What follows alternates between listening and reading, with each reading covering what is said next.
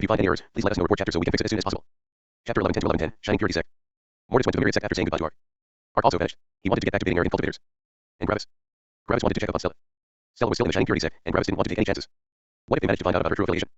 After Gravis became a Star God, his speed had increased dramatically. Something that would have taken him an hour to traverse now barely took 2 minutes. After about half an hour, Gravis arrived near the Shining Purity Sect. Of course, Gravis kept himself hidden with the law of perceived reality. As long as no one questioned their perception, no one would be able to see him. The Shining Purity Sect was on a high mountain surrounded by several shining stars. These stars had obviously been created with some matter and blaze laws, but their light used the purity element. The buildings were pure white, and a ridiculous amount of expensive materials adorned every single building in the sect. Gravis hated the appearance of the Shining Purity Sect. It was the epitome of arrogance and vanity. Gravis quickly found Stella walking around inside the sect. That one guy from earlier was leading her around, and he kept himself very close to Stella. Stella perfectly acted like an innocent maiden, but Gravis could see that she felt disgusted and awkward in front of this guy. Everything was still fine with her. Meanwhile, Gravis inspected the entirety of the sect with his spirit sense. 23 star gods. 1 at level 4, 0 at level 3, 4 at level 2, 18 at level 1, Gravis thought. They really went all in on that one disciple. They didn't even increase the realm of their other level 2 star gods. Gravis looked at the soul level 4 star god, and he had to nod in praise. 2 level 7 laws and 10 level 6 laws, Gravis thought.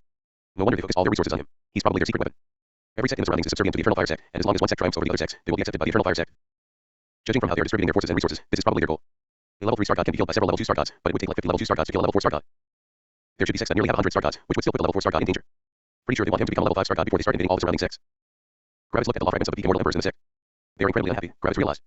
They feel unjustly rewarded for their work. They even hate the level 4 star god, which is unusual for a sect. Usually, all the disciples look up to the most powerful disciple under the elders or leaders. They are kind of an idol. Yet, everyone hates him, and even more, it isn't even because of the disciple himself. They hate him because the leaders keep funneling everything into him.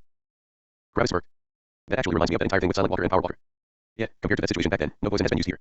It's simply a group of scheming old people trying to take down their enemies as quickly as possible. Gravis watched the level 4 star god for a while longer. Does he actually not want to break through? Gravis thought, sure, it costs like 20 million godstones to make a level 5 star god, which is a ridiculous amount of wealth, but an entire sect should be able to deal with such an expense. Gravis scratched his chin. His willpower is actually an entire level below his realm. His willpower is equivalent to a level 3 star god, which shows that he has progressed with his realm far too quickly. However, the fact still stands that he knows 2 level 7 laws. So, even with his relatively weak willpower, he should still have an average amount of battle strength for a level 4 star god. Gravis also listened to other conversations between the leaders and elders.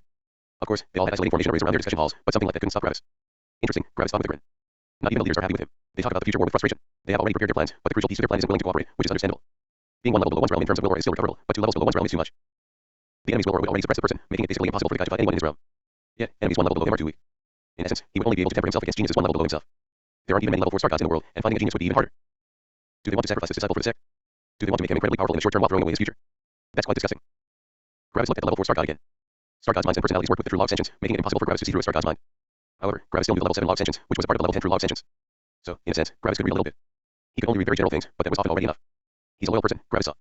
He's fiercely loyal. Gravis sighed. Means I can't recruit him, Gravis thought as he rubbed the back of his head awkwardly. Well, I wouldn't mind if he were just some random guy, but he just so happened to be an important part of one of our enemy's organizations. Guess I gotta deal with him. But first of all, I need to provoke them into attacking the Myriad Sect. Broad Walker should now be the third most powerful star god in the Myriad Sect after Stella and Exar. He now knows 2 level 7 laws. Manuel sadly isn't there yet since he's still missing a good form law. So, the Myriad Sect can fight 4 level 2 star gods easily. The remainder of the sect only has to survive against the army of level 1 star gods until one of our level 2 star gods are done with their fight. It's definitely dangerous to attempt to withstand so many star gods, but tempering is always dangerous. Also, dealing with this sect should intimidate the other sects. They will probably immediately attack us since they think we are easy prey. Gravis looked at the Shining Purity Sect, and a smirk slowly formed on Gravis' face. He already had a great plan. Stella, let's turn this sect upside down, Gravis transmitted. Down below, Stella was still talking with that guy from earlier. Tell me what to do, Stella answered with a voice transmission. If you find any errors, please let us know. Report chapter so we can fix it as soon as possible. Chapter 11:11 to 11:11, tempering. How many star gods does the Shining Purity Sect have? Where are they normally located? What sects have you already taken down? Stella's questions became more and more personal and invasive, and the guy talking to Stella started to become uncomfortable. Yes, he was interested in that beautiful woman, but he couldn't tell a stranger all of these sensitive things. Because of that, he always deflected when he answered the questions. Was she here to spy on the Shining Purity Sect? He didn't want to believe that, but he wasn't stupid. Yes, he had been smitten by Stella, but he still was a star god, and nearly no star god was stupid. Of course, if Stella had wanted to siphon information out of the Shining Purity Sect, she would have never done it this directly.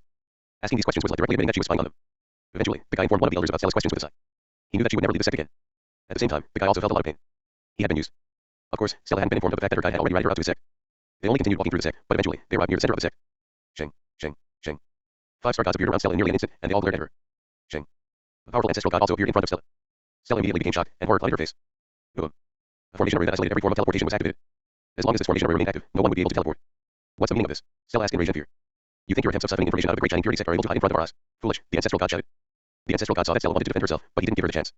Win a fight, and we will let you live another day, the ancestral god declared. Stella didn't put up any pretenses, and her eyes narrowed. Who's my enemy? She asked coldly. The other people around her scoffed in disgust. This vile harpy had finally unveiled her true colors. A level 2 star god stepped forward. A radiant light of holiness shone around her as she looked at Stella with justified anger. Stella took out her saber. Boom. An explosion of fire appeared around her, making her body seem like it was burning. The eyes of the people surrounding Stella narrowed further. This was a powerful pressure. This fight wouldn't be easy for the level 2 star god. However, this was exactly what they wanted. They wanted to temper their disciples. The 2 enemies looked at each other, and a judge appeared in the air. The judge was supposed to protect the sect while one of their disciples was fighting a stranger. Judges only ignored the well-being of the sects when they were embroiled in a war. However, this couldn't be called a war. It was simply one disciple fighting a stranger. Because of this, the judge had to protect the sect. Stella and her enemy immediately clashed. The fight had been brutal. The level 2 star god was no joke, and Stella definitely didn't have it easy. However, in the end, Stella managed to win by unleashing all of her power in a single strike. Stella had won. The leaders of the Shining Purity Sect looked at this loss like it had nothing to do with them. So what if their disciple died? The fact that their disciple died only showed that she had been worthless. If their level 2 star god had lost against a level 1 star god, it meant that their level 2 star god had never had the power of an actual level 2 star god. After this fight, Stella's will aura increased to the 3rd level of the star god realm. Her will aura was now 2 levels above her own level. Now, she wouldn't even need to use her law of freedom to ignore the will aura of her enemy. Boom. A terrifying pressure suppressed Stella after her victory, and she looked at the ancestral god with anger. You said you would let me go, she shouted in anger. I said you get to live another day, the ancestral god said coldly. Tomorrow, your next fight will take place. Stella seemingly exploded with anger, but there was nothing she could do. The day quickly passed. Waiting for a day was nothing to such powerful cultivators. To them, waiting for a day was not any different from a mortal waiting for a couple minutes. This time, Stella's opponent was the most powerful level 2 star god in the Shining Purity sect. He was about to comprehend his second level 7 law. The sect had sent his disciple to fight Stella to kill her and to help his disciple awaken his second level 7 law. Maybe this disciple would be more cooperative than the other one. Just like the level 4 star god, this level 2 star god had a will aura equivalent to the 3rd level in the star god realm. Stella was forced to use her law of freedom yet again. This star god could already attempt to jump a level. He wasn't fully there, but after comprehending another level 7 law, he would be able to fight level 3 star gods. The fight was even more brutal than the first one. However, when Stella was about to lose, she managed to comprehend the level 6 law of 0, which she immediately used with her weapon technique. Yet, just when Stella was about to win, her enemy comprehended another level 7 law. Stella was about to die again. Boom. And then, Stella comprehended the level 6 law of cold. The addition of another level 6 law shouldn't have made a difference, but Stella managed to add the upgraded version of the law of cold to her. Avatar of the Dead World. The law of the Dead World also used the law of temperatures. However, the major law of temperatures was just another level 5 law, and there was a limit to how far level 5 laws could be pushed. By adding the level 6 law of cold, Stella's law of cold reached the power of level 8 law without using a weapon technique. Stella unleashed half her remaining energy in a cold blast and managed to freeze her enemy. Then, Stella closed her eyes and struck down. She hadn't been able to use her new attack yet since it required a bit of preparation. After all, she wasn't really familiar with that attack. Time, space, and gravity warped and split apart as Stella bisected her enemy. It was a simplified version of Exar's weapon technique. With the law of the Dead World, Stella now also had access to the law of primordial forces. She had seen that Exar had been far more used to fighting with the law of the Dead World, and Stella had asked him for a short lesson. After just a bit, Stella understood the principles behind the attack. After all, she already knew all the relevant laws. She wouldn't be able to unleash Exar's technique with as much power, but it was still incredibly powerful. Her opponent had been prepared for more elemental attacks, and he had created several different forms of shields to cancel her elements. However, because of that, he had been completely unprepared for an attack with the law of primordial forces. Stella had one, and this time, the leaders of the Shining Purity sect no longer watched unusually. This time, they gritted their teeth in hatred and frustration. They had just lost their most powerful level 2 star god. Even more, he had even managed to comprehend the second level 7 law. How powerful was this level 1 star god? Stella's will aura increased to the 4th level of the star god realm. Now, she could attempt to fight an average level 3 star god. With her will aura, Stella was not probably also the strongest star god in the Myriad sect. A long period of silence took place. Call Austin, the sect master told one of the elders. The elder nodded. We have lost out this time, and we have created a far too powerful star god. If she increases her realm, she can endanger Austin. We must end her right now. I would do it myself, but I can't sacrifice so much farming luck. The elder called the level 4 star god, Austin. If you find any errors, please let us know. Report chapter so we can fix it as soon as possible. Chapter 11:12 to 11:12, destroying the sect. A young man with white hair and white eyes walked out of the central palace of the Shining Purity sect. His eyes were calm like the deep ocean, and it seemed like nothing could shake him. This was someone that had created his own conviction. He was the polar opposite of the Shining Radiant sect. While the Shining Radiant sect put up a holy front, this person seemed distant from everything. He was not a person that talked a lot, but he would always show his loyalty with his actions. He was not a fan of the current leadership of the Shining Purity sect. The leadership wanted to sacrifice his future for their gain. However, this wasn't important to him. The Shining Purity sect had allowed him to become powerful, and he would help them as long as it didn't threaten his future. Because of that, he had adamantly refused to become a level 5 star god. He hadn't even wanted to become a level 4 star god yet, but after a lot of persuasion, he had given his sect at least that. After all, he didn't want to be helpless when an enemy was threatening his home. All of this was for protecting the Shining Purity sect. Stella looked at Austin with cold eyes. She didn't seem nervous. Instead, fierce battle intent raged in her eyes. Austin stopped in front of Stella and neutrally looked at Stella. I don't want to kill you, but I need to defend my sect. I don't expect you to forgive me. However, I can offer you peace of mind, he slowly said. Stella didn't react to his words. What's your name, and from which sect are you? I will protect your sect from any unjust actions. If the Shining Purity sect ever wages war with your sect, I will do my best to make the resolution as peaceful as possible, he said. Stella was surprised by his words. He hadn't activated any kind of law while saying these words, but she somehow knew that he was honest. He didn't want to kill her. However, he also couldn't put his sect at risk. Because of that, he tried to make it as easy as possible for Stella. In a sense, he was a good person. Sadly, he belonged to the wrong power. Stella, Myriad sect, Stella said slowly. The leadership of the Shining Purity sect didn't like that Austin was making promises without having the authority, but there was nothing much they could do. They knew that Austin was fiercely loyal. They genuinely liked and supported him. Their differing opinions didn't stop that. Austin nodded. I will do my best to protect the Myriad sect. You can go in peace, he said. Stella smiled in peace. Can you at least kill me with your strongest attack? I want it to be quick, and I want to feel the extent of your power before I die, she said. Austin nodded. Then, Austin slowly took out his spear. Boom. Austin's spear started to shine in pure white and pure black. Austin had comprehended the level 7 true law of twilight. The true law of twilight was a mix of the law of purity and the law of Stygian, the level 6 law of darkness. It was a true mixed element. CRRR. Suddenly, the light and dark aspects of his spear ground at each other. This slightly damaged his spear, but increased the explosive power manifold. This was the level 7 law of true twilight's explosiveness, a battle law. This guy had two very powerful level 7 laws, and he definitely was not a joke. If Austin were a level 2 star god, he could fight Stella equally. Austin pulled his spear back and struck forward. The black and white light crashed against each other as they closed in on Stella. Stella only neutrally looked at the attack. Then, the attack hit. And this was the moment that would spell the doom of the Shining Purity sect. Boom. The attack exploded with apocalyptic power. Its destructive power stretched for nearly 100,000 kilometers. The eyes of the leaders opened wide in terror and shock. Where was the judge? Why was there no judge? Yet, it was already too late. The attack decimated the entire Shining Purity sect. All the peak immortal emperors and level 1 star gods died in the attack. Only the peak immortal emperors and level 1 star gods that were currently out on missions had survived. The buildings were destroyed. The mountains were destroyed. The Shining Purity sect was destroyed. The attack slowly vanished. Silence. Austin, the leaders, and one heavily injured level 2 star god looked at the crater below them. There was nothing left. Desolation. Destruction. Even the formation arrays were destroyed since they hadn't been activated previously. Over 500,000 cultivators had died. For a long time, the survivors were only in shock. A couple million kilometers away, Gravis snickered. Stella only sighed. She found Gravis' actions a bit extreme. What? Was it because of the Shining Purity sect? No. It was because there was no tempering left anymore. The Shining Purity sect only had one level 4 star god, one level 2 star god, and 3 level 1 star gods left. The 3 level 1 star gods were currently not inside the sect. What had Gravis done? He used his law of perceived reality, of course. Stella had gotten her 2 fights, and then Gravis had suddenly replaced her. Gravis had made it appear like Stella had remained on her spot when, in reality, Stella had been on her way to Gravis. As soon as the Shining Purity sect had summoned Austin, Gravis' imitation of Stella had replaced her. However, this wasn't everything. Gravis had kept one of the level 2 star gods in a perpetual illusion for the last day. In his mind, Stella would be fighting against him tomorrow, and this would be her only fight. So, this level 2 star god had only waited for his fight with Stella. Since he hadn't seen Stella fight previously, he hadn't been very nervous. And just when Stella was replaced by her imitation, this star god walked forward and took Stella's place. It was his time to fight. In his mind, Stella stood in front of him.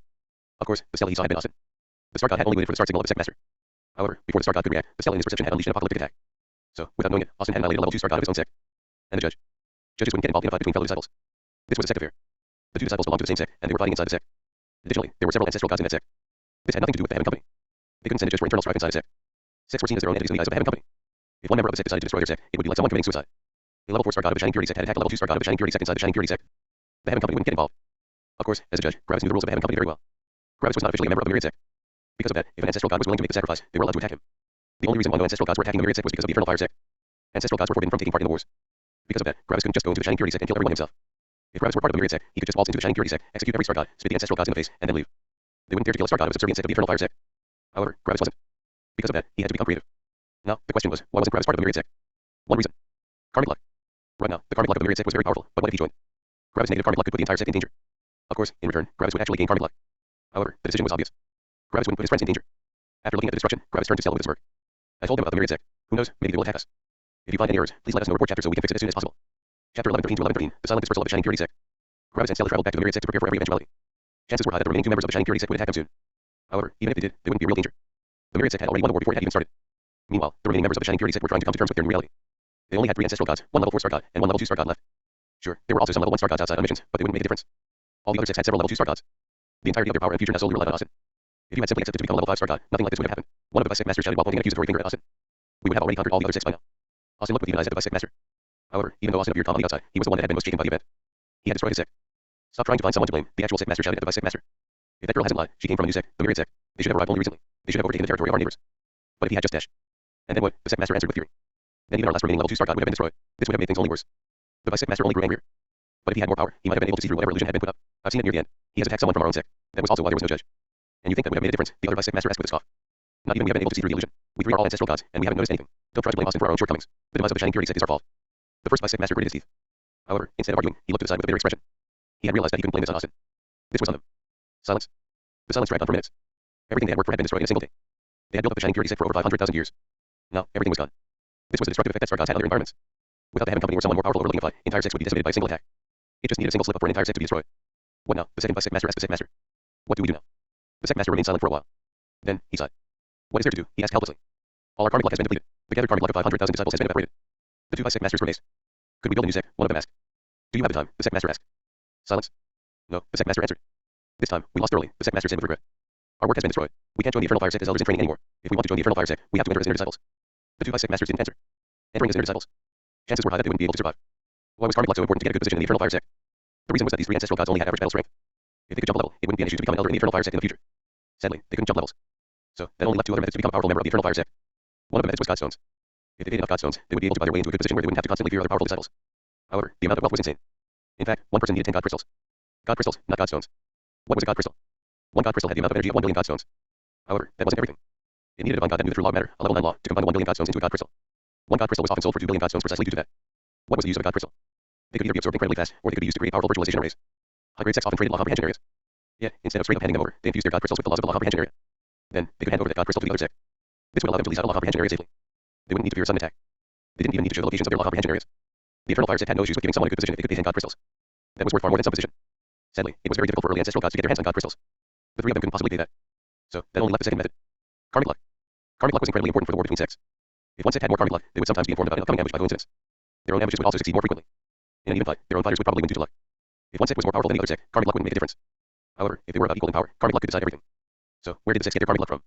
From disciples. Teaching a disciple would increase one's karmic luck. The more outstanding the disciple, the more karmic luck the teacher would get. Another method was to get more disciples in one's organization. Part of the karmic luck of the disciples would gather in the sect, and the sect would have the effects of karmic luck. 500,000 disciples with over 20 Star gods had already created a terrifying amount of karmic luck for the Shining Purity sect. Sadly, even that ridiculous amount of karmic luck wasn't enough to buy one's way into the Eternal Fire sect. After all, in comparison to the entire Eternal Fire sect, some 20 Star gods were nothing. The Eternal Fire sect had hundreds of ancestral gods and millions upon millions of disciples. This was where the sect wars came into play in this area. This wasn't an annihilation war in which every living being of the other sect would be eradicated. No, the survivors would simply join the other sect. As long as the war was won by one side, they would put the survivors of the other sect before choice. Submit or die. If they decided to submit, they had to sign a contract that forced them to remain in the new sect for 20% of their longevity. In that time, the new disciples would be treated very, very well. Because of that, when the mandatory time was up, most of the disciples would simply decide to stay in their new sect. Peak Immortal Emperors would have already remained in the new sect for 40,000 years, and it was basically their new home by now. So, when one sect consumed all the other sects in the surroundings, they would have hundreds of Star gods and millions of Peak Immortal Emperors. On top of that, the ancestral gods often also joined the other sect to take a piece of the pie. However, negotiations for ancestral gods were far different from the negotiations for Star gods or Immortal Emperors. Star gods and Immortal Emperors would get lots of enticements to join the winning sect. Yet, for ancestral gods, it was the opposite. The ancestral gods of the winning sect would enter the Eternal Fire sect with good positions. However, depending on the amount of karmic luck, the things they would get might become better or worse. This meant that every additional ancestral god would decrease the reward for the other ancestral gods. Because of that, the ancestral gods of the losing sect would either need to abandon their sect, going home with nothing, or pay their way into the other sect. So, because of all of these reasons, the three ancestral gods of the former Shining Purity sect had essentially gotten the shaft. They had lost the game. They only had a couple of options. Pay to join another sect. Create a new sect. Join the Eternal Fire sect as inner disciples. Don't join the Eternal Fire sect and simply do whatever. These were all the options. Gravis had worried for nothing. The three ancestral gods hadn't even considered attacking the Myriad sect. Why would they? They wouldn't gain anything. The Myriad sect had destroyed their entire sect, which was about as direct of a declaration of war as it got. They were probably certain that the Shining Purity sect would attack them, and they probably also knew that Austin was an incredibly powerful star god. This meant that the Myriad sect was confident in being able to deal with Austin. The ancestral gods knew that if they attacked the Myriad sect, they would only lose even more. There was no point in attacking the Myriad sect. After some talking, the sect master decided to join the Eternal Fire sect as an inner disciple. The vice sect masters decided to go their own way. Austin followed the sect master to the Eternal Fire sect, and he would join them as a normal disciple. The remaining level 2 star god was left behind. She was alone now. In the end, she sighed. Maybe I should just join the Myriad sect, she thought. It's better than to directly join the Eternal Fire sect. And with that, the entire debacle with the Shining Purity sect had ended. Gravis had destroyed an entire sect without even entering it or attacking it. Gravis had simply played them to death. If you find any errors, please let us know. Report chapter so we can fix it as soon as possible. Chapter 11:14 to 11:14, World Breaking Down. As Gravis and Stella flew back to the Myriad sect, Stella kept glancing at Gravis strangely. Gravis had noticed that Stella had glanced at him a couple of times, and he became a bit confused. What's up? Gravis asks. I don't know, Stella said. You don't know, Gravis repeated with a chuckle. I'm not sure, but you somehow feel a bit different, Stella said. Different? Gravis asked. In what way? I don't know, Stella answered. Something on you has changed, but I can't put my finger on it. Gravis raised an eyebrow in confusion. Gravis looked at himself and saw no difference. He wore the same clothes, he knew the same laws. Oh, because I'm a star god now. Gravis asked with a smirk. Surprisingly, Stella shook her head. That's not it, she said. You seemed normal when you came to get me, but ever since we started going back to the Myriad sect, you somehow feel different. Different in what sense? Gravis asked. It's hard to find out what you mean when you can't give me a better description about whatever feels off with me. Stella looked at Gravis with concern for a bit. I don't know. It somehow feels like I should not be with you, she said. Gravis' body shuddered, but then, he chuckled. Don't joke about something like that, Stella. I'm not joking, Stella said with an uncomfortable expression. Of course, I still love you and everything, and our relationship hasn't changed. However, something is telling me that I shouldn't be close to you. It's not about an emotional closeness, but more of a physical one. It's like something is telling me that I should not be near your vicinity. Stella looked at the ground. Even my log danger is slightly acting up. All forms of positive emotions left Gravis. Everything up to now could have just been assigned to Stella's imagination. However, if even her log danger had been triggered, something must be wrong. Yet, no matter what Gravis did, he couldn't find what Stella meant. Gravis didn't feel any different from normal. However, Gravis trusted Stella's intuition. Father, is something wrong with me? He asked. Yes, his father answered without appearing. Gravis' eyes widened in horror. Something was wrong with him. What's wrong with me? Gravis asked. You will be informed by 2 people shortly. Gravis became nervous. Can't you just tell me directly? Gravis asked. Depending on your viewpoint, it could be something good or something bad. However, until the situation is resolved, you can't come near Opposer City. If you do, you will die. The Opposer answered. Forbidden from entering my home. What? Gravis shouted. His father didn't answer. What's going on? Stella asked Gravis nervously. Father said that something is wrong with me, and he also said that I'm forbidden from going to Opposer City. Gravis said. Stella's eyes widened in horror. What? What was going on? Suddenly, Gravis stopped. Then, he took out an emblem. This was the emblem that showed his position as a judge of a heaven company, and it had suddenly started acting up. Usually, if Gravis had to do this job, he would receive a new emblem. Yet, his own emblem was suddenly starting to shine in alarming red. What? Gravis asked. Shing. Suddenly, someone appeared in front of Gravis. It was Eve, his boss. He looked at Gravis evenly. Then, Gravis' emblem floated over to Eve, and she pocketed it. What's going on? Gravis shouted with annoyance. He wanted answers. He looked at Gravis with a bit of concern, but there was also a cold light in her eyes. Your services are no longer required, she said directly. Gravis and Stella's eyes opened wide in shock. I'm fired, Gravis shouted. What? He looked coldly at Gravis. You know what you have done. If you manage to survive, you can join the heaven company again, she said. What? Gravis shouted. Shing. However, he teleported away. Gravis wanted to ask her about what was going on, but he had already left Gravis' spirit sense. Gravis and Stella looked at each other with concern. They tried to find out what was going on, but they couldn't find an answer. Eventually, they continued to the Myriad sect. Maybe someone in the Myriad sect had an answer. If not, they could send someone to get the answer. Some minutes later, Gravis and Stella arrived at the Myriad sect. However, the two of them were suddenly stopped outside the sect as an unknown formation array was activated. Stella knew the formation arrays the Myriad sect owned, but this formation array was unknown to her. What was going on? Why was the Myriad sect stopping the two of them from entering? Inside the Myriad sect, Manuel and the others came out of their buildings. Who activated this formation array? Manuel shouted with anger. I ordered no such thing. Yet, every single person in the Myriad sect only looked with horror and confusion at their sect master. No one had activated it. Manuel gritted his teeth when he saw that no one answered. For now, it's not important who activated it. Someone deactivated it. The formation array experts of the Myriad sect checked the formation arrays, and while doing so, they found an unknown formation array. If it hadn't been activated, they would have never noticed it. Manuel heard the report, and he became furious. Why was there an unknown formation array inside his own sect? Destroy it, Manuel ordered. However, everything halted as an ancestral god arrived above the Myriad sect. He had activated his will aura and made it impossible for anyone to move. The formation array is for your own protection, the ancestral god said to Manuel. Manuel noticed the get-up of the ancestral god and knew that this ancestral god was one of the elders of the Eternal Fire sect. What is the meaning of this? Manuel shouted. You said the sect was supposed to belong to us. And it does, the ancestral god answered calmly. I want you to realize that we are helping you survive a crisis right now. We could have also just looked on as your sect was turned to dust. Turned to dust, Manuel shouted in shock. Gravis also heard everything, and his nervousness rose. Even an ancestral god became involved.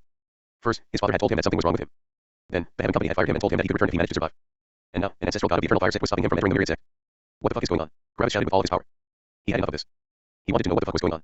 The elder looked at Gravis coldly. However, when he noticed that Gravis was genuinely upset and confused, a look of pity replaced his cold gaze. You have condensed a sin aura, he answered. Sin aura, Gravis and Stella shouted in shock. However, when Manuel and STY heard the elder's words, a look of horror appeared on their faces. Manuel quickly gritted his teeth. Gravis, you have to leave, he shouted, his voice shaking. You can't return to the Myriad sect. Every member of the Myriad sect is forbidden from interacting with Gravis from this moment forth. Gravis' world broke down. If you find any errors, please let us know. Report chapter so we can fix it as soon as possible. Chapter 11:15 to 11:15, Sin aura. Gravis almost thought he hadn't heard Manuel's words correctly. Cut off all contact with Gravis. What? Manuel, Gravis said slowly. I have to, Manuel shouted with gritted teeth. I can't sacrifice the Myriad sect for a meaningless show of loyalty. The entire Myriad sect wouldn't be able to help you, and we would only die. I'm doing this, so you have someone to return to when all of this is over. Stella looked with horror at the Myriad sect and with fear at Gravis. Leave Gravis. Never. What is a sin aura? How did I condense one? Gravis asked with clenched fists. The elder from the Eternal Fire sect looked at Gravis coldly. Have you recently killed a great number of weaker cultivators? Gravis' mind immediately went to the shining purity sect. Gravis' face became white as he realized that he had done exactly that. How had things suddenly changed in this way? He was used to doing stuff like this, and it didn't feel any different from what he had done in the past. How had that suddenly become a problem? The elder noticed Gravis' expression, and he knew that Gravis had done just that. The elder took out an emblem and looked at it for a while. After a short time, his brows furrowed. The shining purity sect, he said. It doesn't exist anymore. When the myriad sect heard that, they all fell silent. Hearing these words only increased their frustration and helplessness. Gravis had destroyed one of their enemies, which meant that Gravis had done these things for them. Gravis took a deep breath as he looked at the elder from the Eternal Fire sect. What am I supposed to do now? The elder coldly looked at Gravis. Do you know what a sin aura is? He asked. Gravis shook his head. A sin aura is when you go far to lose your karmic luck. Senseless slaughter decreases your karmic luck, and if you do enough of it, you will condense a sin aura. When that happens, you will be hunted by the sin monsters, the elder explained. For some reason, the word sin monsters felt weird to Gravis. The word monster was rarely used, and when it was used, it was when someone referred to someone that acted incredibly cold-hearted. The mortal definition of the word monster didn't really exist in the world of cultivation. Mortals often use the word monster to refer to a very powerful beast. Of course, for cultivators, a beast was just a beast. There was no reason to refer to them as monsters. What is a sin monster? Gravis asked. Sin monsters are beings of unknown origins, the elder from the Eternal Fire sect said. We believe that they have been created by heaven to punish the cultivators that commit senseless slaughter. They are different from beasts and humans, and not much is known about them. And I will be hunted by them. Gravis asked. Yes, the elder answered. We don't know much about them, but we think they will start hunting you soon. And I have to kill them. Gravis asked. You can't kill them, the elder said. They are far beyond your power, and you will be helpless in front of them. Even divine gods fear them. Gravis felt like the world around him had transformed into an ominous black. Gravis looked to the floor. So, I will die soon, he asked. We don't know, the elder said. We have heard of cultivators that managed to get rid of their sin aura a couple thousand years later. Not much is known about sin auras. Gravis only remained silent as he looked into the distance. Stella looked with pain at Gravis. Why can't I come into contact with my friends and family? Gravis asked calmly. Now is not the time to despair. The sin monsters will kill every living being around you, and whatever they kill will reduce your karmic luck even further, the elder said. What bullshit is this? Gravis shouted. They kill someone, and it's my fault. These are the rules of heaven, the elder said. There's nothing you can do about them. Gravis gritted his teeth. This felt so very similar to his time in the lower world. Gravis was forbidden from interacting or getting close to anyone, or they would die. What irony. The very thing he had been free from when he had been weak was now haunting him again when he had reached incredible power. Gravis wanted to feel like he had been unjustly targeted, but it just wasn't true. Gravis wanted to feel like it wasn't his fault, but he knew that it was his fault, this time. Back in the lower world, Gravis had been targeted for no reason. Heaven had just directly gone after him. However, now, Gravis was being targeted because he had killed so many cultivators. In essence, this was not a superior making his life hard, but a form of punishment for what he had done. Gravis hadn't even thought about what he had done while doing it. He was used to killing large swathes of living beings just by existing, and he hadn't questioned his own actions while doing so. It was just normal. After he had destroyed the shining purity sect, he had even snickered. This was how used he was to the destruction of lives. Who would have thought that everything Gravis had thought as normal turned out to throw him into an abyss of uncertainty for the future? How do we get rid of the sin aura? Gravis asked. We don't know, the elder said. You don't know, Gravis asked. No, not much is known of sin auras. We only know that most cultivators that condense them vanish, while some of them manage to survive. Gravis gritted his teeth more. The elder didn't know what Gravis had to do. One more thing, the elder suddenly said. Gravis looked at the elder. When a cultivator kills someone with a sin aura, the cultivator will not be punished. The reason for the killing is irrelevant, the elder said.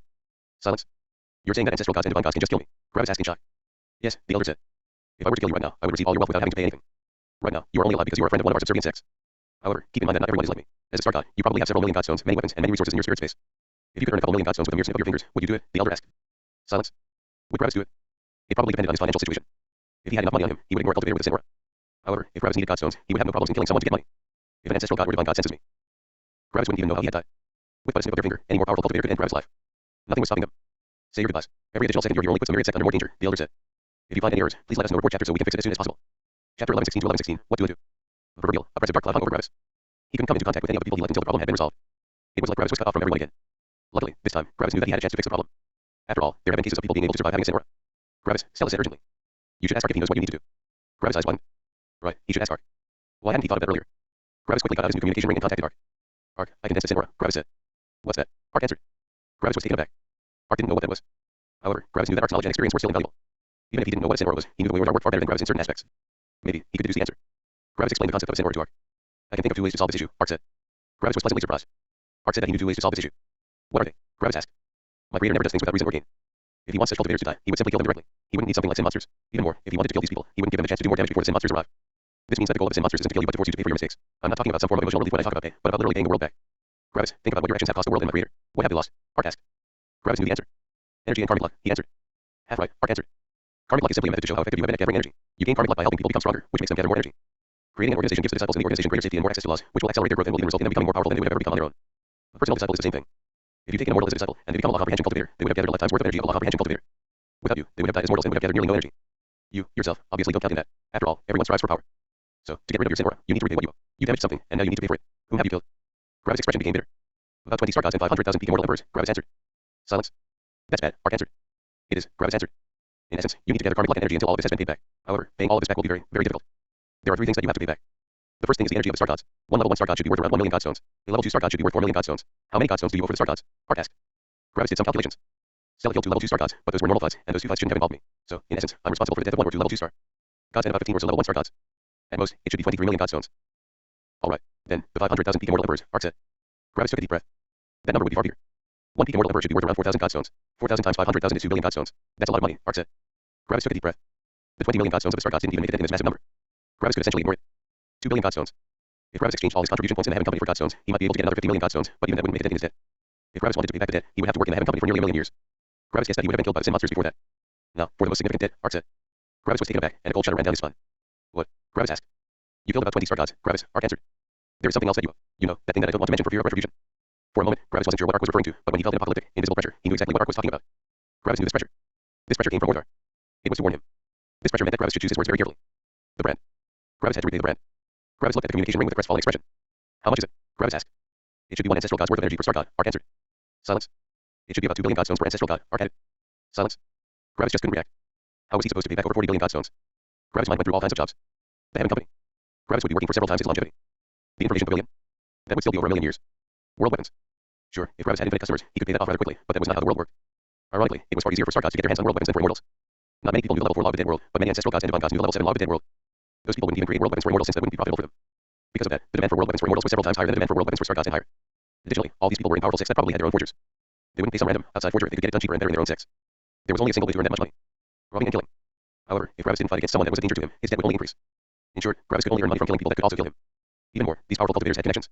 Their powerful ancestors and teachers could only look on during a normal fight, but Gravis had a sin aura now. There was nothing that would stop these ancestral gods. And even if all of these problems didn't exist, how much money would an enemy of Gravis have? Gravis' enemies would be level 6 star gods. First of all, level 6 star gods didn't even exist, probably. Second, even if they existed, they would, at most, have 100 million godstones. Gravis would need to kill over 400 of them. That equated to 400 temperings. Gravis loved tempering, but that was too much. Gravis hadn't even had 100 temperings in his entire life. If Gravis had tempered himself 400 times, his will aura would have probably already reached the level of his father. What if he increased his realm? Become a level 7 star god or so quickly and fight ancestral gods? He would still need to temper himself 40 times or so. Lastly, what about the sin monsters? The sin monsters would obviously push Gravis into paying back his debt. Gravis wasn't sure what they would do, but they would probably put Gravis under so much pressure that he was forced to get rid of them as quickly as possible. Mordor knew exactly what he needed to do to push people forward. However, how could Gravis even attempt to pay off this unfathomable debt? Gravis looked with a lost expression at the horizon. What do? If you find any errors, please let us know report chapter so we can fix it as soon as possible. Chapter 1117 to 1117, support. Gravis was lost. He had no idea how to solve this crisis. How was he supposed to get that much money? Even if Gravis managed to become an ancestral god, he would need to fight so many times. However, Gravis would need a billion godstones to even become an ancestral god, and he didn't have that. Even more, Gravis' battle strength would take a nearly unrecoverable hit. At that point, even jumping 3 levels would become insanely difficult. Gravis' insane battle strength would fall back down to the battle strength geniuses would have. What do? Gravis repeated again. When Stella saw Gravis like this, she almost began crying. She had never seen Gravis in so much despair. Gravis had always had a plan. He always had a goal and knew how to recover if he had problems. Yet, he was completely helpless right now. The sin monsters would come soon, and Gravis would be hunted and probably slowly ground to dust if the repayment efforts didn't satisfy the sin monsters. However, how was he even supposed to make any headway in repaying his debt? Gravis, Art said through Gravis' communication ring. First of all, get away from all your friends. We don't know when the sin monsters will arrive. If the sin monsters kill your friends, overcoming this tribulation would be pointless. Gravis' inside shook with intensity. Gravis looked at the myriad sect. Everyone inside the sect was looking with despair at Gravis. Then, Gravis looked at Stella. Stella's face transformed into horror. No, Stella shouted. I will come with you. It doesn't matter if I die. I won't abandon you. Gravis' body shook. Then, tears appeared in Gravis' eyes. I'm sorry. I will come back. I promise. Stella's expression became even more horrified. Gravis activated his will aura and knocked Stella out. Then, he hugged the unconscious Stella one last time and threw her into the myriad sect. He couldn't allow her to sacrifice herself for that. Gravis, Manuel shouted. We will do our best to help you. You're not alone. Even if we can't see you, we will do our best to help you. Yes, we will help you, Dad. Eris shouted in pain. Don't give up. We're there for you. Sky shouted. The entire myriad sect echoed these words. Everyone was willing to help Gravis. All of them said that they would do their best to help Gravis. When Gravis heard all these shouts, he realized that he wasn't alone anymore. All his friends and companions were there for him. For a second, Gravis felt happy, even with all this pressure weighing on his shoulders. He had so many people that were willing to do everything for him. However, Gravis knew that they couldn't help him. The debt was just too big. The myriad sect would need to create several ancestral gods and then let them fight multiple times. After that, they would need to pool all their earnings together and send them to Gravis. The most powerful of Gravis' friends had just recently become star gods. They had just comprehended their first level 7 law. In order to become an ancestral god, they needed to comprehend the level 8 law. When that happened, Gravis would already have long since died. Gravis didn't believe that the sin monsters would allow him to live for a full million years. Thank you, Gravis said. See you later, Gravis said with a weak voice. He didn't mean it. Shing. And Gravis teleported away. He couldn't remain here anymore. After Gravis left, an oppressive silence came over the myriad sect. Gravis had done so much for them, and they all needed to help him. Every person in the myriad sect was willing to give their best for Gravis. Gravis was the spiritual pillar of the myriad sect. He was the person that created the myriad sect. How many beings in the upper echelon of the myriad sect were alive thanks to him? Yet, they had never been able to repay him. Gravis had always been a distant target. Their power had never been able to compare to his. But now, they could finally help him. Manuel and the other powerful people of the myriad sect narrowed their eyes with battle intent. They would go through hell for him. Meanwhile, Gravis was charging in a random direction. He had to leave the area of the Eternal Fire sect. If the Eternal Fire sect saw a sin monster running through their territory, they would kill Gravis to get rid of it. Gravis activated his law of perceived reality too high. It was imperative that no one saw him. Yet, even the law of perceived reality had its flaws. It would work on most ancestral gods, but what about divine gods? There was a limit to the power of the level 7 law, even if it was part of his avatar. Gravis couldn't go to the teleportation formation arrays, which forced him to travel everywhere by himself. Gravis knew the surroundings, but the surroundings were nothing when compared to the entirety of the highest world. Gravis would probably need to travel for over 100,000 years to get to the edge of the core regions of the highest world. The size of the highest world was just unreasonable. Gravis, Art said through the communication ring. You can't pay back the debt in energy. You need to pay it back in karmic luck. And how am I supposed to do that? Gravis answered with an angry voice. His emotions were currently going wild, and it was hard for him to remain polite. Even if I take a million peak immortal emperors as disciples, how many of them would become star gods? How long would it take them? How am I even supposed to take in disciples if the sin monsters will kill everyone close to me? Gravis, there is always a solution. Art answered. You know exactly that my creator always gives cultivators a chance. Not giving you a chance would be far too wasteful. He isn't like that, and you know that. Gravis gritted his teeth. Sorry, but I just don't know what I can do. Have you forgotten about me? Gravis turned around in surprise. Mortis had appeared behind Gravis. For a second, Gravis wanted to admonish Mortis for following him. The sin monsters would kill everyone around him. However, Gravis remembered that Mortis was technically a star. In the eyes of the world, Mortis was not his own being. I can see your sin aura, Mortis said. It took me a while to practice, but I can see it now. The knowledge of how to see his own sin aura entered Gravis' mind, and Gravis looked at himself. Blood red. It was like a blood red domain was around Gravis. There was a certain coldness around Gravis. It was like the cold of death was around Gravis. As soon as Gravis felt his own sin aura, he involuntarily got reminded of an event. Back when Gravis had only been a kid, back when the other Stella had died, Gravis had felt something like that. When Gravis' father had become angry at heaven, Gravis had felt something similar. Back then, it had felt like the cold embrace of death enveloped everything. Gravis quickly realized that his father obviously also had a sin aura, which was logical. After all, his father had killed more cultivators than anyone else. Yet, the sin monsters didn't dare to touch him. However, the opposer's strength was still too far out of reach for Gravis. We need to analyze everything and find a way out of this, Mortis said calmly. You and I are in the same boat. If you die, I die. Your problems are my problems. Gravis, Mortis said as he looked at Gravis. Even though we are emotionally disconnected right now, it's not hard to feel your emotions right now. I know you. Your emotions are currently making you blind to the problem laying before you. You need to calm down and become detached. Right now, emotions won't help you. Get a clear head and look at everything logically, Mortis said. Gravis' expression showed some conflict, but he quickly realized that there was no reason to feel conflicted right now. Due to his past experiences, Gravis felt like becoming completely apathetic would be like running away from his problems. However, there was a time to be emotional and a time to be emotionless. Right now, Gravis had to be emotionless. Gravis took all his emotional laws and pushed them towards their apathetic end. Everything around Gravis became gray as his care for everything that wasn't his own survival vanished. However, Gravis surprisingly didn't feel nervous. This wasn't like back when he had been in front of the middle heaven. Back then, Gravis knew that he was only delaying the problem. Back then, Gravis also didn't have very good control over his emotions. Yet, everything had changed. Gravis knew the law of sentience now, and the law of emotions was part of that. Gravis could freely control the gradient of his emotions, and he knew that he could easily push the gradient back to the empathetic side if he so desired. Abandoning his emotions would not result in any damage right now. Thank you, Mortis, Gravis said with a cold expression. No problem, Mortis answered. We all have our strengths and weaknesses, but weaknesses can become strengths in certain situations. You are more in tune with your emotions, but that can't help you right now. We need to find a solution. Gravis and Mortis continued flying and teleporting to the distance while trying to come up with a solution to their issue. They flew for several days, and they had come up with some plans. Sadly, the plans were unreliable and inefficient. They had to get more information first. They needed to know what the sin monsters would do and how much time they had. Fortunately, or unfortunately, the two of them quickly got more information very quickly. A being that looked like a beast, but didn't feel like a beast, had arrived. It was a sin monster. If you find any errors, please let us know. Report chapter so we can fix it as soon as possible. Chapter 11:18 to 11:18, Sin Monster. Gravis immediately knew that it was a sin monster, and his body shook when he saw it. Its appearance wasn't very intimidating, but Gravis felt several things that made a cold shudder run down his spine. If Gravis hadn't known that the sin monsters were coming for him, he wouldn't even have noticed it. What did it look like? It was a mosquito, a very small one. It wasn't even a centimeter tall. However, the things Gravis felt made this mosquito feel like the end of the world for him. First of all, Gravis felt that its body was impossibly powerful. Gravis could feel space warping around it due to its sheer power. Yet, there was something even worse. There wasn't a shred of energy inside it. It was made of something else. The sin monster was made out of pure death. It was a manifestation of the law of death. Gravis knew immediately that he couldn't fight it. The sin monster looked at Gravis from a distance. Gravis and Mortis were still hurrying towards the distance, but the sin monster kept a static distance from Gravis. Gravis couldn't escape. Gravis and Mortis looked at the sin monster with unsure expressions. It wasn't doing anything. Why have you become silent? Art asked through Gravis' communication ring. He had been playing with Mortis and Gravis the entire time. When the mosquito heard Art's voice, its gaze focused on the communication ring. Gravis felt some form of sense stretch to the communication ring, and a cold shudder ran down his spine. Bang. Gravis destroyed the communication ring. Gravis didn't know what the sin monster could do, but he wouldn't take any chances. What if it could remember Art's voice or aura? What if it could find Art by the communication ring? When the ring was destroyed, the sin monster lost interest and looked at Gravis again. Then, it started to slowly fly towards Gravis. A shudder ran down Gravis' spine. He had no idea what the sin monster would do. Even more, he knew that there was nothing he could do to stop it. His life was in the hands of the sin monster. If it wanted to kill him, he would die. Gravis was not in control of his life right now. At the side, Mortis gritted his teeth. Then, Mortis stepped between Gravis and the sin monster. Gravis' mind shook in horror. However, he understood what Mortis was doing. Mortis had to try what the sin monster would do to him. As insurance, Mortis had already created a clone. When the sin monster reached Mortis, it simply moved around him. It was like Mortis was just part of the environment. Mortis moved to Gravis and touched him. The sin monster still ignored him. Then, Mortis summoned some godstones and gave them to Gravis. The sin monster still ignored him. It was like Mortis didn't exist in his mind. After several more experiments, Mortis knew that he could still help Gravis. This was valuable input. This meant that Mortis could act as an intermediary between Gravis and the world. Mortis didn't have a sin aura around him since he was only Gravis' star. This meant that he wasn't the target of the sin monsters, and it also meant that he could interact with cultivators. After that, Mortis went back to the sin monster and stopped before it. When the sin monster tried to go around Mortis, Mortis moved with it. He remained between the sin monster and Gravis. The sin monster continued trying to go around Mortis. Yet, after a couple of attempts, the sin monster stopped trying to go around Mortis. Instead, it moved towards Mortis. Mortis gritted his teeth and watched the sin monster. When the sin monster reached Mortis' body, it simply created a hole. Its dense force of death cancelled out all the energy along its path. Mortis was made of heavenly lightning, but heavenly lightning was also made of energy. The sin monster didn't care what form of energy was in front of it. Death cancelled out all forms of energy. The sin monster slowly passed through Mortis, leaving a hole behind. Mortis frowned as he looked at the hole in his torso. The hole had been created with the law of death, which meant that it was impossible to heal it without the true law of life. BZZ. Mortis transformed into heavenly lightning and transformed back. The hole was healed, but Mortis had permanently lost a small part of his realm. Mortis knew that he couldn't stop the sin monster. It would do whatever it wanted with Gravis. Gravis was emotionless right now, but a bit of fear still appeared in his mind. The major law of emotions wasn't perfect. If it were, it would be the true law of emotions. After some seconds, the sin monster reached Gravis' body. It slowly landed on Gravis' body like a normal mosquito. Then, its tiny proboscis extended. There were tiny human teeth at the end of it. The proboscis reached Gravis' body, and the teeth tore a tiny chunk out of Gravis' body. When Gravis felt the teeth bite off a part of his body, an unimaginable pain assaulted him. Gravis had never felt anything like this before. The pain went throughout Gravis' body, energy, spirit, and even went through his will. The chunk had been bitten out of everything. Gravis had expected that the sin monster would consume a part of his realm, but he would have never thought that it would even consume a part of his will. Gravis felt it. It had been a chunk out of Gravis' will aura. Even Gravis' will aura was weakening. This horrified Gravis. He could easily recover his realm by simply consuming godstones, but he couldn't recover his will aura without tempering. Even more, the pain was intense. Even Gravis had some difficulties in dealing with it, and his will aura was unfathomably powerful. Gravis moved away and even teleported, but the sin monster remained on his body, simply chewing on the part in his mouth. Gravis couldn't get rid of it, no matter what he did. It's worse than we thought, Mortis said with narrowed eyes. We can consume godstones to counteract the weakening of our realm, but it's not easy to recover our will aura. If this takes too long, we might even need to temper ourselves again to reach our old peak. Gravis could only agree. Arg. Gravis shouted as the mosquito took another bite. The pain was just as bad as before. Gravis could deal with pain normally. After all, the worse the pain, the more his will aura would increase. However, this was different. Every instance of pain didn't strengthen his will aura but weakened it. There was nothing positive about this pain. Nothing. Every instance of pain drove Gravis further to weakness and death. He was like an old man with a painful, terminal illness. There was only a painful death waiting for him. It was like Gravis was decaying. He was vanishing. Maybe we can delay our weakening by giving it godstones, Mortis suggested. Gravis agreed and took out about 100,000 godstones. Sure enough, as soon as the godstones appeared, the sin monster looked at the godstones. Crack. Its proboscis enlarged and engulfed all godstones in an instant. It had been so fast that Gravis had barely seen it. Arg. Gravis shouted again as the sin monster took another bite out of him. The godstones hadn't even distracted it for a second. Now, Gravis knew why everyone feared the sin monsters. The bites the mosquito was taking out of Gravis were incomparably tiny. The sin monster itself was already incredibly small, and its proboscis was even smaller. The bites it took couldn't even be measured in millimeters. They had to be measured in micrometers. Yet, every single bite symbolized agony and a decline in strength. At least there was one positive thing about all of this. Mortis and Gravis now knew more about the sin monster, and they could act accordingly. For the next few days, Mortis and Gravis continued planning, but the entire atmosphere had changed. Every minute, Gravis received another terrifying instance of agony. Dealing with intense pain for a short moment was entirely different from feeling sharp instances of pain again and again. Gravis already felt his resistance to pain reducing. Some days of planning passed, and Gravis and Mortis had already come up with what they should do. However, something horrifying happened. The mosquito's body shook a bit. Then, its body seemed to stretch until something came out of its body. Gravis' eyes widened in horror. A second mosquito was on his body now. If you find any errors, please let us know. Report chapter so we can fix it as soon as possible. Chapter 1119 to 1119, Glimpse. Gravis looked with horror at the new mosquito. One sin monster was already painful enough, but now there were two. Gravis immediately felt the terrifying pain of a new bite. Even worse, the sin monster seemed to bite in an alternating pattern, giving Gravis double the instances of pain. He would have preferred for them to do it simultaneously. Mortis looked solemnly at the new mosquito. I don't believe that this is normal, he said. What do you mean? Gravis asked, his voice shaking slightly. His mind wasn't in the best of shape. Otherwise, he would have noticed the same thing. It's too fast, Mortis said.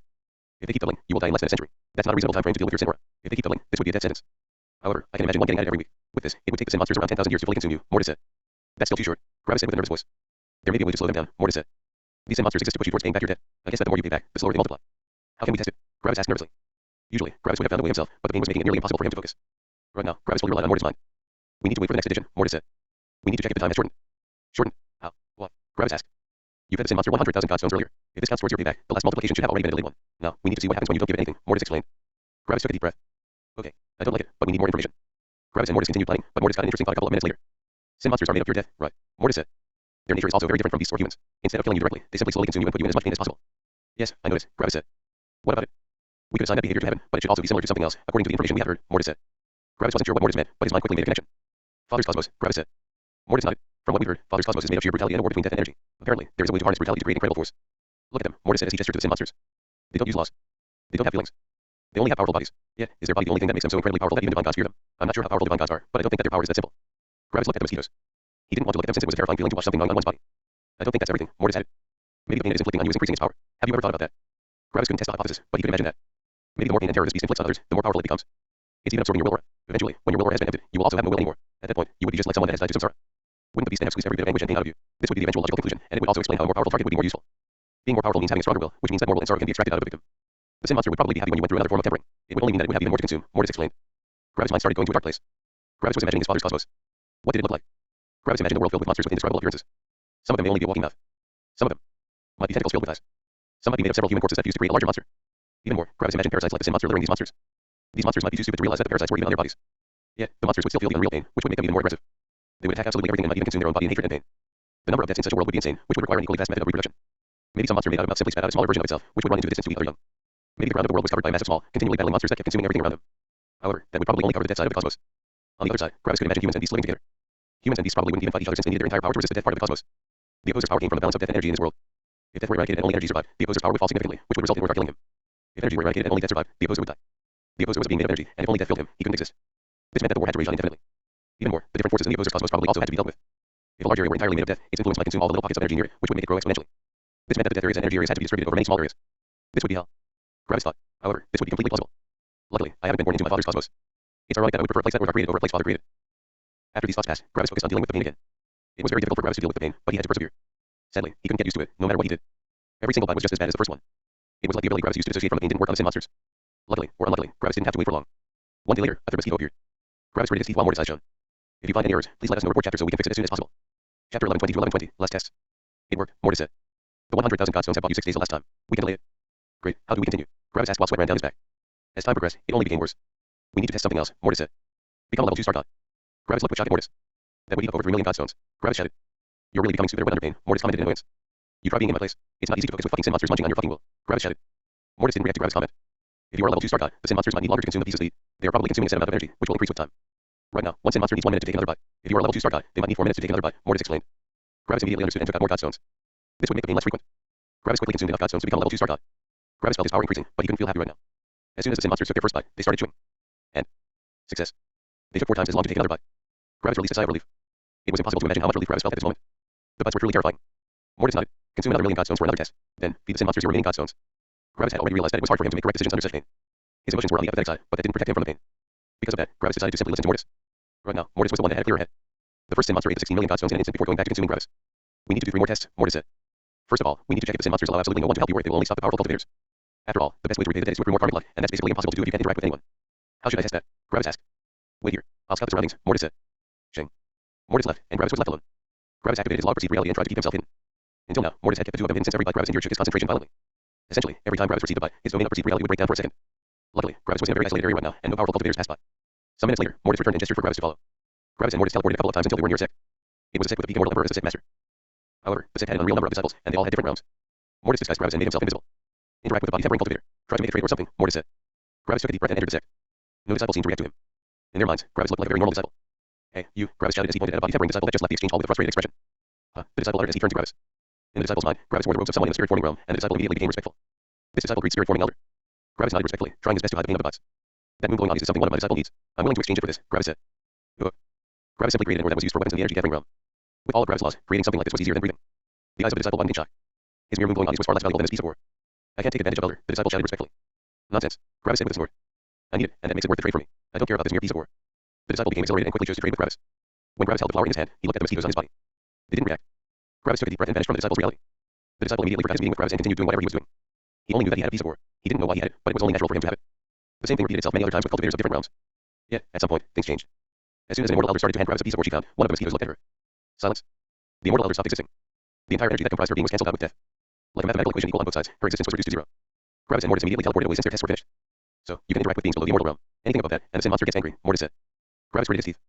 That makes things way harder. I need star gods, but I can't even interact with immortals. That means that I have to become a master of law comprehension cultivators and hope that they can become star gods. That's ridiculous.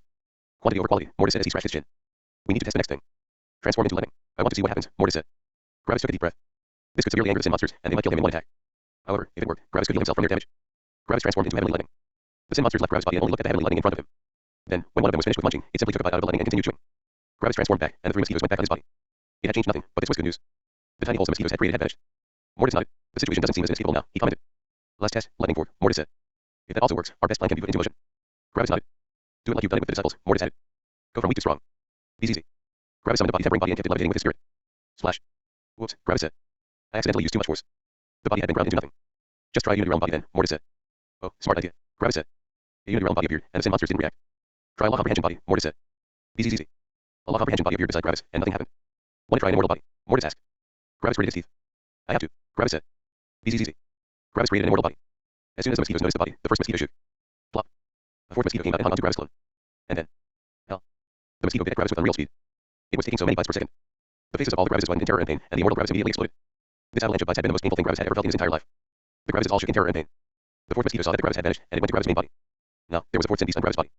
However, Gravis couldn't focus on that. What? Because Gravis had just seen his future. When the mosquitoes multiplied more times, this would be his future. He would have to endure that until everything was over. Gravis looked at Mortis with a horrified expression. We need to do something. If you find any errors, please let us know. Report chapter so we can fix it as soon as possible. Chapter 1121 to 1121, contribution points. I need money. How much? Can you spare 10 mil? Of course. Thanks. Shing. Wait, Mortis. Manuel took a deep breath. Mortis had just come out of nowhere and had asked about money. Manuel knew that Mortis was using it for Gravis, but he, at least, wanted to know how Gravis was. Instead, Mortis directly teleported away. It's probably urgent, Stella said with a worried sigh. You don't know Mortis as well, but I've actually never seen him so nervous before. Manuel also sighed, but his eyes quickly sealed again. We have to move forward. We don't have any time left. Liam and Harris nodded towards Manuel. Both of them were level 2 star gods by now.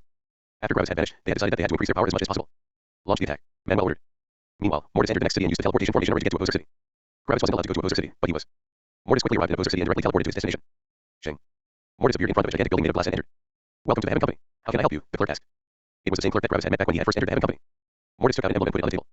Black Sentry has recently been kicked out of the Heaven Company. However, he still has contribution points, Mortis said as he pointed at the emblem. This emblem has his aura and signature on it. It gives me the power to use up his remaining contribution points. The clerk was overwhelmed immediately. This was something that went way above her pay grade. Please wait a moment. I'm going to contact someone immediately, she said with a blessed smile. Mortis only nodded expressionlessly. Some seconds passed. Shing. He arrived in the hall, and she looked at Mortis. Then, she looked at the emblem Mortis had put on the table with cold eyes. Bang. The emblem was turned into nothingness. Mortis' eyes became a shade colder. Even Mortis looked into each other's eyes with cold expressions. Silence. The clerk felt nervous and went to the side. What's the meaning of this? Mortis asked slowly. Black Sentry has become a heretic in the eyes of the Heaven Company, he explained. He has committed the very atrocities that we exist to prevent. If he manages to recover from his issue, we have no problems in reaccepting it, but as of right now, the Heaven Company has nothing to do with him. We do not exist to help the sinners, Eve said coldly. Mortis only looked coldly into Eve's eyes.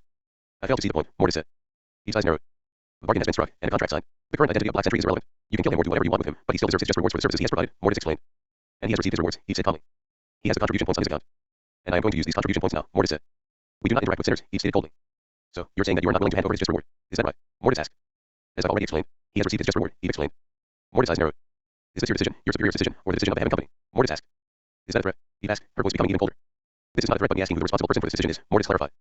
As the supervisor over all the judges in the immortal emperor and star god realm, I can decide how my employees can get their rewards, Eve explained.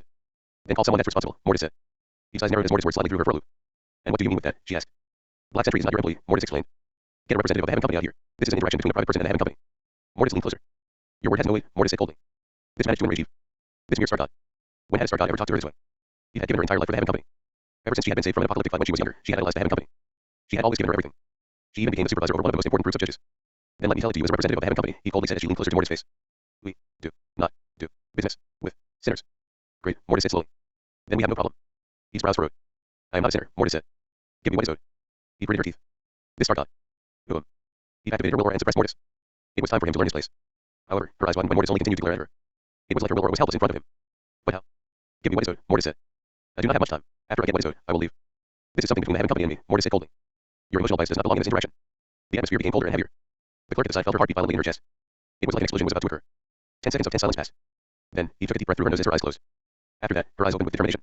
No, she said very slowly. Mortis lifted an eyebrow, and his cold aura receded. Then, Mortis leaned back into a straight position again. His aura changed from an aggressive coldness to a detached coldness. I normally don't do this, but I think for once, the reason is appropriate, Mortis said coldly. Eve sneered. That almost sounds like you think you have some kind of power over me. Not over you, Mortis said. However, it seems like a certain promise has been broken. A promise? Eve asked with disdain. I remember how two people have talked near me once, Mortis said. One of those two asked the other person to not include Black Sentry into one of their schemes. You have just represented the Heaven Company, and you have declined to even investigate this issue properly before making a decision. Seems like the CEO of the Heaven Company has made a mistake, Mortis said. He was taken aback by these words. The CEO of the Heaven Company? What would he have to do with this star god?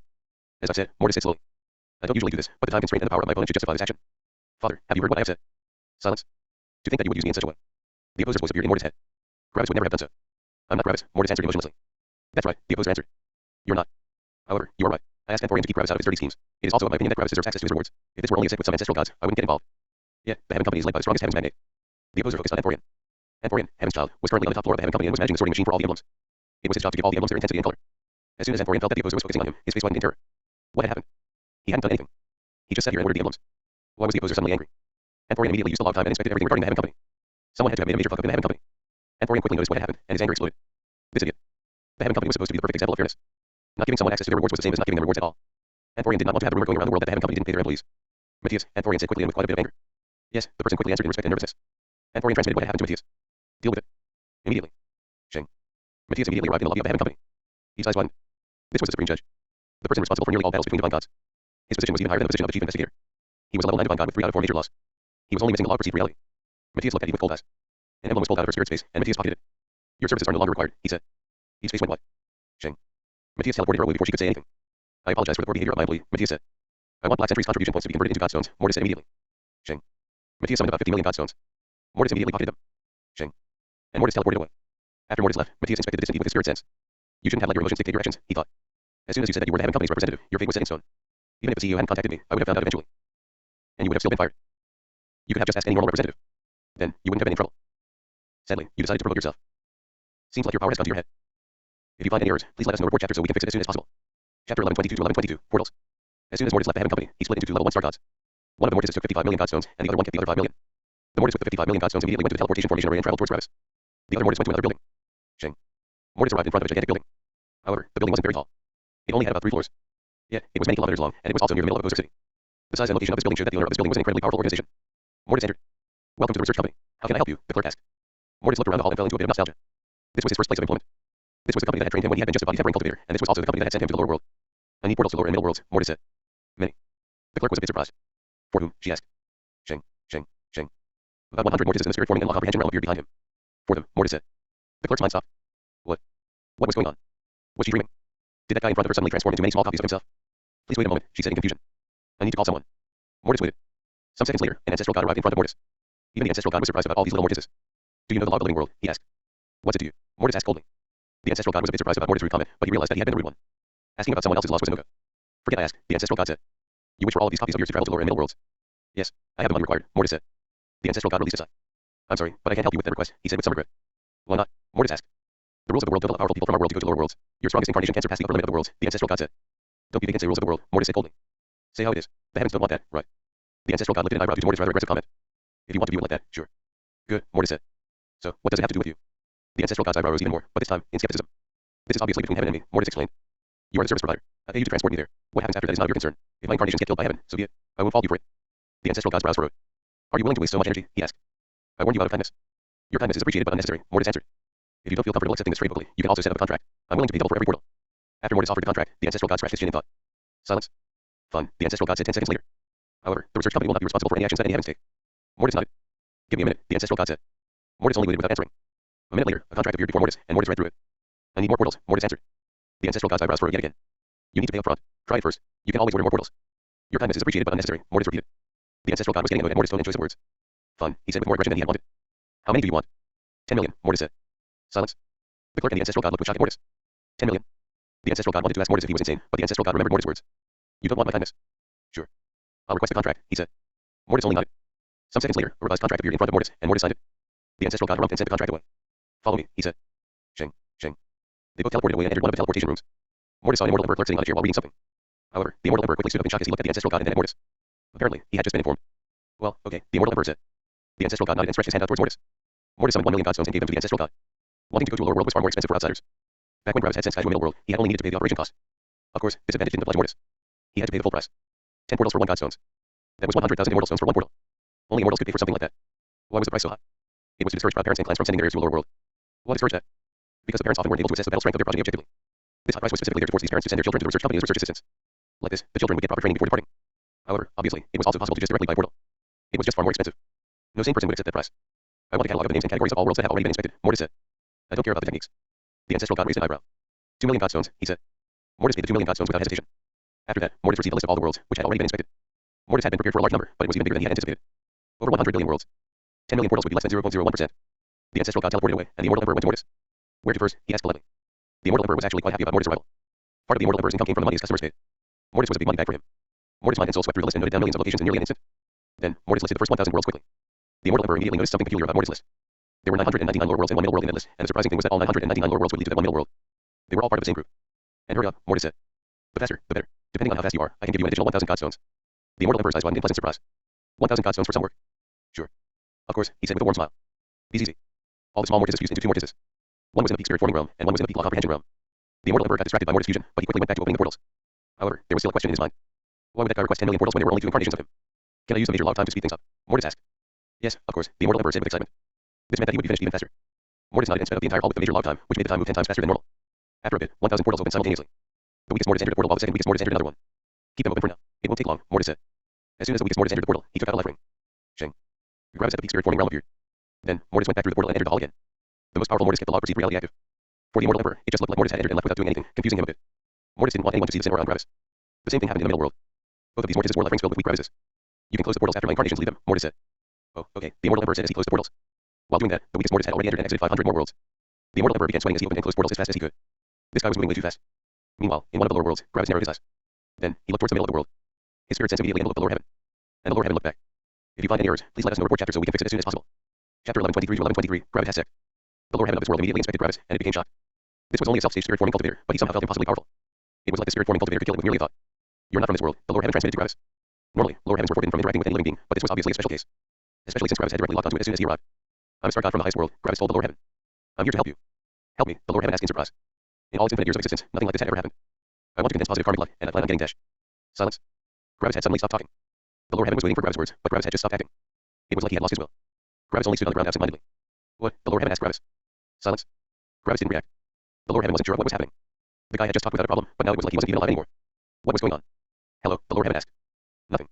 The lower heaven became uncertain of what it should do right now. Should it wait for him to continue speaking? I plan on getting disciples and creating a sect. Gravis suddenly continued explaining like nothing had happened. It was like he had suddenly been reanimated. The lower heaven looked at Gravis in confusion. If you think I'm breaking any rules, simply contact your superior. They will tell you what to do, Gravis said. The lower heaven was a bit unsure of what it should do, but it contacted its parent heaven. However, the lower heaven became even more shocked as it heard its parent heaven's words. The same guy was inside its world, but at the law comprehension realm.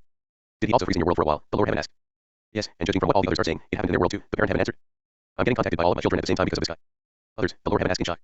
That guy was in so many worlds at once. My parent heaven said that everything is alright as long as he doesn't start putting the growth of new cultivators into danger, the middle heaven said. Treat him as any other cultivator. If he starts interfering in our growth, inform me. I will inform my parent heaven, and my parent heaven will report it to the ancestor. Simply continue doing your job. This might actually be a good thing. Okay, the lower heaven said. The lower heavens never questioned their superior's orders. Gravis saw that nothing had happened, and he realized that his plan had worked. He now had access to nearly 10 million lower worlds. Gravis took a deep breath. I need to create 10 million six and manage them at the same time. The time dilation is already messing brutally with my concentration since I have to do everything 1,000 times faster. I'm already getting a headache, and I'm only at like 10,000 copies right now. Gravis gritted his teeth. Even more, about every 4 days, I lose the ability to control all my bodies for about a minute in the lower worlds. I need to find a way to stay safe in these intervals. Why was that? Why had Gravis become distracted earlier? The sin monsters. Gravis didn't even need a second to recover, but half a second was still 500 seconds in the lower world. The only reason why Gravis was only stunned for a minute instead of 10 minutes was that he constantly kept his major log time active on his body, which increased his actual body's time acceleration by 10 times. The Sin monsters were not influenced by Gravis' major log time, which meant that he only received 1 bite every 10 minutes. 1 bite every 10 minutes came to 1 bite every 10,000 minutes in the lower worlds, which was a bit more than 4 days. Every 4 days in the lower worlds, all the Gravises would become lifeless for around a minute. This was a major issue. Gravis immediately inspected the entire lower world and quickly created a picture of all the different powers in his head. Then, Gravis ran into the distance. Sadly, he couldn't fly since he wasn't in the Unity realm yet. Luckily, the lower worlds were absolutely tiny in comparison to even the middle worlds. Punishment lightning came out of Gravis' body as he charged through the world. His spirit was far too weak to use powerful laws right now. The best laws he could use were level 4 laws, and only when he had time to do the necessary calculations in his head. His weak spirit was simply not strong enough to use more powerful laws. After a bit of running, Gravis quickly reached an isolated mountain. A nearly 50-meter long snake had coiled itself around the tip of the mountain. It was a peak spirit forming beast. This was one of the most powerful beasts in this lower world. The snake noticed that someone was coming close, and it lifted its head. Bang. Its head exploded as a bolt of punishment lightning hit it. Gravis didn't even pause. He charged up the mountain, grabbed the snake, and charged into the distance again. Similar things were happening in many other lower worlds at this very moment. Gravis quickly charged towards the big city but stopped just a couple of kilometers outside it. CRRR. Gravis used several laws to create powerful stone and ore, which slowly assembled into a sect. While Gravis was doing that, the body of the powerful snake was slowly consumed by lightning. Its energy was transferred to Gravis, allowing him to keep up with the energy expenditure. Some minutes later, a huge building was created. It was built similar to the buildings in the highest world. It was a big square made out of glass. In short, it looked very similar to the headquarters of the Heaven Company. Gravis quickly created a humongous sign and hung it on the building. Gravis has sect. Then, Gravis added a lot of new signs that showed what one could earn by joining. In just a couple of seconds, Gravis had written down a couple thousand techniques for cultivators in the first 3 realms and shoved them into a storage room. Gravis could create them with a thought, but these techniques were superior to all other techniques in this world.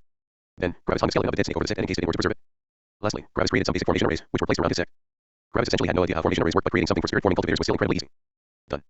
Gravis stopped in the middle of his reception area, turned to look at the entrance, and his eyes lost all color. In the highest world, Gravis' actual body was sweating bullets. When was the last time he had been under so much stress? He had to control so many clones at once. Whenever a clone was finished with creating the Gravis sect, 5 new ones were sent to another world. In only a couple of seconds, Gravis felt like his brain was being fried. His concentration was being depleted with insane speeds. Was the way he had created the Gravis sect perfect? No. There would have been far better methods to luring cultivators. However, all of these methods needed slight adaptations to the respective worlds. On top of that, Gravis would need to run around himself and talk with people. As it stood right now, only an unknown building claiming to be a sect stood near a city. Not many cultivators would believe everything the sign said to be true. However, Gravis had time.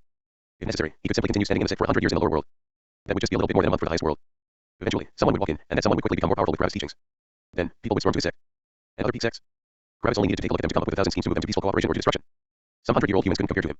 He could outthink them with his little toe. If you find any errors, please let us know. Report chapter so we can fix it as soon as possible.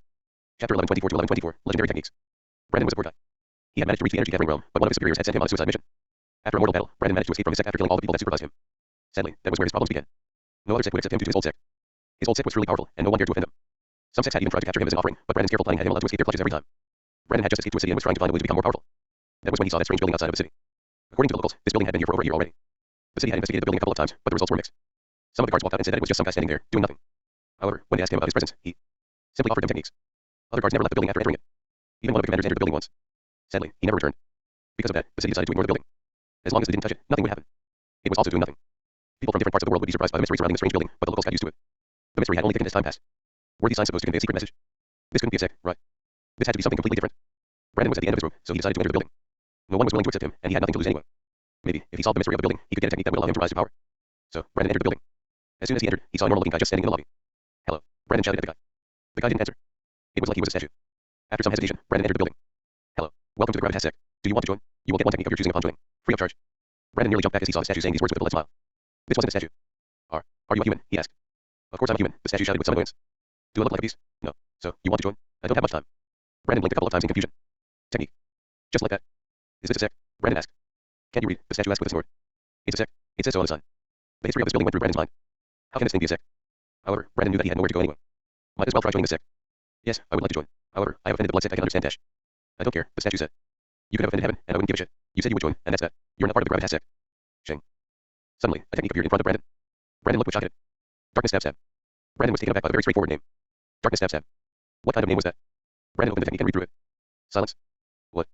How? What? Brandon thought in shock. It was like a new world had opened before Brandon. The concepts in this small book were earth-shattering. It was like this technique had been created by Darkness God. I can just take that, Brandon asked. Silence. The person in front of Brandon just looked into the distance. Brandon became confused again and walked closer to the person. After gathering some courage, Brandon poked the person in front of him. Brandon could feel that the person in front of him was indeed a person, not a statue. Yet, the person still didn't react. Some dark thoughts ran through Brandon for just an instant, but he quickly banished them after remembering the history of this building. Even spirit-forming cultivators had died in here.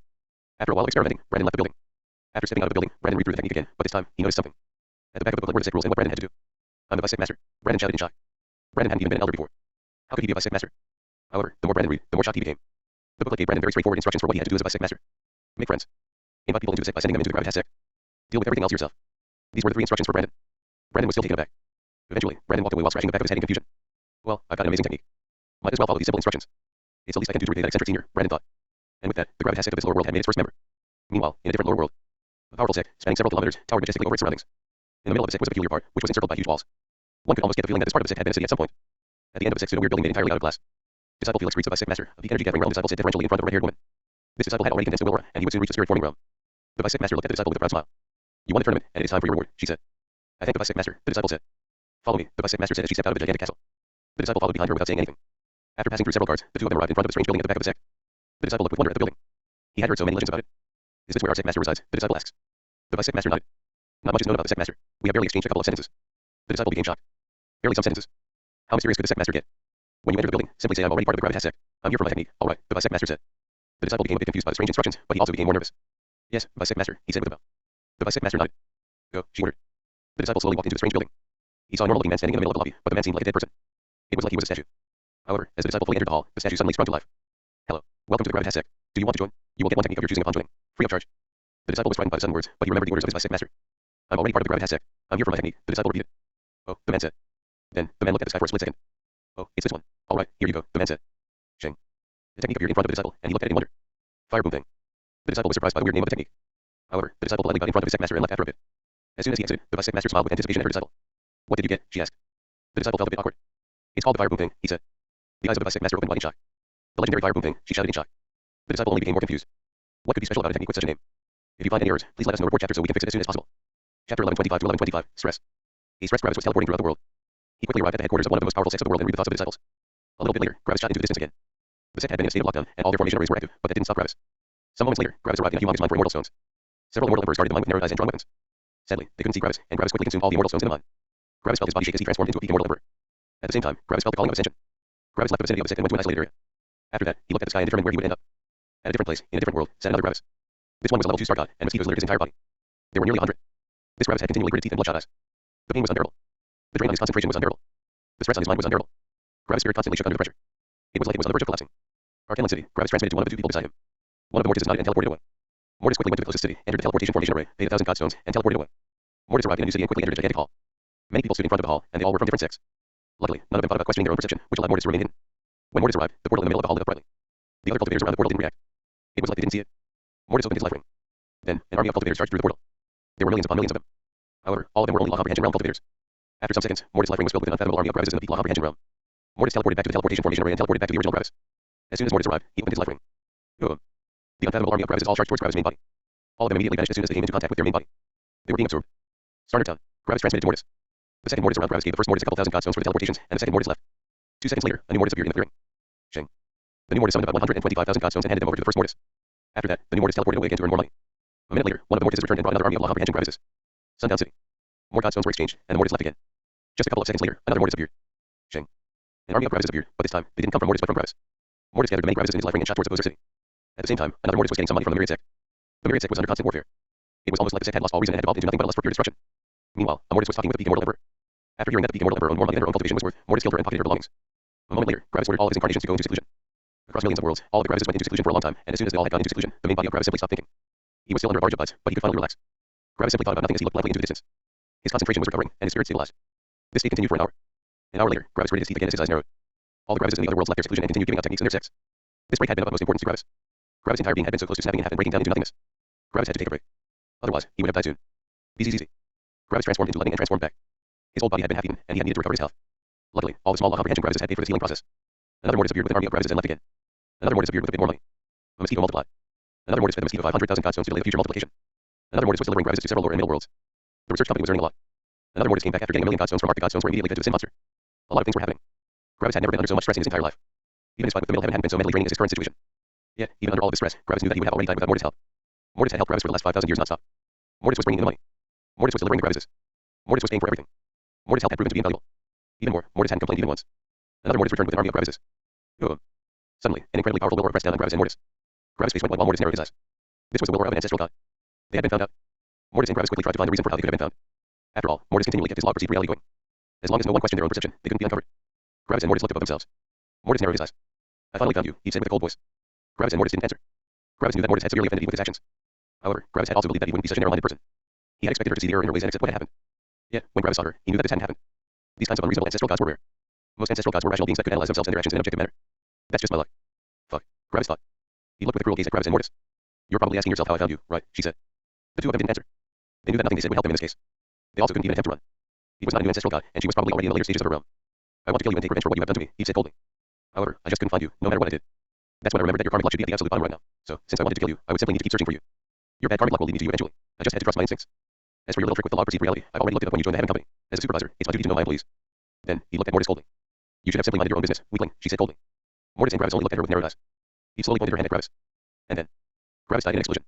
The sin monsters hovered in the air without doing anything. After that, he turned to Mortis. Now, it's your turn.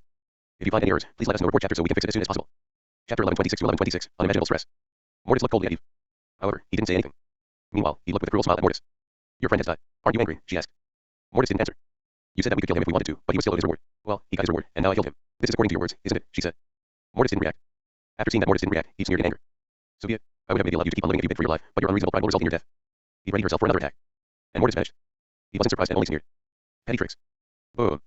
The surrounding million kilometers were destroyed by Eve in an explosion. She didn't care about the mortals. Her revenge was more important. Eve hadn't felt any space laws being used, which meant that Mortis had still been in the surroundings. So what if she couldn't see him? She would simply destroy everything around her. A humongous crater had formed, and Eve only snorted coldly. Seems like you didn't have anything in your spirit space that could resist my attack. However, I don't mind. I'm not doing this for the money, but for my revenge, she said coldly. A mere star god couldn't survive such an attack. Shing. And then, he teleported away. She had killed Gravis and Mortis. Her revenge was complete. Meanwhile, Mortis looked at the spot where she had been just a moment ago. A mere ancestral god without the law perceived reality couldn't hurt Mortis when he was in his intangible state. This is troublesome, Mortis thought. We lost millions of godstones in wealth due to her actions. We're still alive, but Gravis lost his most powerful body. Mortis looked with cold eyes at the place where he had been. Just wait for us. Mortis got a message from one of the Gravises in one of Mortis' life rings. This fucking bitch. Gravis shouted with hatred. I worked so long for her, and I thought she was a good person, but no. She's so insane that she even kills star gods. What the fuck is wrong with her fucking head? All the accumulated rage Gravis had built up over the course of the last 5,000 years had been redirected at Eve. Gravis kept insulting Eve for an unreasonably long time. Gravis hadn't been able to unleash his anger on the sin monsters, so he gave him a perfect outlet for his anger. Mortis immediately got several names of several cities. All the Mortises in the world went to these places and split into more copies. Then, just a couple of minutes later, over 20 peak immortal emperor Gravises appeared in the worlds, which were quickly taken away by the Mortises. When the first peak immortal emperor Gravis entered the highest world, the sin monsters all focused on him. Then, the 100 sin monsters split apart as they charged to every single Gravis. The Mortises all gathered in one place. All these teleportations had cost them 100,000 godstones. As soon as all the Gravises gathered, they fused with each other, creating another star god Gravis. For just an instant, Gravis was free of pain. However, he wasn't happy about this at all. It had cost him so much. He had nearly become a level 3 star god. At that point, the sin monsters would have eaten him even slower. But now, he was a level 1 star god again, and the pain of the sin monsters would only increase. He had not managed to kill Gravis, but she had thoroughly fucked him over. As Gravis and Mortis charged to a new hiding place, the sin monsters arrived. It hadn't even been a minute since Gravis had returned to the highest world. All the sin monsters immediately landed on Gravis' body and continued eating him. Gravis gritted his teeth in frustration, hatred, and anger. But there was nothing he could do. He could only swallow that anger for now. Then, everything returned to normal. Another 5,000 years passed. Over 1,000 sin monsters were on Gravis' body, and his body was consumed at a rapid pace. The pain was constant. The future Gravis had foreseen when the sin monster had attacked his immortal body had arrived. There was no second of pause. Gravis had become a level 2 star god again, but he was still far from becoming a level 3 star god. However, some good news also arrived. The first peak immortal emperors that had once been in Gravis had arrived in the highest world. Of course, 10,000 years were only 100,000 years in the higher worlds. This meant that these peak immortal emperors were, by far, the fastest. The real bulk would only start arriving another 10,000 years later. Yet, as more time passed, Gravis came under more stress. The sin monsters had already nearly reached a state of equilibrium with Gravis' various ways of recovering his energy. A lot of law comprehension Gravis still arrived in the highest world, but they were barely enough to cancel out the consumption of the sin monsters. Even more, Gravis' willpower had received a permanent hit. Gravis once had a willpower on the level of a level 9 star god, but now, his willpower was about to drop down to the level of a level 7 star god. With the drop of Gravis' willpower, the pain also became more unbearable. Gravis often needed to scream in anger and vent the frustration on his surroundings. 10,000 years of slow torture were too much for even him to handle. This was one of Gravis' darkest moments. One couldn't fault Gravis for his actions. The pain, hopelessness, and frustration were simply unbearable. Expecting him to remain cool-headed was unreasonable. Gravis was a human, not a machine. Even Ordar had lost his cool after 50 billion years of dealing with the opposer. Gravis was 355,000 years old now, and he had been in constant pain for 10,000 of them. Gravis had been under this unreasonable pain for nearly 3% of his entire life. Even more, the sin monsters would only become more and more. As it stood right now, Gravis could barely resist the sin monsters with all of his efforts.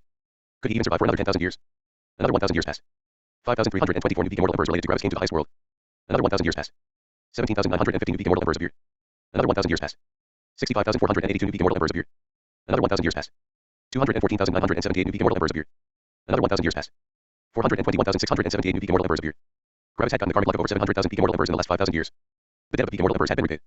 Together with all the energy Gravis had given the sin monsters, his debt had reduced from around 23 billion godstones to around 16 billion godstones. He was making progress. However, things didn't look good. Gravis had already pulled back all his bodies and had stopped sending new ones.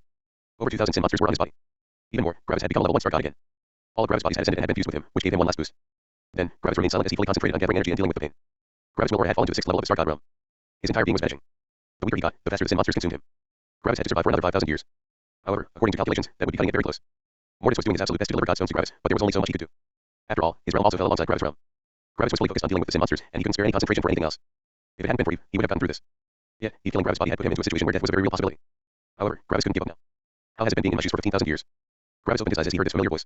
The entire world around Gravis froze, including the sin monsters. Ordar stood in front of him. Gravis was taken aback. Ordar appeared in front of Gravis just like that. Ordar pointed at the sin monsters on Gravis' body. SSHHH. And the sin monsters all turned into an unreasonable amount of energy. Ordar waved his hand, and the energy went into the atmosphere of the highest world. Your debt has been repaid. If you find any errors, please let us know. Report chapter so we can fix it as soon as possible. Chapter 1127 to 1127, being heaven. Gravis' eyes widened in shock. The debt had been paid off. How? According to Gravis' calculations, he still had around 75% of the debt remaining. Are you letting me off? Gravis asked with furrowed brows. While saying these words, Gravis also looked around. His father wasn't here. No, I'm not, Ordar said neutrally. Your debt has been paid off. That's the truth. Gravis furrowed his brows. What happened? How is my debt suddenly paid off? You are no longer alone, Gravis, or Dark said. The myriad sect paid off your debt. The myriad sect? Gravis asked in shock. But how? How could the myriad sect get 17 billion godstones in only 15,000 years? That was enough to buy an elder position in the eternal fire sect. Only ancestral gods could have so much wealth, and the myriad sect didn't have ancestral gods. You are the reason why so many of your friends have ever even reached the star god realm, Gravis, or Dark said. Without you, nearly all of them would already be dead. Part of their success is thanks to you. Because of that, when your friends become more powerful, you get part of their associated karmic luck. That alone was already enough to deal with 30% of your total debt. Your remaining debt has been paid off by the efforts of the myriad sect's ancestor. Ancestor? Gravis asked. The myriad sect doesn't have an ancestor. They do now, Ordar answered. Gravis remained silent as he took all of Ordar's words in. Gravis had put so much work into surviving this tribulation. He had done so incredibly much, and the last 15,000 years had been stressful beyond compare. Yeah, I actually didn't need to go through so much, Gravis thought with a complex expression. Ordar's right. I'm no longer alone. I thought that I needed to deal with this issue all on my own. After all, that's always how it has been. My friends have always been below me in power, and I have been the one helping them. That is still true to some extent, but quantity is also a form of quality. Alone, my friends still wouldn't be able to make any significant headway on this issue, but together, they have accomplished even more than me. I made a mistake, more to say from the side. I've never asked the myriad sect what they were trying to do to help Gravis. I disregarded their help from the very beginning, believing that they wouldn't help with much. I should change that approach, Mortis said as he scratched his chin in thought. Gravis nodded with a sigh, but then, his face morphed into a warm smile. I'm no longer alone, Gravis said slowly. I don't have to bear all this pressure on my own. Mortis also nodded. So, how has it been being me for 15,000 years? Ordar repeated. Gravis looked at Ordar in confusion. Think about what you have done and why you have done it, Ordar said. Shang. A sin monster appeared on Ordar's finger. Your father, Ordar said. Gravis' eyes widened as he realized everything at once. How hadn't he noticed it before? Hadn't he assumed Ordar's mental for the past 15,000 years? A monster was consuming Gravis' energy, and if he didn't gather enough energy, he would eventually die to this monster. So, what had Gravis done? He had gone to lower worlds and had increased the power of an uncountable number of cultivators to become more powerful. They were gathering karmic luck for Gravis, but in a sense, one could also say that they were gathering energy for Ordar. Karmic luck was only the representation of the energy they were gathering. In order to keep up with the consumption of the monster, Gravis had to work his ass off for 15,000 years. He had to be completely efficient. Even more, Gravis had started viewing people not as people but as energy. Gravis hadn't been looking at the person but at the energy and karmic luck they represented. Every cultivator had represented a certain amount of energy, and when someone became a peak immortal emperor, Gravis became excited. If one of them managed to become a star god, he would be elated. So much karmic luck. When Gravis thought about the possibility that he or Mortis might have to kill a star god to remain safe, he had also despaired. One star god was worth so much energy. He couldn't let them die beneath his hands. Gravis' entire outlook on life and cultivation had transformed, and he realized that for the past 15,000 years, he had viewed the world similar to how Ordar viewed it. Everything was just numbers. Everything boiled down to efficiency. There was no time for anything else. Stressful, isn't it? Ordar asked. Gravis sighed and nodded. Gravis had been a bit angry with Ordar. After all, Ordar was the one that had sent the sin monster after him. However, after staying in Ordar's juice for so long, Gravis couldn't really bring himself to become angry with Ordar. This was probably every day of Ordar's life, minus the pain. One could say that heaven appeared cold and apathetic. Yeah, why was heaven like this? Because it simply didn't have any time to pay attention to the individual. Gravis had also realized something else. If he had access to the law of the true world, Gravis would have probably even created autonomous beings to manage all the sects under him. Gravis had been at his limits when it came to micromanagement and concentration. Having several autonomous beings to deal with the issues would have been preferable. When would Gravis check up on them? Not very often. He would leave the beings to deal with everything, and they could contact him if they needed something. So, would this be any different from how Ordar managed the lower heavens? No. The lower heaven Gravis had met back then had gone against him and broke several rules. Gravis had also started believing that all heavens were like that and that the highest heaven wanted to deal with him. The actions of the lower heaven had reflected badly on all the other heavens. Yeah, when Gravis had fused his spirit with lightning, Ordar had come down to check up on the lower heaven. And as soon as Ordar got involved, Gravis' stressful life had become far easier. The same thing could have happened if Gravis had created autonomous beings to manage his sects. The victims would have believed that Gravis wanted to hurt them when his goal had actually been the opposite. He wanted them to become powerful. Gravis had seen so many parallels between this situation and Ordar's situation.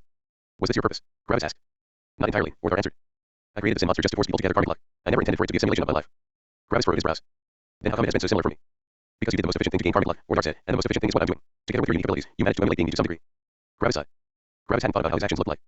He had simply done the thing that gave him the most karmic luck and energy. Because of that, he had subconsciously done the same thing Ordar did. How can anyone else survive something like that? Gravis asked. I worked so hard, and I even had the help of an entire sect. Yeah, I could have died in just another 5,000 years. Are the sin monsters supposed to be a death sentence? Your situation was different, Ordar said. Different? Gravis asked with furrowed brows. The multiplication of your sin monsters could only be slowed down with energy, but that's not normal. Usually, the karmic luck you gather would also slow down the sin monster's multiplication. Gravis' eyes widened. Right. Wouldn't the gathering of karmic luck also slow down the sin monster's multiplication? If your sin aura had followed the normal rules, you would have had two sin monsters at the end due to your impressive speed of gathering karmic luck, Ordar explained. 2. Gravis shouted. His anger had returned for obvious reasons. I had over 2,000. What? Surprisingly, Ordar smirked a bit.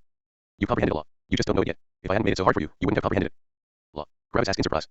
If you find any errors, please let us know report chapter so we can fix it as soon as possible. Chapter 1128 to 1128, going back. Gravis thought about what he had gone through the past 15,000 years. Ordar said that Gravis had comprehended the law, and Gravis was sure that Ordar spoke the truth. Yeah, what law? Gravis simply thought about everything he had gone through. The unending pain. The oppressive stress. The fear. The uncertainty. Everything could be put under one word. Boom. And Gravis comprehended the law. Suffering, Gravis said in surprise. Exactly, suffering, Ordar answered with a slight smile. The level 8 true log suffering is related to the log apathy and the log suppression. It's one of the very rare emotional battle laws. Emotional battle law, Gravis asked. Even the emotional laws can have battle laws. They can, but they are rare, Ordar said. The strongest battle laws are level 8 laws. Only the core laws can reach the power of level 9 laws. The true log suffering is, therefore, one of the most powerful battle laws in existence. Level 8 laws are the most powerful battle laws, Gravis asked. Why are there no level 9 battle laws? Because the level 9 laws already represent perfection in their category, Ordar answered. Heavenly lightning is the fastest, most powerful, most explosive, most efficient lightning. You can't increase the aspects of heavenly lightning anymore. It is already perfection. Gravis blinked a couple of times, but then one of his eyebrows rose in skepticism. What about your lightning? Gravis asked. That's different, Ordar said. That's my personal weapon, and it isn't exactly normal lightning. My lightning can't be put into my cosmos since it would disrupt the balance. Gravis knew that Ordar had a more powerful version of lightning. He had seen it when he had attacked the opposer back then. Heavenly lightning couldn't compare to that kind of lightning. They weren't even on the same level. Gravis fell into thought. Had Ordar told the truth? Would his personal lightning really disrupt the cosmos? Well, how powerful was Ordar's lightning? If it was Ordar's personal weapon, it was probably at least on the same level as the law of the cosmos. If it weren't, Ordar wouldn't use his lightning to battle with the opposer. So, who would even be able to comprehend that law? Probably only the most powerful heavens magnates, the ones that knew the law of the cosmos. If one singular element were as powerful as the entire law of the cosmos, well, I can see how that could become problematic, Gravis thought. Yeah, after thinking about all of this, Gravis could only smile. It's finally over, Gravis thought. My will aura fell by quiet. However, Gravis stopped thinking at that point. Gravis noticed his will aura. It was on the level 9 star god again. For a second, Gravis was confused, but he quickly realized what had happened.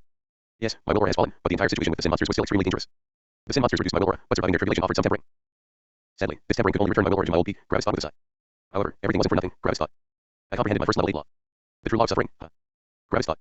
Gravis looked at his hand as a blood red aura appeared on it. I can use this law to give my form law an additional effect. With this law, if my form law manages to hit my opponent, they will be under the same pain I have been under. And on top of that, I even have a way to repay the myriad sect for their help, Gravis thought with a smile. I wonder how they will react when I bring them over 700,000 peak immortal emperor recruits, Gravis thought with a chuckle. Even more, the majority hasn't even ascended yet. Well, I guess the karmic lot I have gathered will end up with the myriad sect, but I don't mind. My friends helped me a lot this time, and this is the least I could do to repay them, Gravis thought. Thanks, Ortesh. Gravis wanted to thank Orthar, but Orthar had already left. Gravis could only sigh. Gravis knew exactly how busy Orthar was. Thanks, Mortis, Gravis said. Without your help, I wouldn't have known what to do. Also, I'm sorry for snapping at you. It's fun, Mortis answered. You comprehended the true law of suffering, which means I also know it now. Now, I understand how much pain you had to go through, and I can understand your stress. Additionally, I didn't really have a choice. If you die, I die, Mortis said. Mortis looked deep into Gravis' eyes. Please don't go on a mass murder spree anymore, Mortis said. I don't want to go through the same thing again. Gravis chuckled awkwardly and scratched the back of his head. I won't. I promise. I also don't want to go through the same thing again. It was simply far too horrible. Let's go back. I want to thank everyone, Gravis said with a smile. What about Eve? Mortis asked. Gravis' eyes immediately narrowed as his rage returned. Eve. That will have to wait for now, Gravis said. We're not nearly powerful enough yet. I know, Mortis answered coldly. I was referring to the fact that she believes that we die. If we openly appear in the myriad sect, she might get wind of us. I'm not afraid of her since she can't kill me, but you're different. Gravis fell into thought. That's a problem, he said. Normally, I wouldn't be afraid. After all, the highest world is so gigantic. There would be no chance of her finding out about something like this. However, karmic luck, Mortis interjected. She could find out by sheer coincidence. Gravis nodded. We have to remain hidden, Gravis said. We can still come into contact with our friends since they are trustworthy, but we shouldn't appear openly. That also means that we can't help in any eventual sect wars. As long as you're careful, everything should be fine, Mortis added. Gravis also nodded. Let's go back. Gravis and Mortis teleported a couple of times until they reached the teleportation formation array. After that, they teleported to the closest place to the myriad sect and went on their way. Some minutes later, the two of them arrived. Mortis was used to the new look of the myriad sect, but Gravis' eyes widened when he saw it. It was basically in ruins. Nearly all the buildings had damage on them, and a bloody war enveloped the sect. They went through a lot for you, Mortis said. They've been at war for the entirety of the last 15,000 years. 5 of the surrounding sects have already died to them. Gravis' eyes widened even more. 5 of the surrounding sects? These sects were not weak. Every single one of these sects had more star gods than the myriad sect. How were they even still alive? Gravis' gratitude started to weigh even more on his mind. His friends had gone through so much. Gravis wanted to get closer, but his eyes widened in terror a second later. A powerful will enveloped Gravis and Mortis, and Gravis' face widened. How? I'm glad I've been careful, he said with a cold glare. I don't know how you survived, but I won't let you get away again. Gravis gritted his teeth. This time was different from last time. Last time, Gravis had a backup clone, but this time, he only had this one body. Suddenly, he looked towards the myriad sect with narrowed eyes. Another will aura had appeared, and this one was starting to suppress his will aura. Do you really think you've ever remained hidden for the past couple of years? I wasn't sure why you were hiding around here, but I thought that it had something to do with those two. A person in black robes flew out of the myriad sect and stood in front of Eve. Do you really think if I couldn't fight you, I would have let them come here? He asked. You're only a level 5 ancestral god, he said with some disdain. I can feel that your battle strength is quite impressive, but can you truly jump 2 levels against me? Move aside. This is between them and me, and it doesn't involve you. The person chuckled. As the ancestor of the myriad sect, it's my job to protect the friends of my sect, he said with a smirk. Additionally, I also have a certain relationship with the two of them. And what is that? He asked. Gravis and Mortis' eyes had widened. They knew that person very well. This was the ancestor of the myriad sect. Well, they're my brothers. It was Orpheus. If you find any errors, please let us know. Report chapter so we can fix it as soon as possible. Chapter 1129 to 1129, Orpheus. Gravis and Mortis weren't exactly sure how they should feel about Orpheus' presence here. The reason why they had stopped having contact with him was due to all his lies back then. They could understand Orpheus' reasons for telling those lies, but his methodical approach of trying to keep up their relationship destroyed the purity of a familial bond. Mortis had a cold disposition towards Orpheus due to his demeanor that valued honesty above nearly everything else. Gravis had been uncertain, and he wanted to have some more time to make a decision. But now, Orpheus had returned. Even more, according to what Orthar said, Orpheus was responsible for dealing with nearly 50% of Gravis' debt. On top of that, Orpheus had probably helped the myriad sect to get through the past 15,000 years of warfare. Lastly, Orpheus had saved Gravis and Mortis' lives right now. It was becoming incredibly hard for Gravis to dislike Orpheus right now. Orpheus looked at Gravis and Mortis for a second, and when he saw their conflicted expressions, a conflicted expression appeared on his own face. He felt guilty for using these situations to not only increase his image in their minds. However, he also felt good that they didn't treat him with cold looks. He wasn't approaching Gravis and Mortis with pure, brotherly feelings, but with a methodical approach to make them value him. That was why it felt so conflicting to everyone involved. It felt like dishonest love, but it was love, nonetheless. You are your brother, he asked with narrowed eyes. I didn't know that the two of them had such an amazing background. I thought they were simply some centaurs. Orpheus laughed loudly. You think I'm amazing? You have no idea. You should see our father, Orpheus shouted. And who might that be? He asked with a neutral voice. However, deep inside, she was feeling nervous. She had thought that her higher UPS had simply spied upon her back then, and she hadn't thought that Mortis' background was actually something to write home about. But now, it turned out that they actually had a pretty powerful brother. And that brother was now talking about their father. He wanted revenge, but her life was still more important than revenge. You don't have to worry, Orpheus said with a smirk. Our father won't get involved, even if you kill all 3 of us. In his mind, if we can't overcome such a minor obstacle as you, we would only prove our own weakness. Minor obstacle, he repeated coldly. Then, she huffed in disdain. Very well then, you could have simply survived by threatening me with your background, but who would have expected that you wanted to die this badly? Fun, he said as she took out 2 long and thin swords. I'll grant you your wish. Shing, shing. Orpheus also took out his weapons. In his right hand, he carried an ancient spear. In his left hand, he carried a round shield. Shing. The judge appeared above the two of them. Even the judge looked at each other. He threw him a complex expression. This had been one of her colleagues, and she got reminded of her previous job in the Heaven Company. Starseeker, he greeted the judge. However, the judge only looked at Eve with cold eyes. These eyes were very similar to the eyes he had given Gravis when he had condensed his sin aura. Eve of order, Starseeker said neutrally. Bang. Eve readied herself and shot at Orpheus. Orpheus only grinned as he banged his shield and spear together. Play. Orpheus' actions had generated a loud sound, and it seemingly reverberated throughout the entire world. The sound hit Gravis and Mortis, and it felt like it took hold of their minds. Then, the pitch of the sound slowly shifted as it morphed into many different sounds, all happening at the same time. In just an instant, a beautiful melody had been born. For a second, the entire world seemingly fell silent, and only this beautiful melody played. Gravis and Mortis' minds stopped working for a moment as their entire concentration was involuntarily consumed by the celestial symphony playing in front of them. Boom. The two of them suddenly shot awake as Orpheus and Eve flashed. The symphony had stopped. Gravis and Mortis took deep breaths in shock. That was powerful. Gravis instantly transmitted to Mortis. Orpheus probably used several laws and combined them into a form law that uses sound as a medium. Mortis transmitted back. It has a strong bewitching effect. We both already know the major law of emotions, which should make us immune to such effects. Yet, this effect still managed to captivate us for an instant. It's definitely impressive. Up in the air, Eve's expression had turned into an ugly one. This symphony had completely obliterated her momentum, significantly reducing her attack's power. Orpheus had managed to parry her attack with his shield and had stabbed at her torso. However, with Eve's 2-level advantage, she managed to parry the stab with her second sword. Ding. Orpheus suddenly shoved his shield forward and made it hit Eve's sword again. Orpheus had controlled the power and movement of the shield so well that the shield started to create another symphony. The symphony sounded ominous, and the symphony awoke Gravis and Mortis' feelings of fear and terror. By now, both of them knew that Orpheus' attack could directly influence the emotional laws of others. Eve involuntarily shot backward. Her instincts were telling her that she couldn't remain close to Orpheus right now. Yet, Eve only gritted her teeth. She had already realized that Orpheus was controlling her instincts and that she had just done what he wanted. Sadly, she had been so used to following her instincts that her conscious mind hadn't been able to stop her movements in time. Her incredible battle experience was the reason why Orpheus' attack worked so well. He was taking advantage of the very thing that made Eve so powerful. Ding. Orpheus banged his shield onto his spear, making the spear vibrate in a different way. Now, the shield created an ominous symphony while the spear created a violent one. One was inducing fear and terror in people. The other one induced rage and desperation. Together, they created panic. And that's when Orpheus went on the offensive. Bang, bang, bang. Orpheus and Eve clashed several times, with Eve always on the defensive. Orpheus' symphonies constantly changed to stimulate other feelings. When Orpheus was about to unleash a devastating attack, a symphony stimulating happiness and calm appeared. When Orpheus was suppressing Eve, he stimulated panic to make her lose control. The battle ended in just a couple of seconds. Bang. Orpheus' spear punched through Eve's neck, nearly decapitating her. Orpheus hadn't received a single injury. Gravis and Mortis were taken aback by Orpheus' battle strength. His opponent had been 2 levels above himself, and he hadn't even taken an injury. He has the talent to become a heaven's magnet, Gravis realized. I know who you are, Eve said coldly. Her life was in Orpheus' hands, but she didn't despair. You vanished from the world over 1,000,000 years ago, and upstarts are god that won every tournament in all the sex, Eve transmitted. Oh, you've heard of me? Orpheus asked with a smile. No, I feel embarrassed. Who would have thought that the minstrel was still alive? Eve asked. Orpheus only smiled. Anyway, you won't dare to kill me, Eve said coldly. You know exactly who my master is, which is also the reason why you haven't killed me yet. If you kill me, she will kill you and everyone you hold dear. Besides, you know that I won't stay dead. If you find any errors, please let us know report chapter so we can fix it as soon as possible. Chapter 11:30 to 11:30, The Undying Doctor. Her master, Gravis thought. If she is so sure that she won't stay dead, it only means that her master knows the true law of sentient life, which means that her master knows 3 of the 4 major true laws. The true law of the dead world should be the easiest to comprehend, which makes it unlikely that her master doesn't know that. So, that means that her master is a heaven's magnet. Gravis thought in surprise.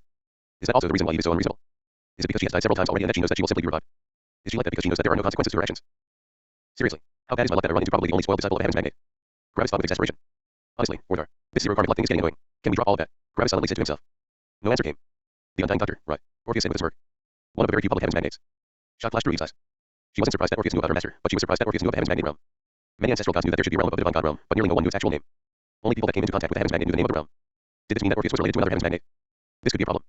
Then you know what will happen, Eve added coldly, not showing her nervousness. You will kill me, and I will be resurrected. Then, I will just take my revenge on these star gods below you while you are distracted. However, I'm willing to let bygones be bygones as long as you let me stay alive. I might not fear death, but it is still an unpleasant experience, and I can acknowledge what I've lost. Yet, Orpheus only smirked. Even the Undying Doctor can't make you relearn all your laws and resurrect you to your peak, Orpheus said. A flicker of panic shot through Eve's eyes. He even knew about that. She can only get you to the peak immortal emperor realm. On top of that, she can only recreate your level 6 laws and equivalent will. You'll have to relearn your level 7 and level 8 laws yourself. On top of that, you need to temper yourself again, Orpheus said. Orpheus noticed the suppressed rage and panic in Eve's voice. However, you don't need to be afraid, Orpheus said with a smile. When you resurrect, I won't kill you again. I can also let you take your revenge on my little brothers. You only need to catch up to them and become more powerful. Eve gritted her teeth, which made parts of her neck come into contact with the sharp spear, severing them. Catch up to Black Sentry? Eve had known that Black Sentry was an absolute freak in terms of battle strength, and that evaluation had only grown after Eve asked her master about the weird law Black Sentry had used on his test. Black Sentry had known the major law of sentience as a mere peak immortal emperor. Her master had even said that Black Sentry had been the first weaker being able to resist her reading abilities of his law fragments. Her master had said that Black Sentry was not only a candidate for becoming a heaven's magnet but a certain one. He would reach the heaven's magnet realm with 100% certainty as long as he didn't die an unfortunate death. He knew that due to all her memories, she would be able to relearn her level 7 and level 8 laws with frightening speeds, but she also knew that she couldn't possibly keep up with Black Sentry. In short, it was impossible for her to take her revenge. She could only ask her master to take revenge for her. Then you should know that you still can't kill me, Eve said. I can't take my revenge myself, but I know that my master wants to see me become powerful. If you kill me now, you will delay my progress by over 1,000,000 years. 1,000,000 years is a lot, even for a heaven's magnet. My master is getting old, and she wants to see me become a divine god before then. Orpheus didn't really react. Do you want to know something funny? Orpheus asked. He didn't answer. I fear your master less than you, Orpheus said. This shocked Eve. You still don't know about our background, Orpheus added with a smirk. All the heaven's magnates know each other, he added quickly. They will simply intervene before you can kill me. The heaven's magnates don't want to fight each other for something this trivial.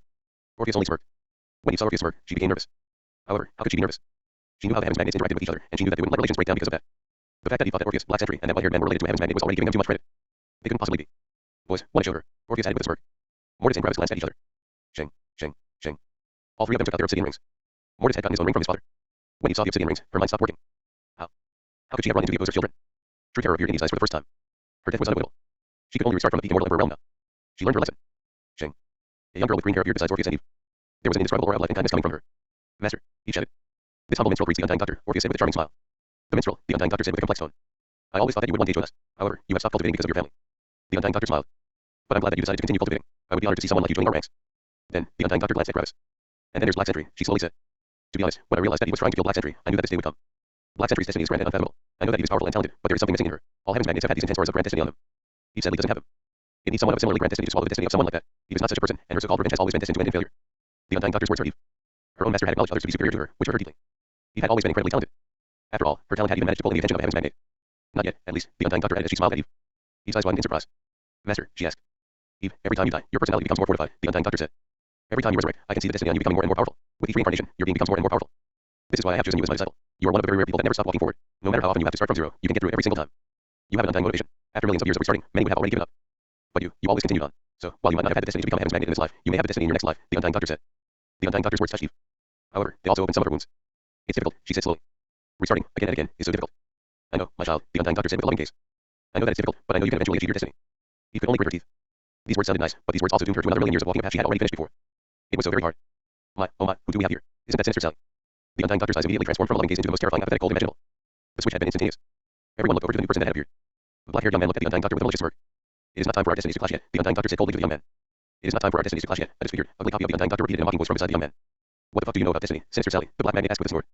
The fuck are you talking about destinies all the time? Are you that deep in heaven's ass that you even believe that it plans out absolutely everything for our lives? He asked. The undying doctor's left eyelid twitched in anger. I see that your new friend has made you more courageous. You even dare to badmouth heaven. Badmouth heaven? Tell me, are you deaf or just stupid? The black magnet asked with a mocking laugh. I badmouth you, not heaven. I'm saying that heaven doesn't care when or how we die. Meanwhile, you say you are so important that your entire life is planned out by it. You are the one taking yourself too seriously. You can believe whatever you want, the undying doctor said coldly. This entire situation has nothing to do with you. Additionally, as I've said previously, it is not our destiny to clash yet. This situation has nothing to do with me. The black magnet repeated with a malicious smirk. Sinister Sally, have you forgotten why you have that nickname? The undying doctor only glared at the black magnet. You don't even have to do anything. Everyone in the world knows that you love your disciples, and even if you don't say a thing, they will plot to take revenge for your disciple.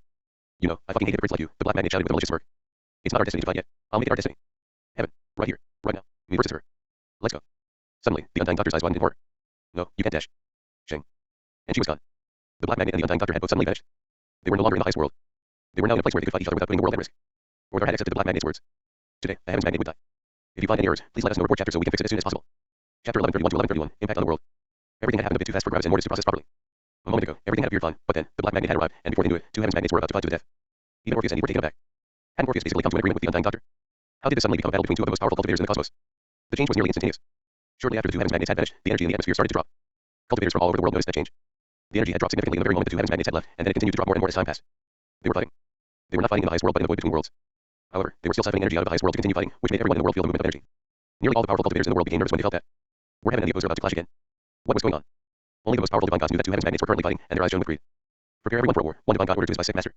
Two heaven's magnets are battling, and one of them will die. You know what will happen when a heaven's magnet dies. The vice sect masters nodded and ready the entire sect for a war. They were one of the peak sects. In a different sect, a similar scene played out. Ready the disciples. We are going to take the lightning peak sect's greater godstone mine, a woman ordered. The two vice sect masters quickly put everything into motion. Anthorian, heaven's child, watched the battle. As a heaven's magnet, he had the ability to see through the veil of the worlds, which allowed him to spectate the battle. What's your goal in all of this, black magnet? Anthorian asked himself. You've had a couple more million years to live. Why are you risking your life now? Are you planning on fighting for a position in the future? Anthorian huffed in disdain. You're still a long way off. Meanwhile, in a nearly empty room.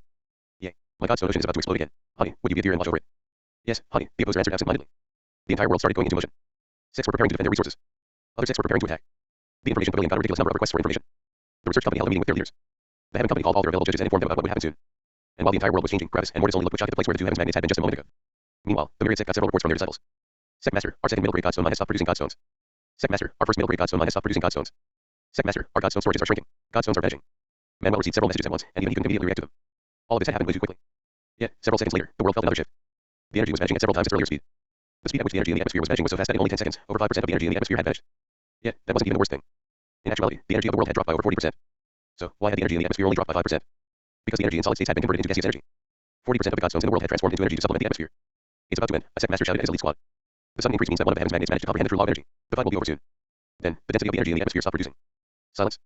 Boom. It was like a wave of energy had suddenly hit the cosmos. Every cultivator in the highest world felt a massive wave of energy wash over them.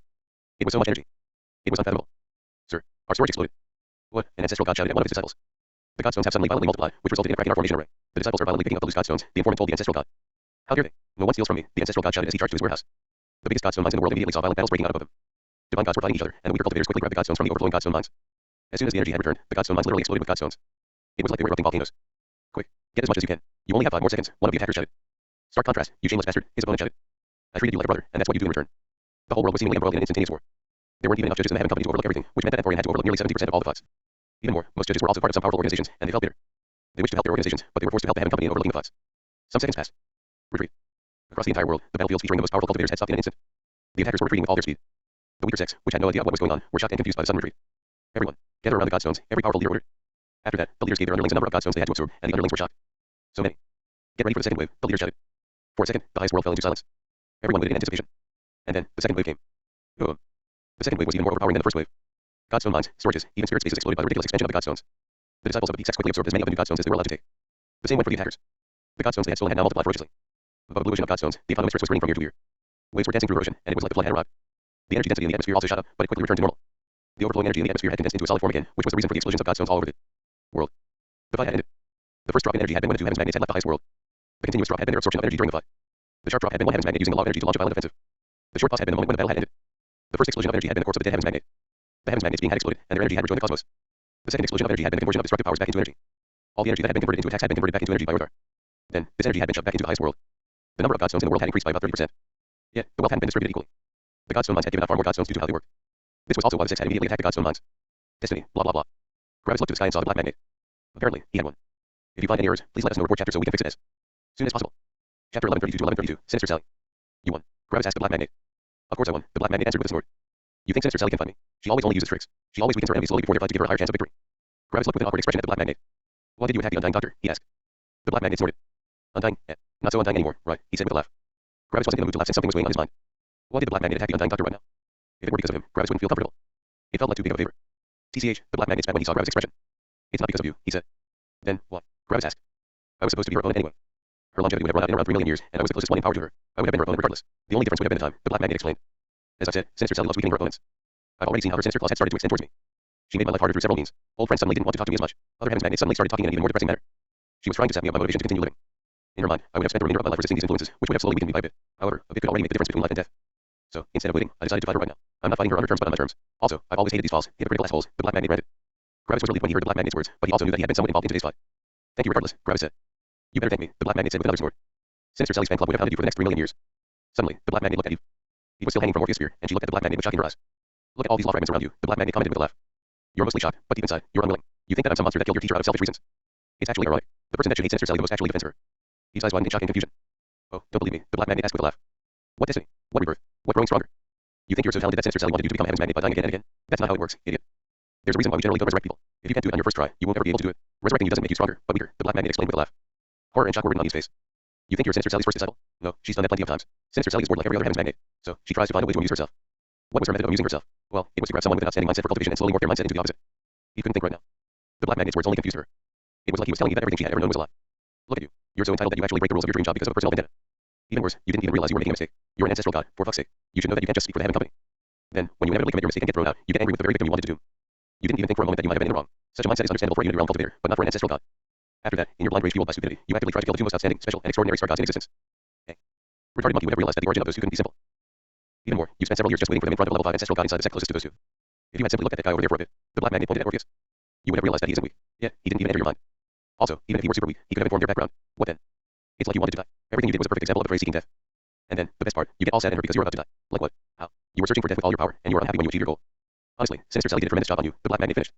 His world was breaking down. The black magnet's words made you feel like an absolute idiot. If the black magnet had talked about someone else, she wouldn't even have believed him. The actions of that person were just that inexplicable. Someone like that couldn't possibly reach the ancestral god realm. Yet, he realized that she had been the one acting this way. His mind fell into chaos. She sounded like the stupidest ancestral god alive when the black magnet narrated her story, but in her mind, she still thought that she had only made a couple of mistakes. The main mistake in his mind had been that she should have made sure that Mortis and Gravis had died the first time. Complete inability of introspection, the black magnet added. It's like Sinister Sally crippled your brain or something. You can't even grow anymore. He felt like something inside her had shattered. She wasn't even sure what she should think anymore. Meanwhile, Gravis looked at you with a raised eyebrow, his expression showing a slight bit of pity. It wasn't even funny anymore. His decisions had been so bad that it was almost sad. It was like she was missing something integral that made it unfair to compare her to normal cultivators. Orpheus looked at Gravis. Gravis looked at Orpheus and gestured to weave with his head. Orpheus nodded. Bang. He ordered died. Orpheus had made her head explode. So what if Gravis felt pity? She was an ancestral god. Sure, she was to some degree a victim, but as an ancestral god, she had the power to analyze herself and change. She was an adult, not a child. She was responsible for her own actions. Also, even if she weren't, he had tried to kill Gravis and Mortis, and for that, he wouldn't let her live. Her reasons didn't matter. And with that, he died. She had been nothing more than the undying doctor's plaything. If you find any errors, please let us know report chapter so we can fix it as soon as possible. Chapter 1133 to 1133, making up. He was dead, and that was that. Orpheus had dealt with her. Now that everything was over, Orpheus, Mortis, and Gravis only looked at each other awkwardly. The black magnet saw that the atmosphere became weird and simply teleported away. I'm happy you're still alive, Orpheus said after some seconds of silence to Gravis and Mortis. Orpheus didn't only see Gravis as his little brother, but Mortis too. In a sense, Mortis was even more similar to the little brother he had met back then. What did you do? Gravis asked with a sigh as he rubbed the bridge of his nose in a mix of frustration and annoyance. He had pushed Orpheus away, but Orpheus had come to help him anyway. How was he supposed to not feel guilty? How was he supposed to be angry at Orpheus? Orpheus knew what Gravis referred to, and he only answered with a smile. I simply assumed the position of ancestor in the myriad sect. I don't have a sect anyway, and you all need an ancestor. Without an ancestor, the myriad sect can't talk and negotiate with other powerful sects. I know, Gravis said. I meant, what did you do to help me with my sin aura? You were responsible for paying back nearly 50% of my sin aura. Orpheus looked at Gravis in surprise. First of all, Orpheus wanted to know how Gravis could know these things. Gravis hadn't even seen what Orpheus had done, but Gravis still somehow knew how much of his sin aura had been dealt with by Orpheus. Did Father tell him? Orpheus wasn't sure. Sadly, no one knew that Gravis had already talked to the highest heaven several times. The things they had talked about had to remain a secret. Not even Stella knew that Gravis had talked with the highest heaven. However, Orpheus still believed Gravis. Gravis had spoken these words very naturally, and it was obvious that he thought his sources to be reliable. Orpheus awkwardly scratched the back of his head with a bitter laugh. I actually didn't want to tell you all what I did. Not even Manuel knows what I have done to help you. Orpheus sighed. Well, seems like I can't keep it a secret. I wanted to keep it hidden to show you some of my sincerity, but that's impossible now. Just tell me, Gravis said. Orpheus looked at the myriad sect. The myriad sect has more than one ancestral god now. Several ancestral gods of the sects we have destroyed wanted to join us. Without an ancestor, this would become very awkward. Ancestral gods can't directly interfere with the war, but they can inform the other sects and cause some indirect damage to the myriad sect. In actuality, it was Manuel that contacted me. He wanted me to assume the position of ancestor in the myriad sect. He was also the one that told me about your Senora. Gravis nodded. So, what did you do? Gravis asked again. Well, I dealt with the ancestral gods of the destroyed sects. I accepted 3 of them for a lot of money, but I didn't directly hand the money to the myriad sect. Gravis' eyebrows rose in skepticism, but he didn't interject. Instead of giving the money to the myriad sect, I gave the money back to the ancestral gods and made them reach the next level in the ancestral god realm, Orpheus added. I told them that the only reason I'm doing this is because of you, which is the truth. If you hadn't convinced the Senora, I wouldn't have given them their money back. Gravis' eyes shone in recognition. So that's how Orpheus managed to repay so much of Gravis' debt. The ancestral gods had probably paid a couple billion godstones, and by making them reach the next realm, Orpheus would gain credit for their advancement in the form of karmic luck. However, Orpheus had credited the entirety of the karmic luck to Gravis.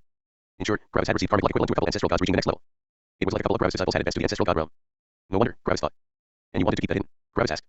Orpheus nodded. I even made them sign a contract, which states that they are forbidden from telling the truth about their advancement. Can I see the contract? Gravis asked. Orpheus' expression turned into a bitter smile. Gravis wanting to see the contract meant that he still didn't fully trust Orpheus' sincerity. However, Orpheus handed over the contract, and Gravis looked over it. After reading through it, Gravis nodded to Mortis. It's real, he said to Mortis. Mortis frowned in uncertainty. He wasn't sure how he should feel right now. Some seconds of silence passed. Then, Gravis groaned loudly as he violently scratched the back of his head in frustration. How am I supposed to be angry at you now? Gravis asked in exasperation. How am I supposed to think about your conduct in the past when you've done so much for me? Orpheus only smiled bitterly. I'm sorry, but I don't want to lose either of you. Gravis groaned again as he waved his hands dismissively. Fun, fun. You want to be my brother? Fun. You won. Hope you're happy. Gravis shouted with annoyance. Orpheus smiled brightly and laughed loudly. After a while, Gravis also stopped acting like a child and laughed alongside him. In actuality, I missed you, Orpheus, Gravis said. I just haven't been certain of when I should talk with you. Orpheus came closer and smiled at Gravis. So, can your big brother have a hug? He asked. Sure, Gravis said. Then, the two brothers embraced for the first time in forever. All the bad things were forgotten. They parted after a couple of seconds, and both of them looked at Mortis. Gravis wasn't certain how Mortis would react. Mortis slowly lifted his gaze and looked evenly into Orpheus' eyes. It's less what I think and more what my lightning thinks, Mortis said. The last time we met, you were so very close to becoming my enemy. Only a tiny bit more, and my lightning would have demanded your life. Orpheus knew that. He knew how lightning could be. Even without your help, we now know that Gravis would have survived. Surviving another 5,000 years was an uncertainty, but surviving 3,000 years shouldn't have been a problem. At that point, the myriad sect and our own efforts would have already dealt with the Senora. So, while you gave your best, your actions didn't have as much of an impact as you might have believed, Mortis added. Orpheus smiled weakened when he heard these words.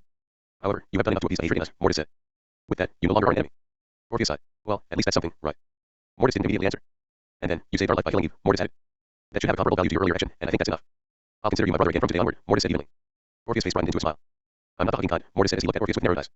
Oh, okay, Orpheus said. Whoosh. Suddenly, Mortis disappeared, and behind him, a shocked Gravis stood. Gravis had just attempted to kick Mortis to Orpheus, but Mortis had made himself intangible. Mortis appeared beside Gravis.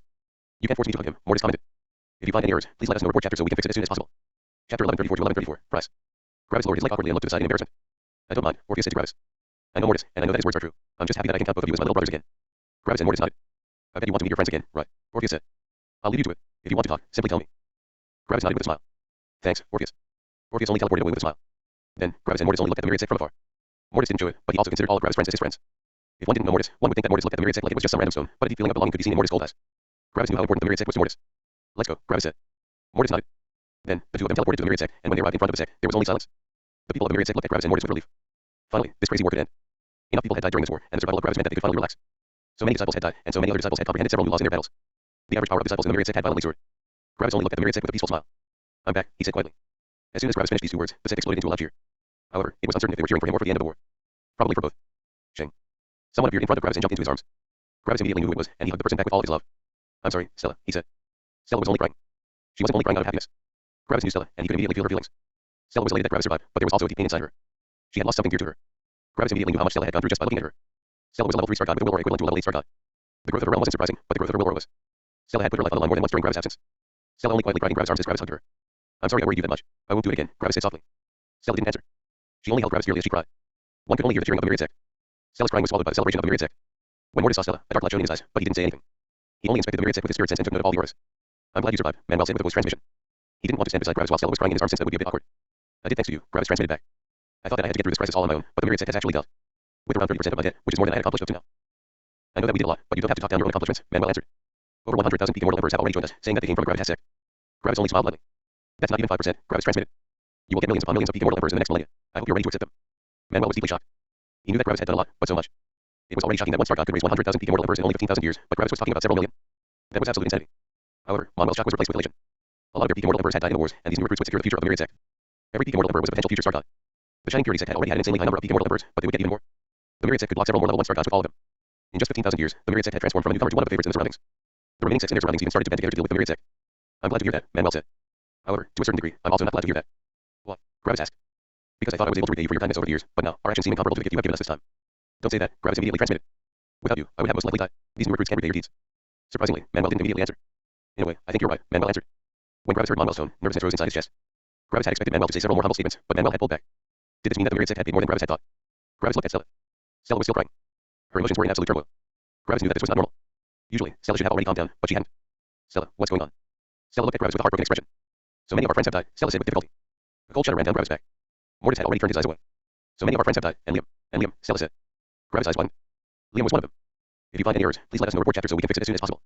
Chapter 1135 to 1135, Death. Gravis was inside a dark room below the myriad sect. Moonlight reached this room, but the grass still grew here. The room was very long, and several small columns were placed inside the room. On top of every column was an emblem, which released a peaceful, white glow. Every emblem represented one person that had given their life for the myriad sect. Gravis was in front of the biggest column, and he looked with forlorn eyes at the emblem on top of it. Heartseeker. By sect master of the myriad sect. Died in the war with the all-metal sect. This was Liam's grave. Liam had chosen the title Heartseeker since he felt like this title reflected himself the most. The original meaning behind the title was his wish to reach his sister's power, but after that, it transformed. In the end, it had been about searching for true love. Sadly, Liam would never find his heart. Only silence filled the room as Gravis and Mortis silently looked at Liam's grave. Memories of their past with Liam filled their minds. The moment Liam had tried to interfere in the fight between Gravis and Stella, even if that meant his death. The moment Liam had decided to help Gravis to allow Stella to comprehend the law of freedom. The time Liam had worked in the gravitas in the higher world. The moment Liam had decided to leave Gravis and Stella to become more powerful. The time Liam had spent with Stella in the purest sect. Liam's incredible power in the battle between Gravis' friends. The moment Liam decided to search for his own love. Liam had rarely been a decision maker, but he had always been there. He had always supported Stella, and by extension, Gravis. No one in the myriad sect had believed Liam to be unworthy of his position as vice sect master. He had been powerful, charismatic, and helpful. Back when Gravis had evaluated all of his friends, he had believed that Liam would become a divine god in the future. On top of that, Liam's battle strength had always been powerful. He definitely wasn't one of the weak star gods. Sadly, Liam's time was up. He had fought against a very powerful disciple of the all-metal sect, but the enemy had just been more powerful than him. That was it. There was no trickery. There was no heroic sacrifice. The enemy disciple hadn't even been the most powerful of the sect. There were no special reasons for why Liam had died. The only reason was that Liam was weaker. That's it. Gravis released a shaky sigh. He hadn't felt this feeling in a while, the feeling of losing one of his close ones. When was the last time I felt something like that? Gravis thought. It was so long ago. I'm partly responsible, Gravis thought. If I hadn't been so careless, the myriad sect wouldn't have needed to jump this violently into war. They had just gone through a war, and they needed time to comprehend laws again. Yeah, my carelessness forced them into war again. After a while, Gravis slowly stood up as he walked to the next emblem. The column that held the emblem was of similar height to Liam's column, but it stood apart from nearly all of the columns. This column represented a special position, one outside the normal hierarchy. Wise Ape. Oracle of the myriad sect. Died in the war against the Stormbrand sect. This was STYR's grave. STYR had fought with one of the most powerful peak immortal emperors. Yeah, when his enemy had suddenly comprehended level 7 law, STYR had died. STYR hadn't had enough time to learn enough about level 7 law to comprehend it. The war came too soon. Memories of his time with STYR filled Gravis. The time the Red King had unveiled that Gravis could kill STYR with a thought and how STYR hadn't even minded. STYR had simply said that all of this was too complicated and that Gravis shouldn't be that tense. The time STYR had made fun of Gravis' naming sense, which made Gravis realize that his naming sense sucked. The time STYR had killed that one snake, which had been a spy of the sea beasts. The time STYR had sent the Inquisitor to keep watch over Gravis. The time STYR had taught Gravis about how to run an empire. The time STYR had tempered Gravis' aura. STYR had always been one of Gravis' weaker friends, but his mindset, experience, and personality more than made up for it. The beasts inside the myriad sect had seen STYR as their connection to the humans. STYR had been the one that represented all the beasts in the sect. This is also partly my fault, Gravis thought. I made them go to war too early. STYR hadn't had the time to comprehend level 7 law yet. Gravis took a deep breath to deal with his emotions. He knew that he was partly responsible for these deaths, but he wouldn't break down. Yes, it hurt immensely to see the death of his friends, but he wasn't going to get any more. He could deal with these things. Gravis slowly stood up and went to the next column. The size of the column indicated that the person lying here was an elder, and the placement of it indicated that the elder had been responsible for recruitment. Life Mother. Recruitment elder of the myriad sect. Died in the war against the Stormbrand sect. This was Sari's grave. Sari had been one of the weakest of Gravis' friends, but her unique charm had made her popular amongst everyone. With her abilities, she had been able to gather an incredible number of peak immortal emperors. Out of nearly all of Gravis' friends, Gravis' interactions with Sari were probably one of the fewest in number. Gravis had only talked to Sari briefly in the middle world. Back then, Azure had introduced Gravis to Sari, and Sari had tried to hit on Gravis immediately. After that, Gravis had said some careless words, and Sari had immediately fought against the sea beasts. Lastly, she had thrown a wink at Gravis before sending. After that, Sari hadn't had many interactions with Gravis. She had seen that Gravis already had a partner, and she kept herself in the background. However, even if Sari hadn't interacted with Gravis a lot, Gravis had still seen her life through samsara, just like with all of his friends. Sari had been one of the brightest lights in the myriad sect, not due to her power but due to her personality and likable character. Sadly, she had died against another peak immortal emperor. STYR's death could be attributed to the sudden breakthrough of his opponent, but Liam's and Sari's deaths couldn't be attributed to anything. They had simply been weaker. Sadly, even though Sari had amazing qualities, these amazing qualities were not as important as power in this cosmos. In a sense, the Black Magnet was right when he had said that power was everything. Gravis sighed as he slowly stood up again. Gravis looked around the hall and went to the next grave. He was only halfway done. If you find any errors, please let us know. Report chapter so we can fix it as soon as possible. Chapter 1136 to 1136. Everyone will die one day. Gravis went to the next emblem. This one was also amongst the elders. Stormy Horizon. Gathering elder of the myriad sect. Died in the war against the Stormbrand sect. When Gravis saw this grave, another wave of pain hit him. It was Sky's grave. Gravis' mind was filled with memories of Sky. The time the two of them had met. Back then, Gravis had only wanted to try his new power by fighting an energy beast, but then, the lightning guild and fire guild had attacked. The two of them had fought against the enemies together, and they had eventually won. The time Sky's parent had returned and how Sky had protected Gravis from her parents' wrath. The time Sky had decided to follow Gravis. She had been Gravis' first real friend. She had been the one that allowed Gravis to feel some form of happiness in the lower world. The time the two of them had fled from the ambush of the lightning guild in front of the heaven sect. Sky had nearly died back then. The time Sky and Gravis had visited the wind guild because of Wendy. Sky's parent had also been there. The time Sky and Gravis had fled from the heaven sect. The time Sky and Gravis had fought against the disciples of the fire guild. The time Gravis had to leave Sky. Leaving Sky had been the only correct choice since she had been growing more powerful without fighting herself. That was a painful memory. The time Gravis had seen the corpse of Sky's parent, knowing that Sky was now completely alone in the world. The time Gravis had met Sky again after he had killed the lower heaven. Back then, Gravis had been devastated by the uncountable lives he had taken by taking his revenge on the lower heaven. Yet, Sky had accepted Gravis for who he was. There had been no judgment. The time Gravis had spent 4 immortal stones to allow Sky to enter a different middle world. The time Gravis had heard from his father that Sky had comprehended the law of freedom, just like himself. Gravis had felt that the two of them were truly kindred spirits. Sky had managed to reach the highest world all on her own. She wasn't part of the group of the lower world or the middle world. She had been completely alone, and she had managed to reach this point. She had been born from an energy beast in the lower world. Yeah, she had nearly managed to become a star god. But now, she had died. Sky had also died against the Stormbrand sect. Judging by the casualties, that war had been one of the most brutal ones. Sky had rampaged through the peak immortal emperors, her speed and defense unhindered by the formation of rays, will auras, and different laws with suppressive effects. One of the star gods had noticed that Sky was slowly turning the tide of the war in the peak immortal emperor realm nearly all on her own, and they had realized that she had to die. The star god had killed Sky. However, the distraction had allowed Azure and her legion to kill the star god. Sky's death had happened because she had been too outstanding, and her death had saved an uncountable number of lives. When Sky had died, the peak immortal Emperor realm part of the war had stabilized again, but the death of her attacker had resulted in the collapse of the Star God part of the war, which spelled victory for the Myriad sect. Gravis could only sigh heavily. Sleep well, big sister, Gravis thought with a sad smile. Gravis slowly stood up again and went to the next emblem. This one had been placed amongst the uncountable graves of the normal disciples. Loving calamity. Core disciple of the Myriad sect. Died in the war against the Stormbrand sect. Gravis was surprised to see the grave of this person here. It was Yelu's grave. He had taken Gravis' old title from the lower world for himself. Yelu had joined the Myriad sect after his last battle. He had believed that this was only natural. After all, Gravis was his master. Gravis had never truly accepted Yelu as his disciple, but Yelu had always tried to help him. His appearance and actions had been ridiculous back then, but his intentions had been pure. Yelu had seen how powerful the enemies had been, and he had still been willing to protect Gravis from all of them. He had been willing to put himself in front of danger to protect Gravis. He had even attacked the Star God. Yelu had died similarly to Sky, but due to a different reason. The Star God had targeted Sky due to her danger to the enemy's peak immortal emperors. Yeah, Yelu had directly attacked the Star God with his form of mortality. The Star God had blocked Yelu's mortality and had directly killed Yelu, but that had created an opening, which allowed Liam to kill the Star God. This gave the Myriad sect enough time to survive until Sky had broken the equilibrium. Liam had still been alive in that war since the war against the Stormbrand sect had happened before the war against the All-Metal sect. Yelu had had a significant impact on that war, and he had given his life. His sacrifice had saved uncountable lives. I'm proud to have had such an outstanding disciple, Yelu, Gravis thought. You have only been a random mortal, and I have only given you my memories of the lower world. Yet, you managed to reach the highest world. I have only helped you during your start, and you've achieved everything else on your own. Gravis sighed and stood up. Then, he walked to the last emblem. It was placed outside the Myriad sect, in a place that represented Exar's organization. Shadow Hunter. Ally of the Myriad sect. Died in the war against the Starburst sect. When Gravis saw that grave, he furrowed his brows. Was the Black Magnet right? Does resurrecting someone actually make them weaker? Gravis thought. It was Searle's grave. Searle had attempted to assassinate the Star God during the war, but the Star God had managed to block the assassination. Then, Searle had run away to buy time for everyone else while the Star God tried to kill him. Searle had learned from Dorian how to run away, and he had managed to buy a couple of seconds for everyone. These couple of seconds of delay had saved uncountable lives. The Myriad sect had fewer Star Gods than the Starburst sect, and if Searle hadn't fought several seconds, the Star God would have killed thousands upon thousands of peak immortal emperors. He might have even killed another Star God. Searle hadn't killed anyone in that war, but his contributions in that war were unparalleled. Gravis remembered how he had met Searle. Back then, Searle had tried to assassinate Gravis, and Gravis had decided to spare his life. Then, Searle had followed Gravis under the influence of the Life Ring. Then, when Searle had been freed of the effects of the Life Ring, he had decided to remain Gravis' friend. Searle had joined Underworld and had kept Gravis informed about everything. Searle had also been the only one of Gravis' friends that had died to Gravis' samsara. This had allowed Searle to survive for another 50,000 years. Sadly, he hadn't been able to undergo his second samsara due to his mindset. He had been working on it, but there was still a lot that had to be done. You were a great companion, Searle. Sadly, you have chosen the wrong path in your life. This was as far as I could take you, Gravis thought. Gravis slowly stood up and looked at the hall again. There were thousands of emblems, all representing a dead member of the Myriad sect, but these had been the most relevant to Gravis. 6 of his friends had died. This had been the biggest number so far. Gravis took a deep breath.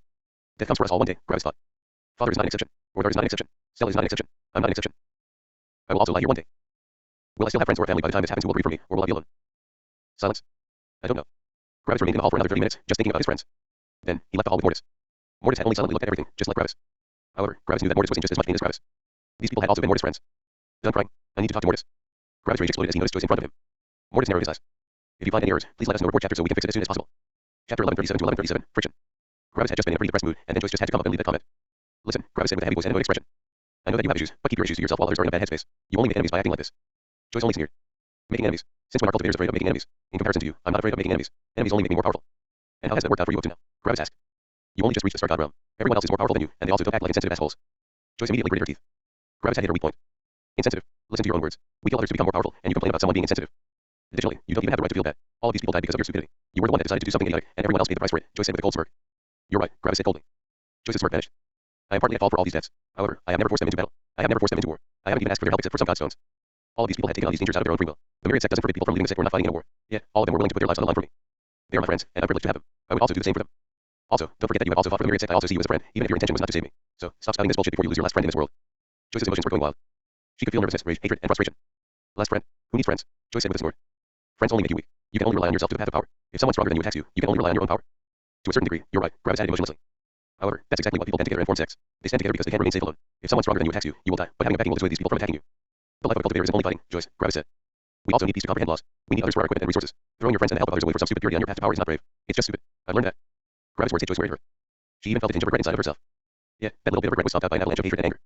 You're really a hypocrite, Joyce said with a snort. Gravis had just wanted to walk past her, but he stopped and turned around. You say backing is important. Why is it important in your mind? Joyce said with a cold smirk. Isn't it because you just so happen to have the strongest backing in the cosmos? You have the strongest backing, and you say backing is important. To me, it simply sounds like you're relying on your backing to deal with all of your problems. You use your backing as your shield and your weapon. What's the difference between you and that one ancestral god that just died outside our sect? Gravis walked up to Joyce and looked deep into her eyes. Joyce became anxious, but her demeanor didn't falter. However, surprisingly, Gravis didn't even appear that angry. You don't even believe these words yourself, Gravis said slowly.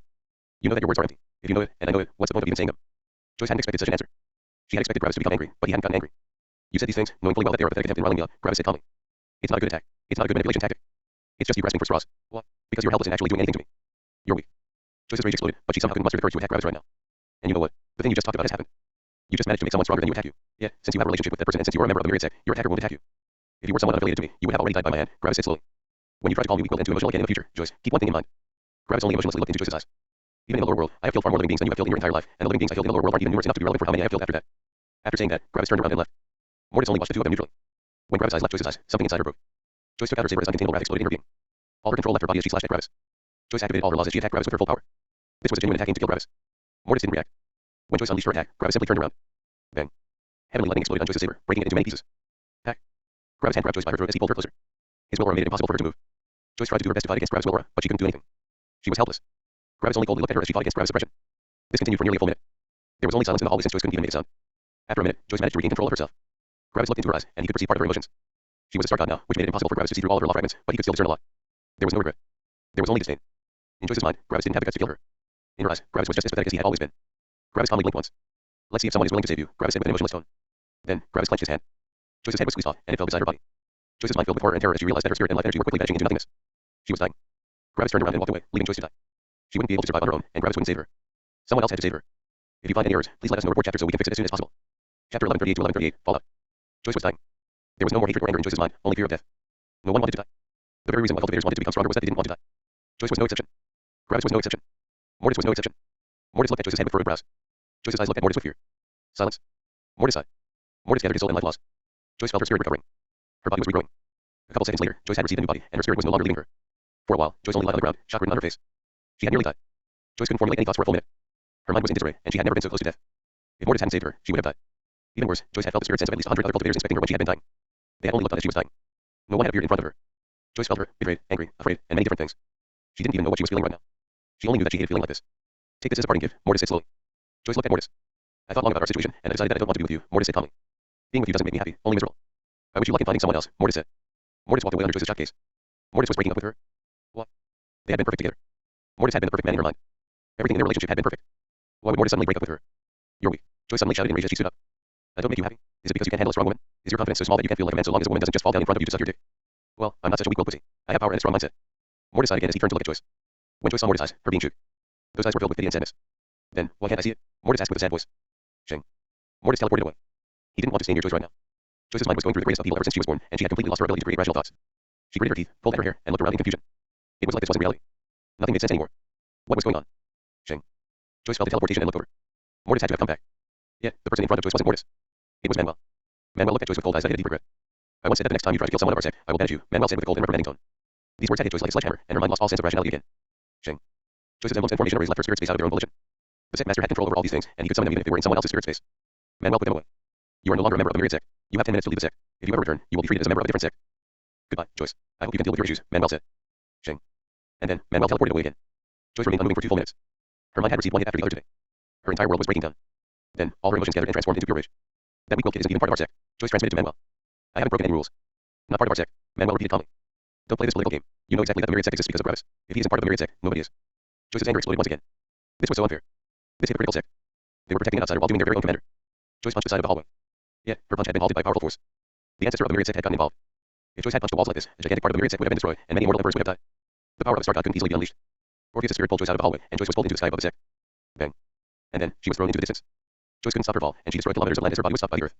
For a moment, Joyce could only look at the shining sun above her as she lay on the ground. Joyce didn't move for another minute. Eventually, she slowly stood up and dusted herself off. Her movements were surprisingly calm and orderly. It was like all her rage had left her. Joyce calmly looked back at the Myriad sect and turned around. There was no rage in her eyes. All her rage left her, but what replaced them was something different. Hatred. It was pure hatred. Many people thought rage and hatred to be the same thing, but they were actually very different.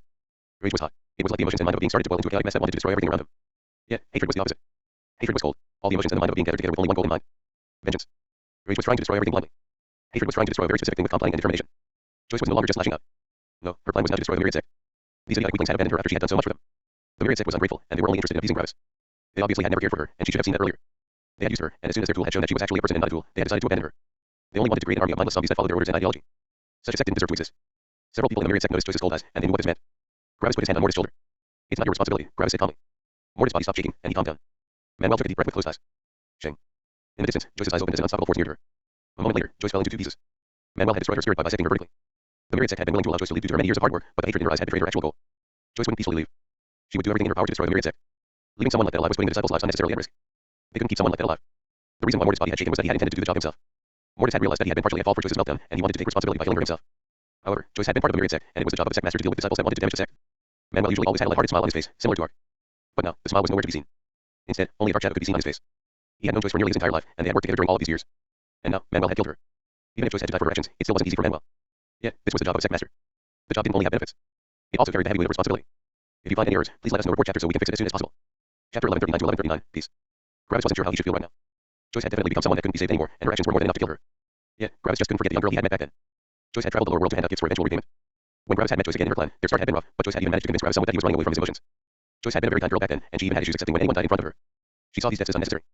However, this was exactly one of the things that had drawn Gravis to her. Gravis had been in a dark place back then, and he had acted like a cynical teenager. He had constantly told everyone how difficult he had it and how many bad things had happened to him. In a sense, Joyce had been a pure and innocent light in a world of oppressive darkness for Gravis. Joyce had had something that Gravis had lost. They had even promised each other that they would be together when they reached the highest world. Sadly, they had both changed severely, and they were no longer compatible. Mortis shared these same memories, and maybe that was also one of the reasons why he was even attracted to Joyce. If Joyce and Mortis hadn't met each other before, they might not have ended up together. They weren't even truly that compatible. Maybe her extreme purity back then resulted in her becoming the other extreme, Gravis thought with a sigh.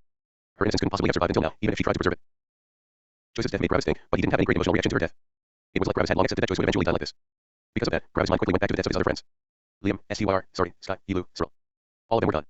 You shouldn't feel guilty, Dad, Eris said from beside Gravis. They made their choice, and they had known about the danger. But it has only been a chance, Gravis said while looking at Joyce's corpse in the distance. Everyone believes that they won't die. After all, it hasn't happened before. We know in our minds that we can die, but our emotions don't truly accept that possibility.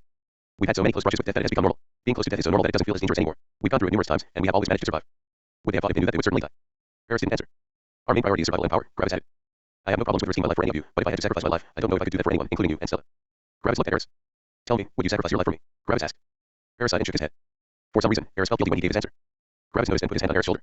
Don't feel guilty. We are cultivators, and we chase power so that we can survive. I don't want you to sacrifice your life for me. There is nothing to feel guilty about. Mortals might not understand, but it is different for us cultivators. We've gone through so much pain and have lived for so long that we can't give up now. The more we survive, the more we have invested. Surviving has reached an unfathomable level of importance to us. The only cultivators that can sacrifice their lives for someone else are the ones that have given up on the path to power, Gravis explained. Eris listened to Gravis' words, and his guilt vanished. He shouldn't feel guilty for feeling exactly like everyone else was feeling. 10 seconds of silence passed in which Eris was only thinking about Gravis' words. How come, even though our age difference is negligible by now, you are still able to teach me such things? Eris asked with a slight smile. Gravis also smiled slightly. Teaching isn't necessarily a superior instructing someone inferior. A forger can teach an alchemist about forging, and an alchemist can teach a forger about alchemy. Everyone went through different things in their lives, and they learned different lessons. In our case, I just know a lot about sentience and, by extension, intelligent life itself. That is simply my specialty, Gravis explained. Not lightning, Eris asked with a smirk. Gravis laughed a bit. I know a lot about lightning, but that mostly comes from my spirit's disposition. If I didn't have the ability to just directly absorb heavenly lightning, you would know more about lightning than me. After all, you even have a level 7 battle law for lightning. I don't have one. Eris was a bit surprised when he heard that, but he quickly realized that Gravis was right. In Eris' eyes, Gravis' usage and knowledge about lightning had always been far superior to his. He still remembered how Gravis had shown Eris how to use lightning properly, and even now, Gravis knew the level 9 law of heavenly lightning. However, if it weren't for that ability, Eris would be superior to Gravis right now in terms of lightning laws. In a sense, Eris had overtaken Gravis in that field. Eris had realized that he had truly grown powerful. He had even overtaken his father in one of his strongest fields. However, Eris also knew that this wasn't actually worth that much. In the end, battle strength was the most important thing, and Eris knew that he couldn't compare to Gravis. What are the new positions in the sect? Gravis asked, changing the topic. Liam died. Do you have a new vice sect master? Eris nodded. Broadwalker, he said. Broadwalker is still more powerful than me since he knows 2 level 7 laws, and he's the perfect candidate. Makes sense, Gravis commented. Gravis involuntarily thought about the remaining people he knew inside the Myriad sect. Manuel, Dorian, Ferris, Azure, Stella, Eris, Broadwalker, Exar. They were the remaining ones. As Gravis thought about it, he realized that he actually still had a lot of friends left. 6 had died earlier, which was a lot, but there were still 8 left. After having that thought, Gravis realized that he actually wasn't alone. Hearing about all of his friends' death had awakened dark feelings inside Gravis, but parts of these dark feelings vanished when he thought about his remaining friends. Even more, Gravis had just recovered from his sin aura. His life could finally return to normal, and the Myriad sect could slowly recover. The long war had ended. The will auras of nearly all the disciples were a level above their realm or more. The hard part was over, and now it was time to concentrate on laws and realm. A long time of peace was necessary. However, would the other sects allow the Myriad sect to be peaceful? The Myriad sect was at its weakest right now, and it needed time to recover. Gravis looked into the distance, and a cold light shone through his eyes. They have suffered for me, and I won't let them suffer even more, Gravis thought. Manuel, Gravis said. Yes, Manuel asked. He had still been in thought about his killing of Joyce. Accept me into the Myriad sect, Gravis said. Eris and Manuel's eyes widened in shock. I'll give you enough time to grow. If you find any errors, please let us know report chapter so we can fix it as soon as possible. Chapter 1140 to 1140, Grand Gravity Sect. There was a humongous, deep, dark hole not far away from the Myriad sect. It was thousands of kilometers wide, and it seemingly stretched into infinity. The hole was hundreds of thousands of kilometers deep. If a mortal fell into the hole and ignored the pressure, the mortal would die of starvation before hitting bottom. Along the walls of the hole, many buildings could be seen. They were black, and they could be found all over the gigantic hole. Many cultivators left one building and flew to the next one. Every flight was difficult and dangerous due to the immense gravity. Obviously, this was a sect, and the sect rules stated that every disciple had to live close to their limit when it came to gravity. This was the Grand Gravity Sect, arguably the most powerful sect in the area. They had over 80 star gods, and several of them were in the 3rd level. Right now, Gravis flew towards the hole. Gravis wore the robes of the Myriad sect, and an emblem representing the Myriad sect could be seen on his chest. Gravis was still a level 1 star god. Normally, going to an enemy sect as a level 1 star god was suicide. However, Gravis wasn't worried. If the ancestral gods hurt Gravis, the Eternal Fire sect would eradicate the offending ancestral god. No ancestral god in this place would want to make the Eternal Fire sect their enemy. Only those below the ancestral god realm would be allowed to interfere with Gravis' actions. After coming within a million kilometers of the gigantic hole, someone came to greet Gravis. A level 2 star god appeared in front of Gravis, and he smirked at Gravis coldly. Seems like you got lost, the star god said. Sadly, you won't dash. The star god stopped talking as Gravis simply continued flying forward leisurely. It was like the star god didn't even exist to Gravis. When the star god saw that, he snorted coldly. Who was this arrogant level 1 star god? He didn't even have an outstanding battle strength, and he felt extremely average. The star god activated his will aura and tried to suppress Gravis. However, the star god's eyes opened wide in shock when Gravis simply continued as if nothing had happened. By now, Gravis had passed the star god as he continued flying towards the hole. The star god exploded with anger and pulled out his sword. He had wanted to keep the invader at his peak so that one of their star gods could temper themselves against him, but that guy had infuriated him. The star god unleashed the law of his star, the level 7 battle law of gravity's pull. The gravity around Gravis intensified. Yet, Gravis only continued flying forward. The law of gravity counted as a suppressive law, and Gravis' law of freedom had the power of a level 8 more right now. The mind of the star god stopped working when he noticed that Gravis simply continued forward. This was too abnormal. Fun. So you have some tricks, but power is everything, the star god shouted. The star god charged towards Gravis and attacked him with his sword. Gravis pointed at the star god without looking at him. Bang. Heavenly lightning came out of Gravis' finger, and the star god's head exploded. He was dead. Was Gravis afraid of the damage to his karmic luck? No. What? Because the star god had attacked him first. One couldn't be faulted for defending themselves. When the star god died, the entire sect seemingly exploded. Several formation arrays were activated. Tens of star gods teleported out of the sect to appear in Gravis' path. Their expressions were cold and solemn as they stood in front of Gravis. They all took out their weapons, ready to attack him. Gravis only continued flying. The star gods all activated their laws, and tens of stars were summoned. Gravis only continued flying. As Gravis came closer, a surprising thing happened. Nothing. Nothing happened. That was the surprising thing. None of the star gods had attempted to attack or suppress him. They had only stood in front of him in a threatening manner. Gravis wasn't surprised. Their threatening demeanor may have fooled someone else, but Gravis knew a lot about sentience. He had seen the hidden fear and restraint in their eyes. They didn't want to stand in front of him, and they didn't want him to attack them. How was that possible? Gravis was pretty sure of the reason. An ancestral god had warned them. After the death of a level 2 star god, the ancestral gods had probably inspected Gravis. Gravis' battle strength couldn't be felt by star gods, but ancestral gods could feel Gravis' battle strength and will aura. Of course, that was only true if Gravis didn't change their perception with the law of perceived reality, but Gravis didn't want to do that right now. What do you want? A level 3 star god asked after seeing that Gravis didn't retreat. Gravis didn't answer and simply continued flying forward. The star god thought about threatening Gravis with their ancestral gods, but he realized that it would be useless. Gravis was part of the myriad sect, which meant that he knew the rules. The star god tried to ask Gravis about his purpose for coming here several times, but Gravis always ignored him. Eventually, Gravis passed the wall of star gods and flew towards the formation array protecting the sect. And then, Gravis simply passed through the barrier like it didn't even exist. Silence. A shocked silence fell upon the grand gravity sect. What was going on? After a while, Gravis arrived above the hole. For the first time, Gravis actually stopped. Shing. Gravis took out a saber. Easy. Gravis' saber was loaded with a lightning crescent, and the entire sect exploded in panic. Immortal emperors were all trying to teleport away, but Gravis was stopping them from teleporting with his laws. Whenever an immortal emperor tried to get out of the hole, they entered a wall of absolute suppression, which immediately forced them back into the hole. Going through the wall of the hole resulted in the same outcome. The star gods breathed heavily from a distance. There was so much power in Gravis' saber. They knew that if they got hit by that attack, they would die. There was no possible way to survive that. Every single star god would die if Gravis unleashed that lightning crescent right now. Even worse, the star gods couldn't even flee. Gravis' will aura was keeping them stationary. Why hadn't they fled earlier? The area around and above the hole was deadly still as the area inside the hole was a lot and chaotic mess. The current atmosphere in the hole could only be likened to a jar of lost place above a small fire. What do you want? For the first time, Gravis actually looked at someone that had spoken to him. An ancestral god had arrived near Gravis, and he had a frustrated expression on his face. I'm a new member of the myriad sect, Gravis slowly said, still carrying his saber in his right hand. Then what do you want? Do you want us to capitulate? The ancestral god asked. No, Gravis said. Do you want to kill us? No. Then what do you want? The ancestral god asked with annoyance and confusion. I will only be part of the myriad sect for the next 100,000 years, Gravis said. After that, I will leave it again. The myriad sect won't attack another sect during that time, and I better not see any sect attack us during that time. Just to be clear, I see your remaining sects as one entity, not as separate ones, Gravis said. If even one of you sects decides to go against us for the next 100,000 years, I will pay a visit to all of you. And after I'm done, you might need to join the Eternal Fire sect by the old-fashioned way, Gravis explained. The ancestral god had expected far worse events. He had expected for their sect to pay him tribute or straight up capitulate. 100,000 years of peace? Sure, he could do that. However, the later parts of Gravis' speech made the ancestor nervous and angry. I can't speak for all the sects, and I also can't make decisions for the other sects. I can only speak for my own sect, the ancestral god said. Gravis looked at the ancestral god. That's not my problem. After saying that, Gravis made his way back to the myriad sect, leaving behind an enraged and nervous ancestral god. If you find any errors, please let us know. Report chapter so we can fix it as soon as possible. Chapter 1141 to 1141, New Ascender. For the next couple of years, Gravis spent some of his time with Stella, but he had also realized that he had to become more powerful. Right now, Gravis was incredibly powerful, but he still wasn't strong enough to jump 6 levels for any future tempering. Even more, his will aura was already incredibly powerful, and his next tempering opponent would probably be against a level 9 star god eventually. Level 9 star gods would have several level 7 laws, and they might even have more than Gravis would have. This was bad, obviously. After all, Gravis needed a severe law advantage to win against someone like that. Therefore, Gravis and Mortis had quickly focused on comprehending laws. Mortis was still interested in finding a partner, but he didn't want to deal with that right now. This entire thing with Joyce had soured his mood. Because of that, Gravis and Mortis concentrated on comprehending the remaining level 6 elements. Luckily, law comprehension areas for level 6 laws were not very rare, and the myriad sect had all of them. So, Gravis and Mortis had spent most of their time finishing these laws. In the first 50,000 years before the war against the Eternal Fire sect back then, Mortis had finished 3 level 6 elements. Blaze, Zero, Ancestral Wood. With Gravis helping Mortis now, their speed doubled. In just 20,000 years, they managed to comprehend the laws of Stygian and purity. After that, it became even faster. Gravis managed to finish the log of Adamantite, which was a level 6 law equivalent to metal. Meanwhile, Mortis had comprehended the log of Hurricane, which was a level 6 law equivalent to wind. Only the log stone was left, which was a level 6 law equivalent to earth. While Mortis was focusing on the log stone, Gravis got contacted by his father. After listening to his father's message, Gravis smiled brightly and informed the myriad sect that he would be gone for a bit. Gravis kept the reason for his departure a secret since he wanted it to be a surprise. Gravis quickly flew over to a nearby city and paid several godstones for a teleportation. Gravis felt the spatial displacement, but he had gotten used to them by now. He had arrived in a city at nearly the other side of the core regions of the highest worlds. If he were to travel to this place without a teleportation formation array, Gravis would need to travel for thousands of years. The distances were simply ridiculous. After arriving in the city, Gravis quickly checked the entire city with his spirit sense, and he immediately found what he was looking for. In the middle of the city was a gigantic hall, surrounded by many representatives of different sects. This was an ascension hall, and normally, these representatives would walk forward and offer the ascenders an invitation to their sects. Ascenders had a high chance of becoming star gods, and the sects were very interested in getting these new members. Smaller sects led by star gods, sects led by other peak immortal emperors, and even some sects led by an ancestral god had representatives in this area. The power of these sects would intimidate any ascender, but they couldn't count for much in the core regions of the highest world. There were still the sects with several ancestral gods, like the Eternal Fire sect, above them. There were also sects led by divine gods above those. And above those were the peak sects. The highest 3 ranks only very rarely had representatives from their sects waiting in these ascension halls. After all, why would they want to invest so much money and time into training immortal emperors? Sects on the level of the Eternal Fire sect were only interested in star gods, and the sects above the Eternal Fire sect were only interested in ancestral gods. These small sects could teach these ascenders, and the trained people from these small sects would just enter the more powerful sects anyway. The powerful sects didn't need to put any resources into raising the power of ascenders. After all, they would just come on their own when they were powerful enough. Because of all of that, the strongest sect percent only had 3 ancestral gods at the beginning of their realm. Usually, the atmosphere in this ascension hall was cold, distant, and professional. The sects would simply make their offers and explain their mindsets. The ascender would then get to choose which sect they wanted to join. However, this time, the atmosphere was very different. The representatives were almost aggressive with each other. Some of them had even started shouting and denouncing each other. Yet, not all of them were acting this way. The representatives of the peak immortal emperor sects had stepped back and looked to the side. Obviously, they didn't want to get involved. The representatives of the sects with star gods stood at the back, but they still silently gave their offers to the new ascender. They had to get this ascender. Lastly, the sects being led by ancestral gods were nearly fighting each other for this new ascender. Getting this ascender was getting a star god, and not only that, but the ascender also had the ability to strengthen the entire sect and earn them a ton of money. This ascender was incredibly powerful, would help the entire sect, and would earn them a lot of money. These were the most sought after ascenders out of all of them. The ascender had the appearance of an 18-year-old girl with green hair. Beautiful flowers could be seen in her hair, and her appearance was absolutely stunning. She almost looked like a goddess. It was like she was representing nature itself. The reason why everyone wanted her in their sect was that she was a plant. Plants at the level of star gods were exceedingly rare, and being able to get one for one sect was an incredible blessing. As a plant, she would easily reach the star god realm. As a plant, she could condense law comprehension like fruits, which could then be given to outstanding disciples. However, her fruits could also be sold for an incredible amount of money. This was why these powerful sects were fighting over her so much. Right now, the new ascender simply looked around the hall with an aloof expression. She seemingly ignored all of these people as she inspected the highest world. So, these are humans, huh? She thought as she inspected all the different humans in the city. She had never seen a human before. She had expected that her first contact with humans would end with enmity. After all, she was a beast, and they were humans. There had to be some animosity between them, right? Yeah, surprisingly, all these people promised her infinite riches and incredible privileges just so that she would decide to join their sect. She was a bit disappointed by the development. As everyone continued arguing, Gravis stepped into the hall. The arguing representatives immediately stopped as they glared at the new arrival. They could handle the present representatives, but they wouldn't allow someone they didn't know to be for the ascender's attention. The hall fell silent, and the ascender looked at the new person. For some reason, she found this new person familiar. Yet, she had never seen this person before. Gravis only smirked. Ah, shit. It's a thick flower girl. It's a wonder that you managed to get this powerful with your shitty, toxic mouth, Gravis said with a smirk. The room became even quieter as the representatives looked with shock at the new arrival. What did that guy just say? The ascender looked with shock at Gravis, and her eyebrows furrowed. I think such a limp big pussy like you is just jealous that you can't get hard enough to even impress a dandelion. How about you swallow the shit that comes out of your mouth and go puke in a corner? The representatives became even more shocked. This beautiful, proud, elegant girl had just uttered such obscene words. Even more, her voice had a kind of resonance with nature, which made her voice sound peaceful and tranquil. Gravis snorted. You're just mad because you are stuck with this girl body instead of the muscular, powerful body you showed me back then.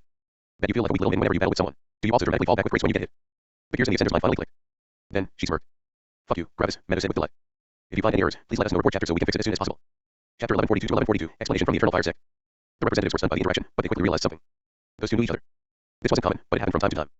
After all, many powerful members of other sects were made up of ascenders that had been in the highest world for a while. Old and new ascenders could have known each other. Even more, the new ascender was a plant, which gave the previous ascender way more time to become more powerful due to a plant's inherent longevity.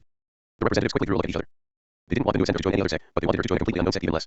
The representatives in the hall, at least, had several treaties on how to manage this whole affair. In comparison, this new guy was completely unrelated to them. You are not allowed to be here, one of the representatives to Gravis. Unaffiliated sects are not allowed to be for new ascenders. Be for new ascenders, Gravis asked with a snort. I just insulted your new ascender, and you call that fine for her. The star gods narrowed their eyes. But fine, Gravis said. I'll leave. Then, Gravis left the hall again. The star gods weren't very happy with that. Those two had obviously known each other, and Gravis' appearance alone had already thrown a wrench into their plans. The representatives quickly talked to each other to find a solution. They exchanged many words, but since all of them had been said by voice transmission, not even a second had passed before they reached a consensus. One of the representatives walked to Meadow. How would you like to join us? He asked. Meadow only looked at him neutrally. However, while the representative was talking, he activated some peculiar laws. These representatives had powerful skills when it came to manipulation and persuasion. This guy, in particular, knew several level 6 laws related to the spirit and mind. He was the best in this field out of everyone present, and he had promised the other sects a lot of money for this ascender. The others had accepted since this was better than seeing this new ascender go to none of their sects. At least, with this, they would get something out of this situation. Meadow's mind became foggy, and she immediately found this guy to her liking. Sure, she answered absent-mindedly. The other representatives grinned when they saw her agree. Wonderful. Then would you dash? The guy suddenly stopped talking. What? Because Meadow had vanished. There were no fluctuations of the space laws or darkness laws. She had simply stopped existing. The representatives were shocked and quickly searched for her in the surrounding million kilometers, but they couldn't find her. What's going on? One of them asked in shock. She's only a peak immortal emperor. She can't hide in front of us. I don't know. Another guy shouted back with annoyance. It must have been that other guy, a third representative shouted with narrowed eyes. Yes, it must be. That guy was a star god just like us. He probably used some kind of powerful law to take her away. I remembered his robes and his emblem. I'll immediately contact my superiors and tell them what happened. We won't stand for some unknown person to interfere in our business. The other representatives also nodded. They had several treaties, and they wouldn't accept some unknown sect to claim someone that belonged to them. So, how had Meadow vanished? Obviously, it was a law-perceived reality. Meadow had simply left together with Gravis while Gravis made it appear like she was still in the hall. Gravis gave Meadow some money and sent her away by the teleportation formation array. Then, Gravis left himself, which was why his illusion had suddenly dissipated. After all, Gravis was too far away now. The representative from the sect, which Meadow was supposed to belong to, quickly contacted the vice sect master. Initially, the vice sect master only frowned. Yes, other sects weren't supposed to steal their ascenders, but this matter wasn't so important that he had to be informed. He was an ancestral god, and he had more important things to worry about. Yet, when he heard that the new ascender was a plant, his eyes narrowed. This was too important. One plant could create several other star gods with their fruits. The vice sect master informed the sect master, and the sect master sent the vice sect master to gather information on the sect that took Meadow away. The vice sect master visited the information pavilion and asked about the identity of the sect behind Gravis. They remembered his get-up and emblem, which meant that they could easily find out which sect they belonged to. They were also quite certain that Gravis' sect couldn't be very powerful. After all, they hadn't heard of that sect before, which meant that they were probably not very relevant. The information pavilion kept the identities of Gravis and his friends secret, but the Myriad sect didn't fall under that restriction. The Myriad sect was a public organization, and the information pavilion had no issues with unveiling information about sects. Of course, information about sects was also way more expensive than information about individuals. Sects generally weren't very interested in information about individuals, but they were very interested in information about other sects. There was also far more information that one could have about a sect than about only one individual. Information about individuals was more of private relevance. Information about sects was more of organizational and professional relevance. A singular person wouldn't be willing to fork over a ridiculous amount of money for information, but a sect had way more money to spare. So, after paying a couple million godstones, the vice sect master got his information. Myriad sect. When the vice sect master saw the power of the Myriad sect, he only frowned. About 20 star gods. That was above average for a sect with an ancestral god as their leader. However, his own sect had around double the number of star gods, and they also had several ancestral gods. But then, the first issue raised its ugly head. Ancestor, level 5 ancestral god. That was a huge issue. That ancestor alone could decimate all their ancestral gods. Then came the second issue. Subsidiary sect of the Eternal Fire sect. The vice sect master didn't know the Myriad sect, but he knew the Eternal Fire sect. The Eternal Fire sect was no joke, and it was even a bit more powerful than their own superior sect. Their own superior sect was at the same level as the Eternal Fire sect, and they could even attempt to fight the Eternal Fire sect, but there were two issues. First of all, the war would have a higher chance of them losing rather than winning. Second, the Eternal Fire sect was on the other side of the core regions. One would think that with the presence of teleportation formation arrays, distance wouldn't be a huge factor in sect warfare, but that was a wrong assumption. Every sect had scouts and informants in any close cities. So, if any sect transported their forces by teleportation formation array, those scouts would relay the information to the sect and warn them. Something like this couldn't be hidden. Even if one put the entire army into a life ring, the fluctuations of the teleportation formation array would be far more powerful than if it were only one person teleporting over. This meant that if they wanted to catch the Myriad sect or the Eternal Fire sect by surprise, they would need to fly on their own. Ancestral gods would still take over 100 years to travel over such a vast distance. At that point, all the intelligence they had gathered of the enemy sect would have long since become irrelevant, making attacks riskier than usual. These two things made war with the Eternal Fire sect very difficult. The vice sect master informed his sect master, who also quickly frowned. Eventually, the sect master reported what had transpired to an elder of the superior sect. The elder looked at the information and decided to inform his own vice sect master. Eventually, it was decided that their sect would demand an explanation from the Eternal Fire sect. The Eternal Fire sect had stretched their hands into their territory, and they wouldn't stand for that. Eventually, the explanation from the Eternal Fire sect arrived. It essentially boiled down to this phrase. Not our problem that your representatives are that weak. If ascenders are so important to you, get an ancestral god to overlook the Ascension Hall. Don't annoy us with such irrelevant stuff. It was essentially a giant middle finger. If you find any errors, please let us know report chapter so we can fix it as soon as possible. Chapter 1143 to 1143, Plant War. On the way to the Myriad Sect, Gravis explained as much as he could about the highest world in the Myriad Sect. Eventually, they reached the Myriad Sect, and Meadow was immediately surprised by what she saw. There were so many peak immortal emperors. She knew that there would be many, but not that many. There were millions upon millions. Meadow had already gone through several worlds, and she knew how it felt to be at the bottom of the power scale again, but this was ridiculous. There were millions of beings in her realm. Every single of them had gone through at least one world where they had been the strongest ones at one point in time. All of these millions of peak immortal emperors represented a person that had once been the strongest in the world. There was not a single person that was not considered outstanding in their previous higher world. But here, in the highest world, they were only normal. Shit, I didn't expect there to be so many, Meadow said absent-mindedly. Gravis only smiled. Impressive, isn't it? Gravis asked. The highest world is absolutely gigantic, and there are so incredibly many peak immortal emperors. The ones you can currently see are not even a millionth of the entire world. Crazy, isn't it? Not even a millionth. Meadow slowly realized that this world was different from all the previous ones she had been to. Sure, in her higher world, there had also been over a billion immortals, but there was a difference between a billion and a trillion. It was the same difference between 1 and 1,000. Even more, the sheer size of the world is so much bigger than its inhabitants that nearly all of the world is just empty wilderness, Gravis explained. You would think that with so many cultivators, you would constantly meet new faces, but you actually don't. You only meet others when you specifically search for them. Meadow snorted. I get it. I'm not stupid, she said with a huff. You don't have to talk about the highest world just so you feel better about your mediocre achievements. Gravis snorted when he heard that. I'm just showing you how weak and insignificant your bitch ass is in this world. You're swimming in the ocean now, you freshwater guppy. You smell more like a fish than I do, Meadow countered. Oh, right, I forgot. You were a shitty electric eel once. Gravis continued bantering with Meadow, and he quickly fell into nostalgia. Back when Gravis had met Meadow, he had only been an acid nourishing cultivator or beast, depending on the viewpoint. Gravis had only wanted to comprehend some composition laws for plants. Because of that, Ferris had led Gravis to the bulwark, where he met Meadow. Back then, Meadow had only appeared like a normal ultimate, but that had quickly changed when she had unveiled her true power. By the way, how did your fight with Heaven go? Meadow asked as she remembered how she and Gravis had parted ways. You're still alive, so I expect that you walked his ass. Gravis' expression transformed into an awkward smile. Yeah, about that, Gravis said. He kind of had the law of the dead world as his avatar, and he also knew the major law of the elements. Meadow furrowed her brows. What's the law of the dead world? She asked. For a second, Gravis was taken aback, but then he remembered that the law of the dead world was actually a very rare law. Only very few people in the higher world knew it, and when Gravis was referring to the law of the dead world, he was talking about the minor variant. The major law of the dead world basically didn't exist in higher worlds. Exar had been a huge exception. And then, Meadow suddenly snorted. How did you actually fall for that? Meadow asked with an arrogant smirk. You think I don't know what some stupid law of the dead world is? I'm a flower, and in comparison to humans, I can't live under a rock. Shing. A small, illusory world appeared beside Meadow. This was her avatar, and it was made of a major law of the dead world. Gravis hadn't inspected Meadow's personality and memory since she was his friend. So, he was quite surprised when he realized that Meadow knew the major law of the dead world. In short, she was at least as powerful as Exar had been when he ascended. After a while, Gravis realized that it actually wasn't that surprising. Exar had been about 500,000 years in his higher world. Meadow had been way over a million years in her higher world. Meadow was probably even more powerful than Exar had been back then. Of course, the current Exar was not someone Meadow could fight against. That's really impressive, Meadow, Gravis said with a smile. Are all plants this powerful? Meadow snorted. Are you a country bumpkin or just a stupid child? Meadow asked. You see one outstanding plant, and you immediately believe that all of them are that powerful. Bitch, I'm the most powerful. Surprisingly, Gravis only smirked. I wouldn't be so sure about that, he said. Oh, please, Meadow said. You saw how crazy everyone got when they realized that I was neither beast nor human. Sure, there could be some more powerful plant peak immortal emperors out there, but they might as well not exist since we won't ever meet them. Gravis smirked only one. Why don't you settle down in the Myriad Sect and extend your roots? You might find a neighbor. A neighbor, huh? Meadow said with an arrogant smirk. So, there's some random dude currently sitting in my throne. How very nice of you to give me a subordinate as a present. I wonder who will be subordinate, Gravis said with a snicker. Meadow narrowed her eyes at Gravis and landed in the Myriad Sect. No one paid any attention to her. After all, she was just one more peak immortal emperor amongst millions. Meadow's human body vanished as she transformed into a flower, which quickly vanished into the earth. Meadow was expanding her root network, and she was claiming the Myriad Sect as her own. And then, she touched another root. Meadow realized that this had to be the other root, so she immediately pushed it to the side. CRR. The other root was violently pushed to the side as Meadow took her place with a smirk. Shing. Meadow gritted her metaphorical teeth as her root was suddenly severed from her body. The other root had returned, and it had used the space laws to cut off her root. Oh, you want to play rough? Yeah, she transmitted to the other plant. Who are you? The other plant asked, his voice deep and powerful. The rightful owner of the chair you're currently sitting on. Meadow started an offensive as she severed several roots of the opponent, pushing him back. Oh, it's been quite a while since another plant dared to attack me, the other plant said with power. And then, war broke out. Below the Myriad Sect, an ocean of roots was fighting each other. This was how plants usually battled each other. Controlling so many roots was like controlling an army, and the one who could control their troops better would win. Millions of roots attacked each other violently. Yet, above the Sect, no mortal emperor noticed the battle. Everything happened underground. Gravis only watched the battle with a smirk. Wonder if Narcissus can handle Meadow. If you find any errors, please let us know report chapter so we can fix it as soon as possible. Chapter 1144 to 1144, Plant Life. The battle was violent. The roots constantly clashed at each other, and they were continually severed. When one root was severed, the opponent absorbed the root to gain more life energy, which would result in the production of even more roots. Meadow's domain slowly extended, pushing Narcissus back. After a couple of minutes of violent fighting, 50% of the underground now belonged to Meadow. Get off my seat, Meadow transmitted aggressively. That's mine. However, Narcissus' answer was different from what Meadow had expected. All right, we can have a fair battle now, Narcissus answered.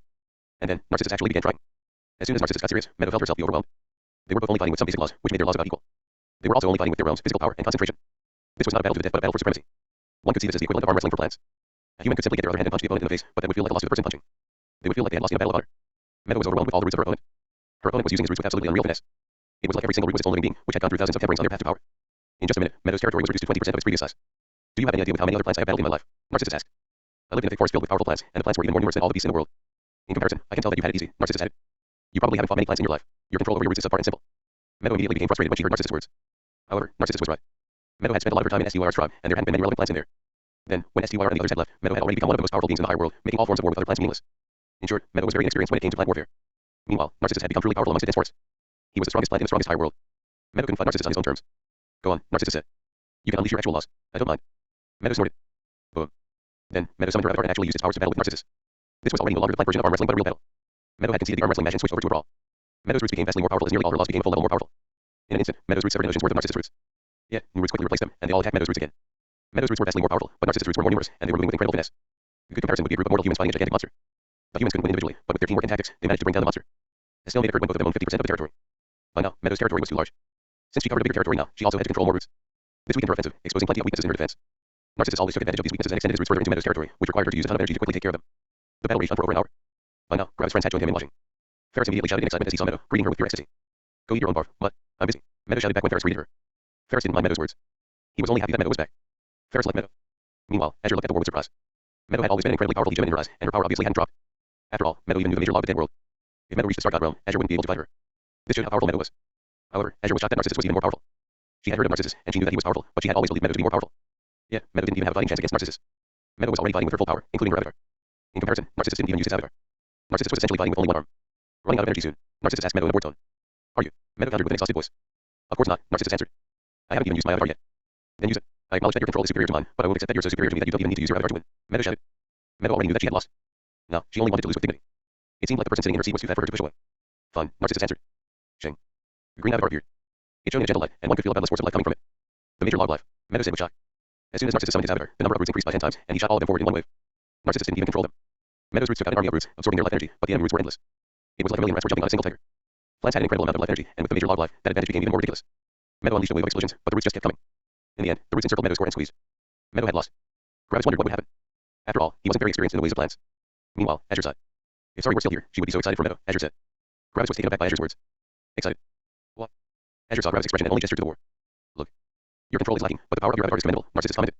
If we were actually fighting in our human forms, you wouldn't even have a slight chance of winning. Do you really need to show your superiority with words after already winning? How fragile is your ego? Is your name program? Meadow shot back. You're a rebellious one, huh? Narcissus commented calmly. I'm not a fan of rebellious mates, but we have time to change that. Gravis' eyes widened when he heard that. Mates. Just do it. You won, so go ahead. Meadow shouted back with annoyance. She sounded like she didn't want to go through with it, but Gravis could see that she was actually very attracted to Narcissus. It seemed like Narcissus' power had convinced Meadow deep inside. Narcissus squeezed Meadow's core, and a couple of flowers popped out of it. Then, Narcissus roots carefully entered the flowers and retrieved the valuable pollen. After that, Narcissus moved upwards and transformed into his free form in the middle of a myriad sect. The members of the myriad sect were surprised by the sudden appearance of a tree, and they looked over. Some of Narcissus' roots came out of the ground and put Meadow's pollen into his own flowers. CRR. In a matter of seconds, millions of fruits appeared on Narcissus. When Meadow saw that, her mind froze. Meadow could only produce 10,000 of these fruits at once in this manner. Meanwhile, Narcissus made millions. The sheer power of Narcissus' life energy was ridiculous. And well, one had to know that life energy was the most attractive thing to plants. Narcissus' body shook, and the fruits all shot into the distance. As soon as they left the vicinity of the myriad sect's buildings, they exploded into a shower of seeds. Every fruit had 1,000 seeds, which meant that billions of seeds were raining down on the surrounding thousands of kilometers of the myriad sect. It was a beautiful spectacle that resembled fireworks a little bit. The seeds buried deeply into the ground, and the spectacle had ended. Gravis looked with surprise at Azure. Azure only smiled. We will have a thick forest around our sect in the future, she said. If you find any errors, please let us know report chapter so we can fix it as soon as possible. Chapter 1145 to 1145, Mortis struggles. Gravis hadn't expected that things would turn out this way. He had just expected Narcissus and Meadow to get to know each other more. After all, they were fellow plants. He hadn't expected that they would just directly mate and have children. Most of the humans in the myriad sect were confused, but the beasts explained to the humans what had happened. After that, the humans nodded in understanding. So it was just sex. Okay. Narcissus let Meadow go again, and her roots slowly moved around in the underground. If you're hugging the entire seat, let me at least sit on your lap, she said in a quiet voice with a bit of annoyance. Gravis was surprised when he heard Meadow's voice. Was this still the Meadow he knew? She almost sounded like an innocent maiden that talked cutely to her boyfriend. Meadow's roots slowly curled around Narcissus' roots, and in the end, both of them shared the underground of the myriad sect. The territories weren't split 50-50, but the two of them shared the space. Narcissus didn't answer Meadow, and he only kept his roots steady so that she could curl around him. He was full on acting like the typical, strong, stoic boyfriend. Give them some time for themselves, Azure said to Gravis and Manuel. We can put the plan into motion when Meadow settled in. Manuel nodded with a peaceful smile. To think that we would get our own forest full of plants that can cultivate. In the future, these plants will help us immensely. We can lead them to our law comprehension areas, and they will eventually be willing to trade for their fruits. Gravis nodded. This is a very good thing for everyone. Meadow and Narcissus benefit, and we benefit. When Mortis had seen Meadow and Narcissus interact with each other, he involuntarily got reminded of his time with Joyce.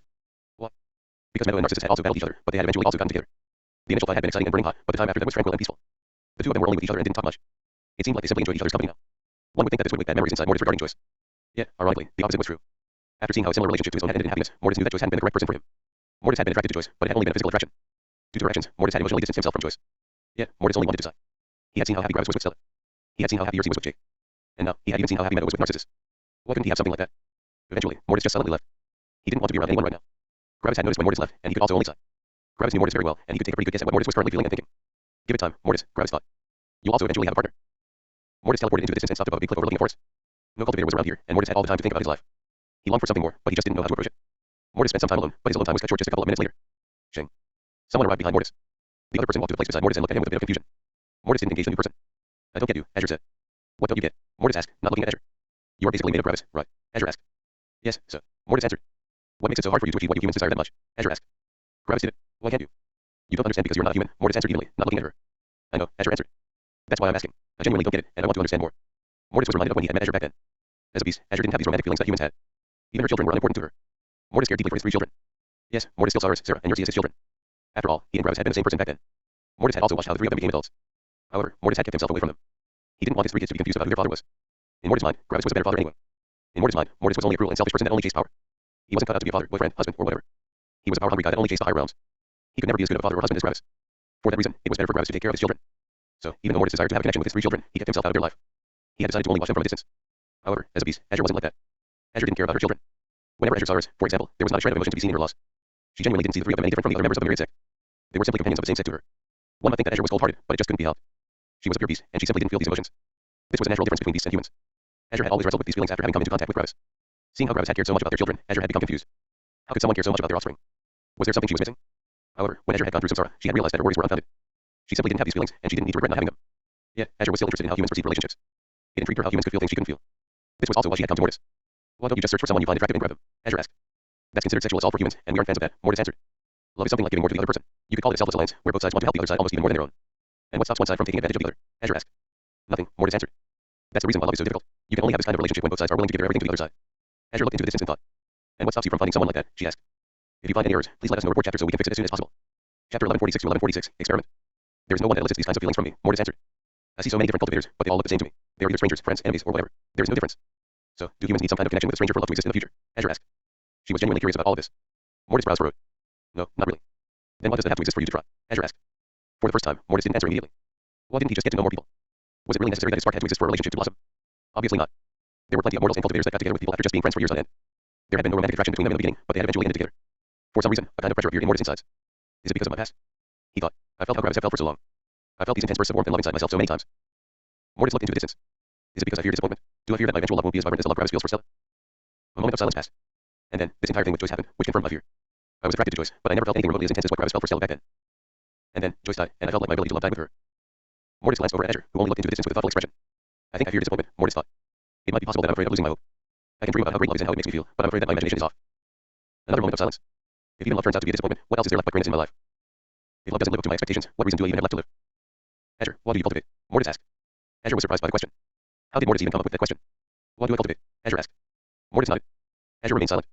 I don't know, she said after several seconds. Honestly, I haven't really thought about it. Living just feels natural to me, and it's like something I just have to do. Is there something in your life that you don't want to lose, no matter what? Mortis asked. Azure remained silent for a bit longer as her expression became uncomfortable. Not really, Azure answered with an unsure voice.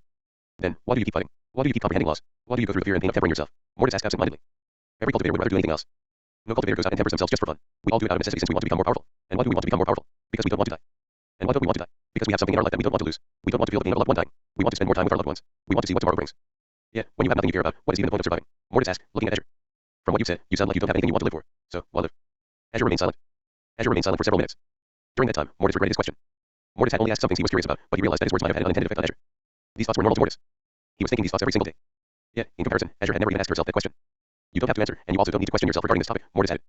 You obviously have something to live for. Otherwise, you wouldn't have had the willpower to get through so much fighting and death. No, you were right, Azure said, her expression showing an internal struggle. What do I actually live for? Why do I live? You're a beast, Azure, Mortis added. Heaven made you to become powerful. You're not a human, and you don't need to have the feelings we humans have. For you, power might have a vastly stronger appeal than for us. Becoming more powerful might feel way more fulfilling than for us humans. Don't try to invalidate your reasons for living by comparing them to humans. You're not a human, and you already accepted that, right? Why search for something unimportant to you? Mortis added. By now, Mortis had regretted asking his earlier question. Azure seemed to genuinely struggle right now. No, that's not the case, Azure said as she looked at Mortis with confusion and nervousness. I know what you're trying to do right now, but your worry is misplaced. Mortis raised an eyebrow. I am simply overwhelmed by something I have never felt before, Azure said. That's why it was so difficult for me to answer. What do you feel? Mortis asked. It's a kind of emptiness, Azure said. It's like a black hole that sucks out all the drive in my being, and it feels like it's consuming my insides.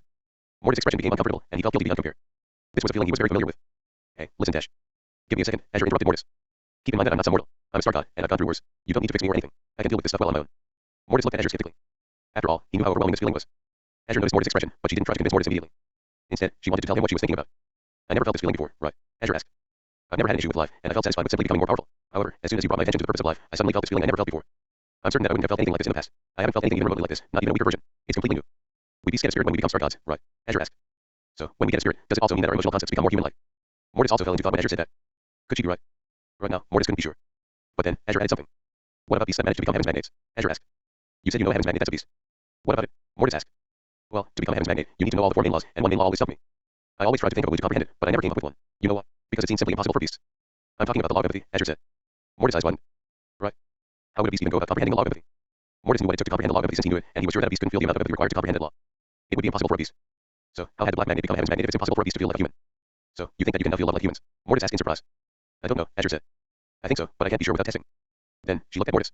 Want to try? She asked. Mortis froze. That. Mortis only looked at Azure. Could you be a bit more specific? Mortis asked. Try to see if we could love each other, Azure added. If it doesn't work, we can just stop. After all, even if I can't feel it, I know a bit about how it works, and I know that it would hurt you if I couldn't reciprocate. So, we can just try, right? If it works, we can both experience love, and if it doesn't, we can just break up. Mortis scratched the back of his head awkwardly. I don't know, he said. Why are you hesitating? Azure asked, genuinely confused. I see no downside, only upsides. We will come out with more knowledge, no matter how it goes. Then, Azure remembered something. Oh, is it because I'm not attractive to you? Azure asked, genuinely confused.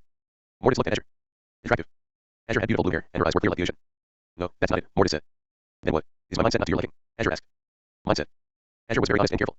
Even when she hadn't felt anything like love before, she had been mindful of the people who did. Additionally, Azure had an air of superiority on her, but not the bad kind. She simply appeared like a powerful and outstanding woman. It wasn't mindless pride but confidence. Lastly, Azure was very direct and always voiced her thoughts. As for her beast body, Mortis got reminded of Yursi and Jake. Jake wasn't attracted to a beast body, but he had still been entranced with Yursi. Back then, Mortis had seen no issue with it. It wasn't like Yursi's true body was a beast. No, she simply had two bodies. None of the two bodies were true or false. Additionally, almost all beasts lived in their human form due to the greater connection with the laws. Even more, humans had hands that could use weapons. In a sense, the only things that differentiated a human from a beast were their abilities and origin. Everything else was the same. No, that's also not it, Mortis added. Then what? Azure asked. I don't get it. Is it that spark you talked about earlier? But then, you said that the spark isn't necessary. What's the harm in trying? Mortis' mind was overwhelmed at the moment. He couldn't find a reason to reject Azure since all her words were logically sound. However, Mortis still felt hesitant. Is that stubbornness? Mortis thought. I can't find a logical counter-argument, but I still don't want to concede the argument. If I can't find any arguments, doesn't that mean that I'm incorrect? Mortis looked at Azure. She's actually right. What's the harm in trying? It can't really get worse than it currently is. For some reason, Mortis became very nervous. I mean, if you're fine with it, we can see if it works, Mortis said. Azure smiled with excitement. Great. 10 seconds of awkward silence. So, how do we try? Azure asked in confusion. Mortis smiled awkwardly and sat down. Then, he patted the place beside him. Let's just try sitting beside each other and talk. Azure became interested and sat down beside Mortis. What do we talk about? Azure asked after some seconds. Anything, Mortis said. If you find any errors, please let us know. Report chapter so we can fix it as soon as possible. Chapter 1147 to 1147, plans. After a couple of days, the myriad sect decided that it was time to give Meadow a present. Everything had already been prepared. In the last couple of days, Meadow had heard about everything that had happened. Most of the things were interesting to her, but hearing about Sari's death made Meadow melancholic. However, Sari's death wasn't in vain, and she would give one last present to Meadow. We gathered all our dead companions as well as their enemies in the underground mausoleum, Manuel explained to Meadow. Their bodies, minds, and spirits have vanished, but their laws have been isolated by formation array. Over the long years, all the energy in the mausoleum vanished, but the laws were left behind. As plants, you can absorb all the laws in the mausoleum, which will increase your own strength by several magnitudes. We originally had asked Narcissus to absorb these laws, but he said that he already knew many of them, and if he decided to siphon out the remaining laws, many laws would go to waste. Manuel looked at Meadow with a smile. But with you here, we no longer need to wait. Now, you two can absorb these laws together. You bought me dinner. You shouldn't have, Meadow said sarcastically. Tell me what you want in exchange. I'm pretty sure that you're not buying me dinner just to get in all this action I can provide. Manuel only smiled awkwardly. He hadn't been in contact with Meadow before, and her manner of speech was a little unusual. We also have bought a very expensive formation array to keep plants hidden from prying eyes. Even ancestral gods can't see through that formation array. Honestly, you can't imagine how expensive it was. And now you're even protecting me from the mean delinquents on the outside. Ah, you're so kind, Meadow said in a mocking tone. Whatever can this innocent maiden do for you? I would like you to guarantee the survival of our weaker disciples in eventual wars in the future, Manuel said. And how am I supposed to do that? Meadow asked. Simple. Whenever one of the disciples is about to die, you simply extend your roots and pull them out of the fight, leaving the enemy to someone else. Silence. What? Meadow asked. Aren't you humans all about will auras? Wouldn't something like that damage your will auras or whatever? You haven't been in contact with humans before, Manuel added. So, it's only logical that you don't know some things. Your logic would be sound when we are talking about battles between individuals, but it's different when sects are warring with each other. We are always in danger in the wars, and everyone knows that our goal is not to temper ourselves but to win. Everyone knows that someone will try to save us during the fights. Of course, knowing that you can be saved makes the growth of a will aura weaker since you wouldn't feel like you would certainly die as soon as you lose. The certainty of death would be replaced with a chance. However, this allows us to intervene in fights without damaging the will auras of our disciples. Of course, in exchange, the will auras won't grow as much as when we wouldn't save them. It's a risk and reward thing. On an individual basis, it's high risk, high reward, and in sect warfare, it's low risk, low reward.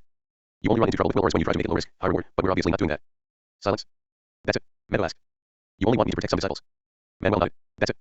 You don't want me to make any law comprehension life fruits or anything else. No, Manuel answered. Narcissus will do that, but in turn, he won't protect our disciples in a war. After a moment of deliberation, Meadow agreed.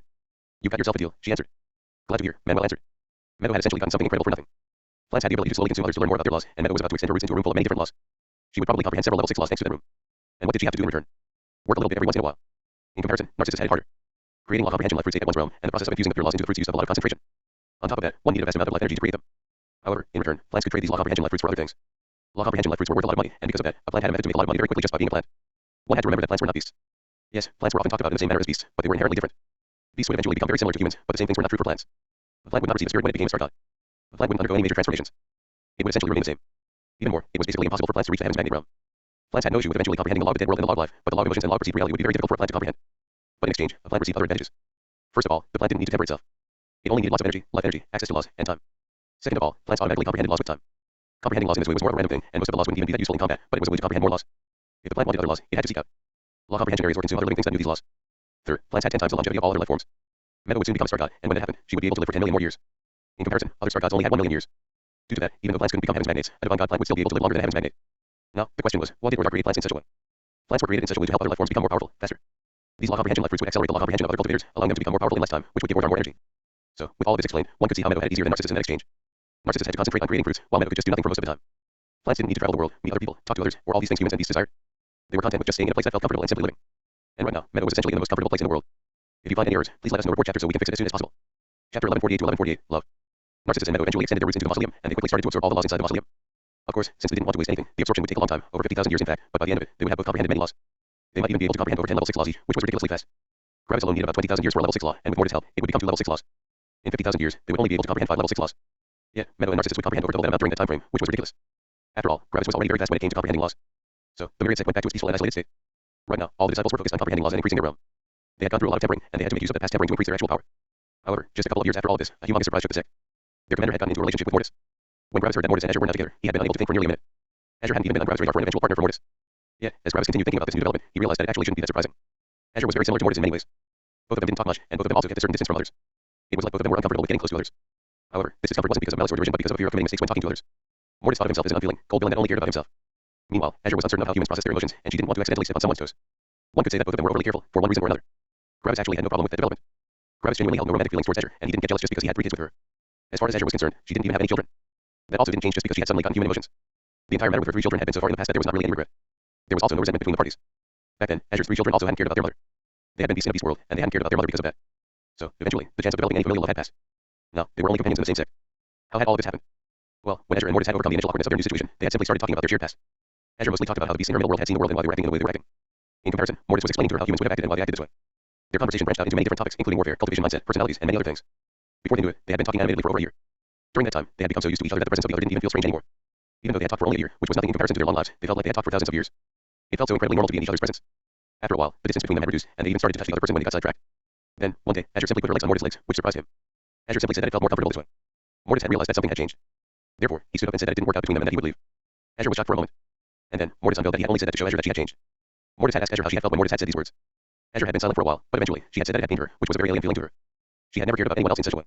Then, Mortis sat back down again and told her that this was attraction. After that, Mortis explained to Azure thoroughly how attraction worked and how it would eventually develop into love. When Azure heard that, she could finally confirm that she was different now. She could love. Was this a good or bad change? Honestly, she wasn't sure, but for the moment, she liked how she felt. So, Azure went in closer to Mortis since Mortis had said that physical closeness would help in developing more love. Azure was doing her best to feel love since she wanted to know how it felt, and she followed Mortis' advice. Eventually, the two of them began to kiss and hug each other, and after a quiet moment, Mortis' mind began shivering.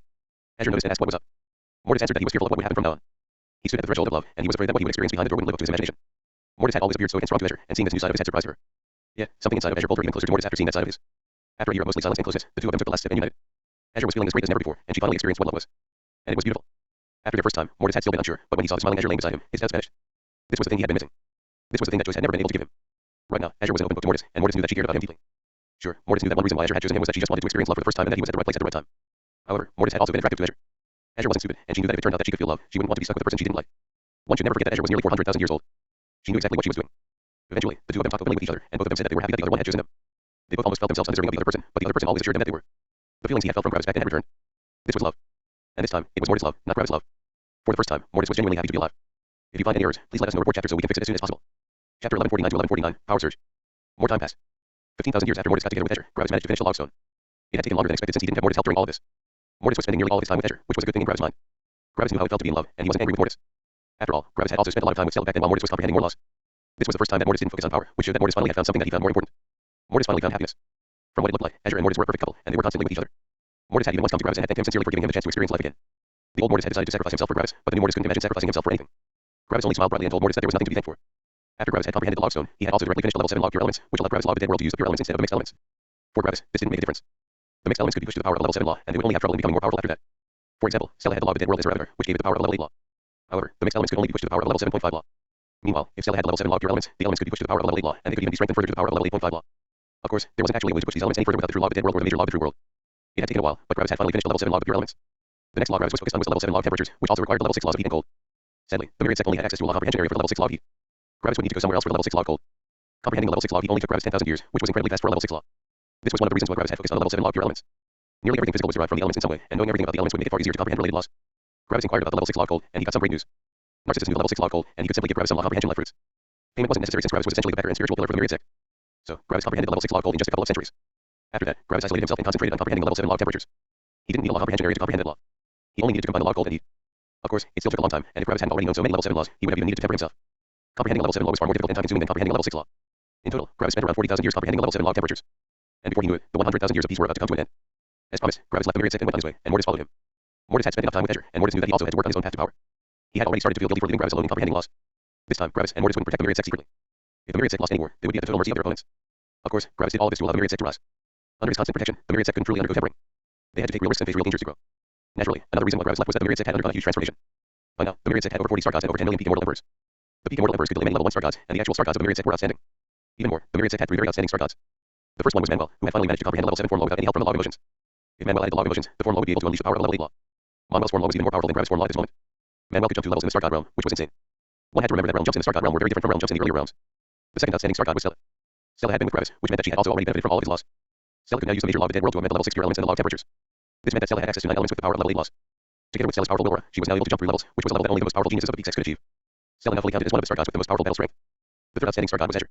One had to remember that it wasn't only Gravis that knew the law of empathy. Mortis also knew it, and his time with Azure had transformed her. Azure had comprehended nearly all of the laws that Stella knew, and she now also had access to the law of the dead world together with the level 7 laws of temperatures and pure elements. Sadly, Azure's newly condensed will aura was only a bit above average, which only allowed her to fight someone 2 levels above herself. These 3 were the most powerful Star Gods in the Myriad Sect. They were so powerful that even Peak 6 would specifically send someone to scout them if they knew that these 3 existed. Of course, one also couldn't forget Exar, Narcissus, Broadwalker, and Meadow. The 4 of them could fight 1 level above themselves, which was also incredible. Lastly, the Myriad Sect had also accepted 2 new members, and they were very familiar to the elders. One of them was a new level 1 Star God, and the other one was a peak immortal emperor. When those 2 joined, the elders welcomed them with open arms. Gravis was also there to welcome them with pride. They were Jake and Yerzy. Jake had become a Star God, and Yerzy had become a peak immortal emperor. Gravis had been in the highest world for nearly 200,000 years now, which was about 40% of his entire life. When he had come back from the higher world, Yerzy had still been immortal, but that had changed. Yerzy had comprehended a couple of level 6 laws by now, and she had been only missing 1 more to create a level 7 law. The law that she was missing was the level 6 law of time. After comprehending it, Yerzy could create the law of primordial force. Gravis happily helped Yerzy in comprehending this law by giving her a trip through samsara.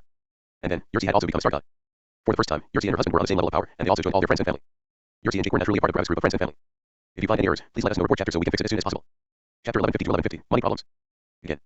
After leaving the Myriad Sect, Gravis focused on his next goal. The level 6 laws were basically done, except for the life laws. However, since the life laws wouldn't be that useful to Gravis, he decided to leave them for later. He would only focus on them when he was concentrating on the 3 main laws. So, Gravis focused on the level 7 laws, and the first level 7 laws he focused on were the 3 laws of pure materials. Gravis had been putting off comprehending these laws for 2 reasons. First of all, Gravis wanted to comprehend the laws of the elements before attempting the material laws. Comprehending the elemental laws first would make it far easier for Gravis to comprehend the material laws. After all, the materials were all created by the elements. Second, comprehending the material laws was an annoying hassle. There were no law comprehension areas for the level 7 material laws. Gravis needed to essentially gather all the pure materials of the world, which wasn't easy. There were pure materials on the level of ancestral gods, and if Gravis wanted to create them, he would need to spend an incredible amount of energy. On top of that, he would have to go to all the different kinds of territories and climates to condense them, and even then, creating these materials depended on luck. Since Gravis didn't know the law of the materials yet, he couldn't consciously create them. This was why Gravis only focused on comprehending these laws now. The true law of hard pure materials was especially important to him. Without that law, Gravis couldn't even attempt to fight someone 5 or 6 levels above himself. His sabers would just break into pieces on the first clash with the enemy. Gravis had asked Jake about a way to comprehend the 3 level 7 laws of pure materials since Jake had been working in a smart cultivator for a long time. Jake said that there was a way to quickly comprehend these laws without any long-term consequences to Gravis' comprehension ability, but it was ridiculously expensive. There were no virtualization arrays for the 3 laws of pure materials, but there were material sets. As the name suggested, material sets were sets of all the available materials. These materials had been created and gathered from all over the world, and the sets were specifically made for people to comprehend the true material laws. Of course, the price for tons upon tons of materials was ridiculously high. Jake had told Gravis that he would need to pay 1 billion godstones per set. When Gravis had heard the price, he took a deep breath through his teeth. The entire Myriad Sect only had a bit over 1 billion godstones, and Gravis would never ask them for so much money. Gravis realized that he needed 3 billion godstones to comprehend the 3 level 7 laws of pure materials. If Gravis joined the Heaven Company with his new power, he would only make around 15,000 contribution points per century. That corresponded to 150,000 godstones per century. If Gravis became a level 4 Star God, he would earn about 250,000 godstones per century. How long would it take Gravis to earn 3 billion godstones when he earned 250,000 godstones per century? About 1.2 million years. That was a long time. No wonder all the forgers that knew the level 7 law of hard pure materials asked for so much money. Comprehending that law had taken the forgers an incredible investment, and they knew that there weren't many public forgers with that law. Most of them were inside sects, and they only forged for their sect members. However, the investment had been worth it. Forgers that knew the true hard pure material law were making a ridiculous amount of money. Gravis could also make that much money, but he had to comprehend the necessary laws first. Gravis realized that joining the Heaven Company for these 3 laws wasn't an option. Other Star Gods might be willing to invest so much time, but Gravis wasn't willing. He wanted to comprehend it faster. But he needed money. So, Gravis went to the most experienced person regarding earning money in the world. His mother. Gravis visited his parents quite frequently, so he didn't feel awkward about asking for some advice. If Gravis visited rarely, he would only feel like an unthankful person that only visited them when he needed something. Luckily, Gravis wasn't such a person. So, you want to earn money, huh? Gravis' mother asked with a smirk. You came to the right person. I know, Mom, Gravis said with a smile. When it comes to earning money, you're the best. Gravis' mother nodded several times with a proud smile. So, how much do you need? 3 billion godstones, Gravis said. 3 billion godstones. Gravis' mother asked as she fell into thought. 3 billion godstones was way more than any Star God needed, which surprised her. Even the virtualization arrays wouldn't need that much money. But then, she remembered something, and everything clicked. You want the 3 material sets, right? She asked with a smirk. Gravis smiled bitterly. Yep, you guessed correctly. Gravis' mother nodded with a smirk. For starters, you should focus on earning 1 billion godstones. That's enough to buy the set for hard pure materials, and after knowing that, you can easily earn the remainder yourself. Okay, but 1 billion is still a lot, Gravis said. It is, she replied. You know the major law of the dead world, which allows you to theoretically earn a lot of money by forging. Yeah, there is an issue. The market for world weapons in the Star God realm is big, but people that have the kind of money to buy world weapons also have the kind of money to buy world weapons made out of hard pure materials. In short, basically no one will buy world weapons from you since you don't know the true hard pure material law. Gravis nodded. I was thinking about earning money with samsara. Gravis' mother knew about samsara. After hearing about Gravis' suggestion, she surprisingly didn't immediately agree. The potential for earning money with samsara is incredible. You can teach someone a major law of time and increase their will order during the process. There is nearly no supply for that but an incredible demand. Theoretically, you could earn far more money this way than with world weapons. But, Gravis asked, knowing that a bug would come. But security is an issue, she continued explaining. Having some danger isn't a problem, but the danger must be explainable. Without being able to read someone's law fragments, you can't determine their chances of surviving samsara. If you can't read their law fragments, it will only be a matter of time until you kill someone important. Samsara has a unique kind of danger to it. Geniuses, who are respected by everyone, might not survive samsara, while some random weakling will survive it just fine.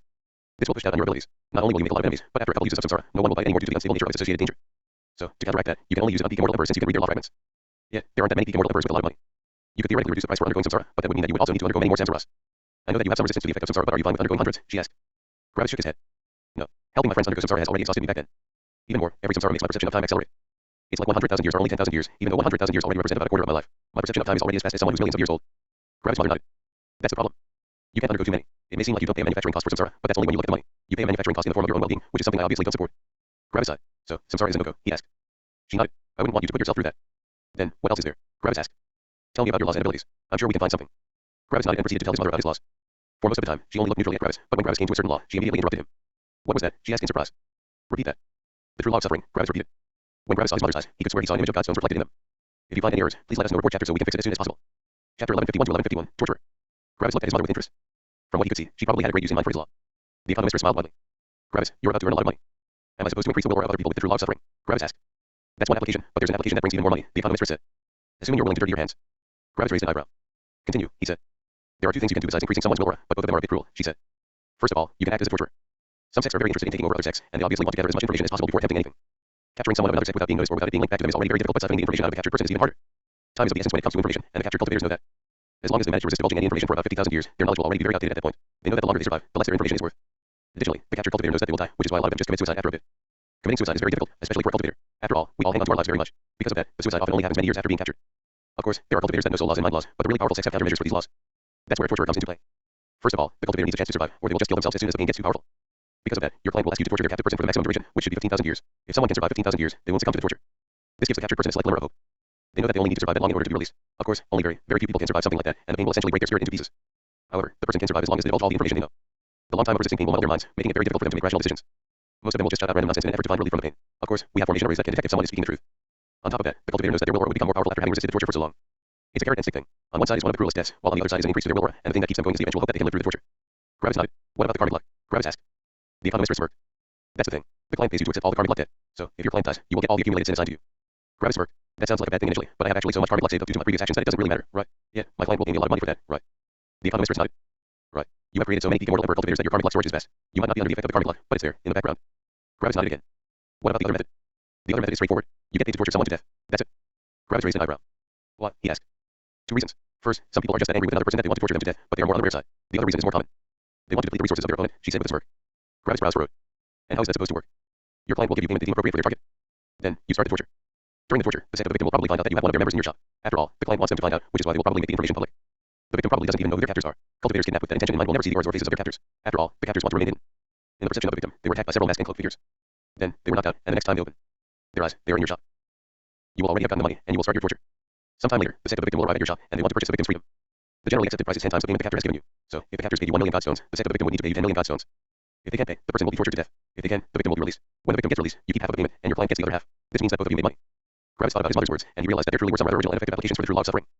Sects always had more money than individuals, and Gravis could earn a lot of money for basically no investment. Of course, the moral implications of taking such a job were not very nice, but Gravis didn't really care about that. He had already killed so many people. Torturing someone to death wasn't really worse. It was just money. Naturally, Gravis also realized that he would probably offend some sects. Some of the sects would demand that Gravis release the victim, but Gravis had to decline every time. Otherwise, his business would collapse. While Gravis was in Opposer City, the other party couldn't do anything to him, but when he left, they could hunt him down for revenge. This could become very risky. However, the risk was still manageable. By now, Gravis knew that all information about him had been deleted from the information pavilion. As long as he kept himself hidden, he would be able to evade his pursuers. Now comes the best part, the economist said with an excited smile. Gravis looked at his mother with surprise. There's more, he asked. She nodded. On its own, samsara wouldn't be enough of a pull to attract the attention of sex, but if they come to you with the intention of getting some information, you can offer them samsara as an alternative. Of course, due to the damage samsara causes you, the price will be sky high. I would put the price at 500 million for star gods and 100 million for immortal emperors. Gravis' eyes widened.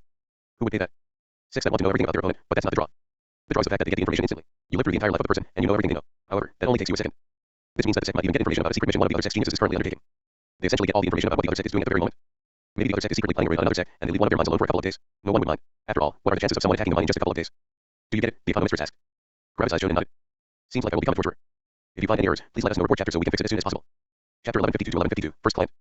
Gravis and his mother talked a long time about how to set up the shop, and eventually, they came to a consensus. Gravis would give his mother 20% of all the earnings. In return, she would get the shop, handle all the bureaucracy, and be responsible for the security in the shop. The fact that she was handling the security was the most important thing. People that know that they will be tortured to death might become rowdy and attack Gravis. If his victim were an ancestral god, Gravis would die. With the help of his mother, Gravis didn't need to fear anyone inside his own shop. Only peak divine gods could fight his mother, and peak divine gods wouldn't enter the shop of a star god torturer. They had access to the real torturers, which were basically all divine gods themselves. It took the economist only a couple of years to set up the entire shop, and before he knew it, Gravis could already start working. His shop was in the main plaza of Opposer City, an incredibly expensive location. Back when Gravis had set up the Gravis house, he hadn't been in the main plaza. After all, these shops were just far too expensive, and the economist would have never gotten her investment back. The shop itself would have been far more expensive than all the money Gravis had made back then. In fact, the rent was 10 million godstones per millennium. Gravis quickly set up his shop and looked at the sign on top of the entrance. Secret name Torture Chambers. Gravis decided to call it as such because he couldn't unveil the actual name, which was simply the Gravis Torture Chambers. The Gravis is branching out, Gravis thought with pride. First, the Gravis was a forge. Then, it was a trading firm. Then, it was a sect spanning millions of worlds. And now, it was a torture chamber. Gravis sat down in his shop while wearing a disguise. Wearing disguises in Opposer City was forbidden, but they could be worn inside buildings as long as the owner of the building didn't call the guards. And then, Gravis simply waited. The economist hadn't only invested in the shop's location and bureaucracy but also in marketing.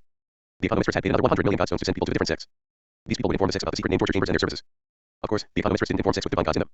The most powerful sects she informed were the ones on the level of the Eternal Fire sect. With all the marketing, Gravis wouldn't need to wait too long for his first customer, and sure enough, just a couple of months after opening the shop, his first customers arrived.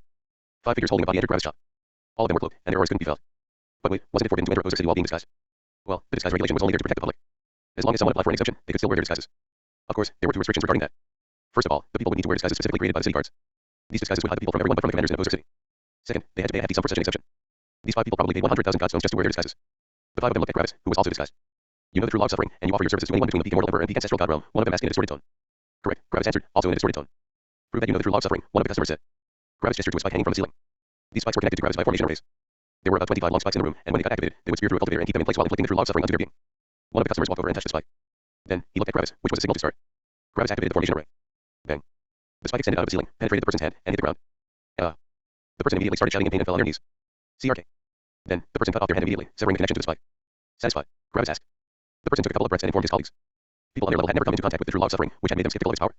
After all, it was difficult to imagine a being so strong that one wanted to kill themselves. They talked for a long time by voice transmission. After a minute, the 5 gathered together again and looked at Gravis. What are your prices? One of them asked. Gravis gestured to the wall, which had all the prices listed. The 5 of them looked over, and they took a deep breath. Sure enough, this was expensive. Nothing cost less than 1,000,000 godstones. However, they became even more surprised when they saw the special section.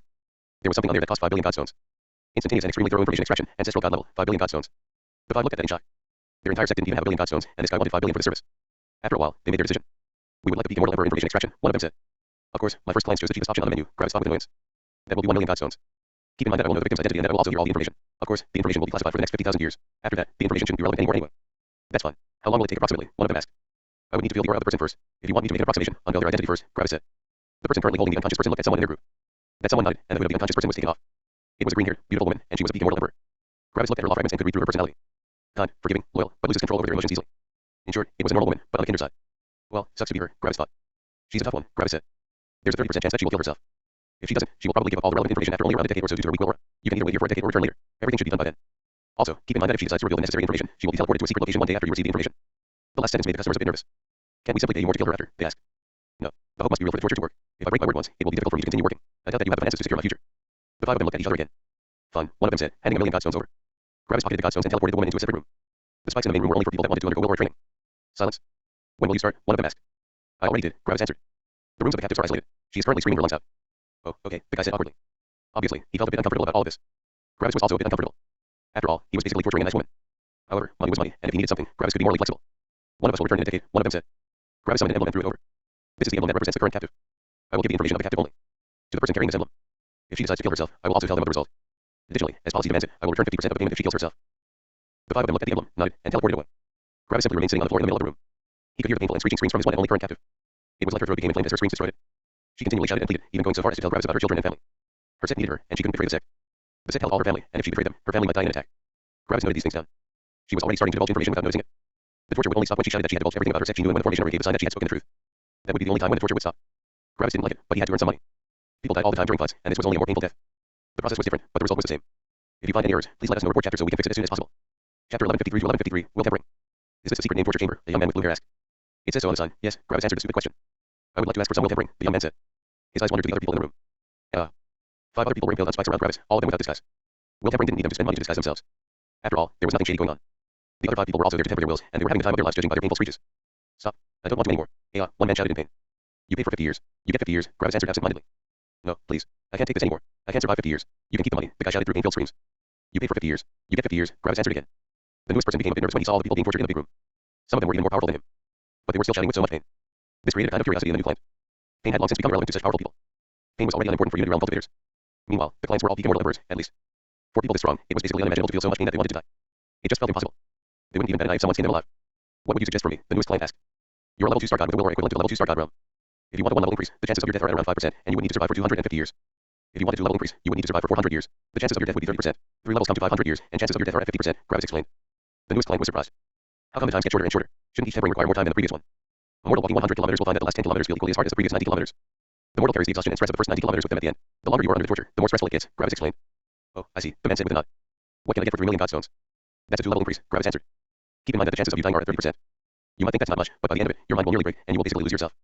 You will become a massive instincts that just want the pain to end. The last piece of rationality in your mind will completely focus on keeping you from killing yourself, while the remainder of you will scream bloody murder. The man took a deep breath as he heard Gravis' explanation, but he also felt a bit of excitement. This was a very familiar feeling of tempering. It was a brush with danger. I will take the 2 level increase, the man said with conviction. Gravis summoned an emblem and handed it over to the man. For any procedure with a death rate above 10%, you need a second master of your sect to sign here. It's to protect myself from any enemy with your sect in the case that you die. The man looked awkwardly at the emblem. I don't really have a sect, he said. Then get an authentication of your aura from the information pavilion that says that you have no more powerful relatives or colleagues, Gravis answered. The eyes of the man squinted with discomfort. That's like 150,000 godstones, and I need to visit the information pavilion without disguise. Take it or leave it, Gravis answered. Securing my future is more important than the money you bring in. The man hesitated. I'll come back later, he said. Gravis nodded. Sheng. The man teleported away. He wouldn't come back again. What? Because he had lied. The man had belonged to a sect, and his master had told him that he shouldn't go to the torture chambers. In a fight, the man would still have control over his life since he could unleash his strength, but by tempering oneself with the law of suffering, one could only rely on their tenacity. Strength didn't necessarily equate to tenacity. Even a one-level increase would push someone beyond the point of rationality. It genuinely required someone to come into life-threatening danger, which meant that the pain had to be so powerful that one had to actively resist the urge of committing suicide. At that point, battle strength became irrelevant. Even tenacity itself became irrelevant. At that point, one would be confronted with their own personality and goals. Someone that only lived for power had a very high chance of dying. In their irrational state, they would start questioning their goals. What was the point of going through so much pain? What would power even give them? When they became powerful, they wouldn't need to go through pain, but they could also do that now. They didn't need power for that. Someone with a loving family had the highest chance of survival. At that point, one wouldn't only think about themselves, but about the suffering of their loved ones. The thought of their loved ones grieving over them would push them forward. Gravis had also been in an irrational state near the end of his adventure with the Sin Monster. He had only focused on surviving, while Mortis had done everything else. If Gravis hadn't had Stella, his children, and all of his friends, he would have probably just killed himself. Of course, after getting through that thing, Gravis couldn't believe that he had thought about killing himself. The thought was so distant from what he actually believed. Yet, Gravis had been in an irrational state due to all the pain. How many people, when they got sick or severely stressed out, had wished that they were dead? If that person had the ability to instantly kill themselves with a thought, would they have done it? For cultivators, it didn't need a conscious effort and a long process to commit suicide. Cultivators could just make their bodies explode with a thought. A single slip up in one's mindset was enough. The very reason why this client's master didn't want him to undergo this form of tempering was that his master knew that the client didn't have much to live for. Sadly, things often look clearer to the onlookers than to the affected people. The client himself believed that he had a powerful will, and he believed that nothing could stop him. He believed that his master and everyone else just underestimated him. In the end, the client wouldn't even ask his sick master. Something inside of himself was stopping him. Maybe it was a silent voice deep inside of himself telling him that his master was right. Anyway, the client wouldn't return. But instead, another person returned. The decade is over. What came of the torture? A cloaked person asked after entering, showing an emblem. Gravis looked at the emblem and knew that this was regarding his first client. Gravis pocketed the emblem and summoned a jade token, which quickly flew over to the new arrival. The new arrival looked through the jade token, and their eyes shone beneath their cloak. There was so much valuable information in there. The million godstones had been worth it. She cracked under the pain and gave up all the information about 3 years ago. Gravis answered. She is currently still being held in one of the rooms, but without the torture. Since you have received the information now, I will release the client in one day. The cloaked person still felt a bit uncomfortable about the fact that their captive was still alive, but there was nothing they could do about it. Thank you, the cloaked person said. It's my job, Gravis answered. The cloaked person looked at the screaming people in the hall with a weird look and then teleported away. They had to act fast. If you find any errors, please let us know. Report chapter so we can fix it as soon as possible. Chapter 1154 to 1154. Lost Wind Sect. The divine god just managed to see through your disguise. Gravis' eyes narrowed when he heard that message from his mother. Did they see my true identity? Gravis asked back. Gravis always kept his law perceived reality active. By using that law, Gravis appeared like a silver-haired woman with an extraordinary aura. The people that couldn't see through his disguise wouldn't see anything, while the ones that could see through it would see the silver-haired woman. It was a double protection. Your father says he would have, but I interfered. I am not good at this whole fighting thing, but I can use the true law perceived reality at least, and he can see through the true law perceived reality. She transmitted to Gravis. That's good, Gravis answered. There had been several attempts to see through Gravis' disguise in the past 300 years, and his mother had always informed him when someone had attempted it. However, thanks to the very pricey cloak Gravis' mother had purchased, not even weaker divine gods could see through his disguise. Only someone that knew the true law of the dead world could see through his disguise. The true law of the dead world was a level 10 law, which required over 10 level 9 laws. In comparison, to become a divine god, one only needed to comprehend a single level 9 law. This meant that someone in the late stages of the divine god realm had just tried to see through Gravis' origins, which was impressive and scary. Someone with such power was, at least, a vice master of a peak sect. Those were people that could change the entire heist world within order. It was even scarier that this person managed to see through Gravis' law perceived reality. One could only see through it if they questioned their own perception unless they knew the true law perceived reality. This meant that the person had actively questioned their own perception while looking at Gravis, which meant they had anticipated that he knew the law perceived reality. Gravis looked at the board showing the different services and prices. Gravis probably wasn't the only person that had created something like Samsara. Other peak divine gods and heaven's magnets could also create something like that. Was this what gave him away? Gravis quickly came up with several possibilities. First possibility, they were only here to gain information on him. However, that possibility had the least likelihood. Second possibility, they wanted to get rid of him since he didn't belong to their sect. Third possibility, they were a customer, but they wanted to know if Gravis belonged to another peak sect. If Gravis got information about a peak sect, the situation could become very delicate. The third possibility had the highest likelihood, but it was also the most troublesome. They would probably request Gravis' services and then kill him to silence him. The Lost Wind Sect, Gravis said to himself. I sure hope they don't offend someone they can't handle. Gravis' mother had informed Gravis about the background of this person. The information pavilion didn't sell information on the peak sects, but she didn't need the information pavilion for that. She knew nearly all the powerful and wealthy people in the world. It was important to know one's wealthiest customers. I think there was an interesting person in that sect. He had black hair and from Dash. What do you want? Someone had appeared in front of Gravis, and the time around Gravis had stopped. All the screaming people were frozen in time, and the energy stopped moving. As soon as this happened, the strongest divine gods currently in Opposer City looked over. The leaders of the city guards noticed that one of the shops was frozen in time, which was an obvious attack on Opposer City. The divine gods belonging to the city guards readied themselves for a battle while the heaven company also readied themselves. Stand down. This command appeared in every powerful divine god's mind simultaneously. It was the command of the Econo Mistress. The mighty divine gods could attempt to kill the Econo Mistress, but no one dared to try. Her word represented her husband's word. No one dared to interfere. It was technically illegal to freeze time in Opposer City, but everyone decided to overlook this transgression due to the Econo Mistress command. Quite gutsy of you to freeze time in Opposer City, Gravis said calmly. If my background hadn't defended you right now, you would be embroiled in quite a battle. Was this to gain information on my background? The person in front of Gravis was cloaked, but the person also knew that Gravis knew who he was. After all, Gravis had just unveiled several parts about his person. This meant that Gravis' backer was currently present, and they were at least as powerful as the men from the Lost Wind Sect. What do you want? The person asked again. The question isn't what I want, but what you want, Gravis answered. You were the one spying on me. So, is it forbidden to look? He asked. Is it forbidden for me to tell others about a guy that keeps looking at me? Gravis asked. The man narrowed his eyes beneath his hood, but he knew that he was outmatched. Fun, the man said. At least, I can tell that you don't belong to any peak sect opposing us. Otherwise, your background wouldn't have stopped Opposer City from attacking me. The city might not have been able to kill me, but I would lose a lot of my prestige, which would damage the reputation of the Lost Wind Sect. So, what do you want to forget this incident? He asked. You want the priciest service I can provide, and you're willing to be double, Gravis said. The man thought about Gravis' words for a bit. He wasn't actually here to request one of Gravis' services. He was just here to find out if an opposing sect had gained a torturer. If Gravis had no powerful background, the man would have retreated and sent someone to kill him silently. Sadly, he hadn't expected that someone on the level of a peak divine god was protecting Gravis. Even worse, Gravis had been about to unveil his personal information, which would have damaged his reputation severely. This was why he had been forced to come forth and freeze time. Gravis' words had obviously referred to the payment he wanted to forget this incident. 10 billion godstones. It was quite some money, but Godstones had stopped being relevant to someone of that level. It also wasn't really a big sum for a divine God. Fun. The man said as he handed over 10 billion Godstones. Thank you for your patronage, Gravis answered. Now, who's the one you want information from? Take it as a gift, the man said. I can't do that, Gravis answered. You paid for something, and you must get what you have paid for. The man frowned beneath his disguise. What? Do you want me to just capture some random ancestral god for you to look into? You were the one paying for my service, Gravis said. Also, keep in mind that the person undergoing the service will die. Then, the man understood. So, you aren't actually after the Godstones, but after the law comprehension you can glean from looking through the ancestral god's life. I'm only providing a service, and I would ask you not to assign bad intentions to my words, or I might do the same thing, Gravis answered. The man snorted. Sure. Give me a year. Of course. Take your time, Gravis said. Then, the man vanished as time resumed. The screams of the people around Gravis continued as if nothing had happened. Some hours later, a new client appeared. Sorry, we're closing business indefinitely, Gravis answered. Why would Gravis need to continue working when the vice master of the Lost Wind sect was about to bring 10 billion Godstones to Gravis? The fact that Gravis had to give 2 billion to his mother wasn't so bad anymore. After Gravis used samsara on the victim, he would easily have enough money to pay for what he wanted, and even the economists would have made quite a profit. The newest client left after arguing a long time with Gravis, and just some days later, the vice master of the Lost Wind sect returned with a level 3 ancestral god. If you find any errors, please let us know. Report chapter so we can fix it as soon as possible. Chapter 1155 to 1155, Fateful Day. Several people were still screaming around Gravis, but those were the old clients that had already paid. Gravis was about to close his shop, but he couldn't just avoid their sessions. Meanwhile, the vice master of the Lost Wind sect threw the ancestral god over to Gravis. This one is fine, he said. Gravis nodded. He tried to show a polite smile but realized that the other side wouldn't be able to see it through his hood. Well, as long as the intentions were there. Sheng. The ancestral god was teleported to an isolated room, and shortly after that, a second Gravis also appeared. Gravis couldn't just stop the treatment while undergoing samsara. Keep him steady, Gravis transmitted to his mother. Then, Gravis took out his saber and unleashed samsara on the unconscious ancestral god. Samsara immediately started, and Gravis was greeted with the familiar scene of a mother looking at her newborn. Gravis emotionally and spiritually distanced himself from whatever was happening. The relevant things would only start when the ancestral god became a star god. Nearly a million years passed as Gravis absent-mindedly watched. Time was passing far faster than Gravis was used to, and he realized that this wasn't a good thing. My perception of time is getting worse and worse. At some point, I will probably feel like I just took a break to do something, but like a million years would have passed for Stella. My life is filled with irrelevant memories from irrelevant dead people. The majority of my life hasn't been living my life. This feels like such a waste.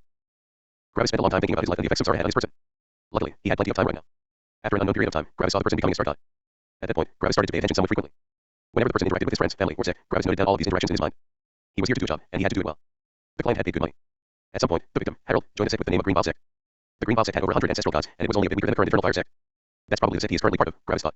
Then, Gravis snorted. It's actually funny. The Green Bob sect is a subservient sect to the Lost Wind sect. Yeah, the vice sect master brought me an ancestral god of the Green Bob sect, knowing full well that he will not survive samsara. I mean, he will probably survive samsara. According to what I've been seeing, the guy seems rather in tune with himself. There don't seem to be that many regrets. Additionally, he has quite a powerful aura. However, Mom will just kill him after we're done. I can't let someone like that survive. Wonder why the guy brought me someone from one of his subservient sects. Time passed, and Gravis paid attention to the important parts. Gravis also paid a lot of attention whenever Harold was comprehending laws. Gravis couldn't experiment with the laws himself, but he could see what the other person did whenever someone else was present. It wouldn't grant him comprehension of another law, but it would give him quite some experience with multiple laws. For the first time, Gravis also saw the world before his father's fight with heaven. Star gods were everywhere. There were still more peaking world emperors, but sects filled with nothing but star gods littered the highest world. The average number of law comprehension areas a sect owned were also far lower. There were simply far more sects and far more cultivators, making it harder to gain control over a law comprehension area. More time passed, and Harold comprehended his level 8 law. The true law of ancestral with soul consumption. Gravis thought, quite an exotic law. The guy mainly keeps attacking his enemy spirits. Shortly after comprehending level 8 law, Harold became an ancestral god. When he became an ancestral god, he also truly joined the actual core of the Green Bob sect. More time passed, and Gravis kept gathering data on the Green Bob sect. He recorded everything from deals to interpersonal relationships to the sect's history to the secret dealings and whatever else was relevant. The deals were especially interesting. All these deals had plenty of security measures and clauses in place to stop any side from divulging any kind of information. The people that had been present had even undertaken oaths to keep everything a secret. Even if Harold wanted to, he couldn't tell anyone about these things. He would have died before he could divulge any kind of information. Even cultivators with soul and mind laws wouldn't be able to overcome these restrictions. These were restrictions that a sect would only accept if something could never see the light of day. Even torturers wouldn't be useful for these kinds of deals. At most, the torturer could get all the other information, but the truly sensitive stuff would remain hidden. However, Gravis saw all of this with samsara. No sect put any security measures on the law perceived reality. What? Well, if someone that knew the law perceived reality went against them, they would be helpless anyway. Only the strongest divine gods knew the law perceived reality. Protecting oneself from such a person was just wasted effort. It was like a mortal village building a gigantic shield above it to ward off sudden meteorites striking them. No one would do that. Then, the fateful day arrived. Harold saw several of his children, friends, colleagues, and family dying to the opposer's actions. They had all been in the star god realm. For the first time, Gravis saw the impact that his father's actions had had on the world. Back then, Gravis hadn't really known anything about the highest world, and he hadn't known how immense the consequences of his father's actions were. Entire sects had become silent as everyone died. People fighting had suddenly died. The leaders of some sects had died, with their disciples mourning them. Masters saw their disciples die in slaves in more powerful sects. The part of the highest world reserved for star gods had become desolate. The mortals didn't feel much different since heaven had deleted their memories. Their world hadn't changed. Yet, all the star gods for billions of kilometers around them had vanished. The areas, which had been reserved for star god sects, had become a land ruled by some immortals that had accidentally entered the place. For the mortals, it was like all the ethereal and legendary gods had vanished from the face of the world. Gravis had been prepared, but seeing everything for himself still gave him a profound feeling of emptiness. The scene reminded Gravis of the time he had comprehended the minor law of death. There was still life present, but all of it was weak and simple. After having gone through a condensation of sin or himself, Gravis could also naturally appreciate how much damage his father had caused heaven. Gravis had only killed about 20 star gods, and he had nearly died to that debt. In comparison, the opposer had killed an unimaginable number of star gods. This had truly been a heavy hit to Mordor. Back when Gravis had seen this day for himself, he hadn't even known what a star god was. He had only known that star gods had to be powerful, judging by the name of their realm. Gravis had been nothing but a mere 14-year-old boy back then. All of these things had been hundreds of thousands of years away from him. Even the bears had appeared unfathomably powerful. The bears could teleport. How powerful were they? And now, the bears in Opposer City just looked like bears to Gravis. They could only live as bears in Opposer City or go to the middle regions of the highest world. Opposer City was in the core regions, and immortals couldn't possibly live there on their own. They could only live there by seeking refuge in Opposer City. Gravis also looked at the clash between his father and Mordor, just like Harold. Gravis and Harold were only onlookers to an apocalyptic battle on the horizon. It was like two worlds clash, and they were near insects caught in the crossfire. Back when Gravis had only been a young boy, he had been unable to tell anything from what was happening. Now, Gravis could understand a bit more, but not much more. Gravis could feel the fluctuations of a major law of death, and he could feel the unimaginable power of Mordor's lightning. However, that was it. Everything else was still completely unknown to Gravis. Father and Mordor are still unfathomably more powerful than me. If you find any errors, please let us know. Report chapter so we can fix it as soon as possible. Chapter 1156 to 1156, Bridge. Seeing the fateful day again left an impactful feeling in Gravis. Just wait. One day, I will be just as powerful, and all of this will end, Gravis thought. But for now, I have to concentrate on this boring life for a bit longer. And thus, time continued to pass for Gravis. Harold had been quite distraught by the event, but he continued living. His focus had changed, and he focused on becoming more powerful. After the fateful day, the entire world underwent an upheaval. Sects filled with ancestral gods were annexing all the empty land for themselves and creating subservient sects. The powerful sects had become even more powerful. And just 30,000 years later, Gravis had appeared in the highest world as a peak immortal emperor. Gravis could scarcely believe that only this little bit had passed between the time he had embarked on his journey and the time he had returned as a peak immortal emperor. For the people in the highest world, this really only feels like it happened yesterday, Gravis thought. Time dilation can be truly scary. The remaining 200,000 or so years passed relatively quickly, and the scene switched to the time Harold had been abducted by the vice sect master of the Lost Wind sect. By now, Gravis also knew why the vice sect master had chosen someone from his own sect. Gravis opened his eyes as Samsara ended, and he quickly activated the formation for the true law of suffering again. The people in the main hall had gotten a second of pause just now, but that couldn't be helped. Kill him, please, Gravis said. SSHH. The ancestral god, Harold, turned into dust before Gravis.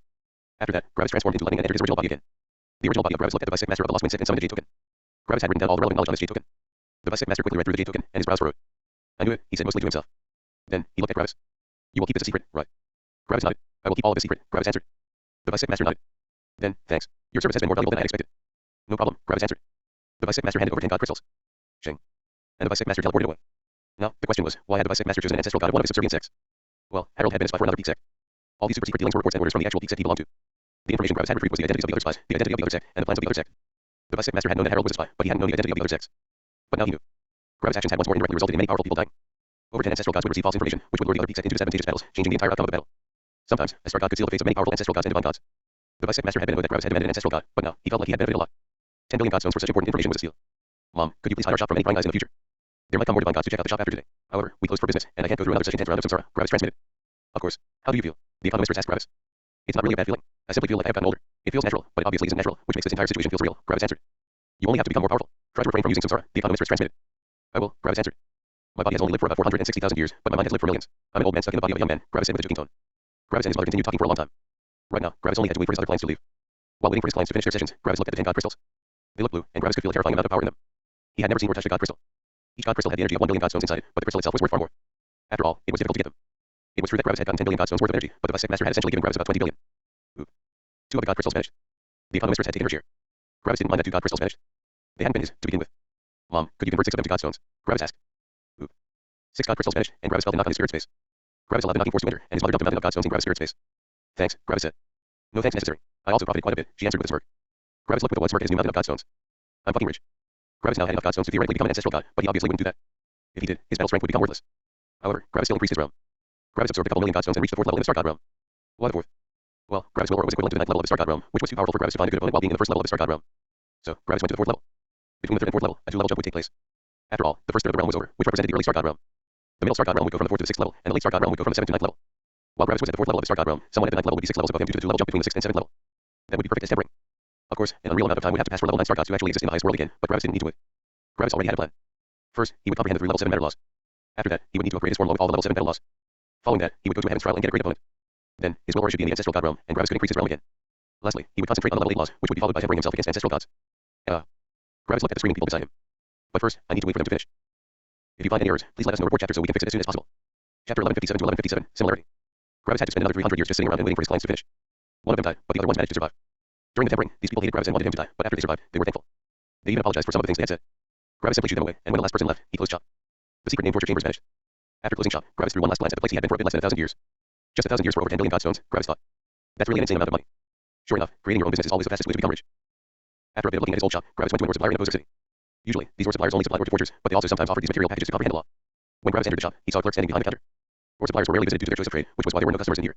Welcome. How can I help you? The clerk asked with a smile. One material package for the true hard pure material law, please, Gravis said. The eyes of the clerk shone with interest. That's a lot of money. Shing. Another person arrived beside the clerk. It was a brown-haired woman, and she looked at Gravis with a suggestive smile. You want to buy a material package? She asked. Gravis nodded. The woman hummed in a sexy voice as she traced her lips with her long fingernails. Do you have the money? She asked. Gravis took out a god crystal. When the manager saw the god crystal, her eyes shone. Oh my, you have quite some money, don't you? She asked with a smile as she got closer. That's enough to pay for a material package. I want 800 million god stones in change, Gravis immediately said. The manager's suggestive smile vanished for a split second, but it quickly returned. That's a bit too much. I don't think we can pay that. Gravis only evenly looked at her. One god crystal can be sold for 2 billion god stones. The fact that I'm only asking for 1.8 billion god stones is already allowing you to make an additional profit on top of the sale of a material package. I've also owned several businesses in the city, and I know that my offer is acceptable. The manager slightly narrowed her eyes, but her narrowed eyes transformed into bedroom eyes. Don't take advantage of a poor girl like me, she said. Then, I have a different business proposition, Gravis said. You buy the material packages for the true medium pure law and the true soft pure law, and I will buy the set of 3 for 2 god crystals. That should come to 1.5 billion god stones per god crystal. The manager thought about Gravis' proposal while playing with her hair. That's a possibility, but I have to deduct 100 million god stones for all the additional administration effort. Gravis' smile vanished as he looked with an even look at the manager. Don't push it. Take it or leave it. The manager was a bit taken aback by Gravis' outburst. The guy had a beard so polite and innocent when he had entered. That was also why the manager had tried her best to earn more money with her beautiful and seductive actions. Yeah, when Gravis had told her to take it or leave it, it was like he hadn't viewed her as a potential romantic interest, but as just another random person in the city. Fun, the manager said, her romantic tone gone. No, she sounded like a typical manager. Wait here. I don't trust my employees with so much money. I'll buy the 2 packages myself. Gravis only nodded. Shing. The manager vanished, and the clerk created a contract for Gravis to sign. After reading through the contract, Gravis signed it. If there were any hidden tricks with the contract, Gravis would have seen them. A couple minutes later, the manager returned with 2 space rings. Even at this level, space rings were the primary form of trading. The manager put a 3rd space ring down. These are the 3 packages. Please check if everything is present. Gravis looked into the first space ring. So many materials. There were kilometers of space filled with colorful ore, earth, stone, and other kinds of hard matter. Gravis quickly checked through everything and realized that everything was present. Gravis knew what should be inside the material packages since his mother had given him the properties and names of the materials. Nothing was missing. A bit of every hard pure material in the entire highest world was present in the space ring. It must have taken an unreal amount of effort to gather all these different materials in one place.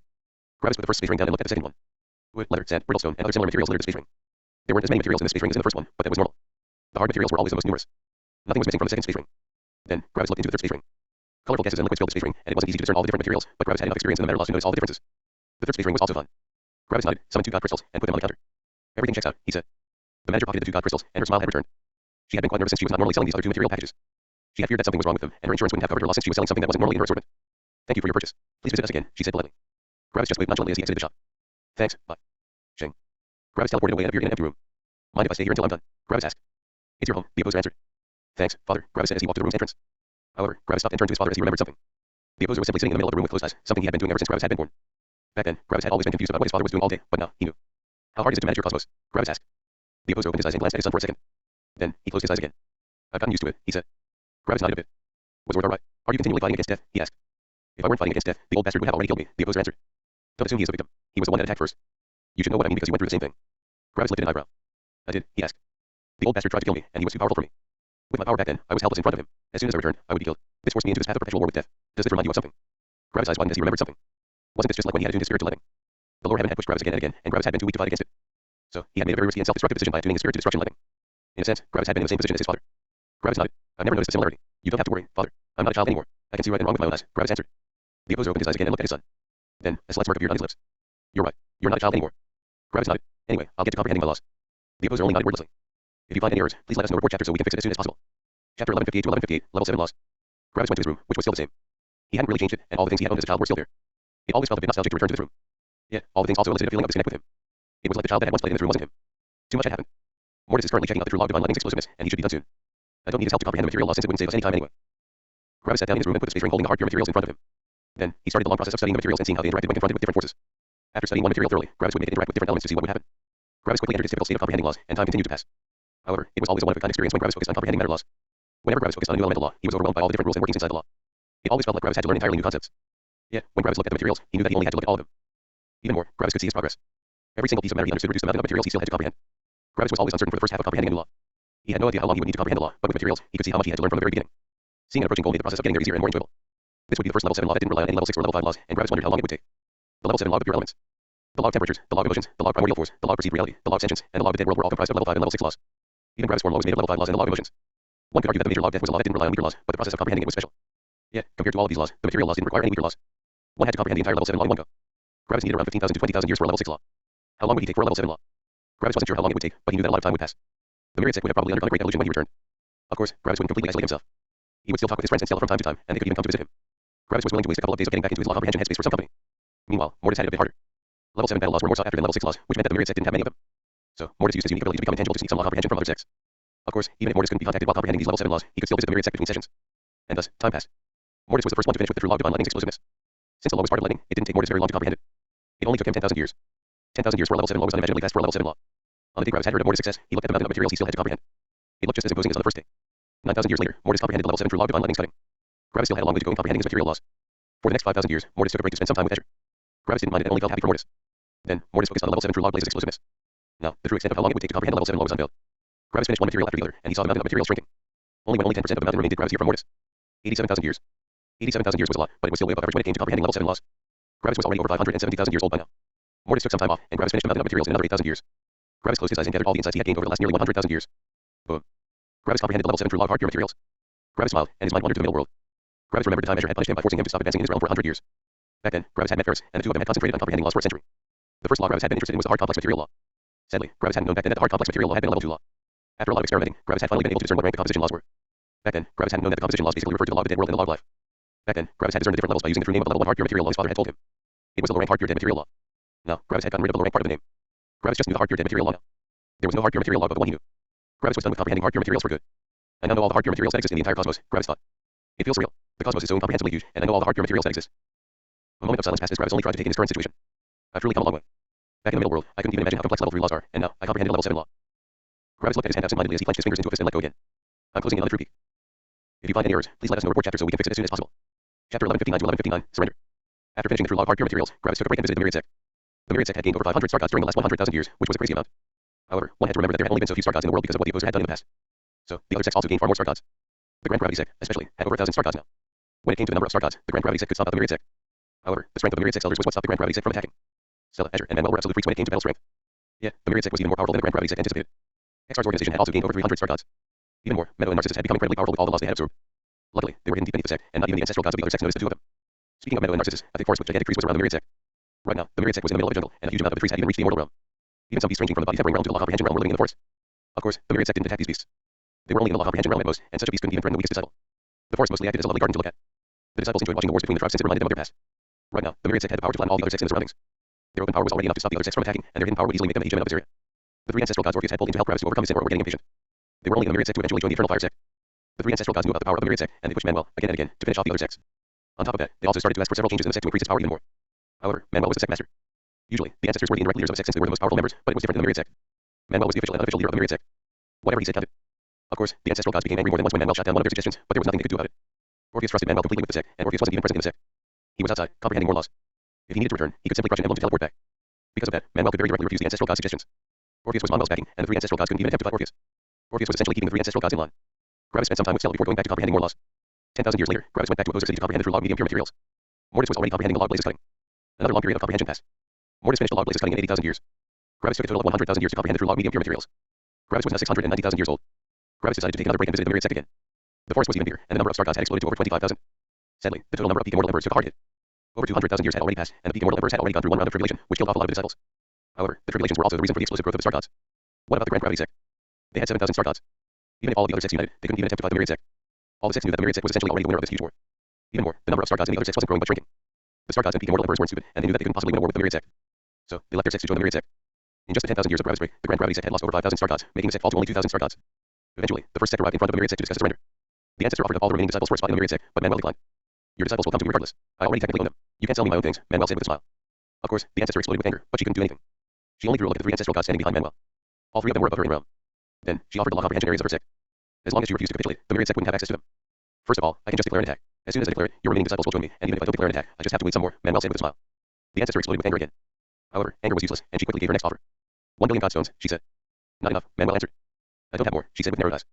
Are you willing to continue that conversation in an honesty chamber? Manuel asked with a smile. The ancestor didn't answer. If there is no way for me to join the Eternal Fire Sect, I might as well destroy all the members in my sect. The sect is mine, and I won't lose any karmic blood by destroying what's mine. Except the 1,000,000,000 godstones, she demanded. Surprisingly, Manuel only smiled. Bright Furnace, can you take care of her? Manuel transmitted to one of the ancestral gods behind him. Bright Furnace only furrowed his brows. Ancestral gods are not allowed to fight each other in this area. The Eternal Fire Sect forbids it. I can't even attempt to capture her since that also counts as a fight. The Eternal Fire Sect doesn't like it when its rules are being broken. If we break the rules, we will lose the status as one of the Eternal Fire Sect's subsidiary sects. That will allow other ancestral gods to attack the Myriad Sect. I suggest you accept the 1,000,000,000 godstones. Manuel's brows furrowed. That was an issue. If you find any errors, please let us know. Report chapter so we can fix it as soon as possible. Chapter 1160 to 1160, Crossroads. This was a huge issue. The Eternal Fire Sect had a zero-tolerance policy when it came to breaking their rules. If one of the Myriad Sect's ancestral gods decided to attack an ancestral god of another subsidiary sect of the Eternal Fire Sect, the entire integrity of this competition would vanish. This was a place for creating more powerful sect masters and star gods. The ancestral gods would help in creating and administrating these sects, but the fighting had to be done by the star gods and peak immortal emperors. However, since the ancestral gods had also been the ones that created the sect, they had the right to destroy their own sects. The sects belonged to them, and they could do with them whatever they wanted. Sure, Manuel could try to quickly gather all the star gods of the other sect, but the other star gods had come with their ancestor, which was a bad thing. What? Because her star gods were in the range of her spirit sense. If she suddenly saw many star gods charge into the Myriad Sect, she would immediately kill all of them. She was essentially using the rules to threaten Manuel with the lives of thousands of star gods. If Manuel ordered one of his ancestral gods to kill her, the Myriad Sect would only lose their status as a subsidiary sect. They would maybe even become enemies with the Eternal Fire Sect.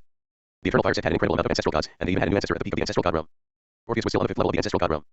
Sure, Orpheus was incredibly powerful when it came to his battle strength, but he couldn't fight a level 9 ancestral god. By killing this ancestral god, Manuel wouldn't put the Myriad Sect into danger but do it entirely. Gravis was in a different room with Stella, and he was watching what was happening. A powerful formation already isolated the room where the two sides were negotiating, but that didn't stop Gravis. Gravis saw Manuel hesitate, and he knew exactly what was happening. Manuel was at a crossroads. Gravis waited for a while and noticed that Manuel's emotions were slowly leaning towards acceptance. What do you want to do? Gravis asked Manuel. I can't risk it, Manuel answered. I'm not living only for myself. I also have a responsibility to all the disciples of the Myriad Sect. I can't doom them for a momentary bout of emotions. I understand that, but are you truly fine with giving up? Gravis asked. Of course I'm not fine with it, Manuel transmitted back with a frown, but I don't have any other choice. Don't you? Gravis asked. Gravis, Manuel transmitted back. As a sect master, I have to protect the sect and my disciples. I have a responsibility, and I can't put them at risk for something I don't need but only want. Gravis remained silent. It's what I have to do, Manuel transmitted. It's for the good of the sect. Gravis only sighed. You were so close, Gravis thought. If you simply went with what you wanted, you could have comprehended the law of freedom. Sadly, I can't make the decision for you, Manuel. Otherwise, it wouldn't work. Manuel had been so close to comprehending the law of freedom. Sadly, Manuel's mind and personality were too aligned with the law of control, which made it incredibly difficult to comprehend the law of freedom. The more one knew about control, the harder it was to comprehend the law of freedom. After all, comprehending the law of freedom meant giving up control. The law of freedom could only be comprehended when someone went with a stupid decision that they wanted instead of with a smart decision they didn't want. In a sense, Manuel was too smart and too calm to comprehend the law of freedom at this moment. Manuel was a great sect master, and to comprehend the law of freedom, he had to be a bad sect master. Manuel had decided to accept the offer. Bang. And the ancestor of the other sect exploded. Everyone looked with shock at the place the other ancestor had just been. No one had expected her to die. Manuel exploded with anger. Orpheus, he shouted aggressively. Manuel rarely lost control over his anger, but this time, he thoroughly lost it. He had just decided to sacrifice what he wanted for the good of the sect. It had taken a lot out of him to come to that decision, but Orpheus made all of them worthless. Even more, Orpheus had said that Manuel was the one leading the sect. Orpheus had broken his promise by acting on his own. The other ancestral gods looked with panic and fear at Orpheus. What did he just do? Meanwhile, Orpheus only smiled while looking at Manuel. Explain yourself, Manuel said with a cold voice. Orpheus' smile transformed into a smirk. I wanted to kill her, he said. Silence. That's it, Manuel shouted in anger. That's why you killed her? Do you realize that you made the Eternal Fire sect our enemy? Yes, Orpheus answered. I know that. But I really wanted to kill her. Silence. Orpheus, you have a responsibility to the sect. You can't just act on your own and do everyone in the sect. Manuel shouted. Well, I just did, Orpheus said with a smirk. Manuel was filled with stress and anger at Orpheus' words. Orpheus was unreasonable. However, Manuel took a deep breath to calm down. The deed had already been done, and there was no changing it.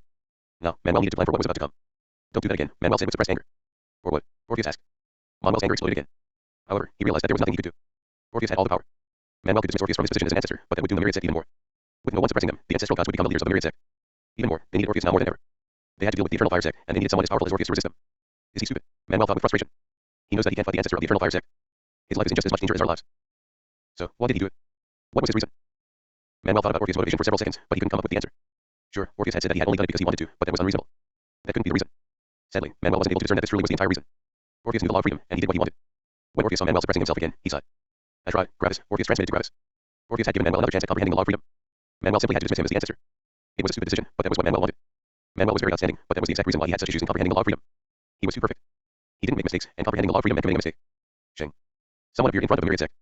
The person was a middle-aged man with red hair, wearing the robes of the Eternal Fire sect. When the man saw Orpheus, his eyes narrowed, and he crushed an emblem. Sheng.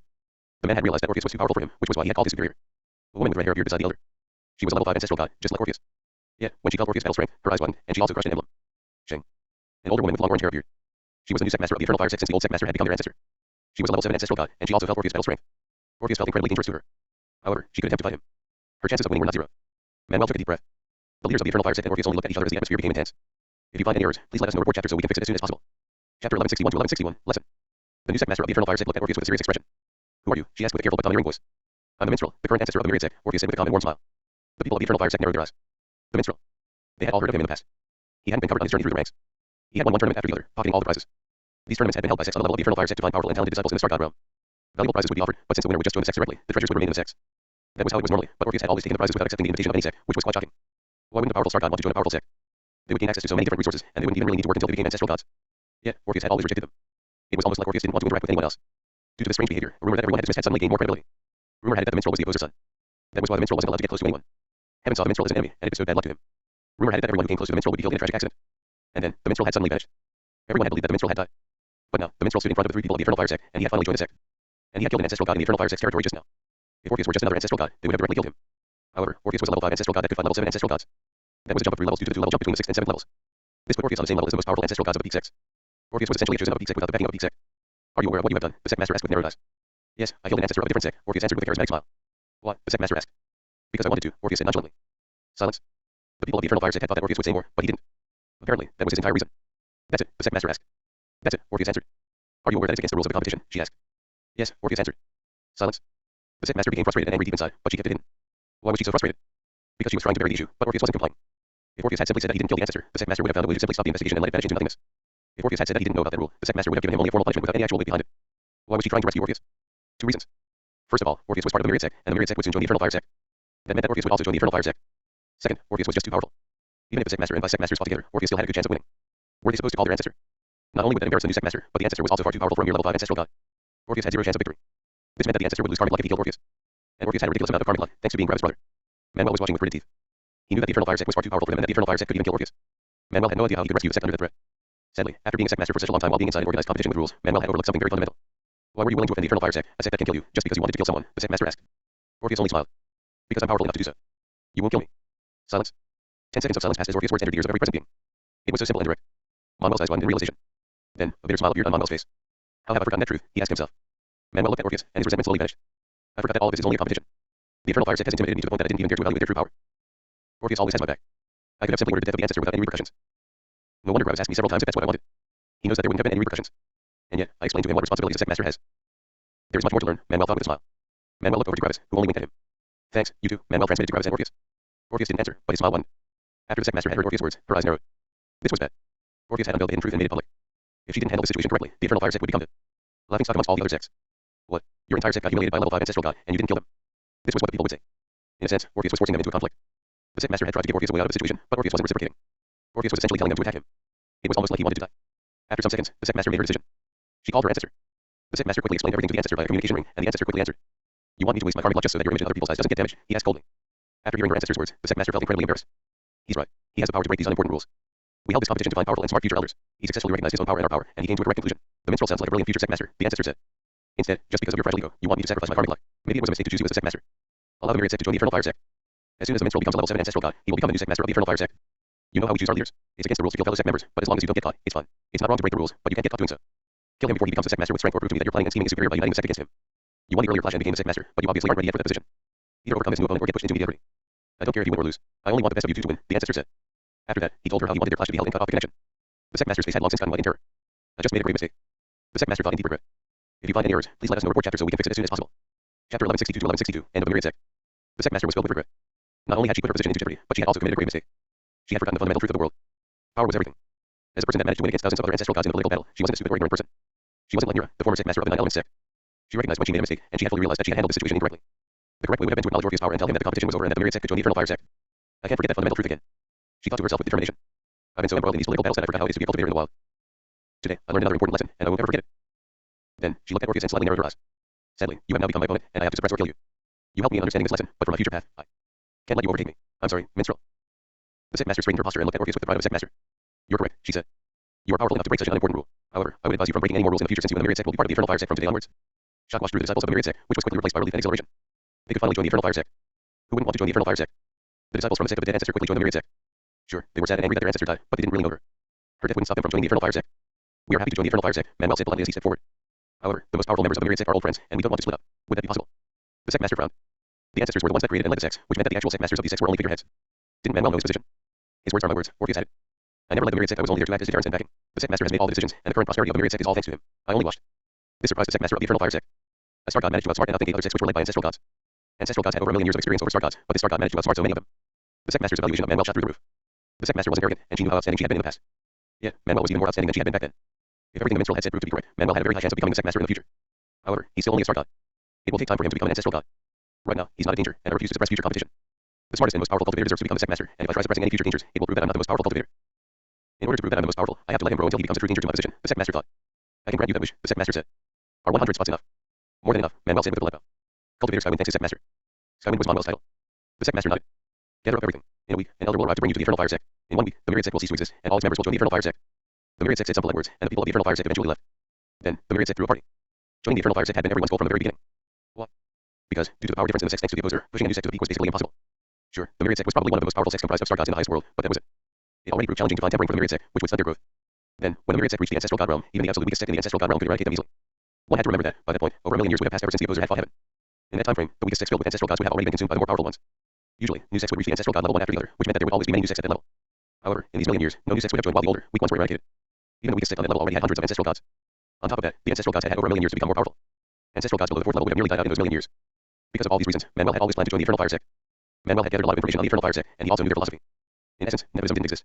Loyalty was also not as important. The length of having been a member of the Infernal Fire sect also didn't matter. Only intelligence and power mattered. This meant that Manuel didn't need to stage a coup or sneaky rebellion. Just by becoming more powerful and amassing more political power, Manuel could become a new sect master above board. That was perfect for the myriad sect. Even more, it was normal that factions were created in the Infernal Fire sect. After all, the Infernal Fire sect got a lot of its members through these competitions, and the sects that won the competition would often stay together. That was to be expected. On the surface, the Infernal Fire sect looked united, but deep inside, it was split into many factions that all vied for power. That faction war inside their sect was the very reason why the Infernal Fire sect became so powerful. Only the strongest and smartest survived. The stupid and weak ones would die. The competition was fierce and deadly, and exactly this kind of constant danger produced the most powerful cultivators. The members of the myriad sect would be distributed among the other factions, which tested their loyalty. If they were disloyal to the past myriad sect, the opponent would gain more forces. If they were loyal, Manuel would gain many people on the inside of the other faction, giving him a lot of valuable intelligence. The real war started now. However, Gravis wouldn't be part of that war. He wouldn't join the Infernal Fire sect since he didn't want to be suppressed by responsibilities. Gravis could gain all the resources he wanted himself, which meant that he didn't need any powerful sect backing him. Gravis partied with the myriad sect for the remaining time, and when the elder of the Infernal Fire sect arrived, Gravis asked for a visitor's token. With that token, he could visit his friends whenever he wanted. The elder didn't mind and gave one to Gravis and more to each. The former myriad sect threw one last look at their old headquarters. Funnily enough, all the priests would go with them, leaving the old headquarters barren. After a while, they all left, leaving Gravis and Mortis behind. Gravis and Mortis looked at the empty headquarters of the myriad sect with a nostalgic expression. Then, the two of them left to continue comprehending laws. In the future, these buildings would house another sect. If you find any errors, please let us know. Report chapter so we can fix it as soon as possible. Chapter 1163 to 1163, Matter Laws done. While everyone was settling down in the Eternal Fire sect, Gravis and Mortis continued their law comprehension. Mortis made himself intangible and snuck some comprehension from sects far more powerful than him while Gravis returned to Opposer City to look at the soft pure material law. And so, another long time of comprehension took place. Mortis needed 80,000 years to comprehend the law of hurricanes cutting. His speed of comprehending level 7 laws became faster thanks to his increased law comprehension experience. Gravis needed 90,000 years in total to comprehend the true law of soft pure materials. Finally, all the level 7 material laws are done. Gravis thought with a sigh. The material laws have already integrated into the major law of the dead world, just like all the level 6 elemental laws. Theoretically, I could create a world even more powerful than a higher world with enough energy. Although, I can't fill it with life. Anyway, I should buy some law comprehension fruits for the more troublesome battle laws, Gravis thought. Mortis had stayed with Ezra ever since he had finished comprehending the law of hurricanes cutting. Gravis also wanted to visit the Eternal Fire sect, but he also wanted to buy the law comprehension life fruits first. Narcissus knew a lot of powerful laws, but Gravis wasn't sure if he knew these specific level 7 elemental battle laws. Additionally, Gravis didn't always want to rely on the wealth of his friends. Also, Gravis had enough money not to buy these fruits. Gravis went to the smart cultivator in Opposer City, and as soon as he entered, he was greeted by an ancestral god. Jake told me that the manager would come out himself as soon as the star god enters the shop. Gravis remembered. Welcome to the smart cultivator. How can I help you? The ancestral god asked with a polite smile. Hello, I would like to buy 4 law comprehension life fruits for the true law of stones cutting, Gravis said.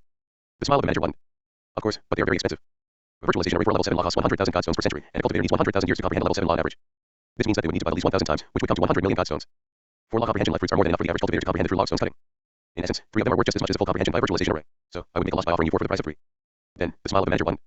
But I'm going to do just that. 4 for the price of 3, which comes to exactly 100 million godstones. Are you interested? 100 million godstones. That was enough for a level 1 star god to become a level 6 star god. This should show how much 100 million godstones were. Gravis handed over the 100 million godstones without a word. Why would Gravis hesitate? He had 12 billion godstones right now. The vice master of the Lost Wind sect had paid with 10 god crystals, which came to 20 billion godstones due to their increased worth. The economist first took 4 billion, and another 4 billion were used for the material packages, leaving Gravis with 12 billion godstones. If a level 1 star god consumed 12 billion godstones, what realm would they reach? If a level 1 star god consumed 12 billion godstones, they would become a level 4 ancestral god. However, 100 million godstones was still a lot, right? Well, humans often had issues with imagining big numbers. In fact, 100 million godstones wasn't even 1% of 12 billion godstones. If someone earned 2,000 gold per month, the current expenditure of the law comprehension life fruits, when put into perspective, would be less than 20 gold. It was essentially nothing. When the manager saw Gravis hand over so many godstones without any noteworthy reactions, his smile widened. He knew that he had a big customer on hand. Due to the small demand for these law comprehension life fruits, you'll have to wait for about 5 hours while we procure the fruits. I'm sorry for any eventual troubles, the manager said. It's fine, Gravis said. I'll just wait here. Of course, the manager said. Gravis went to the side and simply waited for a couple of hours, which was basically nothing to someone over 700,000 years old. A couple of hours later, Gravis got his law comprehension life fruits, and he went back to his father's place. Gravis swallowed the fruits and concentrated on comprehending them, and after just 200 years, Gravis comprehended the true law of stone cutting. 6 out of 14 done. Nearly halfway there, Gravis thought. Anyway, I wonder how everyone's doing inside the Eternal Fire sect. I should go visit them. Gravis left Opposer City and traveled to the Eternal Fire sect. It didn't take Gravis very long to reach the Eternal Fire sect, and when he arrived, he saw the Eternal Fire sect for the first time. It actually didn't look very special. In fact, the Eternal Fire sect was set up very differently from the sects Gravis was used to seeing. Usually, a sect had one huge headquarters where everyone would live and do their duties. Yet, the Eternal Fire sect was different. Due to all the different factions, the Eternal Fire sect didn't have a headquarters or a single place where everyone could meet. Sure, there was a castle with the leaders of the sect, but that castle basically stood alone on top of a mountain range. There were no other buildings near it. Instead, all the different factions in the sect had created their own small regions and territories. This meant that, funnily enough, the Eternal Fire sect was basically just a huge geographical territory with plenty of smaller powers trying to be for supremacy. There was one undisputed leading power, which was the leadership of the Eternal Fire sect. However, the leadership rarely involved themselves in the struggles of the different factions. They only set up the rules and enforced them if someone broke them. Of course, when the Eternal Fire sect got into trouble, they would force the factions to help. The factions might be warring with each other in secret, but if an external power threatened them, they would be a united front.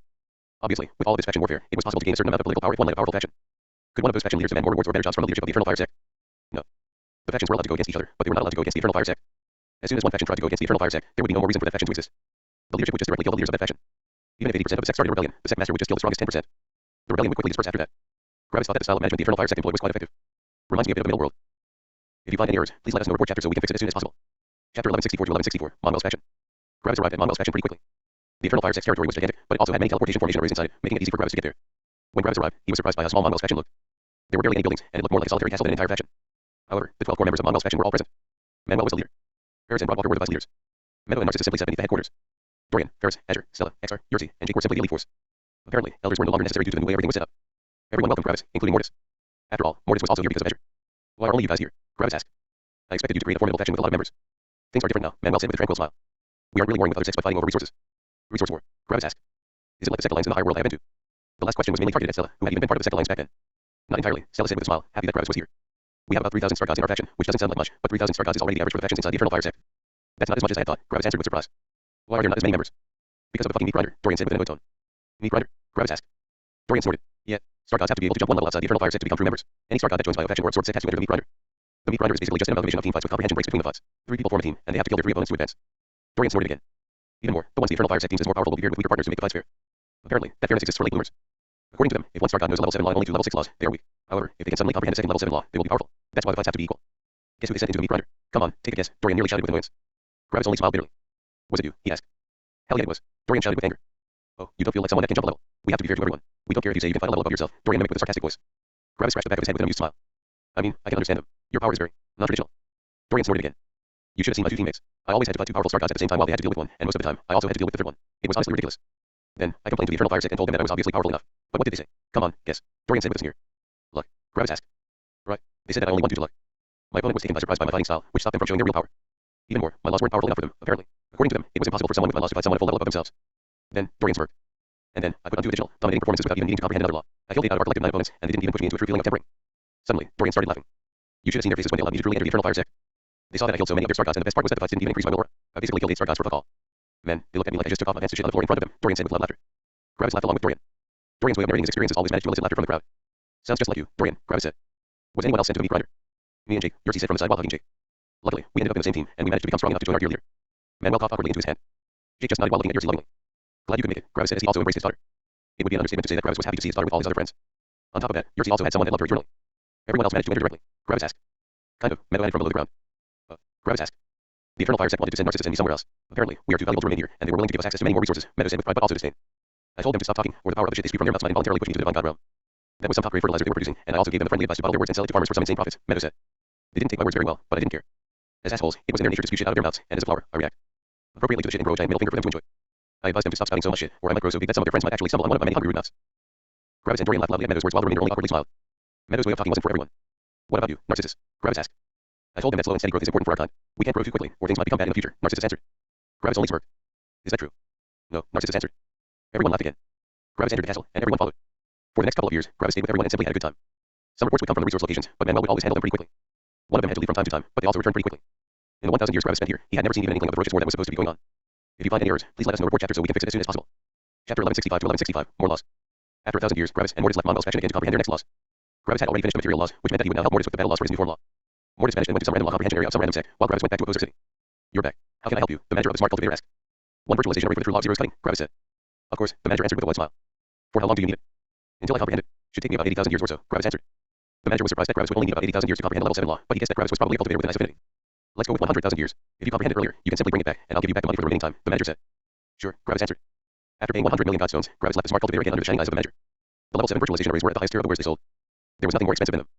Level 8 virtualization arrays basically didn't exist. What? Because only ancestral gods and very powerful star gods would be interested in them, and those cultivators were always members of some sect. They either led their own sect, or they were members of sects with divine gods. Those sects had access to plenty of law comprehension areas for level 8 laws. Even more, the smart cultivator wasn't some gigantic organization with lots of managers all over the world. No, the manager Gravis always met was literally the owner of the smart cultivator. The manager was one of the very few really powerful ancestral gods without any sect backing them. The manager opened his shop to get enough money to comprehend a level 9 law without joining a sect. The smart cultivator was profitable, but the manager would need to earn about 1,000 god crystals to buy some comprehension for a level 9 law. That number of god crystals was enough to push level 1 star god to the level 1 divine god realm. After getting his virtualization array, Gravis returned home. The opposer's castle didn't have a slot that allowed virtualization arrays to work, but he simply created one. The opposer had enough time in the past to comprehend formation arrays. Gravis sat in the room and activated the virtualization array. CRK, CRK, CRK. Powerful and terrifyingly cold ice appeared all over the room, and Gravis felt the cold winds cutting his clothes and body. Sometimes, the icicles in the room broke off and entered a storm, which then began to cut the entire room with them. Gravis had long since gotten used to such displays, and he immediately closed his eyes to enter a comprehension state. While Gravis was comprehending the true law of zeros cutting, Mortis was focusing on the true law of hurricanes explosiveness. And thus, another long time of comprehension began. Mortis was the first to finish after 77,000 years. The true law of hurricanes explosiveness was done. Gravis finished just 4,000 years later. The true law of zeros cutting was done. 1,000 years more than I had anticipated. Glad I accepted the manager's offer, or I would have needed to visit the shop again, Gravis thought. That's 8 out of 14 battle laws done. 6 more to go, Gravis thought. Gravis scratched his chin as he fell into thought. I think I can do one more. It doesn't feel like much time has passed, and I don't really want a break right now. Mortis wants to take one, but I don't mind. He can take one if he wants, Gravis thought. Gravis went over to the smart cultivator and got another virtualization array. This one was for the true law of zeros explosiveness. Gravis activated it and quickly went to work. 75,000 years later, he comprehended the true law of zeros explosiveness. Mortis was about to finish with the true law of ancestral cutting, but it would take about 10,000 years more. Gravis brought the virtualization array back and hurried to the Eternal Fire Sect. He wanted to take a break again. In just a couple of hours, Gravis arrived at Mongols faction again, and his eyes widened when he saw it. Huge. The gigantic castle pierced through the sky with millions of valuable houses around it. It was like the city of an emperor. Gravis' eyes widened as he saw all the cultivators on the streets. So strong, Gravis thought in shock. Level 6 and level 7 star gods just randomly walked around the streets. Most of the cultivators in the city were in the level 4 star god realm, but there also was a sizable number of level 5, 6, and 7 star gods. Gravis also noticed the power of his friends, and his eyes widened. Stella, Azure, Manuel, and Eris were level 7 star gods, while the remainder of his group of friends were level 8 star gods. Even more, they all had will auras at the peak of the star god realm. This meant that their will auras were all as powerful as Gravis' will aura. Gravis also saw that all of them were dealing with different tasks. Manuel was playing an assault with Exar and Azure. For a second, Gravis was confused. Didn't Manuel normally decide everything himself? However, Gravis quickly came to a conclusion. Manuel alone wasn't enough anymore to deal with the enemy's plans. Azure had led a couple of powers in her past, and she had a bright mind. Exar was a genius when it came to strategizing. It made sense that Manuel would ask them for advice. Hey, Gravis, we'll read you later. This is important, Manuel said quickly as he threw Gravis a half-hearted smile. Oh, don't mind me. You do what you have to do, Gravis answered. Manuel only threw Gravis a small smile before his face became solemn again. Oh, hey, it's Gravis, an excited shout came. Ferris arrived in front of Gravis and danced around him. Man, Gravis, I missed you so much. Why have you been gone for so long? Ferris asked. Gravis only smiled and chuckled at Ferris' antics. I wasn't gone for so long, Ferris. Are you kidding? You were gone for super duper long. Ferris answered with an excited smile. You've been gone for like over 150,000 years or something. That's a super long time. Gravis was a bit taken aback. Over 150,000 years? That didn't feel that long. Gravis had only comprehended 2 laws in that time frame. Additionally, Gravis didn't even feel any different since the last time he came here. It was like no time had passed for him. Gravis and Ferris talked for a long time, and Gravis was surprised that no one else showed up to greet him. It was like only Ferris was happy for him to be here. Not even Stella had given him more than a friendly hello. If you find any errors, please let us know report chapter so we can fix it as soon as possible. Chapter 1166 to 1166, Perceived Time Dilation. Ferris told Gravis everything that had happened in the time since his last visit, and the longer Ferris talked, the more shocked Gravis grew. The events themselves didn't really shock Gravis, but the sheer amount of what had happened shocked him deeply. None of the things were that special. There were just some fights here and there and some restructurings. However, there were just so many incidents. The sheer number of them was simply shocking to Gravis. Ferris had talked to Gravis for nearly a week before he was done recounting the events, which left Gravis surprised. All of it happened while I was away. Gravis thought, it doesn't feel that long to me. It feels more like I've only taken 2 naps, and that's it. It only feels like I've been away for only a couple of years. I don't even particularly miss everyone since I feel like I had just met everyone yesterday. Is this the effect of using samsara too often? Gravis thought, over 150,000 years passed, but 150,000 years doesn't actually feel that long. I went through much longer periods of time. However, if I break it down with my actual physical age, it would make more sense that so many things had happened. I'm about 950,000 years old, and 150,000 years is just a bit less than an entire sixth of my life. For a mortal, it would probably feel like they would have been away from their family for 10 years. For mortals, a lot of things can happen in 10 years. While Ferris was continuing to talk excitedly, Gravis looked around Monwell's faction with eyes reflecting complex emotions. Now that Gravis actually focused on his surroundings, he noticed that the entire feeling of everyone was off. It was like a lot of things had changed. However, the surroundings weren't the issue. The issue was more with how Gravis' friends felt to him. A good example would be Dorian. Gravis still remembered how he had talked to him the last time. Dorian hadn't appeared any different from normal, but right now, Dorian appeared far more serious. Gravis could see how Dorian talked to many members of Monwell's faction with a serious tone. He was currently giving them a lot of advice for the off chance that they would be outclassed by their enemy. He was telling them how to retreat and how to use the changing environment to take their enemies by surprise. Surprisingly, Dorian didn't joke around while teaching these things to the members of Monwell's faction. Instead, he was teaching the members everything very methodically. It was like he had been doing that for an eternity. Dorian had always had a peculiar personality. He had always been crass and didn't take many things seriously, but right now, it felt like he had grown up, for lack of a better word. Gravis could feel the weight of responsibility Dorian carried on his shoulders. Seeing Dorian like this reminded Gravis of Lazar, Dorian's grandson. Lazar had always appeared exhausted due to his job as a sect master. Lazar always only very rarely joked around since he had to uphold a certain aura. Dorian was very similar to Lazar from back then. It was like Dorian placed the importance of the effectiveness of his teachings above being himself. He would rather completely change himself to give others a better chance at understanding his lessons. Stella didn't seem much different from usual, except for the absence of her jumping into Gravis' arms. She was reviewing a lot of formation arrays and was also changing the formation arrays on several pieces of equipment. Ferris had told Gravis that Stella had become pretty good at handling formation arrays. 150,000 years, huh? Gravis thought with a worried expression. I think that should be enough to learn a lot about formation arrays. Stella had gone from a complete novice in formation arrays to being good enough to alter formation arrays that cost millions of godstones. I've only been gone for a bit of law comprehension. Gravis also looked at Meadow, who quickly noticed that Gravis was looking at her. Oh, would you look at that? The Great Lord of Sitting on Your Arts has returned to visit us, Meadow commented. Gravis only chuckled a bit. How have you been, Meadow? Gravis asked with some concern. You, what's with that tone? Meadow asked with disgust. You're worried over me. I already have a boyfriend, you know. That's not cool. You know how I meant that, Meadow, Gravis said. And you know how I meant that, Dick. How about you don't bore me for only 1 second? Meadow asked. Gravis only smirked. Lord sitting on your arse? Eh, you're just jealous because you don't have an arse. Additionally, even if you had one, you wouldn't even sit on it. Normal people sit on the floor, but you're underground. In your case, the floor sits on you. That also explains why you have no arse. It's pointless on you. There you go, Meadow answered, clapping in a very sarcastic manner with her roots. Little baby boy finally got some teeth. Why didn't you show them earlier? You went all sappy and worried for me. You creeped me out for a second. Gravis scratched the back of his head with an awkward smile. Well, I fear I might have done something wrong. Huh? Again. What's it this time? Meadow asked. Well, I think I shouldn't have skipped my last break, Gravis said. I don't feel like a lot of time has passed, but not everyone might feel like that. That. Meadow snorted. How long was it? 100,000, 200,000 years. Makes no difference to me. Has your sensitive little human brain received a small little ouchie? I mean, you are even older than me, Gravis said. It probably won't feel any different to you, but the others might not feel the same. For example, take a look at Dorian or Stella. If you compare them to how they were 200,000 years ago, don't they feel different? Gravis asked. Meadow paused and looked at Dorian and Stella. Sure, but that's normal. Humans and beasts change all the time. It's like I take a short nap, and everyone I know is already either dead or very different. That's just normal. Although, Meadow said slowly as her perception focused on Gravis again. You don't feel different. It's like you haven't changed since the last time, which is surprising. You humans change all the time, but you didn't. This worried Gravis. So, everyone else feels different, but I don't feel any different. That's what I said, you dead fuck, Meadow answered. Gravis remained silent for a while. Everyone had changed, but he hadn't changed. It's like I was put in some sort of time capsule or something. It feels like no time has passed for me, but so long has passed for everyone else. Then, Gravis looked at Ferris, who was still excitedly narrating his exploits. Gravis smiled a bit. Well, not everyone. Meadow, Narcissus, and Ferris haven't changed a bit. I think Meadow and Narcissus don't really undergo many changes since they are the oldest beings in our group. On top of that, they are plants, and time passes much slower for them, and Ferris is simply too simple and perfect. He has no reason to change. Ferris is just Ferris. Where's Eris? Gravis asked Ferris. Ferris stopped talking to find the relevant information about Eris in his head. It's Eris' turn to comprehend another level 7 lore right now. He should be comprehending law somewhere in the law comprehension area. Gravis nodded. Gravis had noticed Eris' absence while looking at Monwell's faction since nearly everyone else was present. Manuel, Azure, and Exar were planning something right now. Meadow and Narcissus were sitting below the faction, as always. Ferris was talking Gravis' ear off. Dorian was teaching some members. Stella was going over formation arrays. The others were absent. What about your C and J? Gravis asked. They're at the front lines with our other soldiers, Ferris answered. Your C and J aren't powerful enough yet to be placed here, and they need more tempering. They've been at the front lines for about 100,000 years. Gravis nodded. What about Broadwalker? A confused expression appeared on Ferris' face for about 5 seconds. Gravis looked at Ferris with a raised eyebrow. Oh, right, Broadwalker. Ferris suddenly said, proud that he remembered who that was. I haven't thought about him in a long time. He died like 60,000 years ago. If you find any errors, please let us know report chapter so we can fix it as soon as possible. Chapter 1167 to 1167, so much time. Broadwalker is dead, Gravis asked in surprise. Yeah, a lot of our members died. We're lucky that he's the only one to die in like 500,000 years, Ferris said. 500,000 years, Gravis repeated with a shocked expression. Yeah, it has been something like 500,000 since you had to deal with the entire Sinwar thing. It's been a really, really long time, Ferris said. Ferris' words hit Gravis hard. 500,000 years. It had been 500,000 years since Liam, Sky, and the others had died. That was so long. Gravis looked at his hands absent-mindedly. But it feels like it happened only recently. Yeah, it's been 500,000 years. He thought in shock. Gravis did some calculations, and he realized that he had already been a star god for over 600,000 years. I have been a star god for so long already. I haven't even truly fought another star god during that time. My friends go through one tempering experience after the other while I simply don't. It's surreal. Of course, Gravis knew why he hadn't gone through as many temperings as the others. First of all, Gravis had received a lot of tempering from Samsara and then even more from the Sinwar. In essence, Gravis had skipped 2 to 3 temperings with those. However, that wasn't everything. Gravis knew exactly what the main reason was. He had to comprehend so many laws. Gravis wasn't willing to fall a level in battle strength, but everyone's battle strength took a huge leap starting at the Star God realm. In the higher world, comprehending a level 7 law as an immortal emperor would be the stuff of legends. No one was even certain if that had ever happened before. Yet, to become a Star God, it was necessary to achieve exactly that in the highest world. On top of that, Gravis always had either the advantage in terms of energy and spirit or in terms of physical power due to his special beast body. However, that also changed with the heavenly treasure everyone received. If Gravis hadn't known the law of extensions, it would be impossible to jump 6 levels. The law of extensions alone would have made him nearly unkillable in the immortal emperor realm, even if he were only an early minor circulation immortal emperor. However, now, the law of extensions only allowed Gravis an entry token to fighting someone 6 levels above himself. The law that had boosted Gravis to unimaginable heights in the immortal emperor realm now only gave him a slight chance at keeping his current battle strength in relation to others. Then, there was also the major law of death. Without that, fighting 6 levels above himself would also be impossible for Gravis. At this very moment, Gravis had comprehended a whopping 21 level 7 laws, not counting the level 8 law of suffering and the level 9 law of heavenly lightning. 21 level 7 laws. This was absolute insanity for someone in the Star God realm. The most powerful Star Gods might have comprehended 5 level 7 laws, but that was it. 5 level 7 laws would be more than enough to comprehend a really powerful level 8 law. It's my battle strength, Gravis thought. I refuse to compromise on my battle strength, but I have to pay a price. That price is the lack of personality progression and the unreal wastage of time. Gravis looked at the people in Monwell's faction. Everyone went through so many experiences. I spent the last 500,000 years sitting in a room and comprehending laws, while everyone else was dealing with enemies, administrating a faction, building up forces, teaching forces, and seeing their forces get decimated. Right now, they probably don't even feel like they're the Myriad Sect anymore. After all, they have spent far more time in the Eternal Fire Sect than in the Myriad Sect. The Myriad Sect had probably become a distant, fond memory of theirs. It's like it isn't real anymore, or like someone else has lived their life in the past. Gravis looked at all his friends again with his spirit sense, and he felt like his life had buried itself into his heart. And they've all gotten used to living without me. Gravis' spirit sense focused on Stella, and a grimace appeared on his face. Stella loves me just as much as I love her, and she hasn't seen me for over 150,000 years. On top of that, the time we were together was only 1,000 years long. I don't even see her for 1% of my life. It's like I only visit for 1 day every 4 months. That's fine for extended family and children since they have their own life, but it's different for a romantic partner. Gravis looked at Stella with pain. Stella was already on the 7th level of the Star God realm, making it hard for Gravis to see all of her law fragments, but he still managed to glean some things. Her love for Gravis was basically frozen. It was still there, but it wasn't something she had been thinking about many times. How often had she thought of me in the last 150,000 years? Silence. She probably thought about me a lot in the first few years, but I probably slowly vanished from her mind. Gravis felt a deep pain in his heart. He felt guilty for not being there. He felt hurt that Stella had basically forgotten him. However, most of all, Gravis felt guilty for not having missed Stella for the past 150,000 years. Gravis had been completely focused on his laws, and the time had also passed very quickly. To Gravis, it literally felt like he had just taken 2 short naps. Stella probably wanted to see me so badly, but I haven't even really thought about her. This is just like the time in the middle world. Back then, when Gravis had been alone, he had thought about his home. Gravis still remembered that he had forgotten the faces and voices of his parents and friends. Everything had been so distant from his life in the middle world, making it feel like his friends and family actually didn't exist.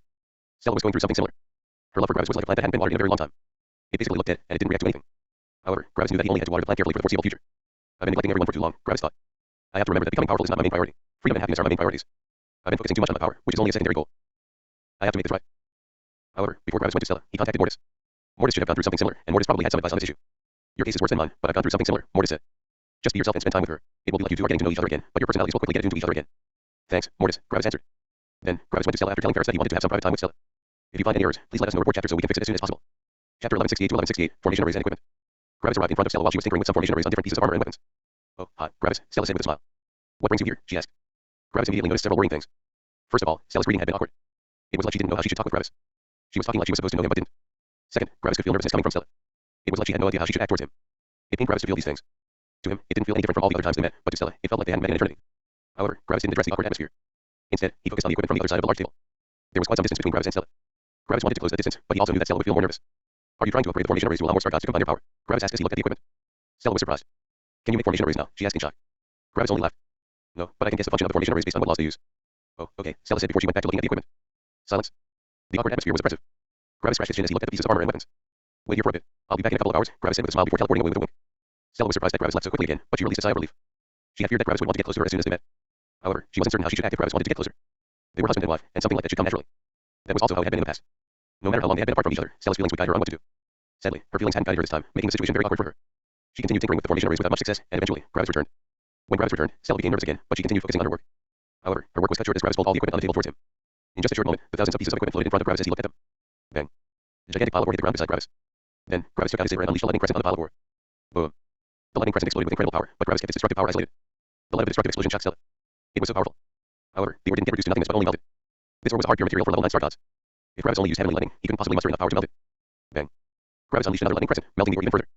Parts of the ore turned to dust, but that was to be expected. Gravis couldn't have full control over his power when he unleashed all of it at once. Easy. Gravis unleashed heavenly lightning to keep the ore melting while absorbing Godstones to keep his energy output going. Gravis glanced at one of the weapons and back at the molten ball of ore. A small piece of the ore left the ball and arrived in front of Gravis. After that, Gravis focused on the piece of ore and shaped it into a weapon. In just a second, an identical copy of the weapon had been created. However, it wasn't just a simple copy. The formation array that had been added to the previous weapon had been integrated into the weapon. Adding a formation array onto a weapon was like drawing a symbol on a wall while integrating it was like one was carving the symbol into the wall. The formation array couldn't be changed without referencing the weapon, but it also had a far stronger presence and integration. Gravis repeated the same thing thousands of times until he had made a perfect copy of all the equipment.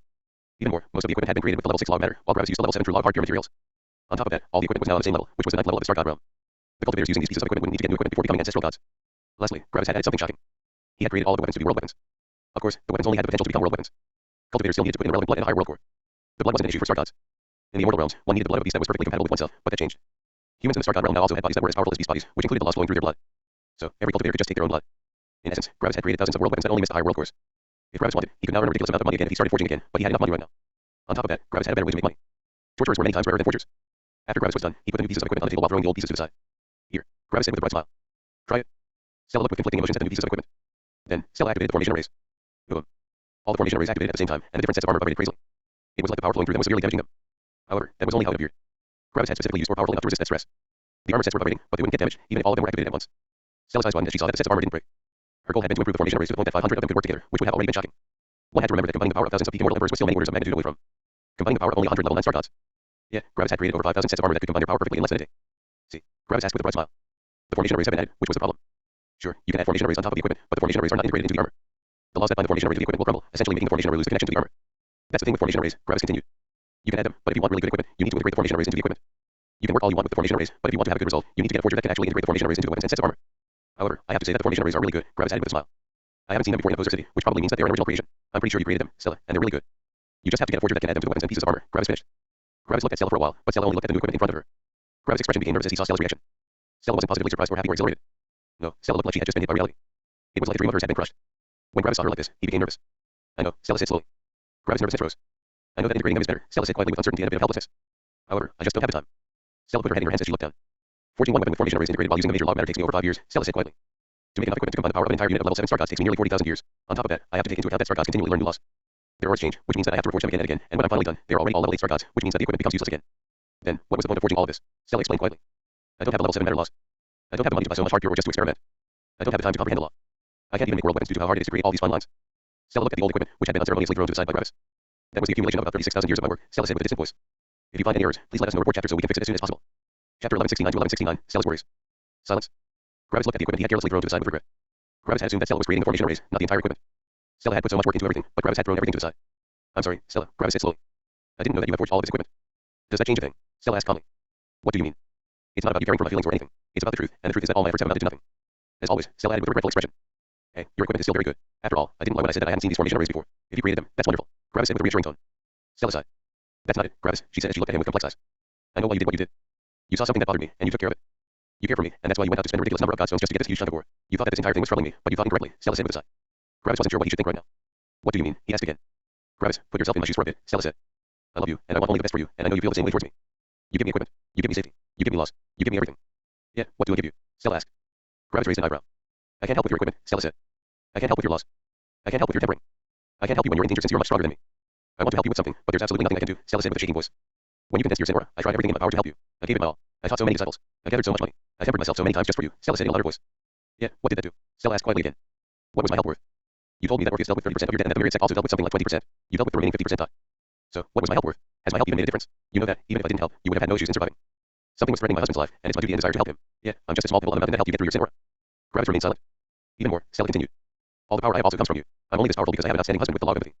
I know that the others don't think that way, but I feel like I'm only in the star god realm because of you. Nearly all of my laws come from you. I see how hard everyone else is working, and I'm so impressed with their dedication and their growth in power. Meanwhile, I only have to wait for you. I could sit on the ground for a million years and not do anything, and you would eventually still give me several level 8 laws by then. I don't even have to temper myself since I don't need to fight to comprehend laws. Will aura isn't necessary when I learn all the relevant laws regardless. Stella looked to the side with absent eyes. At this point, she wasn't even sure if she was talking to Gravis or to herself. You also wouldn't need to worry about me anymore. I would safely reach the divine god realm eventually by doing nothing.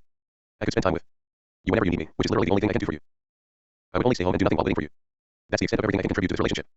However, is such a thing still a relationship? No, a relationship is between two relatively equal partners. One partner can be better at some things, but there are always things that the other partner can contribute. However, since I can't contribute anything, all of this wouldn't count as a relationship. I'm not a partner or a wife. I'm a pet. You take care of me, and the only thing I'm good for is to be happy when you return. That's all I can do. Silence. Gravis looked with deep pain at Stella. He knew that these weren't some irrational thoughts created by impulsive emotions. No, the things Stella was telling Gravis had been on her mind for a long time, based on how she talked about them. So, this is what Stella truly thinks. Gravis got reminded of Liam. Back then, Liam had tried to chase after Stella since he felt like he had to protect her. However, Stella's growth was so incredibly fast that she went further and further away from Liam. It was impossible for Liam to catch up to Stella, no matter how hard he tried. Stella was in the same predicament. Stella tried to help Gravis with something, but Gravis was superior in literally everything that had to do with cultivation. Gravis was more powerful, comprehended laws faster, and made better equipment. Stella was essentially watching how Gravis tried to deal with dangers that threatened his life, but Stella could only watch. She wanted to help, but she didn't have the ability to. One could compare this to a relationship between mortals. If both partners had a job, there wouldn't be an issue. If one partner had a very lucrative job and the other had a far worse job, there might appear some friction between the two. In a sense, the perceived inferior partner would feel more useless, and they would want to prove that they weren't beneath their partner. Because of that, the partner might try to reach the same heights as the other partner, but if it didn't reach a comparable height, resentment might be born. One solution to this issue was to let one partner take care of the money while the other took care of everything else. They cleaned the household, took care of the kids, did grocery shopping, and helped the partner relax when they came home. In that sense, the other partner became a gigantic help again. However, what if the first partner had so much money that they hired maids, butlers, cooks, nannies, guards, chauffeurs, and so on? What would the other partner do then? Nothing. Even if they wanted to help, they couldn't. There was simply nothing they could do because one partner had taken care of all the problems. Stella was in exactly the situation. She couldn't help Gravis with anything. In her mind, she was contributing just as much as a husband to the relationship. As a proud star god with immense power, such a reality was nearly unbearable to her. If you find any errors, please let us know report chapter so we can fix it as soon as possible. Chapter 1170 to 1170, Gravis sighed. The two of them remained silent for a couple of seconds. If you were more powerful than me, what would that change? Gravis asked. I would have been able to help you with your sin aura, Stella answered immediately. And I wouldn't have comprehended the true law of suffering. I'm not being of much help. You helped me more than you could have helped by actually helping me, Gravis answered. Stella frowned.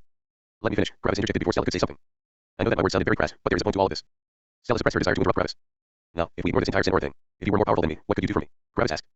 I could protect you when Stella started, but she didn't finish her words as she realized something. Gravis nodded. Exactly, Gravis said when he saw that Stella realized the meaning behind his words. Anything that endangers my life is tempering, and if I want to become more powerful, I can't have any help with that. As soon as I realize that my life actually isn't in danger since you will intervene, my will aura won't be able to grow anymore. Now, let's assume you could give me a ton of laws I don't know, and all these laws would increase my battle strength by an entire level. Would that make me safer? Stella grimaced. No, it wouldn't, Gravis added. Because, when my battle strength grows, I also have to fight even stronger opponents for tempering. In a sense, you giving me more laws might actually endanger me more than if you didn't. My power increases, and to help my will aura grow, I would need to put myself under even more danger. Then, when I am actually in danger of losing my life, you would have to retreat far away so that you can't possibly help me. Otherwise, I wouldn't be able to temper myself. So, if you were more powerful than me, and if you could give me many more powerful laws, you wouldn't be able to make my life safer.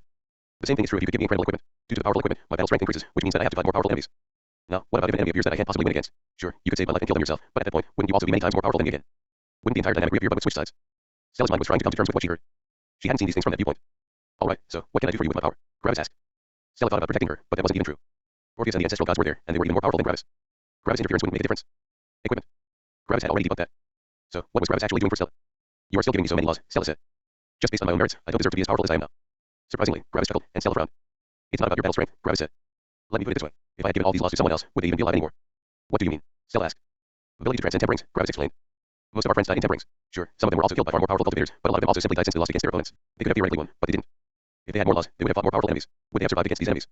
I don't think so, Gravis added with a slight shake of his head. Battle strength is nice, but you also have to have the ability to triumph against your opponent when they are as powerful as you. When two opponents with the same power fight each other, battle strength becomes irrelevant. After all, they are already equally as powerful. Battle strength dictates what opponent you fight for your tempering, not if you win. In that situation, the most important thing is your ability to grow under pressure. If your ability to grow under pressure is below your opponent's, you will die. After all, if you both have the same starting point, victory depends on the person that can grow more. Only you have control over that ability of yours. The more you want to live, the higher your concentration becomes under these circumstances. So what if I gave you some laws? Gravis added with a smirk. You're fighting 2 or 3 levels above yourself. Sure, it wouldn't be anything special if others could also get these laws, but the impressive thing is that you managed to survive more than once.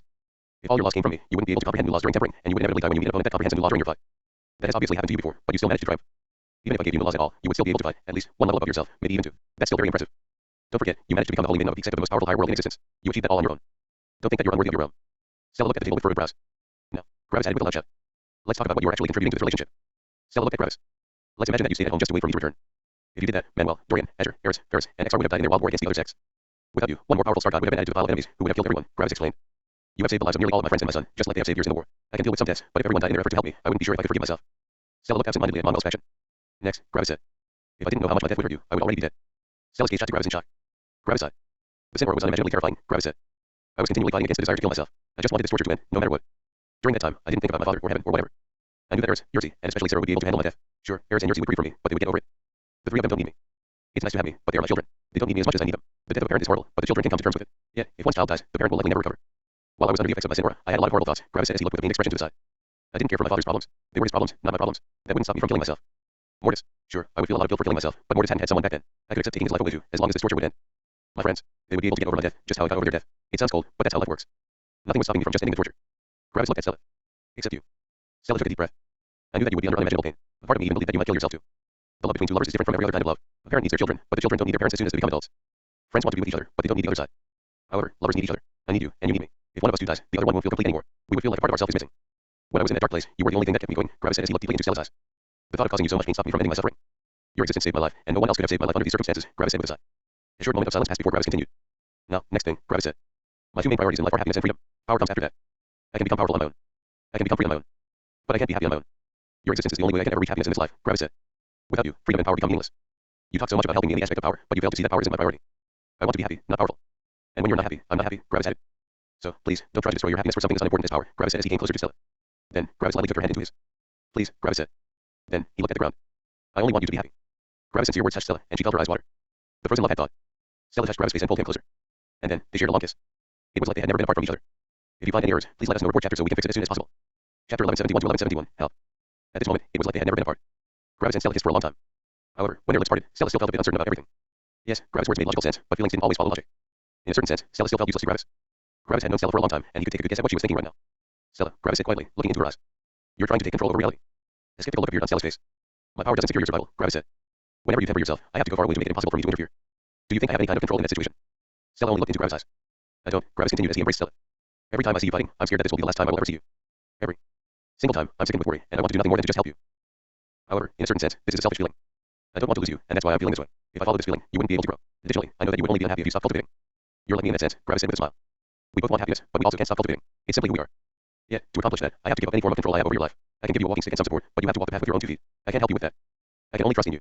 Stella looked into Gravis' eyes for a while and then looked away again. Is all of this only because I want to have control over Gravis' life? Stella thought. That sounds bad, but is controlling someone necessarily bad? Not really. Dealing with something Gravis couldn't handle would be me taking control of the situation. Stella looked back at Gravis, and her heart warmed as she saw his eyes. Yeah, even if I had the power to deal with his problems, it would only hurt him if I interfered. Cultivation is a path that has to be walked alone. I'm the only person that has control over my cultivation, and Gravis is the only person that has control over his cultivation. Gravis and Stella only looked into each other's eyes for a while. Then, Stella's face relaxed. I guess everything makes much more sense now. Suddenly, Stella's eyes shot open in shock. Gravis only smiled happily. Silence. There is no right answer, Stella said. Gravis nodded. Every choice has advantages and disadvantages. Under certain circumstances, a seemingly wrong choice can be the correct choice, Stella continued with surprised eyes. It's all perspective, and control is also only perspective. Gravis nodded again with a bright smile. You could almost call it perceived reality, can't you? Gravis asked with a smirk. Do you believe me now? Gravis asked. I can help you, but you also need to be powerful enough to receive that help from me. Gravis chuckled a bit. You've seen Manuel back then, right? Orpheus and I tried so hard to make him understand the law of freedom, but he just couldn't comprehend it. Yeah, with only some words, you managed to comprehend the law of control, and with the law of control, you now also understand the law of perceived reality. Stella still couldn't come to terms with reality.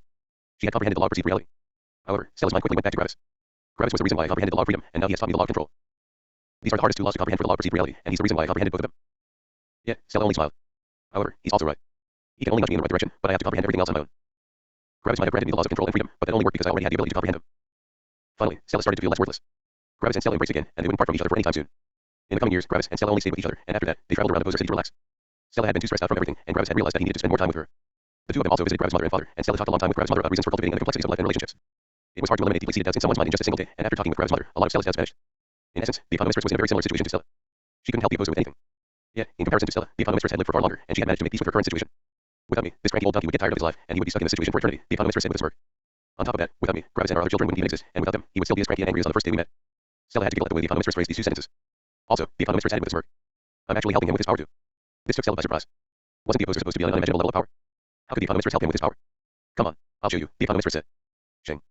A teleportation later, Stella found herself in an unknown cave with absolutely unreasonable proportions. The cave was over 1,000,000 kilometers high, and Stella couldn't even see the end of the cave with her spirit sense. Yet, when Stella looked down, her jaw dropped. Stella saw a blue ocean stretching into infinity. However, the ocean wasn't made of water but of godstones.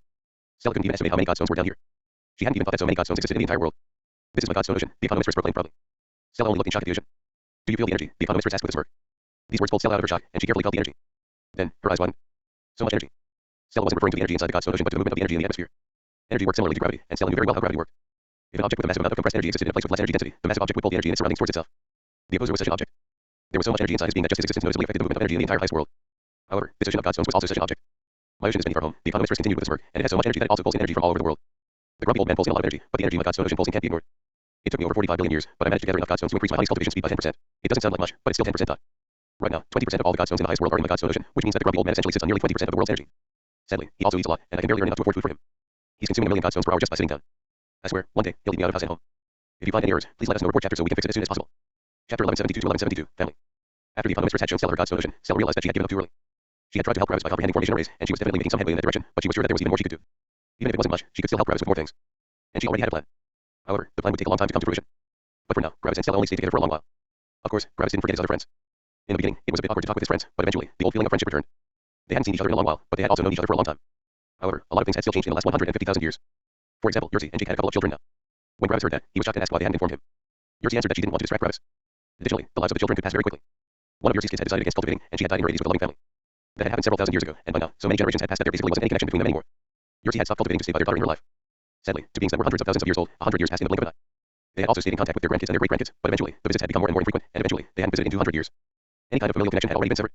The only thing connecting them was a tiny part of their blood. Gravis could only sigh when he heard all of that. Sure enough, having children was difficult when one was also cultivating. If the child decided to live a mortal life, their entire life would pass in the blink of an eye. If they decided to cultivate, their life would pass even faster. After all, the chances of becoming truly powerful were minuscule.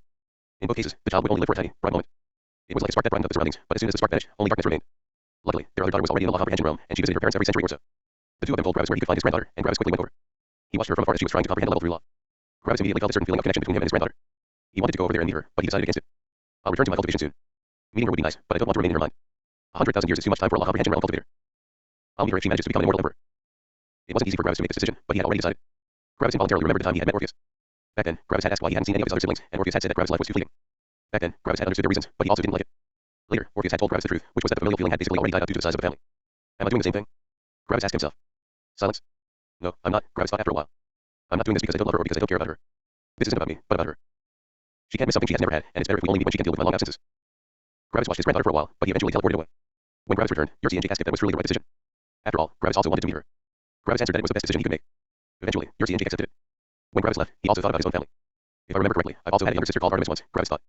Sadly, she has decided to accept father's gift and became a peak immortal emperor. Her longevity has long since run out. Gravis brows furrowed. Now that I think about it, father and mom didn't have any other children after that, and several 100,000 years have already passed. This means that all my brothers and sisters that decided not to cultivate have already died. Gravis remembered that one time he had met one of his sisters. Back then, Gravis had only been in the unity realm, and he had immediately disliked her as soon as he saw her. When they talked, the two also very quickly parted on bad terms. It feels weird, Gravis thought. Back then, she had been impossibly more powerful than me, but now, she has already died. Well, at least I guess she was happy. I wonder how many of my brothers and sisters are actually still alive. Gravis couldn't come to a concrete answer. Why am I even thinking about all of this? I can just ask father.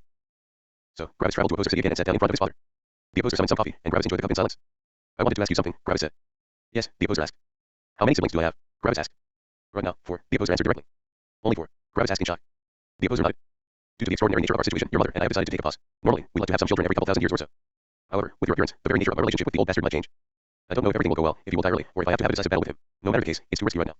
Gravis nodded. The reason was understandable. Who are the others? I only know Orpheus, Gravis asked. Do you want to meet them? The Opposer asked. Gravis hesitated for a bit. I'm not sure, honestly. There isn't anything between us except our connection to you and mom. But you still want to know some things about them, the Opposer added. Gravis nodded. The Opposer emptied his cup. Orpheus is your second strongest sibling right now. He was once placed third, but after he decided to continue cultivating, his power has gone through a rebirth, the Opposer said. This surprised Gravis. He had a sibling even more powerful than Orpheus. You have a sister that's at the 9th level of the Star God realm. My short fight with the old bastard hit her hard since she had just been somewhere in the middle of the Star God realm when it happened. The entire world basically knew that she was my daughter, and the world hated her for it. Gravis were amazed. This really was a bad place to be in. She never forgave me for what I have done. She said that I only cared about you but not about anyone else, the Opposer said. She will soon undergo her second tribulation, and things don't look good for her. There is a small chance that she can comprehend the level 8 law during that tribulation, but if she fails, she will die. I'm relatively sure that you will only have 3 siblings soon. Gravis sighed. And the other 2, he asked. You have another brother who's a level 4 ancestral god right now. He's an elder in the darkest Stygian sect. Oh, I know that sect, Gravis said. It's about as powerful as the Eternal Fire sect, right? I think I visited their territory once when I went to get Meadow. The Opposer nodded. He comes here from time to time, but mainly to visit your mother. There isn't a strong connection between him and me. Gravis could understand why. The Opposer had always been very distant towards his children, which had only changed when Gravis had a beard. What about their karmic luck? Gravis asked. 0, as always, the Opposer answered. Only the people that have an actual connection with you have their karmic luck raised. The 3 siblings you have never met don't have a real connection with you. However, as you always say, advantages can have disadvantages, and disadvantages can have advantages. Their path had been far more difficult, but they have above average battle strength because of it. Gravis remembered a couple of run-ins he had with his karmic luck in the highest world. It definitely wasn't easy to survive something like that, but all 3 of them had managed to survive these catastrophes. What about the last one? Gravis asked. You have one more sister, and she's the most powerful out of all of you. She comes to visit us every couple 100,000 years or so, and we have a relatively good relationship. You two actually already met, but you didn't recognize each other. If you find any errors, please let us know report chapter so we can fix it as soon as possible. Chapter 1173 to 1173, Zero's Essence. Gravis looked with surprise at his father. I saw my strongest sister once. The Opposer nodded. Back at the Heaven Clash, she was among them. Gravis went through all the people he had seen, but everything had happened way too fast for him. Gravis hadn't been able to keep up with all the figures, but he remembered a few of them that had remained at the end. Gravis didn't find anyone that gave him a similar feeling to his father. However, Gravis remembered that it was also possible that his sister might be more similar to their mother. After looking at the people in his memory again from a different angle, one person stood out. It was a woman with long blue hair. In a sense, her beauty had radiated a similar purity as his mother. It was like she had been a person that stood above the mere struggles of the world. She wasn't looking down on the world, but she had simply watched all of it with disinterested eyes. It was like the things that had happened around her hadn't been connected to her. In a sense, her demeanor was similar to the Opposer's demeanor, while her body and appearance were similar to the economist's. Was it that one blue-haired woman? Gravis asked. He hadn't heard the discussions between the divine gods, and he didn't know their identities. The Opposer nodded. Her title is Zero's Essence. She is currently your oldest sibling, and she's a peak divine god. She's only missing it through law of control. Gravis took a deep breath. He had anticipated that the sister of his was powerful, but this was way more powerful than he had anticipated. Zero's Essence was only missing the true law of control. This meant that she was only one level 9 law away from becoming a heaven's magnate. She was literally at the absolute peak of the divine god realm. There were uncountable divine gods beneath her, very few divine gods on her level, and no divine gods above her level. A fight between her and an equally powerful opponent could very likely end in the birth of a new heaven's magnate. How hard was it to become a heaven's magnate? Well, normally, cultivators needed to comprehend the law of a new level to reach the next realm. Nascent nourishing realm cultivators needed a level 2 law to become a law comprehension realm cultivator. Law comprehension realm cultivators needed a level 3 law to become an immortal realm cultivator. It continued like this until one attempted to become a star god. To become an immortal emperor, one only needed a level 5 law. However, to become a star god, one needed a level 7 law. That was a jump of an entire level. Because of that, reaching the star god realm was unreasonably more difficult than any other breakthrough before that. Then, it continued again normally. Level 8 law for the ancestral god realm. Level 9 law of the divine god realm. And then, another jump. To become a heaven's magnate, one needed to comprehend the law of the true world, which was a level 11 law. Just to comprehend the true law of the dead world, one needed to comprehend the 9 level 9 laws of the elements, the 3 laws of primordial force, and the level 9 true law of matter. This meant one needed to comprehend 13 level 9 laws just to get one level 10 law. And they needed a level 11 law. After that, they had to get through all the life laws. Then, they had to comprehend all the emotional laws. And lastly, they had to get the laws of perceived reality. Even amongst peak divine gods, there was a gigantic gap of battle strength. Some divine gods could reach the peak of their realm while only knowing a single level 9 law. Yet, there also were peak divine gods that knew over 20 level 9 laws and up to 3 level 10 laws. And Zero's Essence was one of the most powerful divine gods. She knew 3 level 10 laws and all the level 9 laws in existence, except for one. Zero's Essence's battle strength might actually be stronger in relation to her realm than Gravis' battle strength in relation to his realm. She's powerful, Gravis answered after thinking about Zero's Essence's battle strength. The Opposer nodded. There's a high chance that she will become a heaven's magnate in her next tribulation in about 4 million years. 4 million years, Gravis repeated absent-mindedly. I've only been away from my friends for a little over 150,000 years, and I already feel like an eternity has passed for them. Yeah, you're talking about 4 million years like it's nothing. To your friends, it might appear like 150,000 years is a long time, but to you, it doesn't feel that long, right? The Opposer asked. Gravis nodded. The perception of the passage of time is relative. To you, seemingly no time has passed, while for your friends, an eternity has passed. Yet, if there is no other perspective, the passage of time only has one subjective perception, and when there's only one perception, the perception might as well be objective, the Opposer said. If one wasn't knowledgeable in several laws or didn't know the Opposer very well, one might not have understood what the Opposer had just said. However, Gravis understood. You're saying that she has no friends, family, or companions? Gravis asked. The Opposer nodded. She and I have a good relationship due to our similar mindsets. At least, our mindsets had been very similar about a million years. Your sister is chasing power, not happiness, the Opposer explained. Her priorities are partially due to me, but also partially because of the old bastard. His zero karmic luck policy for our family makes it inherently difficult to form friendly relationships. Trading with others is fine since we aren't that much in contact with them, but a friendship is risky. Friends often spend time together, and when our lack of karmic luck strikes, we attract mortal dangers. These dangers are often not tempering, but situations where we can survive by battling. Many of our friends die from that. Your sister has realized that long ago, and just like you in the lower world, she has decided to avoid any kind of companionship, excluding your mother and me. However, in comparison to you, she has lived like this for her entire life, which has spanned millions of years. She has long since adapted to that lifestyle, and it has become normal to her. Gravis sighed. Will she become like the old black magnate? Gravis asked. Most likely, but it will take a long while, the opposer answered. In comparison to the black magnate, she isn't fine with only reaching the heavens magnate realm. She won't be satisfied until she is the strongest heavens magnate there is. If she manages to reach that level, she will probably get struck by reality and realize that her goal no longer exists and that it has led her to an abyss. However, that's a big if. Remember that every single heavens magnate had once been in your sister's position. They had all once been so overwhelmingly powerful in their realm. Becoming the strongest out of that group is nearly impossible. Gravis scratched his chin. If you strive for an empty goal, but you never reach it, you will never realize that your goal has been empty. Gravis mused. If one person strives for a goal that ends in fulfillment and one strives for a goal that ends in an abyss of despair, and if they both never reach their goals, there's essentially no difference between them. Both are chasing a dream, and their life experiences will be filled with similar emotions. So, in a sense, the problem isn't an actual problem. It's only the possibility that a problem might come into existence in the future, right? The opposer nodded. If she can become the strongest heavens magnate, I might have to talk to her. Right now, no amount of talking would change her perception since her goal had been firmly ingrained in her personality and existence. If we want to help her, we have to wait for a very significant event, which has to happen a long time after she has already reached her goal. Just like with me back then, the opposer added. Meanwhile, Gravis was smirking happily. Gravis had realized that his father had truly changed, and even more. The opposer had said we. Gravis felt like his father had included Gravis in the we. The opposer had never done that before. If you find any errors, please let us know. Report chapter so we can fix it as soon as possible. Chapter 1174 to 1174, 1 million. Gravis talked some more with his father, but in the end, he decided not to meet any of his siblings. Gravis wasn't very thrilled at meeting his star god sister or ancestral god brother since he felt like they didn't have much in common with him. However, Gravis felt a certain connection with his sister, Zero's essence. She was going through something that Gravis knew very well, but her life had also gone very differently. Yet, all of this was irrelevant. His sister might be interested in exchanging some words with Gravis, but Gravis knew that she wouldn't really form any relationship with him due to how she had lived her life. It was even possible that she was incapable of having any companions at this point. In a way, she was similar to Joyce, but she was dealing with that aspect of her personality very differently. Joyce had dealt with these things by burying everything under a mountain of anger and hatred, while Zero's essence had simply accepted her reality. In a way, Zero's essence also reminded Gravis of the old Azure. Before Azure had become a star god, she had been incapable of feeling love or strong feelings of happiness, and she had accepted that part of herself. Even if she didn't feel any strong feelings of friendship towards her friends, she had still been a great friend. Sometimes, people had very similar disadvantages or issues, but different people would become very different. If the same traumatic experience happened to different children, they would all still become different adults. One of them would probably be able to see how this experience had shaped their personality, and they could accept that these things had happened to them. One of them would probably get over the experience in adulthood and maybe even forgive the person responsible for their traumatic experience, resulting in a form of inner peace. However, one of them would also probably never recover, and that incident would haunt them for the rest of their life. They might become unstable with rage, might commit suicide, might become depressed, might become isolated. Overcoming trauma was like tempering. One would go through intense and unimaginable pain, and if they failed to get over it, their life would be ruined. However, if they could overcome it, they would learn a lot about these things, and they would even grow as a person. If another horrifying event happened after that, the person would be better equipped to deal with it since they had gone through a similar experience before. It was all a matter of perspective and how one handled their issue. Zero's essence, Azure, and Joyce had similar problems. Yet, all three of them dealt with them in very different ways. One had accepted that she would never have friends in her life. One had become curious and had tried to learn as much about this concept as possible while acknowledging that she would never feel these things. One had never been able to deal with this issue, which resulted in her personality transforming into something unlikable. Ironically enough, the only person that had voluntarily put themselves into a situation had also been the one that had failed to recover from it. Gravis wanted to meet his sister, but he also knew that it wasn't time yet. Zero's essence would keep living for a very long time, and she wouldn't be interested in forming a relationship with Gravis. That was fine for Gravis. After talking with his father a bit more, Gravis visited his mother again and spent some time with her. Some time later, Gravis left his home again and went back to Monwell's faction to spend more time with his friends and Stella. 10,000 years later, Mortis finished comprehending the true law of ancestral wood cutting. Then, Mortis and Gravis spent another 10,000 years with everyone. During that time, Gravis had also seen several star gods of Monwell's faction fighting with the enemy, and he was quite impressed with their power. Sure enough, no star god in the Eternal Fire set was weak. Sadly, Gravis had to get back to comprehending more laws. He had initially wanted to spend even more time with Stella, but she had basically thrown him out, telling him that she also had to comprehend laws. She couldn't spend all this time with Gravis. Gravis didn't mind, especially since Stella and Azure would also both focus on comprehending level 7 laws. They hadn't been able to focus on their laws until now since their presence had been pivotal to the survival of Monwell's faction, but now, Monwell's faction was no longer in danger of collapsing anymore. One reason was the power and number of all the star gods in Monwell's faction, but that wasn't the main reason. The main reason was Meadow and Narcissus. Over the course of being in the Eternal Fire sect, Meadow and Narcissus had received a frightening amount of star god corpses. Both of them knew several level 7 laws by now. They wouldn't go to the front lines, but those two would become an impenetrable barrier for any enemy. Another reason was also the equipment Gravis had created for everyone, but Gravis still felt a bit embarrassed by that event. The important thing was that Stella and Azure could finally focus on their laws. Gravis went back to Opposer City and rented another virtualization array, and he directly rented it for over 150,000 years. This was the virtualization array for the true law of atoms cutting. Gravis knew that his affinity for metal wasn't very great. It always took Gravis at least 1.5 times as long to comprehend the metal laws compared to the other elemental laws. Well, the earth laws were even worse, but Gravis would simply get another law comprehension like fruit for the true law of stone's explosiveness. Meanwhile, Mortis was focusing on the true law of ancestral wood's destruction, which was basically the law of explosiveness for ancestral wood. Time passed again, but this time, Gravis was interrupted before he could comprehend the law. Only 30,000 years after starting his comprehension, Gravis was interrupted by 5 people arriving in his room unannounced. Gravis hadn't been ready for their arrival, and before he could do anything, it had already happened. Bang. Several weak explosions occurred in the room, and Gravis felt the laws in the room change.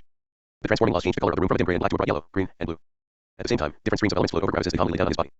Gravis only looked at everything with confusion and shock. Gravis quickly realized what was happening when the laws calmed down. Gravis' room had been transformed into a party room. There was a beautiful spectacle of laws dancing around Gravis, radiating joy. On top of that, the streams of laws that lay on Gravis' body were just fancy streamers. In front of Gravis stood 5 people. At the left was Orpheus, his face showing a bright and happy smile. Beside Orpheus was the black magnate, his face showing an amused smirk. At the right was Mortis, his face showing a light but awkward smile. Beside Mortis was the economistress, her face showing an excited, proud, and happy smile. And in the middle was the opposer, his face showing his trademark, deadpan expression. All 5 of them had streamers in their hands. Gravis almost couldn't hold himself back when he saw his father holding bright streamers in his hands. Happy 1 millionth birthday, Gravis. If you find any errors, please let us know. Report chapter so we can fix it as soon as possible. Chapter 1175 to 1175, Talk with Orpheus. Gravis had totally forgotten about his birthday. After all, birthdays kind of lost their meaning. However, 1 million years was still a long time, and Gravis needed some time to process that. Gravis was a million years old now. After a moment of shock, Gravis recovered and thanked everyone for coming. Then, all of them had a small get-together, which reminded Gravis of the time he had left for the middle world. Back then, they had also held a small party for Gravis. Gravis still remembered the present his father had given him. It had been a black scale, and Gravis had no idea from whom the scale came. Now, Gravis knew. It had been a scale from the black magnate. Stella wasn't here right now since she was busy comprehending more laws. Additionally, Gravis also hadn't been there for Stella's millionth birthday. It wasn't really an important event, and everyone knew that, which was why the party had only been very small and short. It basically only acted as a small get-together and reunion. Gravis didn't speak much with Mortis, the black magnate, his father, or his mother since he was in regular contact with them. However, Orpheus was someone Gravis hadn't met in a while, and he asked him how he was doing. After all, Gravis hadn't seen Orpheus in Monwell's faction. Oh, I'm just comprehending laws, Orpheus said with a smile. The ancestor of the Eternal Fire sect offered me the position of sect master, but I declined. I don't want to be bound by a lot of responsibility. This took Gravis by surprise. Wait, what? The ancestor asked you to be the sect master of the eternal fire sect? Gravis asked. Orpheus nodded with a smile. Yes, apparently, there had been some kind of competition I didn't know about. However, that explanation cleared a lot of my doubts. Gravis lifted an eyebrow. Orpheus only grinned. Well, not soon after I entered the eternal fire sect, several people started to act against me. Some of them were slandering me. Others were trying to put the blame on me for something I didn't do. Some people tried to convince me that there were hidden spies in the eternal fire sect, and so on. There have been a lot of incidences. Someone wanted to go against you. Gravis asked with a dangerous glint in his eyes. When Orpheus saw Gravis' eyes, he only laughed. I like that you're trying to help me, but you're still a bit too young, he said with a chuckle. Gravis only continued looking into Orpheus' eyes with a serious expression. Obviously, he wasn't taking the situation as a joke. You don't have to worry, Gravis, Orpheus said. Power is everything, or did you forget that? All these political schemes are unimportant, and I let them do and say whatever they want. The entire leadership of the eternal fire sect hates me now, but who cares? I'm still a member of their sect, and if they try to throw me out of the sect, they will only have lost one of their most powerful ancestral gods. By the way, that's eventually something that happened, Orpheus said with a grin. You were thrown out of the eternal fire sect? Gravis asked in shock. No, Orpheus answered with a smirk, but they tried to. What happened? Gravis asked. As soon as the boat was nearly complete, the ancestor appeared, and he berated everyone quite heavily. He said that infighting was great for creating outstanding new elders, but as soon as one reached the top of the sect, everyone had to work together. They would have banished me, which would have resulted in the eternal fire sect becoming much weaker. They can deal with losing thousands or millions of star gods, but they couldn't deal with losing someone with the power to become a sect master. Eventually, he said that I acted correctly while everyone else acted only for their personal gain. Well, acting for one's personal gain isn't that bad if it involves a significant increase of power, but this was all about status and position. If they had a way to become far more powerful by banishing me, the ancestor wouldn't stop them. He would even support them. However, they didn't. The power of the entire eternal fire sect would drop significantly, which meant that this was a stupid action. That's when the ancestor said that he would grant me the position of sect master, and that's also when I declined, Orpheus said with a smirk. Gravis looked with a strange expression at Orpheus. If Orpheus had accepted the position of sect master, he would have gained an incredible amount of resources to further his own power. However, he would have also gained quite some responsibility. Yet, this was a trade everyone was willing to take. Except Orpheus. Would I have declined? Gravis thought. Silence. No, I would have accepted. However, I would have put a proxy in my place. In short, I would get the resources with none of the work. I would have probably used Manuel as my proxy. Then, who's the current sect master? Gravis asked. Officially or unofficially? Orpheus asked with a smile. Both, Gravis answered. Officially, it's the current sect master. Unofficially, Orpheus said before making a short pause, also the sect master. Gravis' face transformed from curiosity into a deadpan expression. Orpheus had to laugh when he saw Gravis' face. Well, in a way, the current sect master is basically only a replacement sect master. In a sense, she will only occupy the position of sect master until the actual sect master is powerful enough to lead the eternal fire sect. Gravis uttered with some interest. He already had a suspicion. Is it Manuel? Gravis asked. Orpheus only grinned. Yep. Gravis' eyes narrowed into a distrusting gaze. Did you actually decline the position of sect master? Gravis asked slowly. Orpheus only laughed with a smile. Yeah. Really? Gravis asked again. Maybe I tried to become the sect master and use Manuel as a proxy, but in the end, I declined, Orpheus said with a smile. Gravis muttered. As if Orpheus would decline the resources such a position comes with, Gravis thought. So, he had the same idea as me. And I guess I declined, right? Gravis asked. Orpheus laughed a bit. Well, the ancestor said that this was basically his position, and the sect can't have two ancestors. Additionally, if I wanted to become the ancestor, I would have to be as strong as him. He needs someone that actually takes responsibility. However, he also said that if I trust Manuel so much, he can keep Manuel in mind as a contender. As soon as Manuel becomes powerful enough to rival the sect master, and as soon as I become powerful enough to rival him, we can both take over the positions of sect master and ancestor, respectively, Orpheus said. Gravis' eyes widened in surprise. He said that, he asked. Orpheus nodded. Strange, isn't it? Usually, sects don't want to undergo a major shift in leaders, but the eternal fire sect doesn't think like that. If someone was able to completely take over their sect, it only means that the leadership was too weak. If the new leadership managed to claim the eternal fire sect from the old leadership, the new leadership could only be more powerful than the old one. As long as we keep the name, everything goes. Interesting, Gravis said. If you find any errors, please let us know report chapter so we can fix it as soon as possible. Chapter 1176 to 1176, the end of the way.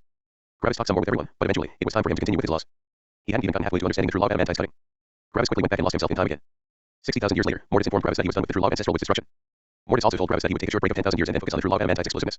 Gravis didn't mind, and he continued to focus on the law of adamantized cutting. Sadly, comprehending this law took way too long. Gravis only finished the law 80,000 years after Mortis had contacted him. Gravis had even needed to extend the virtualization array. That took me 170,000 years, Gravis thought after taking a deep breath. Sure enough, my comprehension ability regarding the metal element is portal. Mortis was only halfway done with the true law of adamantized explosiveness, and he would probably need another 70,000 years or so to finish. Let's get some law comprehension life fruits, Gravis thought. Gravis quickly bought some law comprehension life fruits for the true law of stone's explosiveness. He couldn't possibly spend 300,000 years or so on comprehending a single level 7 law. It only took Gravis a couple hundred years to comprehend the true law of stone's explosiveness with the law comprehension life fruits. Now, I only need to wait for the true law of adamantized explosiveness. Then, I can condense my new form law. Gravis sighed. How long have I been in seclusion for my form law? 600,000 years or so. Honestly, without Mortis, it would take me an entire tribulation to comprehend all the laws. Mortis is a huge help. Mortis will still need about 70,000 years, but I don't have to wait and do nothing for that long. There are other things I can do. But first of all, I need to contact Stella, Gravis thought with a bit of happiness and nervousness. I hope this isn't going to be as awkward as the last time. Gravis contacted Stella for the first time in 140,000 years, and Gravis became quite surprised when he actually thought about that. Stella hadn't contacted him for 140,000 years. That was quite a long time. However, he also hadn't initiated contact for that long. When Gravis contacted Stella, he realized why it had taken her so long to contact him. She was still busy comprehending her own level 7 law, and Gravis had just interrupted her comprehension. Gravis apologized a couple of times, but Stella told him that it was fun. She had also missed him. The two of them talked for a while, and Gravis nodded with a smile when he heard that she would need to spend even more time in comprehension. Stella hadn't changed one bit. Just like Gravis, Stella's time seemingly stood still while comprehending laws. After getting Stella's okay, Gravis went back to the smart cultivator and asked for a couple of virtualization arrays. However, when Gravis said how long he wanted to rent them, the manager became shocked. Gravis only wanted to rent them for 10,000 years each. That was basically nothing. After a while, Gravis went back to his home and activated the first virtualization array. Easy. Divine lightning appeared in the room, and it started to adhere to all the surfaces.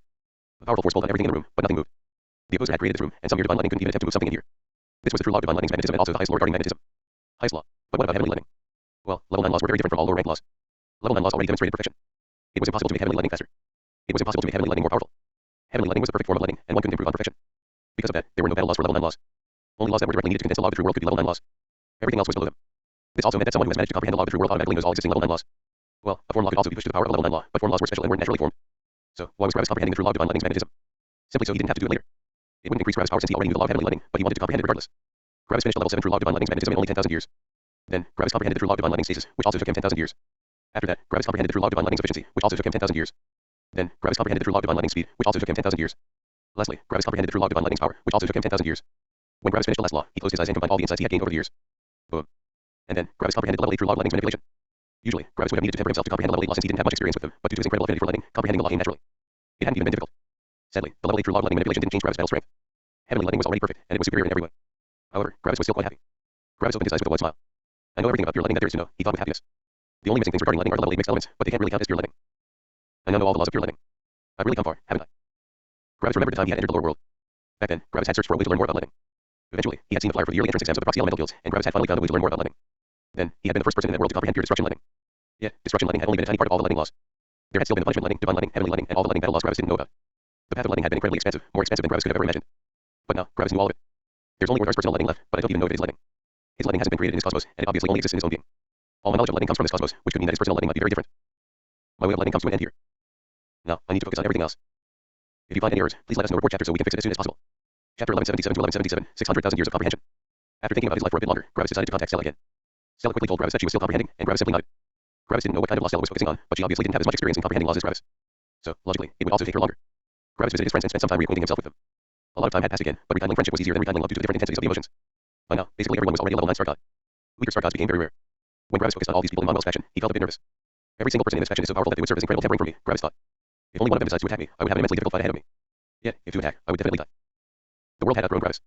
Gravis was still a level 4 star god, and everyone in the faction was a level 9 star god. Gravis felt the mortal threat from every single member, and it made Gravis feel humbled. All of my friends are more powerful than me. A lot of them even have will ores on the level of ancestral gods. Gravis had become an oddity. He was a level 4 star god, and level 4 star gods didn't exist in Manuel's faction. However, Gravis didn't forget why he was so weak right now. Gravis had accumulated laws for a long time. After Mortis comprehended the true law of adamantine's explosiveness, the two of them will have comprehended a grand total of 17 level 7 laws. Even more, Gravis had even comprehended level 8 law. Right now, Manuel's faction didn't have a single member that knew level 8 law. All of them only knew several level 7 laws at most. Meanwhile, Gravis knew 2 level 8 laws and 1 level 9 law. Even more, Gravis would soon comprehend another level 8 law when he combined all his battle laws into a new form law. Of course, Gravis had become the butt of all the jokes in his friend group. This was the first time Gravis wasn't the most powerful one out of his friend group. However, Gravis didn't only receive jokes made at his expense. No, he also received a lot of shocked and terrified looks. What? Because his friends were finally powerful enough to actually feel Gravis' battle strength. Gravis' battle strength had always been so powerful that none of his friends felt it, but now all of them had become powerful enough to finally feel it. When Gravis had come to greet Manuel, Manuel had only looked at Gravis with shock for several seconds. Then, he had taken a deep breath through his teeth. How are you so powerful? Manuel had asked. Watching someone fight and fighting them oneself was a gigantic difference. In the past, Manuel had only been able to see what Gravis could do, but he hadn't been able to truly feel his battle strength. Now, he could feel it, and it felt absolutely unreal. When Dorian had seen Gravis, he had only gritted his teeth in frustration. Ferris only let out a long woe. Azure wasn't very shocked since she had met Mortis only recently, and he had an equally powerful battle strength. However, that didn't help Gravis with all the jokes. Everyone else was constantly talking about how they should take care of their weaker members, and then everyone always looked at Gravis with a pitying expression. Even Yersi had come to Gravis and told him that she would take care of everyone who bullied her father. Of course, all of these jokes were only that, jokes. All of them knew that Gravis would soon explode with power. Additionally, they all knew that Gravis was only a level 4 star god because he didn't want to advance levels right now. If Gravis wanted, he could become an ancestral god in less than a day.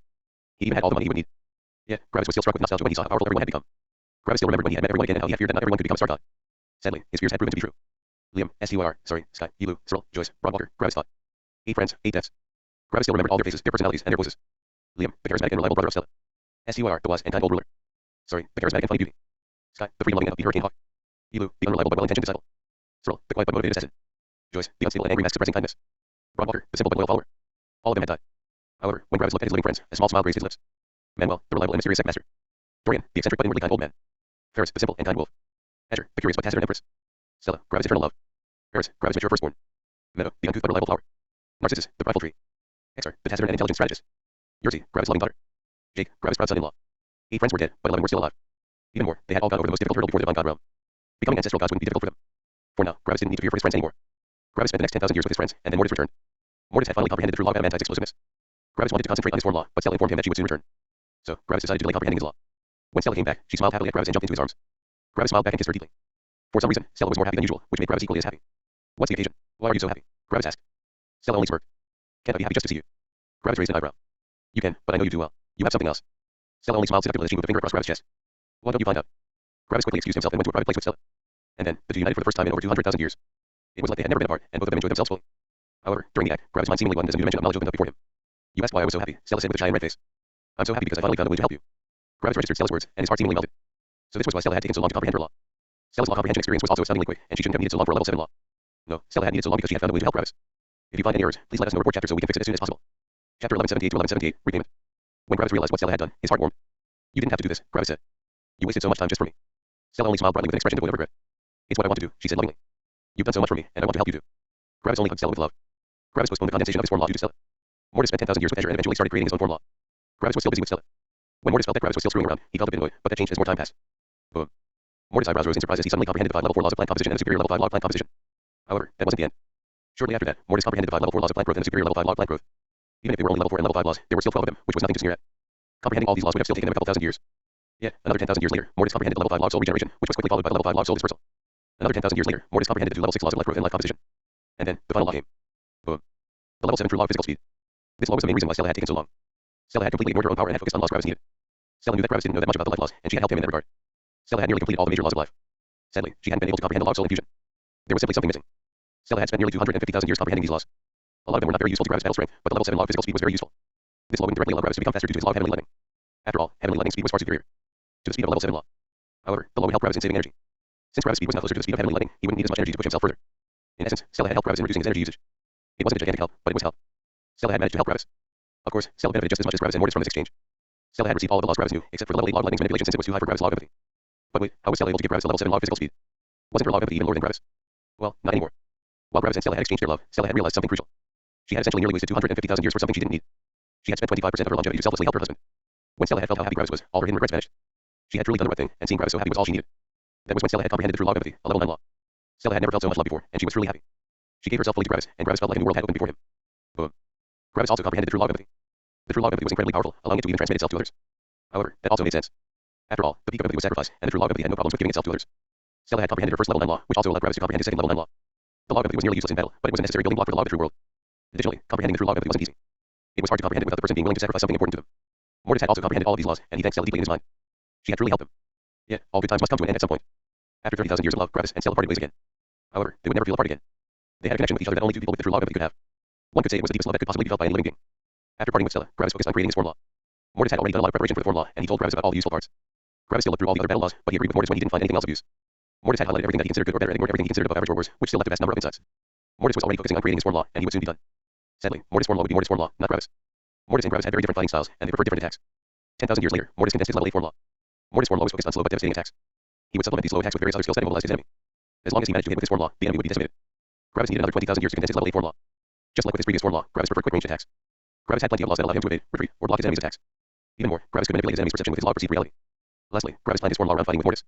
Gravis and Mortis were the same being, and they would fight together most of the time. After all, their lives were connected. Mortis took the offensive. He would go first and clash with the opponent, while Gravis would help Mortis from a distance without wasting any energy.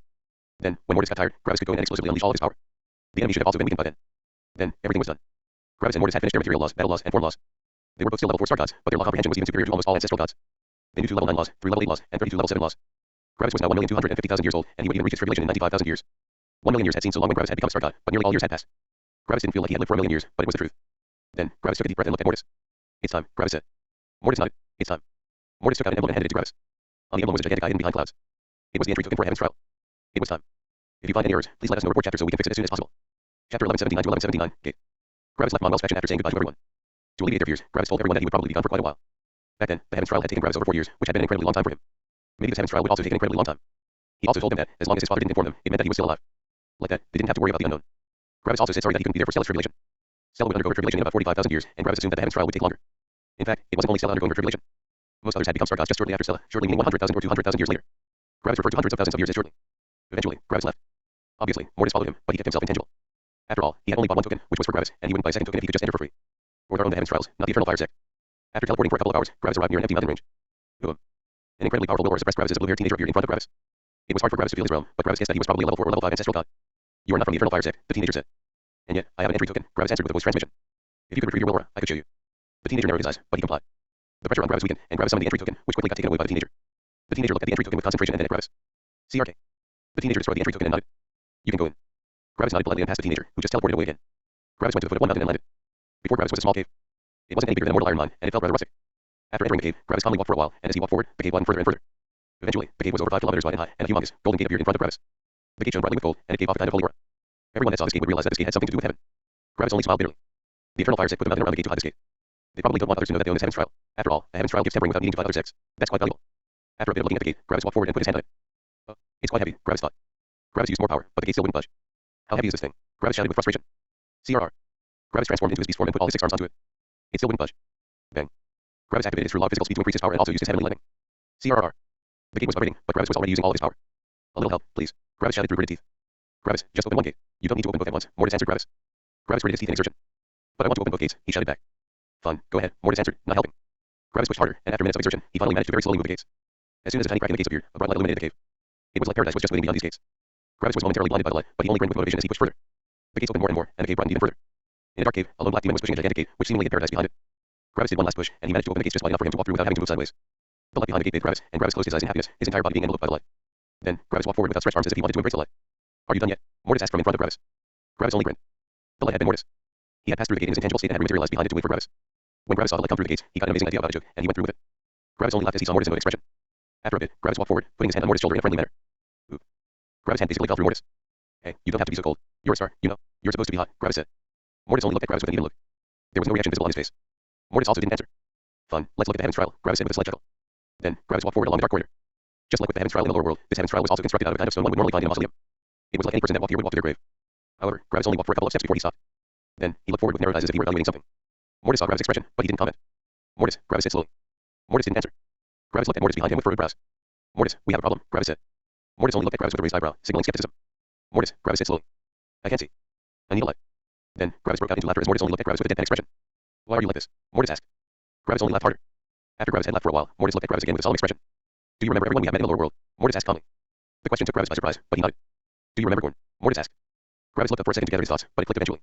Oh, right, Gorn. I remember, he said. What about him? What would he think if the star god he gave his life for acting like such a child? Mortis asked. Silence. Then, Gravis burst out laughing again. Holy shit, that one's good, Gravis said. Mortis passed Gravis as he walked forward. Why did he go forward? Because he wanted to hide a suppressed smile. A person in the energy gathering realm couldn't possibly fathom how star gods work. Therefore, their opinion was irrelevant. That was the joke. Many people might believe the joke to be horrible, but Gravis loved it. If you find any errors, please let us know. Report chapter so we can fix it as soon as possible. Chapter 1180 to 1180, Conviction. Gravis and Mortis leisurely walked along the hallway for a while, but eventually, Mortis got impatient and started teleporting. Gravis groaned and followed Mortis. However, surprisingly, they only needed a single teleportation to reach the end of the hallway. It wasn't as far as they had imagined it to be. By now, the hallway had become narrow again, and the two of them fell into nostalgia. The narrow hallway and the gate in front of them reminded them of the heavens trial in the lower world. Do you think Orthar only has one level for us, or are there multiple again? Gravis asked. Probably as many as he thinks is optimal to make us more powerful. He wants us to become powerful, and we are in his domain now, Mortis answered. So, the cosmos isn't his domain? Gravis asked. You know what I meant, Mortis answered. Sure, Gravis answered. Then, he took a deep breath and readied himself. Well, here we go, Gravis said as he pushed open the gate. The gate wasn't nearly as heavy as the front gate, and it wasn't hard for Gravis to push it open. When the gate fully opened, Gravis looked at the room behind it. It was rather small. It just looked like a small burial chamber, about 10 meters wide. There were no lamps or torches in the room, but the room was well lit, thanks to Mortis.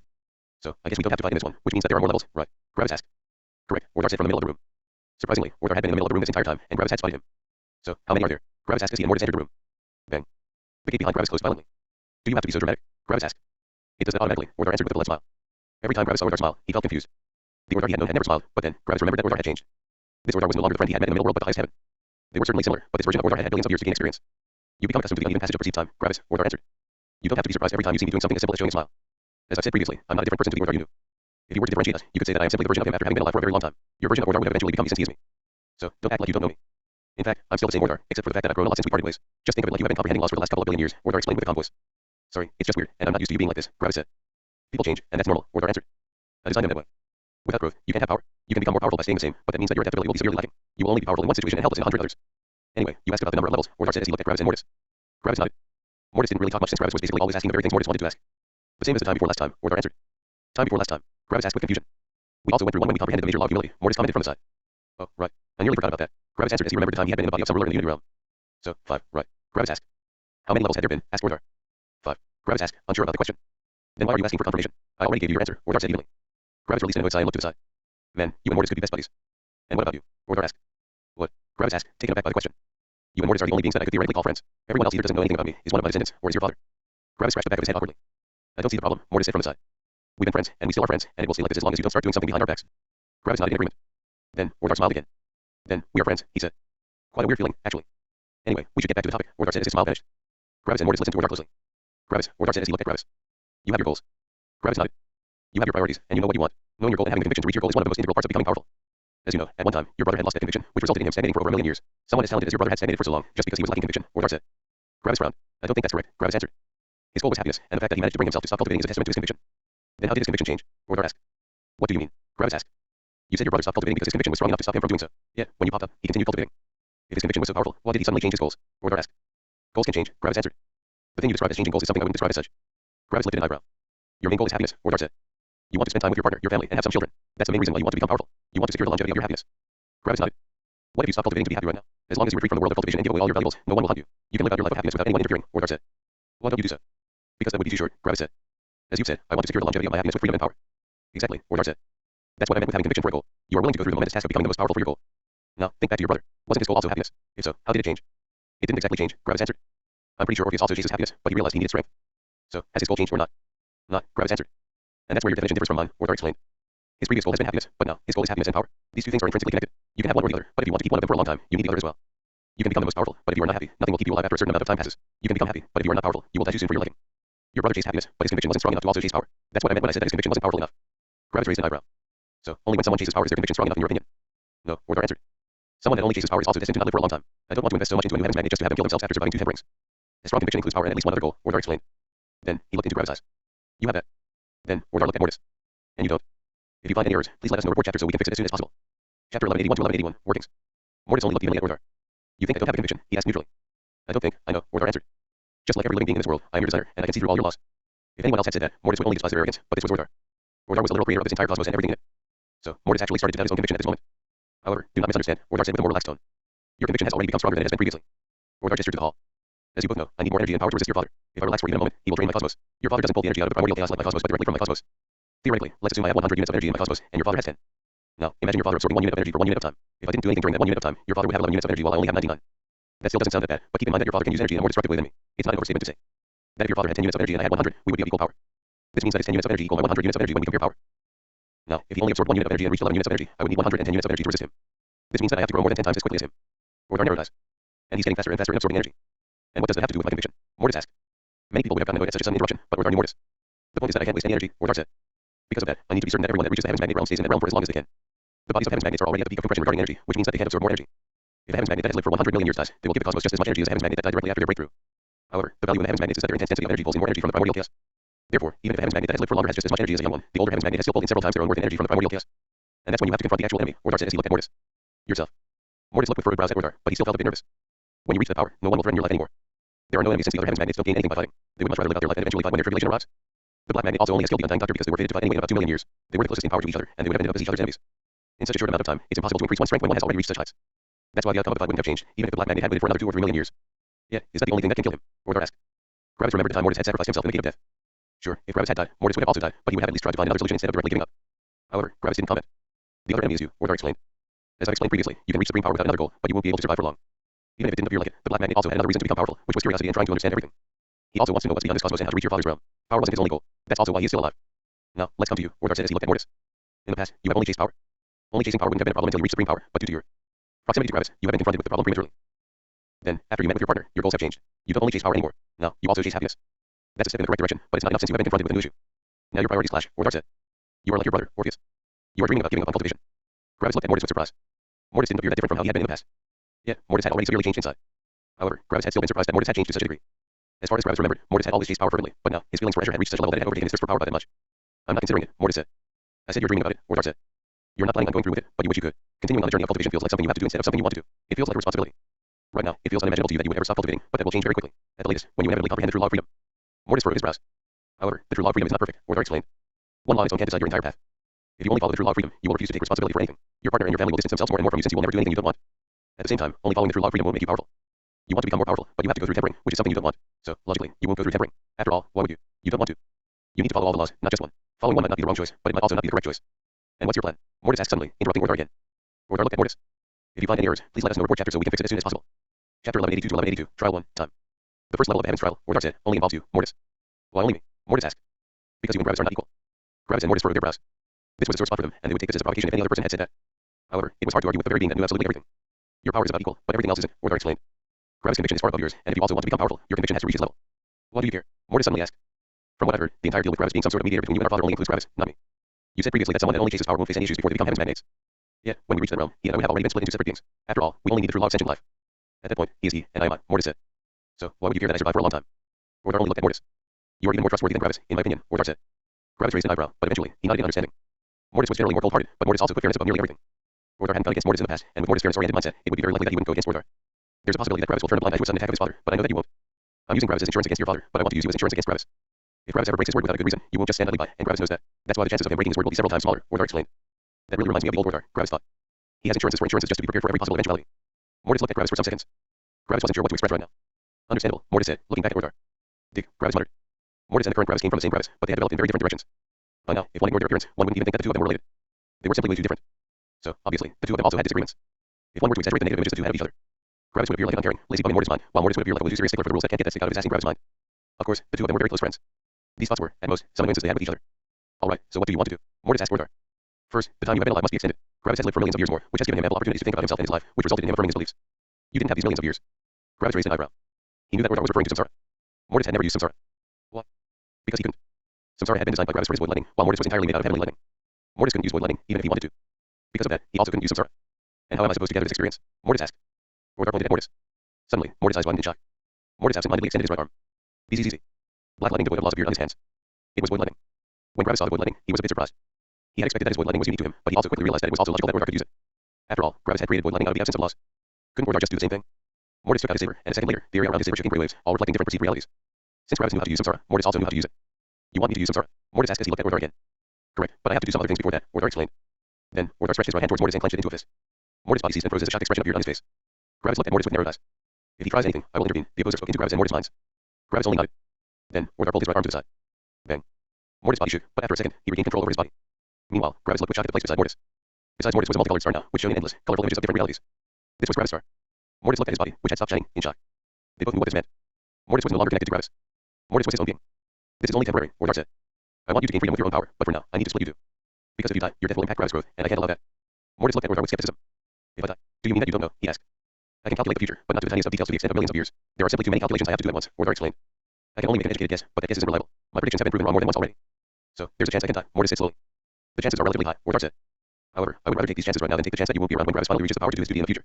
Then, Mortar snapped his fingers. Shing. A person appeared in the hall with vacant eyes. He was a man with gray hair, and he wore the robes of the darkest Stygian sect. On top of that, he was an ancestral god. When Gravis saw the ancestral god, he took a deep breath. Gravis knew that he could go through a Samsara spanning a couple million years, but Mortis had never gone through Samsara before. Mortis might even spend over 5 million years living through a life that wasn't his own. Now, Gravis knew why Mortar wasn't sure if Mortis could survive. Mortis looked at the ancestral god with narrowed eyes. Mortis wasn't nervous, which was logical. After all, if someone hadn't gone through Samsara themselves, they wouldn't know how terrifying it was. You can start at any time, Mortar said. Gravis only looked at Mortis with uncertainty. Mortis lifted his saber and struck down without hesitation. And then, Mortis entered his first Samsara. If you find any errors, please let us know report chapter so we can fix it as soon as possible. Chapter 1183 to 1183, no distractions. Mortis found himself in the body of a mortal bird. The mortal bird was simply sitting on a tree, looking at 5 different eggs on the ground in the middle of a forest. For a bit, Mortis had to get used to these new sensations. Not being able to control his own perception felt strange and alien. It was like he was only a spectator to someone else's actions. He had no control over anything. After a while, Mortis saw a great snake come out of one of the eggs, and Mortis saw the snake how the bird saw it. Not food. Possible danger. These were the only two things the bird thought of a snake. After a while, the newborn snake simply moved away and crawled into the thicket of the forest. That's when Mortis' perspective changed to another animal. Mortis had already known what would wait for him thanks to Gravis' experiences in Samsara, but it felt different than Mortis had expected. For some reason, Mortis felt more nervous than he had believed. Time passed, and the snake eventually grew up and became a spirit-forming beast. By now, Mortis had gotten used to his new situation. He focused on keeping his emotions isolated with the law of emotions so that he wouldn't get invested. Because of that, he felt quite relaxed in all of this. However, there was one problem. There was nothing Mortis could do. He couldn't fight, comprehend laws, or talk with anyone. He couldn't even close his eyes. In essence, he was forced to simply watch. Some years passed, and Mortis managed to dissociate from what was happening in front of him. Now, whatever happened to the snake didn't concern Mortis. To him, it made no difference if something was happening around him or not. It had nothing to do with him. Mortis only focused on himself. However, Mortis couldn't lose himself like Gravis. He tried to, but something was stopping him, and he knew exactly why. Whenever Mortis had lost his sense of time, he had been focused on comprehending something. So, in a sense, 100% of his mind had been immersed in this one thing. These things had been lost. But this time, Mortis couldn't immerse himself in anything. He also couldn't just deactivate his mind. His mind could be suppressed for a short time, but then he would involuntarily start thinking about something. Mortis would start thinking about his past, about his future, about his present, about the things he had done, about the things he wanted to do. About past decisions, about hypothetical decisions in hypothetical scenarios, about everything. One thought jumped to the forefront in one of these random spurts of thoughts. Is this what words are meant? Mortis asked himself in his mind. I've always been distracted my entire life. If I hadn't been distracted by laws, I was distracted by others or by fighting for my life. I've actually never had time to think about myself. I've never been forced to just wait around like this. Yeah, this is exactly what Gravis had gone through several times by now. There have been no distractions, and nothing interesting happened. It has only been me and my thoughts. Of course, saying that there were no distractions wasn't exactly correct. After all, Mortis was watching the life of someone unfold right before him, and he was also assaulted by all the different emotions of the onlookers. Just due to the emotions, any other person in Mortis' position would be intrigued by what was happening. However, for Mortis, this entire thing might as well not exist. What? Because he had control over the law of emotions, which allowed him to isolate himself.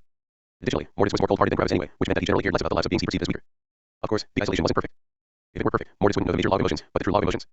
The isolation would let some emotions pass, and they might accumulate into something dangerous. However, that would take a very, very long time. Yet, even if the isolation wasn't perfect, it was still good enough to make everything Mortis saw incredibly boring. Mortis had nothing to focus on, which forced him to focus on himself. Gravis had always needed to focus on himself during Samsara, and now Mortis was forced to do the same thing. Eventually, Mortis ran out of things to think about, and even repeating the thoughts became mundane. At some point, Mortis only had uncomfortable thoughts left. Mortis thought about his time with Ezra. It was absolutely wonderful. He wished he could be with Ezra every single day. And then, Gravis appeared in Mortis' thoughts. Mortis wanted to journey more with Gravis, and he wanted to become powerful. Even more, Mortis didn't want to feel guilty by letting Gravis do all the work. However, Mortis also felt like he spent way too little time with Ezra because of that. He wanted to spend more time with Ezra, but he couldn't due to his other goal. On top of that, Mortis also wanted to resolve the issue between his father and Mortar. Both of them had helped him, and Mortis wanted to repay them. Yet, this part felt more like a responsibility instead of something he actually wanted. It felt like it was something he simply had to do. What did Mortis actually want to do? He wanted to spend more time with Ezra. Why couldn't he? Because he could only do that by betraying his friends and family.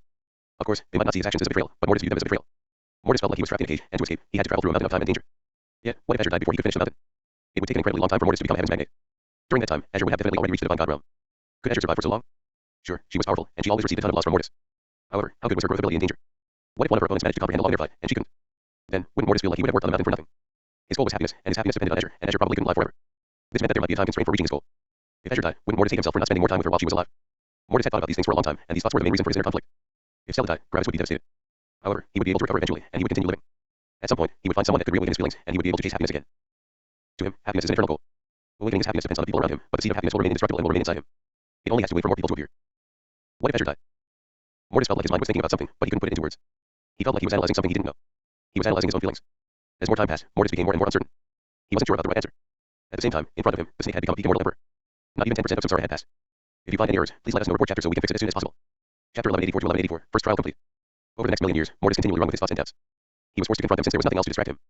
This had been one of Mortis' most difficult periods of time, but he had managed to get through it eventually. In the end, Mortis managed to somewhat strengthen his resolve. I can't know the future. I can't already start regretting my actions for a future that might not even arrive. It is not sure that Azure will die. As long as I become a heaven's magnate, I can ask her to stop cultivating if she wants. Additionally, I can ask for eternal life for Azure when it happens. Keeping her alive wouldn't damage his world. When we can exit the cosmos, we can even take all our friends with us. At that time, the rules of longevity and tribulations don't exist anymore.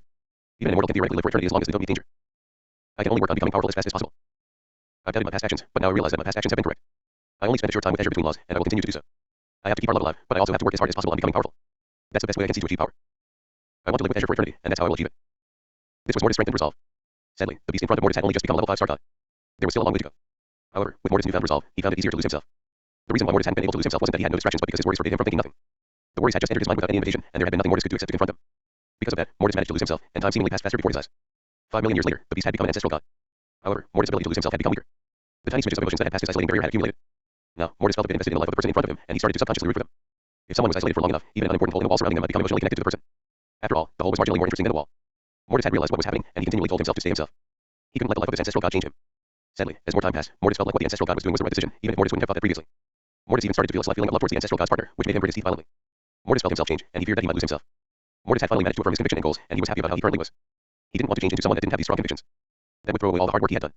In the worst case scenario, Mortis might actually become the ancestral god. Another 5 million years passed. Mortis had been in Samsara for 10 million years, far longer than he had ever believed. By now, Mortis felt like his actual life had been nothing but a dream. Maybe this was reality. Mortis had spent 10 times the amount of time in here than actually living his life. Have his past thoughts all been illusions? Yeah, whenever Mortis saw the person in the vision fight someone else, Mortis knew how some laws of the opponent worked while the person himself had no idea how they worked. This was the only thing that allowed Mortis to keep him disconnected from the person in Samsara. And then, one day, the ancestral god destroyed his sect. Mortis immediately knew what this meant, and his mind awakened ancient images. Mortis remembered that someone named Gravis had suffered under the same monsters and that Mortis had helped him. This made Mortis consider his past life more seriously, and he tried to remember it. However, that wasn't necessary. As soon as all of this happened, Mortis felt his perception change again. He entered the perception of someone that could see the entire world, and he also saw how his being perceived the ancestral god. Useful whetstone. You managed to survive, Orthar said into Mortis' mind. Mortis had entered Orthar's perception since Orthar had allowed it. Back then, Orthar hadn't yet known about his own plan, but as soon as he felt the perception of Mortis entering his mind, he knew what he had to do. It's over, Orthar said. And then, Mortis woke up from Samsara. In the real world, only an instant had passed. Mortis fell to the ground in confusion. You okay? Gravis asked with worry as he put a hand on Mortis' shoulder. Mortis looked with shocked and confused eyes at Gravis. Many old memories entered Mortis, and he remembered everything that had happened before entering Samsara. Samsara, Mortis said slowly. Mortis looked at the dead person in front of him for a long time. He had seen his entire life, and he had even cheered for him near the end. Mortis knew everything about him, and he knew what was important to him. Yeah, the person Mortis had watched for their entire life from all different angles had ended up becoming a whetstone for Mortis' conviction. Mortis felt a disconnect. It was like Mortis had gotten to know and to care for someone just for them to end up dying so that he could become stronger. Mortis hadn't cared about the people he had killed in the past, but this time, he cared. I know it's hard, Gravis said carefully, but you have control over yourself now. You can speak, and you can act. This is completely different from when you have been under Samsara. You have control over reality by doing actions, which makes reality feel far more real than perceived reality. In just a couple of years, nearly all the memories you have witnessed will go to the back of your mind. You won't forget them, but they feel like something unimportant. Yeah, they have slightly altered you, and that can't be helped. I also always change very slightly after I go through Samsara. However, that change doesn't come from something foreign entering my spirit, but just from becoming older and witnessing more things. Don't think too much about what you have witnessed. Think about what you want to accomplish and what you want to become. Use your actions to achieve your goals. You are you, and that won't change, Gravis said. No matter how much I change, Mortis automatically completed. Take some time, Gravis said with a smile. You'll be your new old self very soon. Then, Gravis stood up and looked at Orthar with interest. Has Mortis entered your perception? Gravis asked. Yes, Orthar answered. Then, why did you act like he could die? Gravis asked. You should have known that he would survive Samsara. Orthar looked at Gravis. If you find any errors, please let us know. Report chapter so we can fix it as soon as possible. Chapter 1185 to 1185, recovering. Reality is a strange concept, Gravis, Orthar answered. The fact that you're asking me about this means that you don't quite grasp its intricacies. Okay, then explain it, Gravis said with interest. Reality manifests and changes as it expands, Orthar explained. At the moment, I have the memories of Mortis entering my perception, but these memories are not as old as they seem to be. Gravis only raised an eyebrow. Objective reality is objective reality, and time isn't a factor for objective reality. There is only one objective reality, and that objective reality only exists at one point in time, Orthar explained. We are in objective reality right now. The entire cosmos is. Back when I said that I wasn't sure if Mortis would survive, his Samsara hadn't happened there. Things that haven't happened yet can't happen prematurely. What? So you haven't felt Mortis in your perception back then? Gravis asked. Orthar nodded. Correct. Before Mortis entered Samsara, I hadn't felt Mortis in my perception. That is why I said that I wasn't sure if he could survive. After all, I hadn't known yet that he would survive. Gravis scratched the back of his head as he tried to wrap his head around what Orthar was saying. But you have Mortis Samsara now in your memories, right? Yes, I have these memories now. But these memories are new, Gravis asked. Correct. These memories have only been added when Mortis went into Samsara, Orthar explained. Reality has to remain stable, and Samsara has an effect on causality. So, when something gets changed in the past, physical reality changes alongside it. Some legends and stories speak of time loops, and in nearly all of them, it is unknown what happened in the first iteration of time and reality. We are currently in the first iteration. Mortis samsara hadn't happened yet, but as soon as it did, physical reality adapted. I was the only one that could feel Mortis' perception in samsara, which means that I was the only one that had his memories changed. At the moment, I remember that I had never been worried about Mortis since I knew he would survive. However, I also know that these are memories of events that have never happened. In a sense, these things have happened, but they have not happened in physical reality. We only think that they have happened in physical reality, or they're explained. Gravis tried to understand what Orthar was telling him. So, time loops can't exist. Gravis asked. In physical reality, no. In perceived reality, yes, Orthar answered. Time doesn't revert in physical reality. If you use it for a long time to glimpse into the past, you will only see a perceived reality, not physical reality. The best you can do is freeze time for a moment. So, Gravis said after some seconds. You remember that you have felt Mortis' perception enter your perception, but you know that it has actually never happened. That's right, Orthar said. Orthar looked at Mortis for a bit with an evaluating gaze. The first trial has been complete, he said. Recover for the next 10,000 years. After that, you can enter the second trial. And what's... Oh, Gravis said as he noticed that Orthar wasn't there anymore. No, there was only Gravis and Mortis left. Gravis looked at the two closed gates. Guess they won't open for a while. So, it's just like back then. After every trial, we get a break. Gravis glanced at Mortis, who was still confused about the fact that he was back in his body. The first samsara is always difficult, Gravis said. Mortis glanced over at Gravis. Do you remember my first samsara? It was against some guy from one of the peak 6 in Ark's world. It had only taken around 10,000 years, but I also feel over, Gravis said with a smile. Remember when we fought near it? Gravis asked. Back then, I also used samsara, and after I recovered, I was completely beside myself. I couldn't even use my form law, and using my normal laws also wasn't easy. After all, I hadn't used them for a very long time. How long has your samsara been? Gravis asked as he looked at Mortis. I don't know, Mortis answered absent-mindedly. How old was the guy before he died? Gravis asked. Mortis glanced at the corpse in front of him with a complex expression. Around 2 million years old. Gravis nodded. That's quite a long time. I guess you probably went through something like 10 million years of samsara. That's a lot for your first time. How was it? Mortis wasn't sure what he should think right now. I'm not sure, he answered. Ah, I get it, Gravis said. It's like a bad experience, but the bad experience managed to solve a problem of yours. It was still horrible to go through it, but in the end, you also feel like you're glad you went through it. After all, if you didn't, you wouldn't be as strong as you currently are. Yeah, if you could repeat the experience for the same gains, you would probably decline, right? Gravis asked with a smirk. Mortis looked at Gravis for a bit. Yeah, that sounds about right. Gravis only grinned as he walked over to Mortis. Then, Gravis sat down in front of Mortis and took out some coffee, which he had gotten from his father a while back. He wanted to save his coffee for a special occasion. When Mortis saw the coffee, old memories reappeared inside his mind. Mortis' connection to this coffee was just as strong as Gravis' connection. Mortis took some of the coffee for himself and drank it. For the next couple of minutes, Gravis and Mortis just silently drank. Gravis seemed relaxed, while Mortis appeared absent-minded. Tell me about the life of the ancestral god, Gravis suddenly said. His life, Mortis asked. Gravis nodded. Who was he? What did he do? What connections did he have? What laws did he know? What happened to him? Simply tell me everything about it from the beginning. After some seconds of hesitation, Mortis began to narrate the life of the ancestral god. For the beginning, Gravis didn't say much, but as soon as the ancestral god of the past had become sentient, Gravis started throwing in some questions. Was that the right decision? Why did he do that? Do you think that was the right decision? What would you have done? If you did that, how would the world have changed? Is that truly what you want? Do you really think that would be for the best? Why would you do that? Gravis was throwing in one question after the other while Mortis was retelling the story of the ancestral god. Near the beginning, Mortis found it hard to answer these questions. The ancestral god had done what he had done, and the things had already happened. Additionally, Mortis had felt that the ancestral god's actions had been only natural and logical. Yeah, Gravis' questions asked about the fundamental reasons of why. At some point, Mortis couldn't even give a clear answer as to why the ancestral god had done something. Then, Gravis started asking Mortis about what he would have done. In the beginning, Mortis' answers had been nearly identical to what the ancestral god would have done, but eventually, Gravis' continuous digging made Mortis reevaluate his answers. Without noticing it, Mortis was slowly distancing himself from the past of the ancestral god. As more time passed, Mortis narrated the actions of the ancestral god with a more distant and emotionless voice. It was like he was no longer invested. What? Because the ancestral god had done several things that didn't agree with Mortis' belief. In the beginning, Mortis had instinctively acted very similarly to the ancestral god, but that connection had been severed. Eventually, Mortis was done with the narration. Due to Gravis' constant questions, it had literally taken years. Nice story, Gravis said. I don't know, Mortis answered with furrowed brows. He feels more like an idiot to me. Maybe, Gravis answered. So, how do you feel? Mortis looked at Gravis. Not different to usual. Gravis only smiled brightly. That's good to hear. Mortis nodded. He had already realized what Gravis had done. Gravis had continually questioned the actions of the ancestral god, forcing Mortis to reevaluate them. Due to that, only the actions Mortis truly agreed with would stay in his mind. Gravis had reawakened Mortis' personality. He wasn't the same Mortis as before samsara, but people Mortis knew would definitely feel that he was acting like Mortis. He had only changed a bit. And that was normal. If you find any errors, please let us know report chapter so we can fix it as soon as possible. Chapter 1186 to 1186, second trial, alternate path. Gravis and Mortis spent the remaining 10,000 years just talking about random things. It was mostly Gravis talking, while Mortis only said some things from time to time. By now, Mortis was truly himself again. Mortis had also gotten a newfound appreciation for when Gravis had used samsara in the past.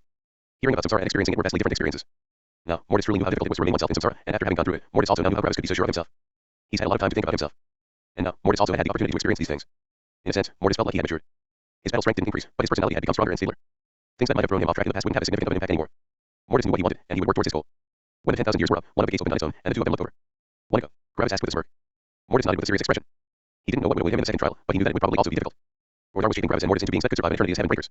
If they could survive themselves, they could survive 90% of the danger they would face. In Mortis' mind, he felt extremely grateful to Orthar and Gravis. Orthar had helped Mortis in realizing what he wanted and who he was, while Gravis was always supporting him from the side. Gravis and Mortis exited through the gate and quickly made their way through the long hallway. In just a couple of seconds, they arrived in front of another gate. This time, Mortis opened the gate. When the gate opened, the two of them saw another empty, small room. Apparently, this trial also wouldn't have them fighting. Mortis wasn't sure if he preferred that or not. The first trial was about time and the associated growth that comes along with it, Orthar said from the middle of the room. The first trial has made you realize your goals, Mortis, Orthar said. However, there are still some doubts left in you. This is what the second trial will rectify. What? So, it's about Mortis again? Gravis asked with a frown. Orthar looked at Gravis. You can partake in the second trial if you want, but it won't have a significant effect on you. Sure, count me in, said Gravis with a smirk. I'm getting bored. What is the second trial? Mortis asked. The second trial won't be a danger to your life. In fact, it's the only trial without any associated danger. However, you might feel pain during and after it, Orthar explained. Mortis and Gravis didn't answer. The second trial is about getting what the previous Mortis wanted, Orthar said. I will send you into a perceived reality, but you will think of it as objective reality. You will think that everything is real, and your memories will be slightly altered during it. You will go through an alternate path of your life, a path the two of you might have considered to take in the past. However, you two have only considered taking that path because you haven't been on it before. Today, you will tread that path to its end. Mortis furrowed his brows while Gravis raised an eyebrow. Wait, so I get to spend something like a million years with Stella in happiness without any distractions? Gravis asked. Orthar nodded. What about the emotional impact after we get back our old memories? Gravis asked. I could imagine that I would want to regain part of the life I've never had. It will feel more like a dream. You will remember everything, but it won't feel real. Even if you believe that perceived reality to be real, the effect won't be even nearly as pronounced as actually being an objective reality, or explained. Well, okay, Gravis answered. Then, Gravis looked at Mortis. You ready? Gravis asked. Mortis looked at Gravis and then at Werther. Mortis had believed that he knew what he wanted, but as soon as he was confronted with actually getting what he wanted, he realized that there was still some hesitation and nervousness remaining. We'll begin with you, Gravis, Werther said. Sure, Gravis answered. Hit me. Mortis looked at Gravis while Werther slowly extended one of his fingers towards Gravis. Suddenly, Gravis felt like he had been hit by something, and he jumped up in his bed. What? What just happened? He asked. Could you be quiet? I'm reading something. Gravis looked over, and he saw Stella reading something in a jade token. Oh, what are you reading? Gravis asked. Nothing special. It's just some stuff about formation arrays. Even though we were freed from the sick life, I still want to learn more about formation. Arrays, Stella said with a distracted voice. When Stella said that, memories returned to Gravis' mind. Werther had allowed the opposer to exit the cosmos. The opposer had given his promise that he wouldn't attack Werther. Then, when the opposer exited the cosmos, he had kept to his words. From now on, the opposer could enter and leave the cosmos whenever he wanted. Mortis had become his own being, and he was currently becoming more powerful with pleasure. Meanwhile, Gravis had been freed of all responsibilities. His friends were close to becoming ancestral gods, and they were already more powerful than him. At the same time, his father and Werther were no longer enemies. After the opposer left Werther's cosmos, he quickly entered it again, surprisingly. The reason was that he wanted to spend more time with Gravis. The opposer could now experience the outside world whenever he wanted, but he might not be able to talk with Gravis whenever he wanted. Because of that, the opposer decided to remain in the cosmos until Gravis' life ended. Finally freed of all the pressure and responsibilities, Gravis had felt as relaxed as never before. He no longer had to put himself in danger. He no longer had to fear for Stella. Now, there was only Stella, Gravis, and their family. Gravis felt at peace, and he happily embraced Stella from behind. Hey, I'm reading something. Stella nearly shouted as she was pulled back. You can read whenever you want, honey, Gravis said with a playful voice. Stella sighed and put the jade token away. After that, she smiled at Gravis and embraced him back. And thus, Gravis' life of peace began. Time passed. Eventually, Stella and Gravis decided to have children. In just a couple of years, a couple of small Gravises and Stellas had arrived in the world. Gravis and Stella watched them and cared for them. Some of them decided to remain mortals, while others decided to cultivate. After many years, Gravis' friends had become ancestral gods. Yet, Gravis and Stella were still star gods. Their friends constantly visited, and the two of them experienced one positive thing after the other. Then, just before it was time for Gravis and Stella to undergo their tribulation, the two of them absorbed enough godstones to become ancestral gods. Their longevity had increased. However, their battle strength and will had remained stagnant. Stella and Gravis spent their life in bliss. Then, when it was time for the next tribulation, the two of them had gotten enough godstones to become divine gods from their friends.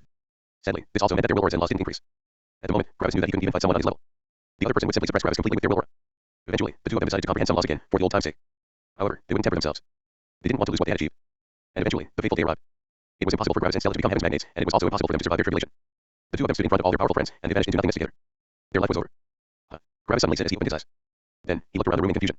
All his old memories returned, and he realized what had happened. Gravis thought about his unborn children and how much he loved them, but for some reason, he felt like they weren't connected with him. His children had never been real. It was like they had all been the figments of his imagination. Gravis felt this life bit uncomfortable, but he felt that it was only natural not to get too emotionally attached to something that wasn't real. Gravis said after a while. I should have cultivated. That was way too short. But it was fun. Obviously, Gravis hadn't really changed. He had only dreamed for a bit. If you find any errors, please let us know report chapter so we can fix it as soon as possible. Chapter 1187 to 1187, second trial complete. Gravis wasn't sure how he should feel. He had just realized that the children he had fathered and loved for millions of years had actually never existed. Yet, on the other hand, it only felt natural not to have strong emotional attachments to things that weren't real. It was just like a long dream. How was it? Mortis asked from the side. Gravis looked at Mortis with a bitter smile. Just like you would think. However, I really don't feel much attachment to the things I have experienced and the people I have met. It really feels like a dream. Mortis took a deep breath. He knew that Gravis' personality was very stable, and he knew that Gravis wouldn't feel any issues. However, what about Mortis? Would he react this calmly? Now, it's your turn, Werther said to Mortis. Are you ready? Mortis took another deep breath and nodded. Werther nodded and extended his hand towards Mortis. And then, Mortis' eyes became vacant. Gravis looked at Mortis with interest. I thought this was instantaneous, Gravis said. I can only make time move so fast, Werther explained. Samsara doesn't need to invent things. All the perceived realities are already there, and it only has to replay them. That's why Samsara is instantaneous. In comparison, I have to continually manage the perceived reality Mortis is currently experiencing. I can only make it move so fast without endangering the management of the actual cosmos, Werther explained. So even you can't do anything, Gravis added with a smirk. Of course not, Werther said. I'm not some omnipotent being. I'm a cultivator, just like you and everyone else. The only difference is that you can create life by procreation, while I can create a cosmos. It's not very different. It's only on a grander scale. Okay, so how long will Mortis take? Gravis asked. About 5 years. That's how long it took you. 5 years. That's pretty fast, Gravis answered. Werther didn't answer for several seconds. What did you feel during the end of your perceived reality? Werther suddenly asked. Tons of regret, Gravis answered immediately. However, that's only natural. I want to cultivate anyway, and I knew from the beginning that I wouldn't truly be happy if things turned out this way.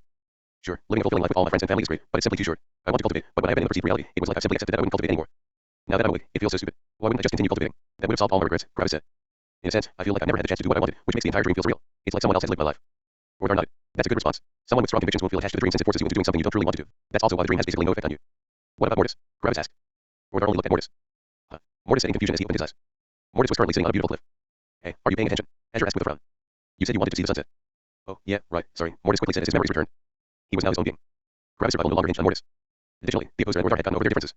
Gravis had decided to continue cultivating with Stella, while Mortis had decided to stop cultivating. Mortis had planned to watch the sunset together with Azure to commemorate their future. They finally never had to be apart again. When the memories had returned to Mortis, he felt a deep calm. The dream he had dreamed of in the past had finally become reality. He no longer needed to fear his future since he and Azure would spend their time together from now on. The two of them spent many days on the cliff, just staying by each other's side. None of the two of them spoke during all of this. In comparison to Stella and Gravis, Mortis and Azure were on the quiet side. Well, as long as Azure didn't have something to complain about. As soon as she could complain about something, she went off.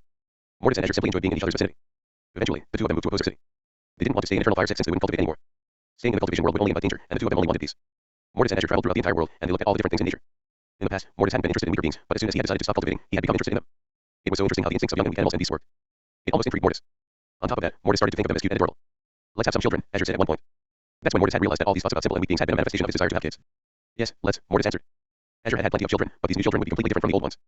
Azure had no emotional attachments to her children back then, but things were different now. Azure and Mortis soon saw their first batch of children, and they watched them from a distance. Since Azure was a beast and Mortis counted as half a beast, the children were born with beast bodies, just like Gravis' previous 3 kids. But this time, Azure and Mortis looked at their children together. Eventually, they met them, and just like the last time, the kids didn't feel any kind of familial love towards them. However, Azure and Mortis were used to that. They only had to be there for them. Love was a selfless feeling, and they didn't mind that their children basically ignored them. Azure had also been like that in the past, and she had eventually changed. And sure enough, while some of them had died, others managed to become star gods. The ones that managed to become star gods apologized to Azure and Mortis for their previous conduct, and Azure and Mortis accepted their apology. Then, one day, it was time for the two of them to become ancestral gods. When it happened, Mortis felt a bit nervous. I only have 13 million years in total left, 3 million as an ancestral god, and 10 million as a divine god, Mortis thought. I still have a long life ahead of me. However, at one point, it will end. Azure and Mortis spent their time together with their family, and eventually, it was time to become divine gods. About 5 million years of my total life have passed, and 10 million are left. I'm still young. However, as more time passed, Mortis felt more nervous. Then, as the years passed and death came closer, Mortis felt more and more regret. I only have so much time left. I've already lived for so long, and only this little bit of time is left. Death was coming closer. The last couple of years, Mortis and Azure only embraced each other. They didn't want to let go. They wanted to stay together forever. However, they couldn't. Whenever someone was experiencing unlimited time of happiness, they would always look towards the end. School holidays and vacations were such things. When it just started, people already looked towards the end, knowing that it would come. Then, as time dragged on, they would keep in mind how long they had left. As the end drew closer, the person would feel worse. Mortis wasn't ready yet. He still wanted to spend so much more time with Azure and his family. However, there was no more time left. Was it worth it? Mortis asked himself as he looked at his family and Azure. I could have had all these things with more time. If I could become a heaven breaker, our time wouldn't need to end. We could be together forever. Why is life so short? Eventually, Mortis and Azure died, and Mortis cried. Why did I throw my chance at eternal happiness away for easy, temporary happiness? He asked himself in regret. I don't want to die. Mortis suddenly uttered his love returned to his eyes. His dream shot through his mind, and Mortis felt a dark hole opening in his chest. To him, the dream had been far more real than for Gravis. Why? Because Gravis had been forced into this decision, which made him feel a disconnect. It was like it hadn't been him that had lived this life. In comparison, Mortis had genuinely considered to stop cultivating. The disconnect that Gravis felt didn't exist for Mortis. Mortis remembered all the happiness he had felt with Azure and his family. It had been so short. Additionally, Mortis had realized that his family had never been real. The dark feeling of loss appeared inside Mortis, but it wasn't overwhelming. It still felt like a dream, just a more realistic one. You dreamt to the end of your alternate path, Orthar said, pulling Mortis' gaze towards him. You thought about walking it, and now you have. I didn't alter your perceived reality in any way. Tell me, what do you feel? Orthar asked. Mortis stayed quiet for a long time. Regret, Mortis said. I wish I could have the things in my dream, but forever. You have the chance now, Orthar said. In a way, you have a second chance at life. You now know what you will regret. Work towards a future where you don't have these regrets. Mortis took a deep breath. He was still a bit beside himself because of the dream, but he also felt excited that he could rectify his regrets. He didn't want to feel this feeling of approaching dread anymore. He wanted to live forever and be happy forever. Thank you, Orthar, Mortis said. Orthar nodded. The second trial has been complete. Take 10,000 years to recover. Then, you can enter the third trial. And Orthar vanished. If you find any errors, please let us know report chapter so we can fix it as soon as possible. Chapter 1188 to 1188, third trial, proof. Gravis and Mortis spent the 10,000 years just talking to each other about the life they had lived in the dream. However, there wasn't much to talk about. It felt like a dream, and just after a couple of hours, they got bored of the topic. After they were done talking, Gravis simply focused on living. At the same time, Mortis thought about the opportunity he now had. He knew that he had only lived a dream, but he also knew that these regrets would become reality if he went through with it. Now, Mortis had truly realized how wrong this path was. It's never enough, Mortis thought. It can only be enough when it stops being interesting. Sadly, a couple million years aren't nearly enough to make my life boring. I need more time, and for that, I need power. By now, Mortis had fully thrown away his past hesitations. Mortis didn't even consider stopping on his path anymore. He had to become powerful. For his future. For Azure. For his family. For his happiness. Gravis knew Mortis very well, and when he felt the changes inside Mortis, he only smiled warmly. He's secure in himself now, Gravis thought. He isn't hesitating anymore. Mortis has now fully grown up, and his ideology and his mind have become stable. He won't change significantly in the future anymore. He's now who he will be. Gravis had always felt that he had to look over Mortis like an older brother. Mortis' goals and personality had often conflicted with each other, making him prone to spurts of instabilities. But now, all of this would change. Gravis' worries that Mortis would one day kill himself again had also vanished. Mortis knew what he wanted, and even if something significant happened, he wouldn't throw his life away again. The 10,000 years passed rather quickly for both Mortis and Gravis. Mortis no longer had any issues with staying alone without any distractions. His inner voices of worry had disappeared, and Mortis was finally one with himself. The two first trials had transformed Mortis. His conviction was now on par with Gravis' conviction. After 10,000 years, the gate opened. Gravis and Mortis stood up without hesitation and charged towards the next trial. In only just a couple of seconds, they arrived at the next trial, and they charged through the gates. There was no hesitation inside them. They knew what they wanted. However, their eyes widened in surprise when they saw the place for the third trial. It was a small hall again. Another trial without a fight. What had Orthar planned this time? Gravis and Mortis looked at Orthar. Orthar looked at Gravis for a second and then focused on Mortis. Mortis again, Gravis asked. Yes, there is one last thing, Orthar said. Can I take part in the trial again? Gravis asked. Not this time, Orthar said as he turned to Gravis. If you also take part in it, it will make it easier for Mortis. Additionally, you've gone through this trial already. Gravis uttered in confusion. Orthar slowly extended his right arm. Shing. Something appeared on top of his right arm, and as soon as Gravis saw it, his entire body shook. Memories entered Gravis' mind, and he immediately stepped to the side of the hall, showing that he wouldn't take part in this trial. Mortis took a deep breath as he looked at the black mosquito hovering over Orthar's hand. It was a sin monster. Proof, Orthar said. You managed to solidify your conviction. Now, prove the power of your conviction to yourself and to me. If you manage to get through this without ending your own life, nothing will ever make you throw your life away in the future. Gravis looked at Mortis with gritted teeth. This trial was no joke. Sure, they already knew the true law of suffering, but that wouldn't make things easier. Suffering was suffering. It didn't matter if one understood it or not. Mortis took a deep, shaky breath. He hadn't experienced the pain a sin monster could inflict, but he had seen what kind of effect it had on someone like Gravis. Gravis had nearly committed suicide several times due to the sin monster. 10,000 years with 10,000 sin monsters, Orthar said. They will not multiply, but you have to survive for 10,000 years. If your conviction isn't strong enough, you will not survive. You will also not get back the things you have lost. Losing your power is part of the suffering. Orthar's words genuinely made Mortis nervous and even a bit afraid. I only have to survive for 10,000 years, right? Mortis asked again. Correct, Orthar answered. Mortis took a deep breath. Then, he released it slowly. Mortis' eyes shot open with conviction. So what if it hurt? He no longer was the old Mortis. He would get through this. Mortis walked to the middle of the room and sat down. Then, Mortis took another deep breath. You can start, he said. Keep thinking of your past and your future, Gravis said. Think of Azure and think about the opportunity you now have. You felt how it feels to feel regret. You have a chance to fix the regret now, but if you give up now, you will never feel happy again. Don't let Azure hear that your last moments were spent in pure suffering and pain. Mortis nodded. Then, Mordor let the Sin Monster go. Boom. The Sin Monster split into 10,000 smaller Sin Monsters, which quickly landed all over Mortis' body. Mortis was blanketed by Sin Monsters. And then, the first bite came. Hell. Agony. Terror. Disease. Releasing. Vanishing. Pain. Suffering. Mortis felt that a bite had been taken out of his being, and his entire mind and body seized. Mortis tried to scream in agony, but the second bite had arrived before he could scream. It was just as bad as the first bite. Mortis received about 10 bites per second, and they all locked him into a state of frozen terror. Eventually, Mortis' body began spasming as he couldn't control it anymore. Mortis just silently writhed on the ground with wildly opened eyes and mouth. His eyes were full of regret, pain, and horror. It had been far worse than he had thought. For a long time, Mortis couldn't form a rational thought. He didn't even know how much time had passed. Usually, it wouldn't be difficult for him to tell how much time had passed, but with his current situation, even that became a possibility. Mortis had no idea if only an hour or 1,000 years had passed. Survive. This was the only thought Mortis could form through all the pain and chaos. More time passed. Survive. More time passed. Survive. More time passed. How much longer? Even more time passed. How much time has passed? More time passed. My realm decreased. More time passed. My will became weaker. More time passed. Survive. More time passed. Make it end. More time passed. Please, make it end. More time passed. Make it end. More time passed. I can't anymore. More time passed. I don't want to anymore. More time passed. Let me die. More time passed. Please, I only want to die. More time passed. I don't dash. Should I? More time passed. I don't know if I can survive this. More time passed. Azure. More time passed. I'm so sorry, Azure. More time passed. Azure. More time passed. Please, Azure. More time passed. Please forgive me, Azure. More time passed. I can't see you again. More time passed. I'm sorry. More time passed. I'm so sorry. More time passed. Please forgive me. If you find any errors, please let us know. Report chapter so we can fix it as soon as possible. Chapter 1189 to 1189, Trial 3, complete. I'm so sorry, Azure. I'm so sorry I can't be with you anymore. Please, forgive me. These were all the things Mortis was thinking. He was planning to end his life to end the suffering. He didn't know how long he had already survived, but it didn't matter anymore. He only wanted to end it. I can't live like this. I'm sorry. Mortis continued thinking these thoughts. He continued repeating them. Again. And again. And again. Yet, for some reason, he never actually went through with it. Something inside of him was telling him to hang on just a bit longer. He only had to hang on a bit longer. Just a little bit. Azure's face shot through Mortis' mind. He imagined her crying after realizing that she wouldn't see him again. He imagined her choosing death over a lonely life. He imagined the kids he could have in the future. And whenever these images shot through his head, Mortis hung on just a bit more. All of these instances only bought him seconds, but they kept on coming without end. Just one more second. Just a bit more. Mortis had said his goodbyes a million times by now, but he actually never did it. Mortis didn't realize it, but he was essentially venting his fear. He knew that he could end his suffering, and that gave him hope. Mortis knew that he wasn't forced to go through all this suffering. He could always just end it. Then, it would end. This thought gave him solace. There was a way out. Mortis was like a mortal on the bottom of their life. Every single day was agony, and that person had a noose hanging in their attic, which they would watch in the evenings after the day was over. Sometimes, that mortal would stand in front of the noose. Sometimes, they would just look at it. Sometimes, they would put their head through it and play around with the chair under their feet. So close. Salvation was so close. Only one last step. They would spend a couple of minutes in hollow suffering, just feeling the closeness of release. Just a bit more. If they slipped right now, everything would be over. Yet, after just some minutes, the mortal would step away from the rope and go to sleep in their bed. If things didn't improve, they could always come back to it. If things worsened even more, they had a final solution. But for now, it didn't feel like it was time. Mortis was like this mortal. He was so close to ending it all. It only needed a thought, and Mortis' life would end. Yet, every second, minute, or hour, Mortis would say his goodbyes to everyone he loved, fully intent on ending it. And then, he would just wait. Time would drag on, and the process would repeat. There had to be an end to this agony at some point. Mortis knew that it had to end after 10,000 years. There was an end inside. He only had to wait. After uncountable times of trying to end it, Mortis eventually gritted his teeth and gave up giving up. One last push of motivation hit Mortis, and his eyes reddened with battle intent. For years, he fought against the agony. I will not die. I will not die. I will not die. Yet, the agony continued without pause. It continued and continued. It never ended. Slowly, Mortis lost his motivation again. Why fight? Why do this? This is all just so exhausting. I only want to rest. I only want to, and that's when the agony ended. The next fight didn't arrive. Silence. Absolute silence. Mortis only lay on the ground, looking at the sky. He didn't feel pain. He didn't feel dread. He only felt nothing. Mortis' eyes widened in shock and confusion. The agony. It ended. Mortis thought in surprise. Mortis didn't dare to believe that it was over. However, it truly was over. 10,000 years had passed. Suddenly, Mortis' body jerked to the side as he felt something touch him. Mortis looked with fear over, and he saw Gravis look at him with care. You did it, Gravis said slowly. You survived. Mortis only looked with shock at Gravis. I survived, he repeated with a hoarse voice. His body was absolutely wrecked, and huge parts of it had been eaten by the Sin Monster. Mortis had been planning to let the Sin Monster just consume him without healing himself. Like this, he would be gone in a couple of years. However, the agony had ended before the Sin Monster could fully consume him. Mortis still had plenty of life energy remaining. However, Mortis' realm had already severely fallen. Right now, Mortis was in the second level of the Star God realm, and his will aura had fallen to the level of level 7 Star God. The Sin Monster had already been destroyed by Ordar, and he only looked at Mortis with an appreciating expression. Mortis had finally proven that he was as powerful as Gravis, both in the form of combat and his personality. The only thing keeping both Mortis and Gravis from the Heaven Breaker realm was time.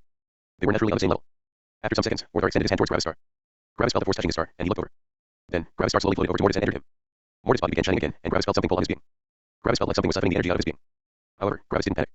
Mortis was not connected to him again, and he had fallen by 2 levels. Gravis' high realm was equalizing itself with Mortis' realm. Eventually, Gravis fell to the 3rd level of the Star God realm, and Mortis rose to the 3rd level of the Star God realm. At the same time, Gravis' will aura entered Mortis and replaced it. Energy was finite, but the force of will was endless. Mortis' will aura was increased to the 9th level of the Star God realm without draining Gravis' will aura. Mortis' eyes widened as he felt power return to him. Power. Mortis thought as he felt himself become more powerful. Then, he felt his mind become more resilient and more powerful. The agony of slowly and painfully wasting away left Mortis. Mortis gritted his fists as a fire seemingly shone in his eyes. I survived. I went through the worst agony imaginable, and I survived. If something like this can't stop me, nothing ever will. I'm done being indecisive and weak. I know what I want, and I will get it. No matter what I need to do. Bang. Gravis felt his will aura increase, and a smile graced his face as he looked at Mortis. It had always been Gravis that increased their will aura, but now, Mortis was increasing their will aura. Bang. Their will aura shot through 2 levels, and it eventually stopped at the second level of the ancestral god realm. Finally, their will aura was no longer beneath their friend's will auras. The third trial has been completed, Orthar said. Mortis slowly sat up as he looked at Orthar with fiery eyes. You have proven yourself, Mortis. You are no longer weaker than Gravis. You are now true equals. I don't need to test your character anymore. The last 2 tests are for your battle strength. You can take the next 10,000 dash. Forget it, Mortis interrupted Orthar. I don't need a break. Orthar looked at Mortis. Mortis slowly stood up, a fire burning inside his eyes. Gravis only smiled as he saw Mortis like this. Let's start right now. If you find any errors, please let us know. Report chapter so we can fix it as soon as possible. Chapter 1190 to 1190. Opponent. You need to become a level 4 star god again first, Orthar answered directly. I've already prepared your opponent, and you can't win as long as you are not a level 4 star god. Additionally, don't jump into a fight while feeling this confident. Confidence is good, but you can't commit any mistakes against your next opponent. If you do, you will die, and your suffering will have been for naught. Mortis only looked at Orthar with fiery eyes, but Orthar's gaze didn't waver. He's right, Mortis, Gravis said from the side. Calm down first. Orthar knows our power perfectly, and he will give us an opponent that will push us to our absolute limits. One wrong move, and we will die. After all, if we can't even prepare ourselves adequately for a fight, how will we ever reach the power of Father? Mortis' gaze went from Orthar to Gravis. I will make a mistake, Mortis said. Gravis frowned. However, I trust in your judgment, Mortis said after he relaxed. You might see things in me that I can't see. Gravis' smile returned. Thanks, he said. The two of them looked at Orthar again and nodded. Orthar nodded back. Then, Orthar vanished. After that, Mortis and Gravis sat down.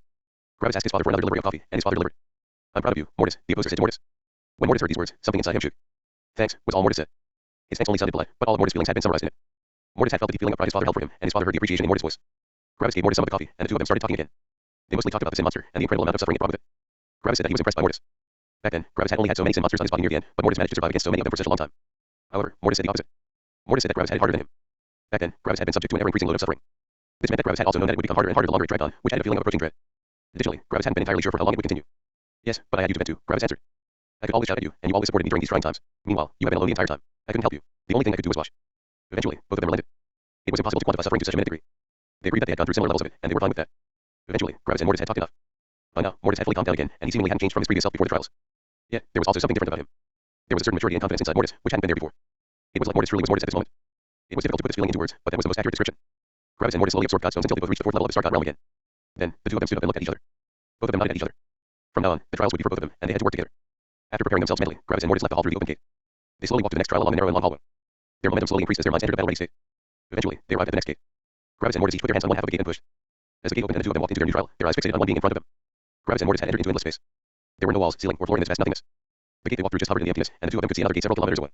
The two gates were simply standing in the void. The nothingness around them peacefully shone with dark colors of purple, blue, and black. It was like they were in space, among the stars. However, there were no stars in this space. It was just endless nothingness. As soon as the two of them entered, they saw 2 figures. One of them was Orthar, and the other one could only be their opponent. However, when they saw their opponent, their bodies shook. This was not what they had expected. Their battle-ready states immediately dissolved as shock replaced them. The 4th trial will push you to your limits, Orthar said from in front of them. If you can't comprehend several laws during the fight, you will die. I specifically created this trial to push you towards true power, and this trial will give you valuable experiences for when you reach the Heaven's Magnet realm. The Heaven's Magnet realm isn't the end, and you will still need to fight some of them to comprehend the law of energy and the law of the cosmos. This is why you will fight him today. Gravis and Mortis only barely registered Orthar's words as their minds tried to process that they had to fight against him. Is this the real one? Gravis asked. No, he's only a copy, Orthar answered. I know every being in my cosmos, and I can recreate and change them all, except for your father. Your opponent is not an exception. The personality of this copy has been erased, which takes away from his creativity and adaptability. However, this current strength remains unchanged, Orthar explained. Gravis and Mortis looked sullenly at their opponent. Has Orthar spoken the truth? Gravis asked his father through his mind. He was honest, the opposer answered. This is only a copy without the personality. Gravis and Mortis took deep breaths. They hadn't expected to fight him. Who stood in front of them? In front of the two of them, beside Orthar, stood a level 3 star god. Gravis and Mortis were level 4 star gods, and level 3 star gods were 2 battle levels below level 4 star gods. After all, a level 3 star god was a low level star god, while a level 4 star god was a mid-level star god. This opponent was below Gravis and Mortis in realm. Yet, Gravis and Mortis didn't underestimate him. In fact, they believed that a level 9 star god would have been easier to kill. Who was it? Who was this person that could jump 2 levels against Gravis and Mortis? There was only one possible person. There was only one star god that had stronger battle strength than Gravis. Besides Orthar stood a blonde man with 5 eyes and a long sword. Arcs 5, emotionless eyes focused on Gravis and Mortis. Orthar said one last thing before he went to the side. His laws have not been suppressed. He has access to everything. If you find any errors, please let us know. Report chapter so we can fix it as soon as possible. Chapter 1191 to 1191, True World. Orthar stepped to the side while Gravis and Mortis were still looking at Arc with shocked expressions. However, when Orthar stepped to the side, it signaled the beginning of the battle. Bang. Arc released a tiny explosion of heavenly lightning and charged into the distance with incredible speeds. Then, Arc stretched his arms to his side. CRRRR. The gigantic planet formed behind him, and Arc's entire energy nearly left his being. The planet grew until it was over 100,000 kilometers wide. Rivers, oceans, forests, deserts, mountains, volcanoes, craters, swamps, meadows, steppes, and everything one would associate with the true world formed behind him. In an instant, a true world was created. Creating such a world should once power over reality and existence itself. Life appeared in an instant, and the life evolved into humans. On Arc's planet, many humans opened their eyes as they rammed their hands into the ground. CRRR.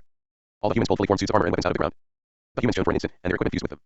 Wisdom and intelligence appeared in the humans' eyes. They looked with worship and undying loyalty at Arc. And then, they looked with righteous anger and hatred at Gravis and Mortis. Fight, one human shouted. Fight, an army of voices echoed. All of this had happened so fast that Gravis and Mortis couldn't even react. Shing. An army of over 4 million peak immortal emperors appeared between Arc and his opponents. Their armor showed in complex formation arrays, and all their power was linked. One person stepped forward. He had white hair, and his eyes shone with endless wisdom. Uncountable laws reflected in his eyes, and he took out a long spear. All the humans behind him took out their own weapons, and they all performed different attacks.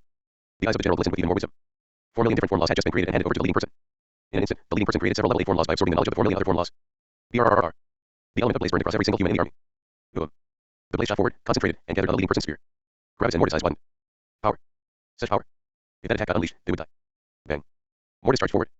The general unleashed his spear. Shing. However, the fire suddenly vanished. Mortis had arrived before the general could unleash his attack.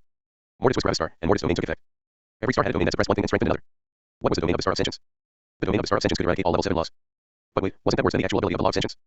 After all, it could suppress all the level 8 laws. Well, the difference was that the star of sentience didn't suppress the user. The general couldn't use level 7 laws anymore, but Gravis and Mortis could use them. The general's eyes widened in surprise, but he quickly adapted. Mortis arrived in front of the general, and he unleashed his form law. Mortis' form law took a while to unleash, but the short moment of surprise of the general had given Mortis exactly that opening. Mortis' saber swung down. Boom. The general's spear blocked Mortis' saber. CRK. Mortis' saber cracked. However, the general's arm didn't move. His physical power, along with his powerful form law, was just too overwhelming. He was only a peak immortal emperor, but the combined power of all these peak immortal emperors perfectly fused into him. Mortis narrowed his eyes as he saw that the general easily resisted his attack. Mortis knew that if the general could block that attack, he could also block the lightning crescent. Mortis' mind immediately gave the general an evaluation. Undefeatable. Shing. At the same time, Gravis unleashed his form law from a distance. However, he didn't target the general, but the army behind him. However, just when the strike was about to reach the army, it suddenly halted. Then, it slowly vanished into nothingness. Gravis narrowed his eyes as he felt space warp in front of his attack. Gravis looked over at Ark, who was currently hovering over his planet. Ark had expanded the space between the army and Gravis' form law to impossible lengths. Gravis' strike had traveled for millions if not billions of kilometers before it eventually lost all power and vanished. However, from the outside, it had seemingly stopped in place. Gravis immediately knew that Ark knew the true law of space. Such a feat would have been impossible otherwise. At the same time, the general pushed his spear forward with unimaginable speed. Shing. The void was seemingly destroyed, and a long, black line stretched into infinity. However, Mortis had vanished. For an instant, the general narrowed his eyes as he realized that his prey had escaped. Yet, he also realized that he had regained access to his laws. The army behind the general shone in a burning, wall light, which then focused on the general. However, the light vanished again as Gravis activated his actual law of sentience. The general glared with hatred at Gravis when he felt that all his laws had left him again. Then, the general stepped forward. Boom. In an instant, the general arrived at Gravis' location, and his spear punched forward. Bang, bang, bang, bang. Over 10 shields had been summoned in front of Gravis, but they were all destroyed in an instant. Those shields had all had the power of hard pure materials of the 9th level of the Star God realm. The spear reached Gravis, but Gravis barely managed to evade to the side. The shields had delayed the strike just enough for him to evade. The true law of hard complex materials, Gravis realized. His enemy's weapon was far superior to his own. Gravis had already tried to redirect the strike with his major law perceived reality, but that hadn't worked. Ark also knew that law, which made it unusable against him or his general. Boom. However, just when the general missed his attack, the planet below Ark exploded. Ark's eyes widened in surprise. Logically, it should have been impossible for anyone to destroy his planet. After all, there were trillions of kilometers of stretched space between his planet and the battlefield. Mortis appeared at the place where Ark's planet had just been. When Mortis was intangible, he was immune to all laws. That included the log space. Mortis had noticed that Ark's planet was absorbing energy like crazy. In just an instant, Ark's empty energy storages had been refilled, and he had been about to summon the next army of humans. Luckily, Mortis had destroyed Ark's planet before they could unite. 4 million peak immortal emperors united was an unopposable force. 4 million peak immortal emperors divided were weak. All of them had been annihilated and transformed into heavenly lightning, which quickly entered Mortis' saber. Mortis' saber violently crackled with lightning as he vanished again. Ark's eyes widened. Then, Mortis appeared beside Ark, and he was already mid-swing. If you find any errors, please let us know. Report chapter so we can fix it as soon as possible. Chapter 1192 to 1192, Perilous Fight. Ark was about to be hit by a lightning crescent. However, he didn't appear nervous. CRK. A crack in the air appeared as Mortis' saber was suddenly stopped in the middle of his swing. Mortis' eyes widened in shock. Something had happened that he would have never expected to happen. Mortis had lost control over his lightning. All laws must obey the law of the true world. Mortis felt the sentence resonate throughout the surroundings. It was like Ark's will had physically manifested. Then, the heavenly lightning in Mortis' saber left it and directly shot at Mortis. Boom. Mortis' body exploded as his own lightning crescent hit him. An instant later, Mortis' body reappeared. He was uninjured but shocked. If Mortis hadn't been immune to lightning, he would have died. In actuality, if all laws of Mortis' attack had been reflected on him, he would have actually died. What? Because his lightning crescent had been infused with the major law of death. If Mortis had been hit by that power, he would have stopped existing. Luckily, the major law of death didn't follow Ark's orders. The attack had failed from both sides, but Mortis and Gravis had gained valuable knowledge. The ability of the star of the true world is control over all laws, they realized. What a terrifying ability. Everything that naturally existed in a world couldn't be used as a weapon, and it would become one's enemy on top of that. If Mortis had used a different element, he would have been severely injured, at least. However, Mortis quickly recovered. CRK. Mortis transformed into his beast form and attacked Ark with his saber. Ark was 2 levels below Mortis, which gave Mortis the advantage of a more powerful body. Mortis struck. Shing. However, he missed. Ark's body had blurred, and he had stepped to the side in an instant. The true law of space was a level 9 law, and the law of sentience couldn't suppress it. Then, Ark lunged forward with his sword. Bang. Mortis barely managed to put his saber in front of Ark's sword. Luckily, Ark only had the physical power of a level 3 star god, which was nothing in comparison to the general. So, even though Ark's weapon was superior to Mortis' weapon, Ark wasn't powerful enough to break Mortis' saber. At the same time, the general lunged at Gravis again. CRK. Gravis transformed into his beast form, and he extended one of his left arms to the side. BZZZ. Some heavenly lightning appeared in his arm. Shing. The general's spear punched through Gravis' arm, which surprised the general. He had targeted Gravis' body. Gravis had used the effect of heavenly lightning's magnetism to redirect the attack of the general. Then, Gravis unleashed his form law towards the general. Bang. The general moved with unreal speed and blocked the attack with his spear. Gravis jumped back to gain some distance during that moment and unleashed his form law again. The form law shot towards the army behind the general. In the distance, Ark's eyes shone. The form law halted again and dissipated as Ark expanded space. That's when Mortis unleashed his form law. Every moment of distraction was pivotal in battle. Shing. Ark managed to move to the side, but his left hand was cut off. Ark quickly tried to heal it, but his eyes widened when he realized that there was nothing to be healed. It was like he had always had only one hand. Ark narrowed his eyes as he used the level 8 log body growth together with the major log life to create a new arm. Boom. Yeah, the level 8 log body growth was suppressed by Mortis' law of sentience. The major log life could create new bodies up to the peak immortal emperor realm. However, it couldn't grow the bodies of star gods. It needed the relevant growth law for that, but the growth law had been suppressed by the law of sentience. Because of that, Ark's hand couldn't be regenerated. Ark realized that he had underestimated his opponent. At the same time, in the distance, the general unleashed another attack at Gravis. Gravis activated his speed-related laws to evade to the side. Ark's eyes shone. Suddenly, Gravis' speed was slowed to a ridiculous degree. It was like he was standing still. Gravis looked at the approaching spear of the general. Bang. Gravis transformed into void lightning, and the spear destroyed about 20% of all the lightning. In the distance, Mortis unleashed another attack at Ark. Gravis knew that he couldn't possibly defeat the general. He was truly undefeatable. At least not while Ark was paying attention. So, the only thing Gravis could do was survive and distract Ark until Mortis could kill him. Without Mortis, Gravis would be helpless, and without Gravis, Mortis would be helpless. The major law of the true world was just too overwhelmingly powerful. If Mortis hadn't had his ability to become intangible, Ark would have created an infinite number of additional soldiers with his planet. If Mortis didn't have access to the major law of death, Ark would have already fully regenerated. If Mortis hadn't been immune to his own lightning, he would have already died. The two of them needed all their inherent advantages just to stay alive. Ark was 2 levels below them, but without all these advantages, Gravis and Mortis wouldn't even be able to put up a fight.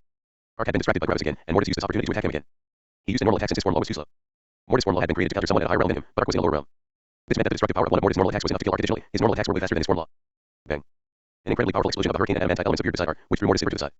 Due to the level difference, Arc had used nearly 20% of his energy storage to throw off Mortis' attack. However, it had worked. Time and space warped around Arc while Mortis' attack was thrown to the side. Arc's speed reached unfathomable realms, and he stabbed Mortis' head with his sword. Shing. However, Mortis had vanished. Mortis had become intangible. Arc's eyes narrowed as he realized that Mortis' invisibility wasn't as simple as he had thought. He had been sure that his attack had been too fast for Mortis to evade, which meant that Mortis had some unknown ability. This copy of Arc didn't know about Gravis and Mortis' abilities, which was why he had made wrong calls a couple of times. At the same time, the general's spear shot forward again. Gravis' tail moved from behind him to intercept the spear. Bang. At the last second, a small armor plate appeared on Gravis' tail, and as soon as it touched the spear, it violently exploded with blaze. Gravis' tail was reduced to ashes. Shing. Yet, the explosion's force pushed Gravis to the distance, allowing him to escape from the strike. Arc could control laws, but what was there to control about an explosion? It would explode regardless. If the explosion moved towards the spear would be slowed. If the explosion moved towards Gravis, he would be injured and pushed away. There was nothing Arc could do about that. Sadly, creating such a powerful explosion with the blaze element needed over 10% of Gravis' energy. It would have been easier with heavenly lightning, but Gravis knew that Arc would have simply transformed the heavenly lightning's properties to magnetism. That would kill Gravis. While Gravis was thrown away, he unleashed another attack with his form law at the army behind the general. Arc expanded the space again. Every time he expanded space, it ate up a bit of his energy. However, that expenditure was necessary. If Arc didn't do that, a huge chunk of the army would be destroyed, which would weaken the general significantly. Shing. Mortis appeared again with another attack. Arc's eyes narrowed as he looked at Mortis. Suddenly, Mortis' body froze. His eyes were just as intense as before, and they showed how determined he was at killing this copy of Arc. However, he simply didn't move anymore. Time had frozen. Gravis saw this from a distance, and his eyes widened. Arc stabbed his sword towards Mortis.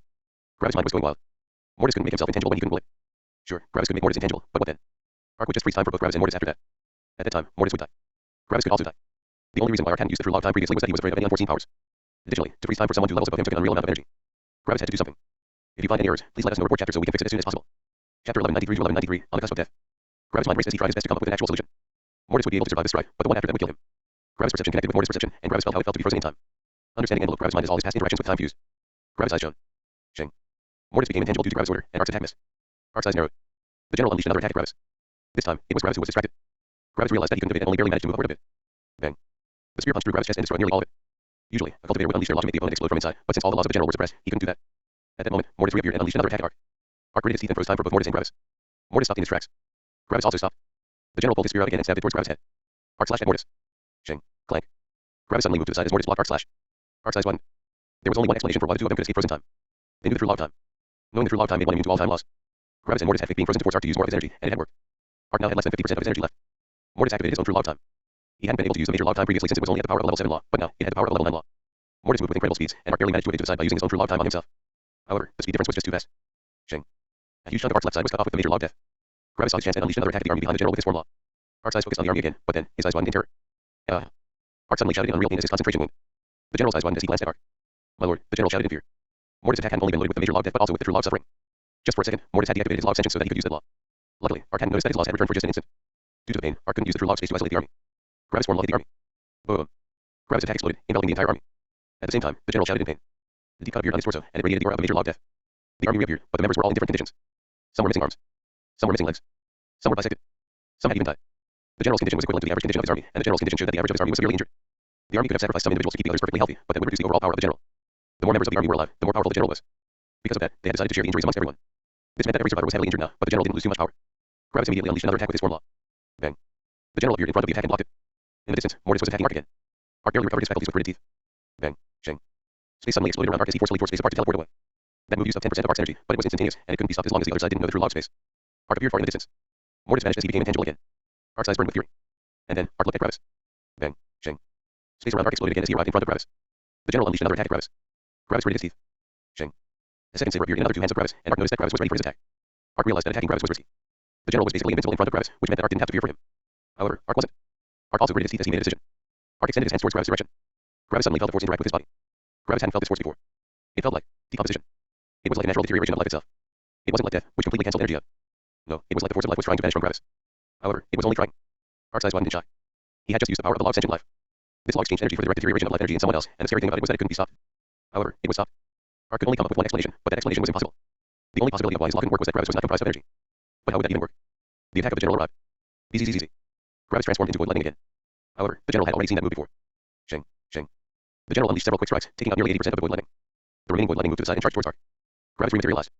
Luckily, he had absorbed more energy than necessary to become a level 4 star god, which meant that he was still a level 4 star god. Otherwise, he would have fallen a level.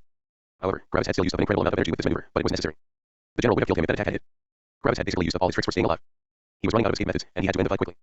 As Gravis charged at Arc, Mortis also reappeared behind him. Mortis unleashed an attack, while Gravis unleashed his form law. Arc's eyes narrowed. Boom. Gravis' form law was stopped by the true law of space. Shing. Mortis cut off the remainder of Ark's left arm. Ark gritted his teeth as an unending amount of pain assaulted him. However, he had already felt the pain, and he was prepared for it. Then, Gravis opened his mouth, and a wide beam of heavenly lightning left it. It was the all-out attack of beasts. This attack didn't use a specific law, which made it immune towards the control of the major law of the true world had over all the laws. The attack vanished as it couldn't overcome the expanded space. However, more of Ark's energy was used up.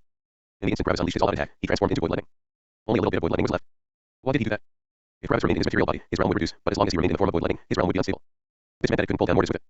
If Gravis transformed into his physical body, both he and Mortis would fall to the third level of the Star God realm. At that point, the fight would be over.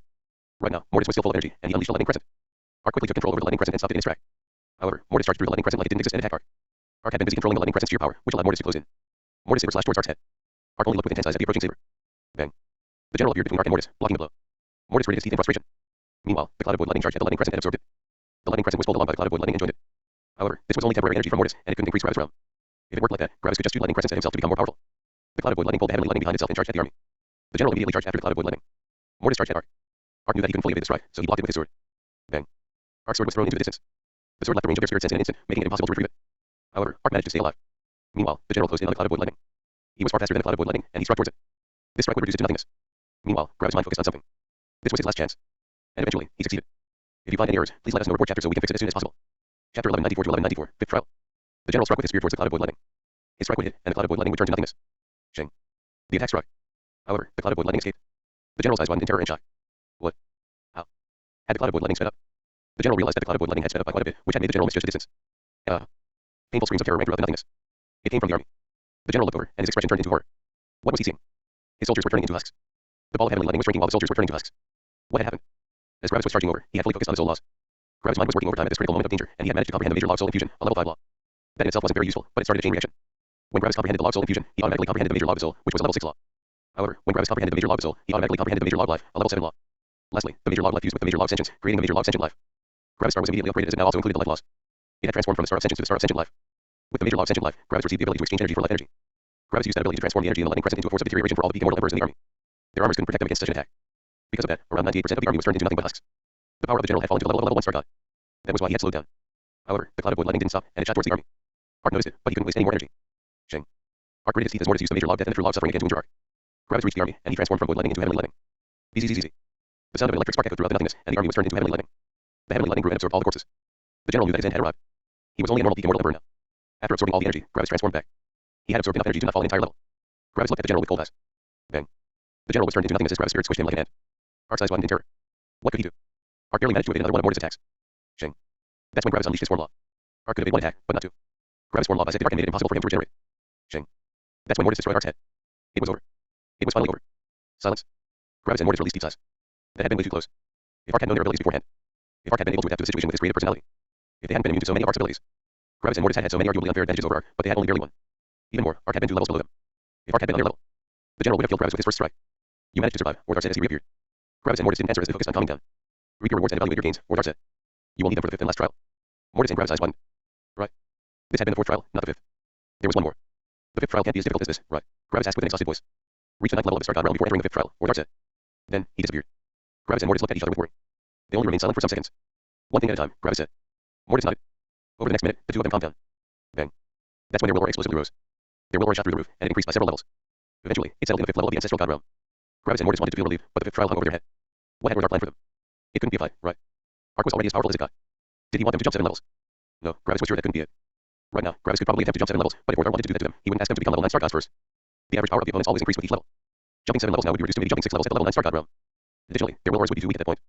Let's just listen to him, Gravis said. If he says we should become level 9 star gods, we should do so. After all, he was right when he said we couldn't win if we hadn't been level 4 star gods. Mortis nodded. Over the next years, Gravis and Mortis strategized. Then, they absorbed god stones until they became level 9 star gods. Gravis was now at the end of the star god realm. From now on, he would only fight ancestral gods. Except for Ark, Gravis and Mortis were the most powerful star gods in existence. Eventually, the two of them readied themselves and entered the hallway to the 5th and final trial. When they had walked to the 4th trial, they had been full of battle intent and conviction, but now, they were solemn. What could the last trial be? After some hours, the two of them arrived in front of the last gate. The two of them looked at each other, and they nodded one last time. Then, they pushed open the door. The two of them saw the area for their last trial. Boom. Volcanoes exploded all over the world. Everything was bathed in an impossible powerful kind of fire. It was red like blood, and its power was apocalyptic. The two of them immediately realized that this was the 9th level law equivalent of the fire element. It was heavenly fire. For a second, the two of them thought that their last trial was about comprehending a law, but that thought vanished as they saw the person standing beside Wardar.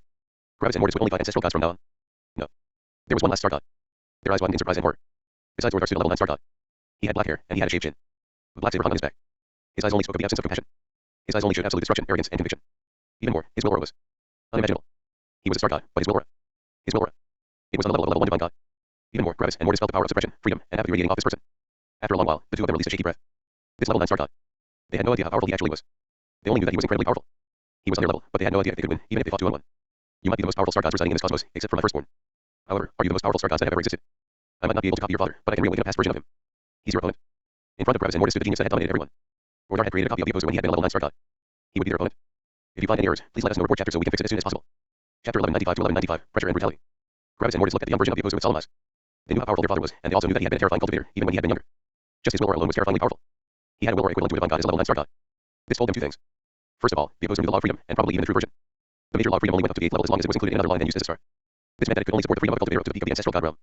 The major law of freedom wasn't enough to increase someone's capabilities to the divine god realm. The second thing they noticed was that the opposer had gone through an incredible number of battles. His life had probably been far more dangerous than Gravis or Mortis' lives.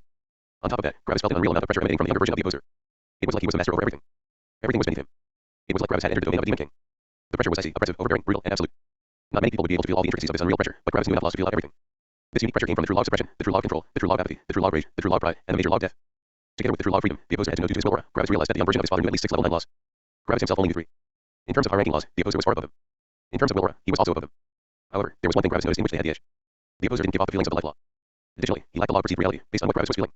This meant that the young opposer couldn't possibly have a fused major version of a main law. At most, he could have the law of the dead world and the law of emotions. However, those two laws couldn't be fused. Gravis guessed that the opposer was probably missing the plant laws in the life law category. He also guessed that the opposer probably didn't have the law of safety in the perceived reality law category. In short, the opposer had specialized in one or two paths and pushed them to the peak while Gravis was improving himself all around. Gravis knew that they had a chance, but their victory was not even close to secure. After some seconds, Mordar moved to the side. This signaled the start of the fight. Gravis and Mortis took out their sabers. Then, the young opposer slowly took out his saber. CRRRR. As soon as he retrieved his saber, the world started shaking. Heavenly fire was exploding out of the ground, and powerful magma flooded the entire area. At this moment, Gravis and Mortis felt the most powerful pressure they had ever felt in their entire lives. Their bodies even gave off some slight cracking noises under the pressure. Boom. The two of them activated the major law of freedom, which had been boosted to the power of a level 8 law. It was enough to withstand the pressure of a peak ancestral god. However, this pressure was even superior. Gravis' own powerful will aura cancelled out the remainder easily, but this wasn't the end. The world changed color to an oppressive gray as the true law of suppression and the true law of apathy were unleashed. Boom. The gray color vanished as Gravis unleashed his true law of empathy. The true law of empathy was generally useless in battle, except for when the opponent unleashed the true law of apathy. Empathy and apathy cancelled each other out. However, the true law of suppression still attacked them unhindered. Gravis and Mortis tried everything, but it wasn't enough. For the first time in a long while, the two of them were suppressed again by an enemy's pressure. They gritted their teeth as their bodies felt like they had been encased by lead. Their speed had been slowed by 50%. The young opposer's eyes narrowed further when he saw that Gravis and Mortis could still move. The opposer lifted his saber. CRRRR. As the opposer lifted his saber, the world shook even more. The air around his saber transformed into a black and dark red mix of colors, which morphed into tortured, smoky, ethereal faces. Gravis could only feel one single thing. Brutality. Absolute, sheer brutality. This strike represented the opposer's mind, personality, life, and goals. There was only destruction. There was no greed, empathy, freedom, happiness, sadness, or anything in the strike. It was like the entire goal of the opposer was simply to destroy as much as possible. He only wanted to destroy. He didn't have any other goal. Even more, the conviction in the opposer's eyes was unequal. It was like he had been born to destroy. It was his life's mission and his goal. It was who he was. Yet, his face only showed cold disregard. The world and the atmosphere shook under the pressure as all the volcanoes around them broke apart and got flattened. Gravis felt the incredible power behind the slash, even before it had been unleashed. It was world-ending. It was like the very antithesis to existence had arrived to eradicate existence itself. However, the most shocking of all was that Gravis didn't know what the slash even was. It obviously wasn't a law, but it also didn't feel like a form law. It was like something completely new. Even more, the absolute power of the slash felt even more powerful than a level 9 law. In this absolute domain of suppression, apathy, and control, Gravis knew that it was impossible for him to block or evade the attack. This attack would kill him. After an instant, the opposer lowered his saber to strike. Yet, he attacked in a seemingly random direction. Boom. Nothingness. Everything for hundreds of thousands of kilometers in a line had disintegrated and vanished. There was no more energy in that direction. After the opposer had unleashed his strike, his brows furrowed. Shing. Mortis suddenly appeared beside the opposer with a loaded lightning crescent. The opposer had just unleashed his slash towards Mortis. He hadn't been able to see or hear Mortis since he had gone intangible, but his instincts had told him that he had to strike towards that direction. The opposer's instincts were terrifying. Mortis had been just about to become tangible and attack the opposer, but just when he had planned to attack him, the opposer had attacked him. If Gravis hadn't used the true law of time to pause time for a tiny instant, Mortis would have died. If Mortis had been alone, he would have already lost the fight. The opposer would have killed someone that could become intangible with a mere thought. If you find any errors, please let us know. Report chapter so we can fix it as soon as possible. Chapter 1196 to 1196, no choice. Mortis unleashed his lightning crescent from directly beside the opposer. The opposer's eyes shone with a cold light. Boom. The lightning crescent exploded, but instead of its normal round shape, a quarter of the explosion was missing. The opposer's saber unleashed grinding noises as it broke the explosion apart, which resulted in everything around them being destroyed, except for him. Brutality emanated from the opposer again as his saber moved against the explosion, continuing to strike the center of it. Crack. Mortis' saber inside the explosion was destroyed as the opposer's saber went through it. Shing. As the swing of the opposer's saber ended, the explosion and everything else around him vanished. Mortis had barely managed to become intangible, but a deep cut went along his abdomen. Even more, this cut had been infused with the major law of death. Mortis couldn't easily recover from this cut. He would need to transform into lightning and back. Then, the opposer's saber violently swung around. Bang. It barely blocked the form law Gravis had unleashed, and the opposer was slightly pushed back. Gravis quickly extended one of his free hands to freeze the opposer in time. Shing. Mortis appeared beside the opposer and unleashed his form law with a new saber. Bang. The surrounding reality seemingly exploded as the opposer moved his saber to block Mortis' attack. Bang. Mortis' attack landed, and the opposer was shot towards the ground. Meanwhile, Gravis was in shock. The opposer obviously didn't know the true law of time, but he had still managed to break through the restriction. Was it the true law of freedom? Gravis wasn't completely sure. If it were the true law of freedom, the opposer would have been completely immune, but that hadn't been the case. He had been halted for an instant. But then, how did he break out of the time freeze? Gravis only remembered that an overpowering force had eaten up his attack. Gravis knew this force, but he hadn't expected that it also had such an effect. It was the major law of death. However, Gravis was sure that he couldn't accomplish something like this with his major law of death. It was like the opposer's major law of death was even more powerful. Did he use the major law of death as his star? Gravis thought. These thoughts only took Gravis an instant to create, and he had already unleashed his form law again. Bang. Gravis' attack exploded on the ground, but the opposer had already vanished. Gravis knew that the opposer had used his elemental synchronicity to fuse with the heavenly fire to block his attack. Boom. Suddenly, the world seemingly exploded again as all the heavenly fire violently shot upward. Mortis went intangible, but Gravis had to confront the attack. Gravis will cancel out the will of the opposer, which made it impossible for the opposer to control the heavenly fire. However, that still didn't stop the attack. This move only stopped future attacks. Shang. Gravis unleashed his form law towards the ground, barely managing to create a small opening in the avalanche of heavenly fire. Then, Gravis summoned two shields, which he used as a plot to redirect the force. Gravis' two shields burned violently, and they began melting. However, Gravis kept supplying them with the zero element, which kept them stable. Yet, the explosion just didn't end. The opposer couldn't easily control the heavenly fire, but he could agitate its destructive powers. In short, he was making the heavenly fire explode. Bang. Suddenly, an earthquake shook everything below Gravis, and the explosion stopped. Bang. Bang. Another two earthquakes happened, and Gravis immediately charged towards the ground. Gravis unleashed his form law again and attacked the ground. Bang.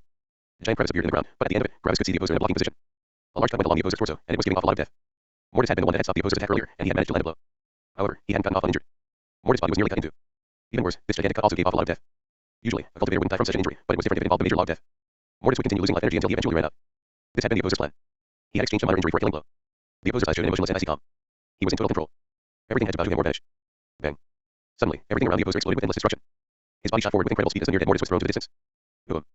Everything around Gravis became black and red as the opposer appeared before him. For an instant, it felt like existence had been frozen in place as Gravis entered hell. Brutality replaced reality as the end of existence closed in on Gravis. The opposer had readied the same attack he had wanted to unleash at the beginning of the battle, and this time, he would unleash it. Mortis was charging over with all of his speed, but the opposer's pressure slowed him down significantly. Mortis couldn't stop the attack this time. Gravis' form law wouldn't be powerful enough to block the attack. Gravis' lightning crescent wouldn't be powerful enough to block the attack. Mortality would take too long. Gravis could try to exchange injuries, but he knew his father, even if this was a younger version. He would go through with the exchange, and Gravis would die.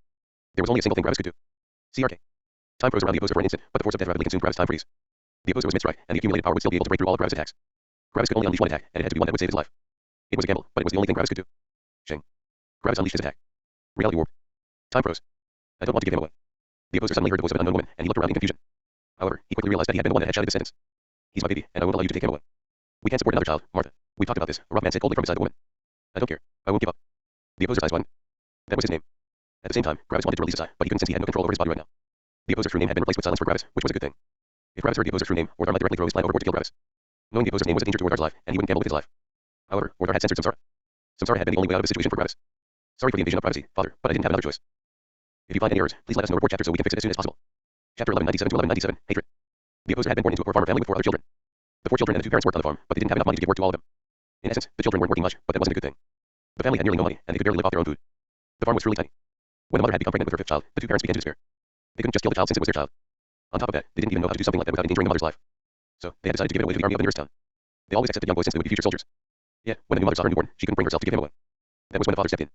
He tried to get the newborn from his wife after a lot of arguing, but she wouldn't give him away. She even attacked her husband. So, the husband knocked her out with a shovel and took the newborn away. He couldn't risk the life of his other 4 kids for his 5th one. He brought the newborn to the town guards, who accepted it without question. They didn't care where the children came from. When the father returned, he had noticed that his wife hadn't woken up. Even more, a pool of blood had formed on the ground between her legs. The head injury had killed her. The father's world broke down. He hadn't wanted to kill his wife. Yet, reality couldn't be changed. His wife was dead. A couple months later, the guards noticed that the wife of the farmer was absent, and they investigated. They eventually found her corpse and concluded that the father was the culprit. The farmer was killed, and his 4 children were forced to join the guards of the town. The newborn opposer knew nothing of these things. As far as he remembered, he had been born into these barracks. Eventually, the opposer grew older. Yet, on his 10th birthday, a beautiful and noble girl in her late teens took a liking to him. So, she bought him off the guards. The guards couldn't refuse since the background of the girl was too powerful. The young boy entered the powerful household of a nearby city lord. The city lord was in the energy-gathering realm, and for the people living there, he might as well have been as powerful as a god. Why had the girl taken a liking to the young boy? Because he was fragile. Her parents were forcing her to cultivate, and her masters were constantly abusing her. She was above them in status, but they still dared to hit her. Of course, the masters weren't actually abusive. They were just very strict. They had been paid extra to be so strict towards the young girl. Why? So that she would want revenge and power. Sadly, the rough treatment had the opposite effect. She didn't want to become stronger but prove her superiority. So, she bought weak little boys to abuse them. They were her outlet. The next 4 years were hell for the young boy. He constantly got abused by all the servants and the girl, and if he dared to show weakness, they ridiculed him. Eventually, when the young boy hit puberty, a deep hatred and resentment formed inside him. However, he knew that he couldn't do anything against the servants or the young woman. If he did, the punishment would be far worse than what he had done. As the young boy's heart and mind hardened, the young woman became frustrated. He didn't break anymore. No, he just took everything. Even more, his eyes. His fucking eyes. They were filled with hatred, disregard, and disdain. It was like she was worthless in his eyes. He was supposed to be the worthless one. How dare he feel that she was worthless? So, she decided to kill him, but it had to be done covertly. Abusing servants was fine, but killing them was akin to wasting money. She ordered him into a forest in the night, and she followed. She struck him from behind, but surprisingly, the young man didn't fall over. Instead, all his bottled hatred exploded, and he punched the young woman in the face. He had kept himself in check for long enough, but now, everything broke out of him. His power and will were superior to the young woman's, and he vented all his rage. He dominated, humiliated, and abused her in all forms one could imagine, and after he was done, he killed her. Something inside of him was telling him that what he was doing was wrong, but that feeling was buried by unending hatred. Then, he fled. After finding his daughter, the city lord issued an arrest warrant, and he even searched for the young man himself. That was when the opposer's life truly began. Wanted posters depicting him had been placed in all nearby settlements, and he couldn't come close to another human since everyone knew his face. He even had to kill children that accidentally spotted him, all for his own survival. One guard after the other went after him, and the young opposer went through battle after battle.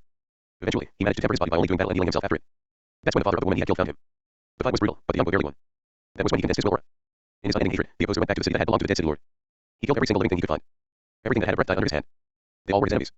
They all watched as he had been abused. They never did anything to help him. He hated them. Hated them. He hated all of them. The guards treated him like shit. The nobles treated him like shit. The servants treated him like shit.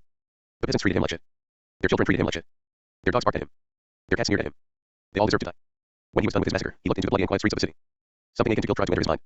He thought of that feeling as weakness. He hated himself for being weak. Compassion was weakness. He needed power. He could kill his enemies with power. He could do whatever he wanted with power. No one would treat him like shit again with power. He hated the world. However, he also knew that he wasn't powerful enough to take his revenge on this world that treated him like shit. So, he vanished from human society and lived in the wilderness. He killed everything that he found to increase his power. Everything had to die. If it could fight back, good. That would only make him more powerful. If it couldn't fight back, good. One less worthless piece of shit in the world. Eventually, some disciples from some sect found him, and they quickly deduced that he had been the culprit of the massacre of that one city. He killed them. That sect had sent disciples to kill him, which meant that they were all his enemies. However, he couldn't find out where that sect was to take his revenge on them. So, he lured out more disciples by massacring another city. More sect disciples appeared, and he fought a brutal battle again. By now, the opposer was in the energy-gathering realm, but he had no elemental powers, but that didn't matter to him. Time passed, and eventually, he killed everyone in the sect. Another more powerful sect targeted him, and he battled for his life again. Eventually, he also killed that sect. He found a beast tribe, and he knew that he needed more power, so he killed that tribe to anger a superior tribe. By now, mortals no longer interested him. They couldn't give him more power, and most of his anger had vanished. By now, he didn't hate absolutely everything anymore. No, he only hated every person that wanted to protect the world for whatever reason. This world filled with shit didn't deserve protection. Time passed, and one sect after the other vanished from the world. Everyone knew who was responsible for this mindless slaughter, and they all tried their best to stop him. Yet, however many they sent was however many died. Then, everything became quiet. The sect searched for the opposer, but they couldn't find him. It was like he had vanished. After that, a long period of peace arrived. Everyone assumed that the opposer had died. 1,000 years passed. 2,000 years passed. 5,000 years passed. The opposer was still nowhere to be seen. By now, only the oldest members of the sect in the surrounding area still remembered him. 7,000 years passed. 9,000 years passed. Yet, just before 10,000 years passed, the opposer returned. He had focused on comprehending laws for the last nearly 10,000 years. Now, he was the most powerful law comprehension realm cultivator, and he would take his revenge. His old enemies had long since died, and the sects had essentially undergone a complete change of members in these 10,000 years. Yet, the opposer didn't care. He advanced to the immortal realm and killed every last living member of these sects. Then, he went to an area with more powerful sects, leaving behind a land nearly devoid of powerful cultivators. If you find any errors, please let us know. Report chapter so we can fix it as soon as possible. Chapter 1198 to 1198, Manifestation. The opposer's rampage continued. He didn't bother with cultivators below the immortal realm anymore. They couldn't increase his power. Over time, his priorities had changed. He didn't want to kill the entire world anymore since all that rage had already been vented. Now, he only wanted to be the most powerful. He wanted to be in control of everything. He wanted to make the world into whatever he wanted. He wanted to own this world. Yet, there was still some buried rage and hatred deep inside of him. However, the opposer realized that being subject to one's emotions was also weakness. He wanted to control everything, and how could he control everything if he couldn't even control himself? Because of that, his rampage became very contained and deliberate. He only eradicated sects that could fight him or sects that were subservient to a sect that could pose a danger to him. Eventually, while the opposer was in the immortal emperor realm, a gate of death appeared in front of him. He entered without hesitation. He didn't even inspect it or take a look at what it was. He only knew that something dared to appear in front of him while he was comprehending laws. A couple minutes later, the opposer exited the gate. However, he had changed. There was no hatred inside him. There was no rage inside him. There was no happiness inside him. There was nothing inside him. There wasn't even a personality inside him. He was only a vehicle. He was a vehicle for death. The opposer's mind was replaced with only a single goal. Become powerful. And then, destroy. The opposer had the major log death as his avatar. Yet, in reality, the opposer was the major log death's avatar. Gravis had once become the manifestation of lightning, but his being had been altered by Ordar and his father. However, the opposer was not the manifestation of death. He hadn't died physically but mentally. The old opposer didn't exist anymore. From this day forth, the opposer's matter changed. He mainly looked at laws, and only when someone attacked him would he fight back. If no one attacked him, he would comprehend laws until his tribulation arrived. Most of the time, he was analyzing all manners of feelings out of interest. In essence, the current opposer was no longer a human. He was something without emotions, and he wanted to comprehend emotions. It wasn't necessary to feel emotions to comprehend the emotional laws. Feeling the emotions only made it easier to comprehend the law of emotions. The opposer's life was long. Incredibly long. When the opposer became a level 9 star god, he had already gone through 10 tribulations, which meant that he had been in the star god realm for 10 million years. Eventually, Samsara ended. It had ended at a seemingly random position. Initially, Gravis had been thoroughly shaken by what he had seen. He had thought that his father was a human, but he actually wasn't. He had once been a human, but he had transformed into a manifestation of death. The only reason why he hadn't shot through the realms, like the manifestation of lightning would have done, was because death didn't exist in Ordar's cosmos. Additionally, the concept of sin or hadn't existed back then. Back then, Ordar had managed such problematic cultivators with the reduction of karmic luck. If they could survive with zero karmic luck, it proved that they had immense potential for their future, and someone like that was worth keeping. Just before Samsara ended, Gravis realized that he essentially wasn't fighting his father. He was fighting a manifestation of death. There were no emotions in him. There was no personality in him. He was just a force that wanted to an existence itself. And to achieve that goal, he needed power. Yet, how did father become human again? Gravis thought. If he has been like that in the past, how did he suddenly develop emotions? What changed? Gravis thought about what he had seen. The opposer's life had truly been filled with only hatred, anger, greed for power, and battle. Gravis had also been subject to the opposer's undying enmity for its existence itself. Gravis had learned a lot over the course of Samsara. Luckily, it hadn't been overly long since the opposer rarely existed in the perception of others. Other people rarely saw him, and when they did, their perception would very quickly end. When Samsara ended, Gravis was calm. Samsara had no effect on the young opposer. He didn't regret his choices. He couldn't. After all, he had no emotions. The opposer's attack didn't stop. Samsara didn't delay it. It was like nothing had changed. Gravis only looked at the attack with an icy expression. Waking after the fight, Gravis transmitted to Mortis. At this moment, Mortis had no idea what Gravis meant. After all, he hadn't been in Samsara with him. At this moment, Gravis' mindset transformed into the mindset of the opposer. Gravis didn't care for existence. He didn't care for emotions. He cared for nothing. At this moment, he only cared for power. He looked at the approaching attack. This attack didn't deserve to exist. Boom. Two red and black cones ground against each other as all the energy around them vanished. The opposer's attack had stopped. The opposer's eyes narrowed as he looked at Gravis. The black aura came out of Gravis, and his saber changed colors to black. Black smoke enveloped Gravis' body, only letting the light of his cold eyes shine through. The opposer knew what had happened. His opponent had managed to grasp his technique through his memories. However, his opponent didn't have perfect control over this power since he was unfamiliar. That was why black smoke came out of him. Gravis wasn't able to completely concentrate and isolate the force of death inside his body and weapon, making it spill out. In comparison, the opposer had perfect control over everything. For a second, the two of them only looked at each other. Then, Gravis' icy eyes shone. Boom. The world around Gravis received an additional great zone as he activated the true law of apathy. Yes, when Gravis had entered the mindset, he had become perfectly compatible with the law of apathy. Gravis' true law of apathy destroyed the opposer's true law of apathy, allowing Gravis' true law of apathy to show its full effect. The opposer's will aura was consumed, and Gravis' speed increased as the pressure on him lessened. Then, the two of them charged at each other. Bang. They clashed, and their surroundings vanished. Bang. Bang. Bang. Gravis lost a leg, and the opposer received a minor cut.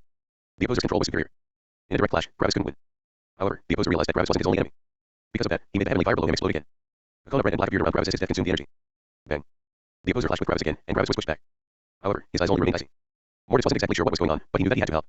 Mortis transformed into heavenly lightning, became intangible, and closed in again. Death was ravaging the surroundings, which made it basically impossible for Mortis to materialize himself. For some reason, Gravis and the opposer were immune to the death in the surroundings. They could only be injured by attacks that directly hit them. Yet, Mortis wasn't immune to that. Mortis couldn't come out. He couldn't interfere. However, if he didn't interfere, Gravis would lose. Mortis had already tried to use the unique power of the star ascension life, but that power was also based on energy. The death in the atmosphere destroyed that power. But he had to do something. Eventually, Mortis decided to bet everything on Gravis. Mortis became tangible and entered Gravis Saber as heavenly lightning. The force of death in Gravis Saber was eating Mortis' existence. It was a gamble. Gravis unleashed another attack, and Mortis transformed himself into a lightning crescent that shot out of his saber. Neither the opposer nor Gravis had expected that change. The black lightning crescent filled with death shot out of Gravis Saber and charged at the opposer. The opposer managed to barely block. Boom. Mortis exploded into a lightning crescent, and a huge part of the opposer's body was consumed. A terrifying amount of heavenly lightning entered Gravis' body, which entered his spirit. Gravis' spirit had been coated with death, and the heavenly lightning managed to break through it. Gravis' eyes widened as the smoke around him vanished, and clarity returned. No. Gravis shouted. Gravis stretched his hand forward. CRK. Time froze. Then, Gravis' mind went wild with comprehension. Boom. The true law of control appeared in Gravis' mind, and he used it with all of his power to control the explosion. The exploding lightning crescent was suppressed and compressed. Eventually, enough lightning gathered, and Mortis' personality reappeared. He had been just about to die since his being had been spread too thin, but Gravis had forced him together again, allowing him to survive. Shing. The opposer suddenly charged through the explosion with eyes filled with brutality. Half his body was gone, and his attack didn't have much power in it. Gravis' eyes focused on him, and he readied his saber for another attack. Gravis unleashed his form law. Shing. However, the opposer suddenly vanished before Gravis could hit him. Gravis' eyes widened in surprise, but his eyes narrowed as he unleashed another attack. The opposer had reappeared somewhere else. Gravis slashed at the opposer, but he only extended an arm to catch it. It's the real me, the actual opposer said. I don't want to see you kill your own father, even if he isn't the real one. You already won, and I took care of him. If you find any errors, please let us know. Report chapter so we can fix it as soon as possible. Chapter 1199 to 1199, Brutality. For a second, Gravis' mind remained in a battle-ready state, but eventually, his father's words truly entered his mind. The current opposer and the past opposer looked identical. The only difference was their eyes. One pair of eyes had been filled with brutality and a disdain for existence, but nothing had been behind that. It was like that pair of eyes had only acted on instinct. It was like there had been no actual will or personality behind it. In comparison, Gravis could see the complex thoughts and emotions in his father's eyes. Gravis finally realized that the fight was over, and he relaxed. Arg. Gravis suddenly groaned as he grabbed the side of his head with his right hand. After he had relaxed, he noticed that there were holes inside his will aura, his spirit, and his realm. These things wouldn't injure him, but he would have to equalize the broken parts with the healthy parts. Gravis being stretched over the holes and repaired them by becoming thinner. As a result, Gravis felt his will aura, realm, and spirit weaken slightly. Bang. Gravis and Mortis fell to the 8th level of the Star God realm. Luckily, their will aura had not fallen a level. And that's when Gravis' will aura increased. Not only had Gravis gone through an extremely long samsara, but he had also won a fight where he had nearly died, just like Mortis. His will aura shot through the roof, and Gravis felt that everything in his surroundings became weaker. Bang. Eventually, Gravis' will aura stopped at the 9th level of the ancestral God realm. The pain you just felt was the result of using brutality, the opposer explained. Brutality? Gravis asked. Is that what you called it? The opposer nodded. Death cancels out energy, and energy cancels out death. Usually, no additional force would be generated by this cancellation, but if your mind is attuned towards death, you can siphon a special force out of a cancellation. Energy cannot create this force since energy can't demonstrate true destruction. True destruction can only occur when energy completely vanishes, and energy obviously can't accomplish that. However, death can harness this peculiar force. You can liken it to two beings exploding and vying for the combined forces of the two of them. Yet, only one of the two beings knows how to shape this new form of energy. In the end, that being will create an entirely new being with the same mindset of the previous being. You could also call it an aggressive fusion. The resulting force is very similar to death, but it has a pure form of destruction. Death wants to destroy energy, but this force, which I have decided to call brutality, wants to destroy everything. Death is not an exception. You have transformed all of your energy into death, and to create brutality, you ground your death on your being. The two forces clash, and brutality gets born. Then, you use that form of brutality to attack your enemy. However, your being will inevitably receive some damage, the opposer explained. By now, Mortis had also arrived beside Gravis, and the two of them were listening to their father. So, that's the source of your power, right? Gravis asked. You grind energy and death together in your cosmos, creating brutality, which will then be used as your power. The opposer nodded again. Sadly, brutality is as volatile as it gets, which means that it can't be saved. The only thing I can do is keep a minimum amount of brutality flowing as insurance for the case that the old bastard tries to pull a fast one on me. The remaining energy and death can only be stored separately for when I need it. The opposer's words reminded Gravis and Mortis that managing his cosmos definitely wasn't easy. He truly had to walk the edge between life and death every single day. However, that being allowed the opposer to become unfathomably powerful. Ordar had already confirmed that if the opposer were to escape his cosmos, he would be the most powerful being he had ever seen. The only reason why Ordar could even resist the opposer was that the opposer was literally inside his domain. The opposer was like a mighty tiger in a cage, in the basement of a fortified castle with guards. The owner of the tiger was the world's strongest man, but he was only a man, while his enemy was a tiger. The tiger would be able to tear the owner apart if it reached him, but all the other security measures kept it from the owner, and when they eventually met, the tiger would have already been injured to near death. If they met outside, the owner wouldn't even be able to resist the tiger. One could also say that he was literally riding a tiger. He wanted to get down, but if he got down, the tiger would tear him apart. However, it couldn't injure him while he was on his back. Because of that, he was forced to ride the tiger for eternity. And the reason why the opposer was such a fierce tiger. Brutality. Is brutality stronger than death? Gravis asked. In a 1-to-1 ratio, yes, but quality can also be overcome by quantity, the opposer explained. I can unleash quite some brutality, but the old bastard has just far too much energy. On top of that, he also has rudimentary control over death. You have seen the Sin Monster. It's a being made of death. Back when I still walked my path to power, Sin Monsters didn't exist. What? Because the old bastard didn't know how to make them. That's also the reason why he was willing to watch me create my own cosmos. This was the first time Gravis and Mortis had heard of that. You want to talk about that day? Ordar asked evenly as he arrived opposite the opposer, Gravis and Mortis between them. Don't get excited over nothing, the opposer said with a cold voice as he looked into Ordar's eyes. I won't talk about the things you don't know. Ordar's expression didn't change. I would lose some respect for you if you did something so foolish. The opposer looked at Gravis. You have seen my lives up to the point before I became an ancestral god, correct? Mortis was confused that the opposer had said lives and not life. What world? However, Gravis quickly transmitted the relevant things from what he had seen in Samsara to Mortis, who promptly realized why the opposer had framed it like that. Meanwhile, Gravis nodded. I know that you have once died. The person that has entered the gate of death has thoroughly died, and he has been replaced by a manifestation of death. Yet, how is it possible that you now have control over energy again? How is it possible that you have emotions, goals, a will, and a personality? Are you a human, father? Gravis asked. The opposer looked at Gravis calmly. Have you already forgotten our conversation before you left for the middle world? The opposer asked. The body is not what makes you a human. Your spirit, memories, mind, and personality are what make a human human. If you find any errors, please let us know. Report chapter so we can fix it as soon as possible. Chapter 1200 to 1200, Will of Death. When Gravis remembered his father's words, he could only smile. Seems like I've forgotten those words, Gravis said. However, I would still like to know how you managed to become human again. The opposer looked at Ordar. I can only tell you things vaguely, Gravis, he said while looking at Ordar. I don't want to give the old bastard any more information than he already has. We are in this cosmos, which means that I can't tell you anything without him hearing it. It's fine, Gravis said. I only want to know how you became human again. The opposer looked at the fixed sky in the heavens trial as he remembered the things that had happened so long ago. As you know, I have been a pure manifestation of death. I had no personality, and I was no human. Just as you said, the person that had entered the gate of death has already died. After I became an ancestral god, things didn't change. I still comprehended laws and found temporary tribulations. It also didn't change in the divine god realm. It didn't even change when I became a heaven's magnet, and it also didn't change when I comprehended the law of the cosmos. Up until the very end, I was still a pure manifestation of death. Eventually, after I comprehended the law of the cosmos, I decided to create my own cosmos. Back then, the old bastard didn't publicly execute the people with the kind of lightning tribulation as he does now. Back then, he got rid of them suddenly. They all just suddenly vanished. I was pretty sure that he has taken note of me back then already, and to be honest, I can only say that I'm still in existence due to his undying curiosity. That's correct, Orthar said as he interjected. I've noticed you as soon as the gate of death manifested. Back then, there were no other worlds, and I managed everything. Something like a gate of death wouldn't go unnoticed. When you came out of the gate of death, I immediately realized what you were. I debated killing you, but I decided against it. As long as I kept a close watch over you, nothing could go wrong. After all, my power was infinitely greater than yours. I wanted to know what would happen if someone tried to create a cosmos with the major law of death as a basis, Orthar added. Obviously, Orthar was saying these things for Gravis and Mortis. As I created my cosmos, I completely ignored energy, the opposer continued. I filled everything with death, and I even managed to create life with death. Everything was created with death, and I felt that I had become closer with the very concept of death, even though I was already a manifestation of it. The opposer looked deeply into Orthar's eyes. That's when he attacked, he said. Orthar's expression didn't change. I've seen what I have wanted to see, and I have decided to be careful. So, I decided to destroy his cosmos along with him. However, you failed, the opposer added. Yes, I failed, Orthar continued. Just when I unleashed my lightning, the force of death in the primordial chaos came out of its own volition and put itself between you and my attack, blocking it. Gravis and Mortis' eyes shone.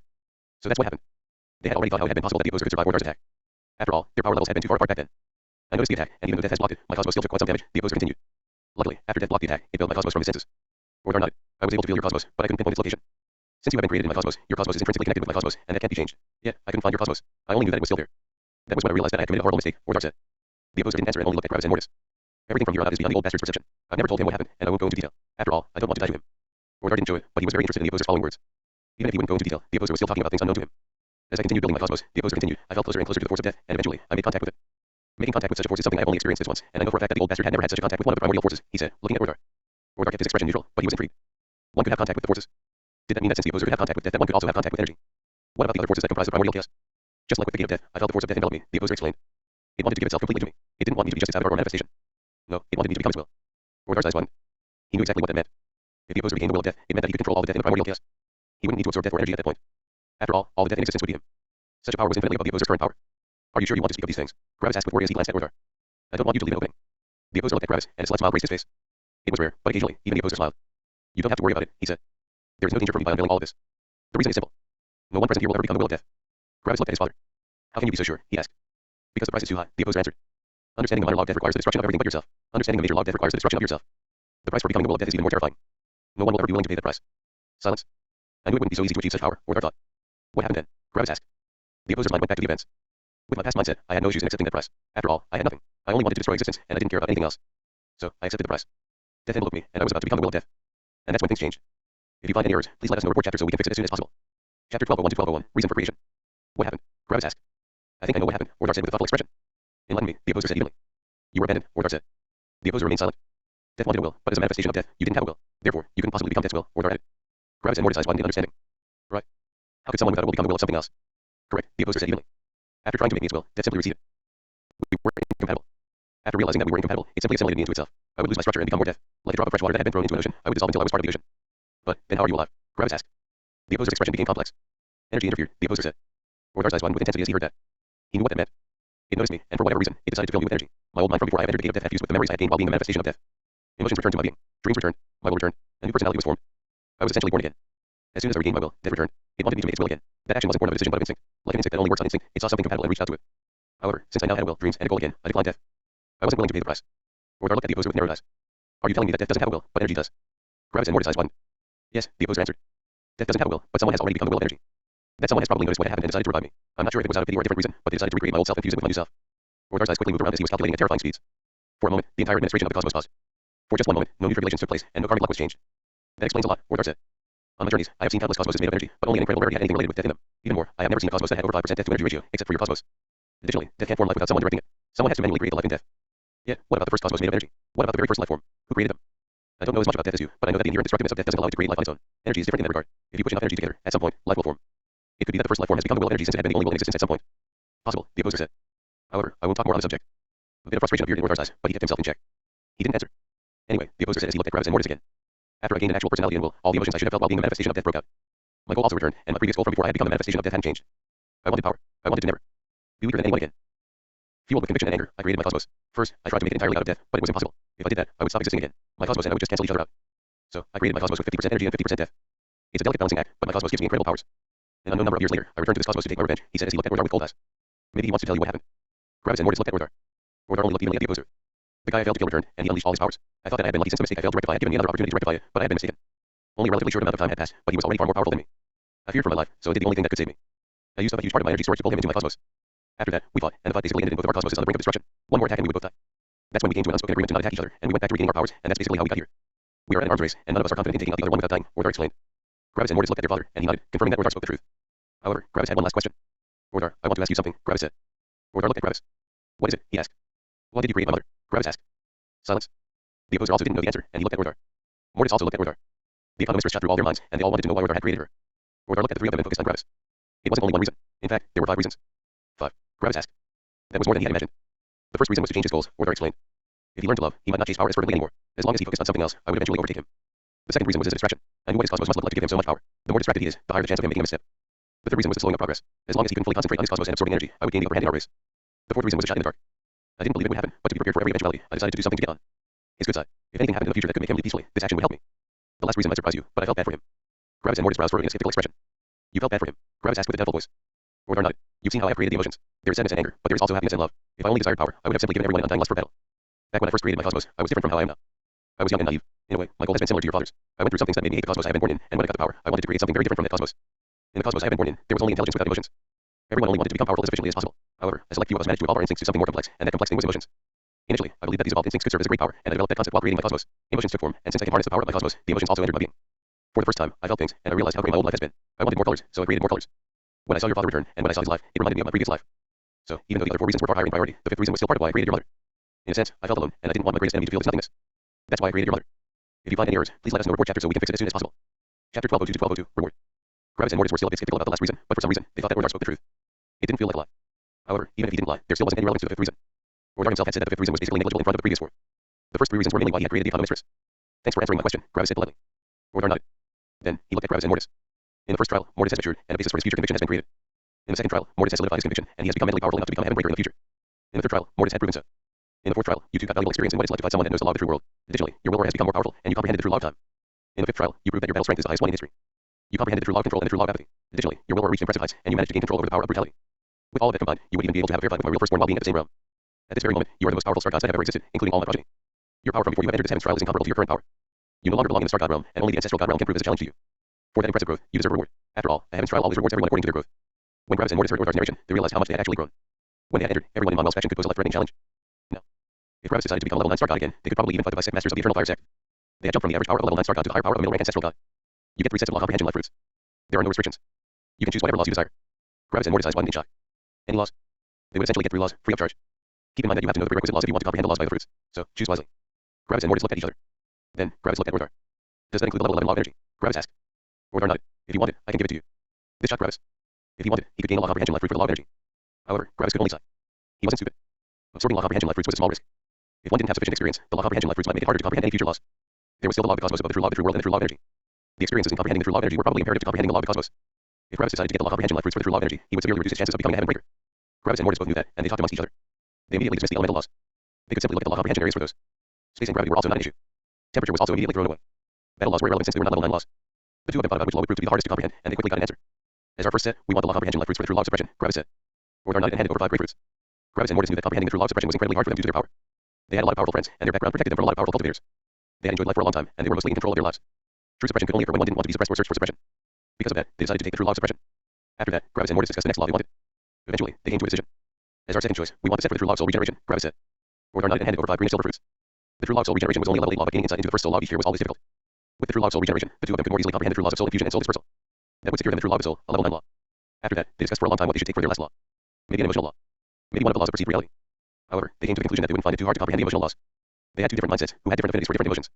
On top of that, Gravis' mindset was very flexible, which allowed him to enter basically any headspace. Then, what about the laws of perceived reality? Freedom was a no-brainer. They were certain that they had no issues with comprehending that law in the future. They already knew control. Suppression was already in their hands. Danger shouldn't be an issue. They were in plenty of danger, and the two of them already had quite a lot of insights that went beyond the major law of danger. Safety. That would come naturally as they became more powerful. The two of them realized that there were basically no laws left that would prove to be a huge challenge in the future. So, they reduced their standards and decided to take one that would increase their battle strength and would allow them to more easily gain more resources for any laws they wanted to comprehend in the future. For our last set, we want the true law of hard complex materials, Gravis said. Ordar nodded and handed over 5 goldish bronze fruits. Gravis and Mortis had realized that their weapons were becoming weaker as more and more of their opponents used the true law of hard complex materials. Additionally, comprehending these laws naturally would probably either take a ridiculous amount of time or cost a ridiculous amount of money. However, if they already got it, they could earn more money by forging world weapons for ancestral gods with the true law of hard complex materials. This law would make it far easier for them to comprehend all other laws. The heaven's trial has ended, and you have claimed your reward, Ordar said. From now on, there is no point for you to enter heaven's trial again. You have proven that you can reach the heaven breaker realm. Now, you just have to do it. Until we meet again. With these words, Ordar vanished. When words are vanished, Gravis immediately shoved the law comprehension left fruit for the through log hard complex materials into his mouth. By eating that fruit first, they would only need to comprehend 5 other level 8 laws to eat another law comprehension left fruits. In comparison, if they ate the ones for the through log suppression, they would need to comprehend 5 more level 9 laws to not be in any danger of weakening their law comprehension perception. Additionally, the hard complex law was the most useful out of all of them. The opposer also vanished. For the next 5,000 years, Gravis stayed in the empty space together with Mortis, only comprehending the level 8 through log hard complex materials. Boom. And then, they comprehended it. Gravis and Mortis shot one last look at the heaven's trial and then decided to leave. The opposer appeared and teleported them out. They had entered as people that could fight level 9 star gods. Now, they could maybe even try to fight a level 4 ancestral god, but they weren't sure yet. That would be a jump of 7 levels, and they didn't know the battle strength of ancestral gods yet. However, one thing was clear. They had undergone an unimaginable transformation in the last 50,000 years. And now, it was time to return home. If you find any errors, please let us know. Report chapter so we can fix it as soon as possible. Chapter 1203 to 1203, coming back. The heaven's trial was over, and Gravis and Mortis had transformed. Their power was incomparable to before, and even more, Mortis had transformed. Initially, one wouldn't directly notice that Mortis had changed, but if someone knew him very well, they would notice it. Mortis had become secure in his life and identity. The opposer brought them to his home, and they arrived in his room. As soon as they arrived, the economistress came to the room with an excited smile. You're back, she shouted with excitement. Hey, Mom, Gravis and Mortis said simultaneously. The economistress looked at Gravis for a second but then focused on Mortis. Pack. Mortis was immediately pulled into a hug by his mother. Oh, my boy has finally become an adult. I'm so proud, she exclaimed with happiness. For a bit, Mortis felt awkward, but he realized that there was no reason to feel awkward. So, Mortis returned the embrace and let out a slight smile. Yes, I know what I want now, he said. After that, the economistress bombarded the two of them with questions about how the heaven's trial had been. She tried to keep it hidden, but she had been quite worried about the two of them. The economistress always kept herself in the background when it came to the cultivation journey of her children, but that didn't mean that she didn't care. She knew that she wouldn't be a great help in cultivation since she had never gone through it herself. Because of that, she decided that the best help would be to give her children their freedom. If they knew that she was constantly worried, they might slow down just for her, and she didn't want that. After a while of talking, the economistress only looked with a bright smile at her two sons. It feels like you were kids just yesterday, but before I knew it, you're already this big, she said. Gravis and Mortis felt bad for their mother at this moment. Parents often said these sentences, but when it came to the economistress, that sentence was as true as it got. Gravis and Mortis had only been alive for a bit more than a million years. Meanwhile, the economistress had lived for around 50 billion years. This meant that she had lived 50,000 times as long as the two of them. That time difference was absurd. If she were a 25-year-old mortal, 1 million years would only equate to literally a bit more than 4 hours. So, to her, it was literally like her children had been born and had grown up in far less than a day. Even more, Gravis and Mortis had lived far longer than most of their siblings. Nearly all the other ones would have died even earlier. Time was merciless. However, the same thing would be true for Gravis and the others. Yorcie and Jake had already had several children, and one of them had decided to remain mortal. She had died at around 80 years of age. 80 years in comparison to 1 million years was even crazier than 1 million years in comparison to 50 billion years. When one lived for a very long time, meeting someone that couldn't live for so long would feel horrible. However, cultivators had powerful wills, and they could also deal with grief more easily. For the economistress, having another child was like a small spark of joy. For just a small part in a day, she felt the heartwarming feeling of love until it eventually ended. At that point, she might take a break for the day and do the same thing tomorrow. By then, multiple million years had already passed. Oh, it's Gravis and Mortis, a new voice suddenly said. Gravis and Mortis looked over at the black magnate, who had just arrived. You become quite powerful, he said with a smirk. I still remember that small mortal boy that hasn't even lived for 10,000 years, and now, you're already in the middle of the ancestral god realm in terms of actual power. Only around 2 more realms to go, and we can finally look at each other while being on the same level. Keep at it. Thanks, Gravis said with a smile. But I need the law of energy first to get to your level. The black magnate only waved dismissively. Yeah, I wouldn't worry about that. You have a couple of unique advantages that could probably allow you to find someone that knows the true law of energy without knowing it yourself. Is it that easy? Gravis asked with a raised eyebrow. Of course not, but you have some stuff that allows you to accomplish the impossible, he answered. The group talked amongst each other for a couple of years. Conversations between such old and powerful beings often took up a very long time since their minds were filled with so many memories, concepts, and ideologies. After their conversation, Gravis and Mortis left towards the Eternal Fire sect again. After about an hour of traveling, the two of them arrived at Monwell's faction. Surprisingly, it hadn't changed one bit. Why was that surprising? Because every time they had visited Monwell's faction, it had always undergone some sort of transformation, but not this time. Why not this time? Because the two of them hadn't been gone for very long. They had only been gone for around 50,000 years, which wasn't that long for peak star gods. Yet, Gravis and Mortis felt like they hadn't been here in eternity, which was understandable. Mortis had gone through his first samsara, and he had severely changed, while Gravis had also gone through a long samsara. To them, it was like they hadn't been here in 10 million years. They felt a bit strange when they realized that Monwell's faction hadn't changed while they had changed by that much. It was like time had stood still for Monwell's faction. Is that how Stella felt whenever I returned from law comprehension? Gravis thought. Stella had gone through many experiences, which had made her grow. Meanwhile, Gravis had basically slept for 100,000 years to comprehend another law. To Stella, it had felt like Gravis hadn't changed, while Gravis had felt like Stella had changed in just an instant. No, it was backward. Gravis and Mortis had changed severely, while Monwell's faction had nearly stayed identical. There were still the same level 9 star gods walking around. Everyone was still doing the same thing. Monwell's faction had become a bit more powerful, but that was basically only because they had gotten a couple more level 9 star gods. The very same people that had given Gravis a feeling of mortal danger now felt like normal pedestrians to him. Every single level 9 star god had been able to have a true life and death battle with Gravis, but now, all of them were only random members that couldn't even attempt to endanger Gravis' life. Back then, Gravis had felt a little bit frustrated. He had comprehended so many laws, and he had fully focused on his battle strength. Yet, even the most random members of Monwell's faction had become as powerful as him. But now, Gravis realized that he had done the right thing. Gravis had reached their realm, and his battle strength had not reduced. It even had grown by a little bit. Back then, Gravis had ignored his realm and had focused on his battle strength, while the others had done the opposite. Now, everything was reversed. The level 9 star gods had increased their realm, and now, they had to focus on their battle strength. They were all busy comprehending a level 8 law to become ancestral gods. And then, as soon as they comprehended their level 8 law and became ancestral gods, they would become average again. The Eternal Fire sect had always only taken the elites that could fight a level above themselves, but when one became an ancestral god, every other ancestral god had also comprehended level 8 law. The powerful battle strength of the members of the Eternal Fire sect came from the quantity of their level 6 and level 7 laws, but those laws became far less relevant when one already knew level 8 law. These star gods had been elites in their realm, but as soon as they became ancestral gods, they would become average. They wouldn't be able to jump a level without severely focusing on their battle strength. This meant that their battle strength had essentially fallen when compared to their realm. Meanwhile, Gravis' battle strength hadn't fallen. After breaking through, Gravis' battle strength would fall again since the opponents would be more powerful, but it had already increased by quite a bit in the heaven's trial. Essentially, Gravis' battle strength wouldn't fall after his breakthrough, thanks to the heaven's trial. If you find any errors, please let us know. Report chapter so we can fix it as soon as possible. Chapter 1204 to 1204, planning. After thinking about their current situation, Gravis and Mortis entered Monwell's faction. Back when Gravis had just been a level 4 star god, everyone had thrown him weird looks. The battle strength of the average hadn't been powerful enough to feel Gravis' battle strength, which was why they had looked at him with weird expressions. After all, he felt like an average level 4 star god, which was far too weak for being around here. No one looked at Gravis. What? Because they still couldn't feel Gravis' battle strength, and he was a level 9 star god. He was now the most normal person there could be. As Gravis looked at all the people, he remembered how it had been when he had just come back to the highest world. Back then, there had been nearly no star gods, and the strongest ones had been level 2 star gods. Star gods had been an incredible rarity. Now, everything was full with them. The population of star gods had fully recovered, and it had only taken around a million years. If Gravis had entered the highest world at this point, he wouldn't have needed to worry about finding tempering. But that didn't matter now. Gravis' will aura was already equal to a peak ancestral gods, and his law comprehension was already equivalent to the middle of the divine god realm. Star gods were no longer relevant to Gravis. Mortis quickly left Gravis as he found Azure. To him, it had felt like he hadn't met her in forever, and he couldn't wait to see her again. Meanwhile, Gravis frowned. Stella was nowhere to be seen. However, Gravis could see Manuel, Dorian, and Exar talking in a meeting room. According to what Gravis was hearing, they were talking about unimportant things. Shang. Gravis teleported and directly arrived in the room. The three of them furrowed their brows as they felt someone teleport into the meeting and looked over. Yet, when they saw Gravis, their eyes widened. They hadn't expected it to be Gravis. What? Because they had been able to feel Gravis' battle strength before, but now, they could feel nothing. They had gotten used to perceiving Gravis by his dominating aura of battle strength. It had basically become one of his trademarks. Now, that trademark was gone. Impressed, Gravis asked with a smirk. TCH, Dorian spat to the side. What does this remind me of the lower world? He asked with a sneer. Gravis had to laugh when he heard that. Dorian had also acted like this when he had realized that Gravis had already had a level 2 unity will in the lower world. Manuel's frown transformed into a broad smile as he saw Gravis. You never failed to surprise us, Gravis. Gravis nodded. It's been difficult. Everything all right here? He asked. Yeah, everything finally calmed down after a long time, Manuel answered. We are finally powerful enough to no longer be under an immediate threat of extermination. Now, we can fight with the other huge factions. Well, that's at least as it appears on the surface. They don't know that we also have Meadow and Narcissus. Additionally, we kept Stella and Azure hidden. Recently, their powers have become ridiculous, which puts them above basically everyone. Gravis nodded. After Gravis, Mortis, and Stella had comprehended the true law of empathy, the laws they could share were no longer restricted by level. This meant that Azure and Stella had comprehended some of Gravis and Mortis' strongest laws. First of all, the two of them had comprehended the law of heavenly lighting, a level 9 law. Something like that vastly outclasses other star gods. Then, they had also comprehended the 3 pure matter laws. Lastly, they had also comprehended the level 8 law of lighting manipulation, but that wasn't very relevant since they already knew the level 9 law of heavenly lighting. Just the law of heavenly lighting alone would allow someone to jump 2 levels. With everything combined, Stella and Azure could probably jump 3 levels, which would allow them to fight an ancestral god. How many cultivators from other factions could fight ancestral gods as star gods? No one. They would have long since become ancestral gods themselves. Because of their power, Manuel's faction was invincible amongst the other factions. What's the next step? Gravis asked. Factions officially transition as soon as they have created 3 ancestral gods, Manuel explained. At that point, the leadership will join the core faction of the Eternal Fire Sect, which gives us many more options in how to integrate our factions into the core of the Eternal Fire Sect. So, the normal members also join the core. Gravis asked. Manuel nodded. The level 9 star gods anyway, he said. The weaker ones will have to search for another faction. What about after you join the core faction? Gravis asked. The competition will still be there, but it will become more subtle. Open warfare between the factions is strictly prohibited, and if someone has been found out to have broken the rules, they would be severely punished. Gravis nodded and smirked. So, when do you plan to take over the Eternal Fire Sect? If anyone outside of this room had heard these words, they would have taken a deep breath in shock. However, Manuel didn't strongly react to Gravis' words. I need to get acquainted with the atmosphere in the Eternal Fire Sect core first. I can't plan anything big if I don't know how everyone thinks and what their ideologies are. After all, I don't want to lose 80% of all members to competing sects just because I didn't know the members. So, no plan of taking over leadership for now, Gravis added. None, Manuel said calmly. It's too early, and my strength has to reach a satisfactory level first. I can't truly lead a sect when every single member of the core is stronger than me. Even if they know about my capabilities, a hidden resentment would still be created just based on the fact that they feel like they could snap me out of existence without any effort. Makes sense, Gravis answered. By the way, what were you guys talking about earlier? Manuel gestured for Gravis to come over and look at a map. Right now, we're thinking about how to properly distribute our forces along our borders and resources. This is not for defense purposes but for appearance. We want to give off the image that we are not weak, but we also don't want to appear too powerful. You want to bait them into an attack, right? Gravis asked with a smirk. Manuel nodded with a smile. After that, Gravis gave some suggestions, but they had basically all been laughed away since they wouldn't work. The 3 of them had lived in this political climate for nearly a million years, while Gravis' experience only came from some looks he had gotten.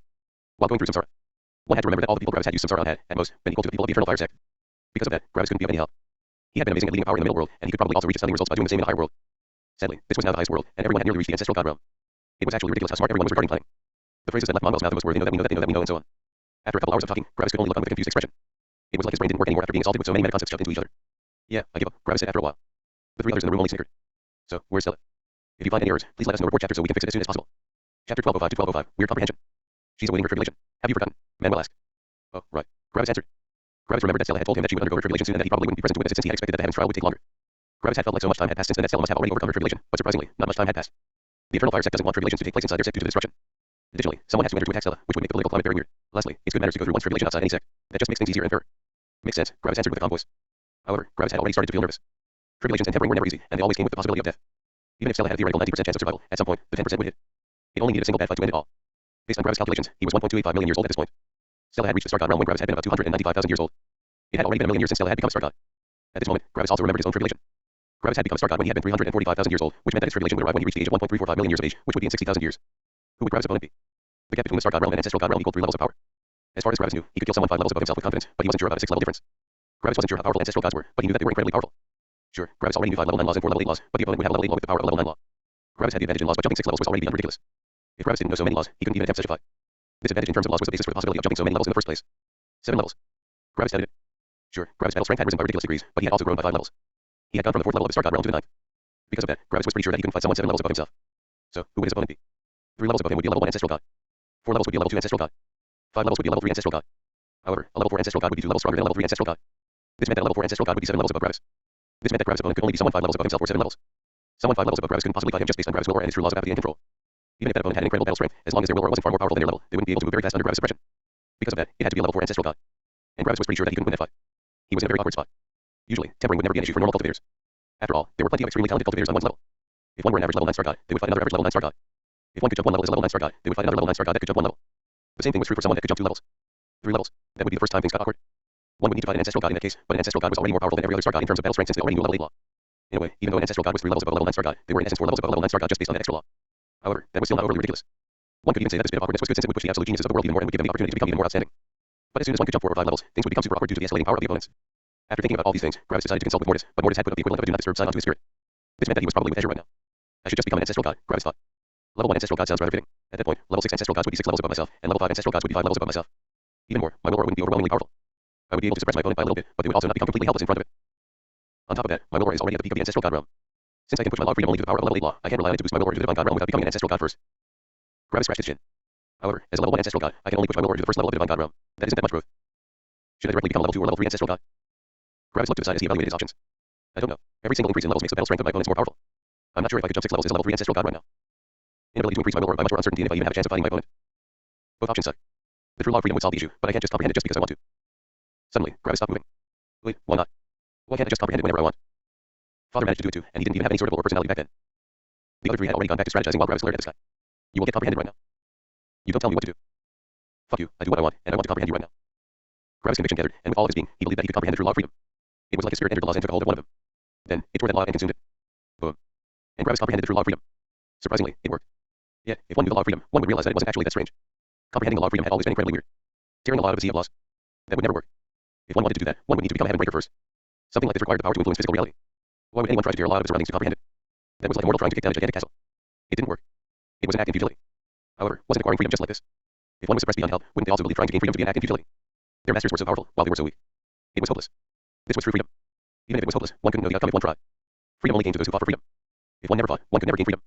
Comprehending the true law of freedom appeared very simple, but it was the opposite. It was literally trying to do something one thought to be impossible, and one had to wholeheartedly believe that they would succeed. It was different from comprehending all other laws in existence. Luckily, Gravis' mindset had a great affinity towards freedom. After Gravis comprehended the true law of freedom, he nodded with a satisfied expression. Problem solved. If you find any errors, please let us know report chapter so we can fix it as soon as possible. Chapter 1206 to 1206, break. Gravis felt quite amazing at this moment. He had comprehended level 9 law just like that. However, he also knew that it would only work on the law of freedom since it was very weird to begin with. But hey, he did something that very many people believed to be impossible. Even more, Gravis' problem had been solved. Now, his will aura could theoretically grow to the peak of the divine god realm, but only theoretically. Level 1 ancestral god it is, Gravis thought. My longevity will increase by 3 million years, postponing my tribulation, but that isn't important. There are enough ancestral gods in the world that fighting a fitting opponent shouldn't be an issue. I can essentially temper myself whenever I want. After a bit of thinking, Gravis looked at the other 3 with a smirk. Hey, guys, Gravis said. What? Dorian asked without looking away from the map. I just comprehended level 9 law. Silence. These words took a while to register, but they quickly realized what Gravis meant. Oh, you mean in the heavens trial? Congratulations. Dorian said with a smile. No, as in, right now, Gravis answered with a smirk. Silence. What do you mean with right now? Exar asked. Like just some seconds ago, Gravis said. More silence. The events of what had just happened shot through everyone's minds. They had talked about tactics. Then, Gravis had asked about Stella, and they had told him that she was currently awaiting her tribulation. That was it. What? What did this have to do with comprehending level 9 law? What could this possibly have to do with comprehending level 9 law? They did nothing. They only talked about random things. It was like they had just met someone, said, hi, how are you? And the other person said, fine, thank you, and then they comprehended the law of heavenly fire or something. It was so random. How? What? What led to this sudden comprehension? There were no law comprehension areas around here. Gravis didn't ingest any law comprehension left roots. He just talked, stood there, and then comprehended level 9 law. What law? Dorian asked. Sorry, can't tell you, Gravis said with a smile. It's that one law that you shouldn't know about. Knowing about it makes it harder to comprehend it. Dorian gritted his teeth in frustration. What? So you just throw out this bomb and then refuse to elaborate? Why didn't you just keep it secret? Now I want to know even more. Gravis only smirked. Because I wanted to tell you. TCH, Dorian spat to the side. Asshole. You're around Meadow too much, Gravis said with a reprimanding tone. You are already talking like her. Fuck you. This little shit can't insult his way out of a little girl's tea party. Meadow interjected. Don't compare me to amateurs like him. You're not really better, Gravis said with a chuckle. You always just say fuck you, nothing else. I say fuck you because, in comparison to you, I can't just fuck myself and create clones upon clones of myself. Every time you use this ability called letting for, you are cloning yourself like some microorganism. You are literally reproducing asexually, which means that you fuck yourself. And that's why fuck you. Gravis looked at Meadow dumbstruck for some seconds. Is that the transformation of impossible complexity to all-encompassing simplicity in terms of insults? Gravis asked. Wow, little scaly boy with 6 arms to masturbate actually managed to understand my intentions. Too bad that he only understood it after I explained such a simple concept to him, Meadow added. You can't keep up with my slick tongue, so I had to dumb it down for you. Poor Gravis can't even understand such a basic insult as fuck you. Your slick tongue, Gravis asked with a smirk. You wish you had a tongue. You just use it as an insult because Narcissus wishes you had a tongue to make your time together more fun. Keep me out of this, Narcissus commented, but his comment was buried immediately. TCH, Meadow snorted. I'm not interested in having some flexible muscle in the middle of my mouth. You eat me, and you literally have me moving around between your teeth. Sounds like a dumb idea to have a tongue. I think you're just mad because you don't have fun tentacle roots like me. Imagine being restricted to only having a single digit number of limbs. Gravis and Meadow continued to banter with each other while the other 3 were still trying to wrap their heads around the fact that Gravis had just randomly comprehended level 9 law. The reason why Meadow had suddenly gotten involved was because she felt happy for Gravis. Gravis had become more powerful, and she shared her joy with him the only way she knew how to. By insulting him. It was a fun little activity between them. Narcissus only looked on with a bored expression, but he was also surprised that Gravis had just randomly comprehended level 9 law. The others hadn't even comprehended level 8 laws, and Gravis had just comprehended level 9 law by randomly standing around. If it hadn't been Gravis that told them, they would never believe it. Gravis spent the next 5,000 years talking with everyone in Monwell's faction. Stella wasn't here right now, so he spent his time with everyone in the faction. Gravis met a lot of new people. After such a long time, everyone had already forgotten Gravis. First of all, a lot of people of the old myriad sect had already died. Second, Gravis had essentially vanished from their perception for a million years. Third, there were so many new people in Monwell's faction. Fourth, no one was able to feel Gravis' battle strength. In essence, Gravis didn't look any different to a normal, average member of Monwell's faction. However, this gave Gravis a lot of opportunities to talk with others. Gravis was a very extroverted person, and he enjoyed sharing his ideas, experiences, and philosophies with others. Even more, he was very approachable since he never boasted about his power. Everyone was proud of their own power, and they often compared the situations others had been into how they would have handled it. Yet, Gravis never did such a thing. He only listened to others and gave them some hints on what they should do in terms of law comprehension. Some of them accepted the hints since they sounded rather logical, while others dismissed them. Gravis only felt like an average level 9 star god. He didn't know them better than themselves, and he didn't have any outstanding power to show that his path was correct. However, even though Gravis appeared like a normal level 9 star god, most people still realized that he was not a pushover. Why? Because they couldn't feel his will aura. That meant that his will aura was more powerful than their will aura. So, everyone that met Gravis believed that his will aura was just one level above their own. This, in turn, made them think that Gravis' law comprehension was relatively weak. After all, he felt average, and if he had the aging will aura, it meant that something else had to be weaker. After Gravis had gotten to know many people of Monwell's faction, he decided to visit someone. He wondered how they would react to his newfound power. If you find any errors, please let us know. Report chapter so we can fix it as soon as possible. Chapter 1207 to 1207, Ancestral God. Gravis checked where the person he wanted to visit was and realized that they were inside a sect that was about as powerful as the Eternal Fire sect. That's troublesome, Gravis thought. If the sect master decides to directly attack me, I would be done for. It's not really safe. Additionally, the level of suppression would make it hard for my log perceived reality to keep me perfectly hidden. Know what? I need to reach the level 1 Ancestral God realm anyway. Might as well do it now. Gravis told his friends that he would be going somewhere else and that he had to do something. Then, Gravis went to a quiet place and called for Mortis. A couple minutes later, Mortis arrived. Let's make it quick, he said. Gravis only nodded with a smirk. Oop. A ton of godstones appeared around them, and the two of them immediately went on to consume them. An hour later, the two of them had consumed 2 billion godstones. Then, finally, the signs of a breakthrough appeared. Mortis' body became transparent, and Gravis could see a star. It was like a star was sentient and alive. It was green, and it moved around in curiosity, apparently confused that it could see the outside world. This was the star of sentient life. Energy flowed from Gravis into the star of sentient life, and it began to grow. It grew and grew until it started to shine with an incredibly bright light, blanketing everything with multicolored light. Bang. Then, its fires exploded as it became far more violent than before. Gravis looked with interest at his star, and he felt like it was about to explode. It was like the star had reached some kind of critical mass and could explode at any second. However, Gravis knew that it wouldn't explode. Yet, the star only grew more and more unstable, and Gravis became less certain. It won't explode just like that, would it? He thought. The star started to shake, and Gravis became nervous. Then, Gravis saw the law fragments of the log's sentient life wrap around the star. It was like the log's sentient life was trying to suppress the explosion. CRK. Yet, the law fragments broke apart as they wrapped around the star. It was like the star was simply too powerful. The major log's sentient life wasn't powerful enough to stop the explosion. Suddenly, something dark red left Gravis' body, and it started to wrap around the star. At that point, Gravis realized what was going on. I need a level 8 log to become an ancestral god, and usually, cultivators comprehend the lore into their star, which would make the star stable. A level 7 log can support this gigantic star. That's why it felt so unstable. The dark red energy that had left Gravis was the true log suffering. Gravis needed a level 8 or level 9 log to suppress the explosion of his star, and the true log suffering directly assumed that position. The log sentient life included the 3 major laws of life, emotions, and perceived reality, and it needed something compatible with it. At the moment, Gravis knew 4 level 8 laws, but only the log suffering was compatible with his star. The true log hard complex materials was part of the log of the dead world, which wasn't part of the log sentient life. The true log lightning manipulation was a battle law related to the log of the dead world. Gravis form law was a self-created law, which couldn't be used as a star or integrated into one. The true log suffering was a battle law for the emotional laws, which was in the scope of the log sentient life. Because of that, the true log suffering stepped forward to suppress the star. Of course, Gravis could have also used the true laws of empathy, apathy, control, and freedom, but it would be a bit awkward if only a single part of his star suppressed itself. It was easier to take something external. The true log suffering wrapped itself around the star of sentient life, and the star was immediately suppressed. Even the light of the star changed since there was now a thin film of dark red around it. Eventually, the log suffering completely coated the star like skin. Then, the star finally calmed down. However, it still didn't shrink. Before this event, Gravis' star had been about a meter in diameter, but now, his star was around 5 meters in diameter. It had essentially transformed from a ball into a big boulder. Eventually, the star vanished, and Mortis reappeared. However, Mortis was now 15 meters tall. Gravis and Mortis only awkwardly looked at each other. At the moment, Mortis shone with a bloody, dark red light. In a way, he looked like an imposing and bloodthirsty giant. You look ominous, Gravis said. Mortis didn't answer. Instead, Mortis only looked into the distance with a forlorn expression. It was like he was asking himself what he had done to deserve this. So, can you become smaller? Gravis asked. Mortis remained silent for a while longer. Then, his body slowly shrank. Sadly, the only thing that didn't shrink was his abdomen, which had transformed into the roundest belly in existence. Only a tiny head and tiny legs poked out of a gigantic ball. Gravis sputtered as he couldn't hold back his laughter. The relatively tiny head of Mortis looked emotionlessly at Gravis. Then, Mortis' body seemed to warp. The round part of Mortis moved upwards, into his head. Now, Mortis had a normal body, but a gigantic head. Gravis broke out into laughter again as he saw this. Mortis only looked into the distance with a lost expression. Eventually, Gravis calmed down, and he took the situation more seriously. However, when Mortis noticed that Gravis had calmed down, he finally spoke for the first time after becoming an ancestral god. You mortals can't comprehend my intellect, he said, his gigantic forehead pulsing. Gravis immediately exploded into laughter again. Mortis tried to suppress a smile, but he couldn't. After some seconds, Mortis' head shrank, and eventually, a normal Mortis appeared in front of Gravis. Mortis might appear incredibly serious, but he had also changed quite a bit. He didn't make many jokes, but occasionally, he did make one. It's a bit uncomfortable, Mortis explained. I need to use quite some concentration to keep the star suppressed in this state, but it's possible. When Gravis heard that, he felt a bit bad again. Is it very hard to suppress it? Gravis asked. Remember the time when we shoved energy into our spirit to prepare ourselves for the spirit forming realm? Mortis asked. Gravis nodded. It's about that hard. I have a small headache, but it's nothing I can't deal with, Mortis explained. Gravis nodded again. Then, that's good, he said. That should be manageable. It is, Mortis said. Anyway, since we're done here, I'll go back to measure. You know, that dark red light actually suits you way more than the previous orange light. You seem more imposing and dangerous. Mortis violently expanded again, and his round belly returned. Then, Mortis looked with cold hatred at Gravis as the ominous dark red light shone behind him. You will never disrespect my divinity again, mortal, he boomed. Shing. Mortis' saber appeared in his relatively tiny right arm, and he swung it around. Fire and lightning appeared on his saber as he swung it around like a tiny stick. The ominous dark red light only added to his opposing aura. Yet, the huge, round belly was just too contrasting, and Gravis exploded again. Shing. After a bit of joking around, Mortis left to get back to measure. At the same time, Gravis looked at the distance. He was now an ancestral god. He was no longer at the beginning of the highest world. Now, he was among the powerful elite. Ancestral gods owned a ton of buildings in Opposer City, and they were also nearly all part of sects at a similar level to the Eternal Fire sect.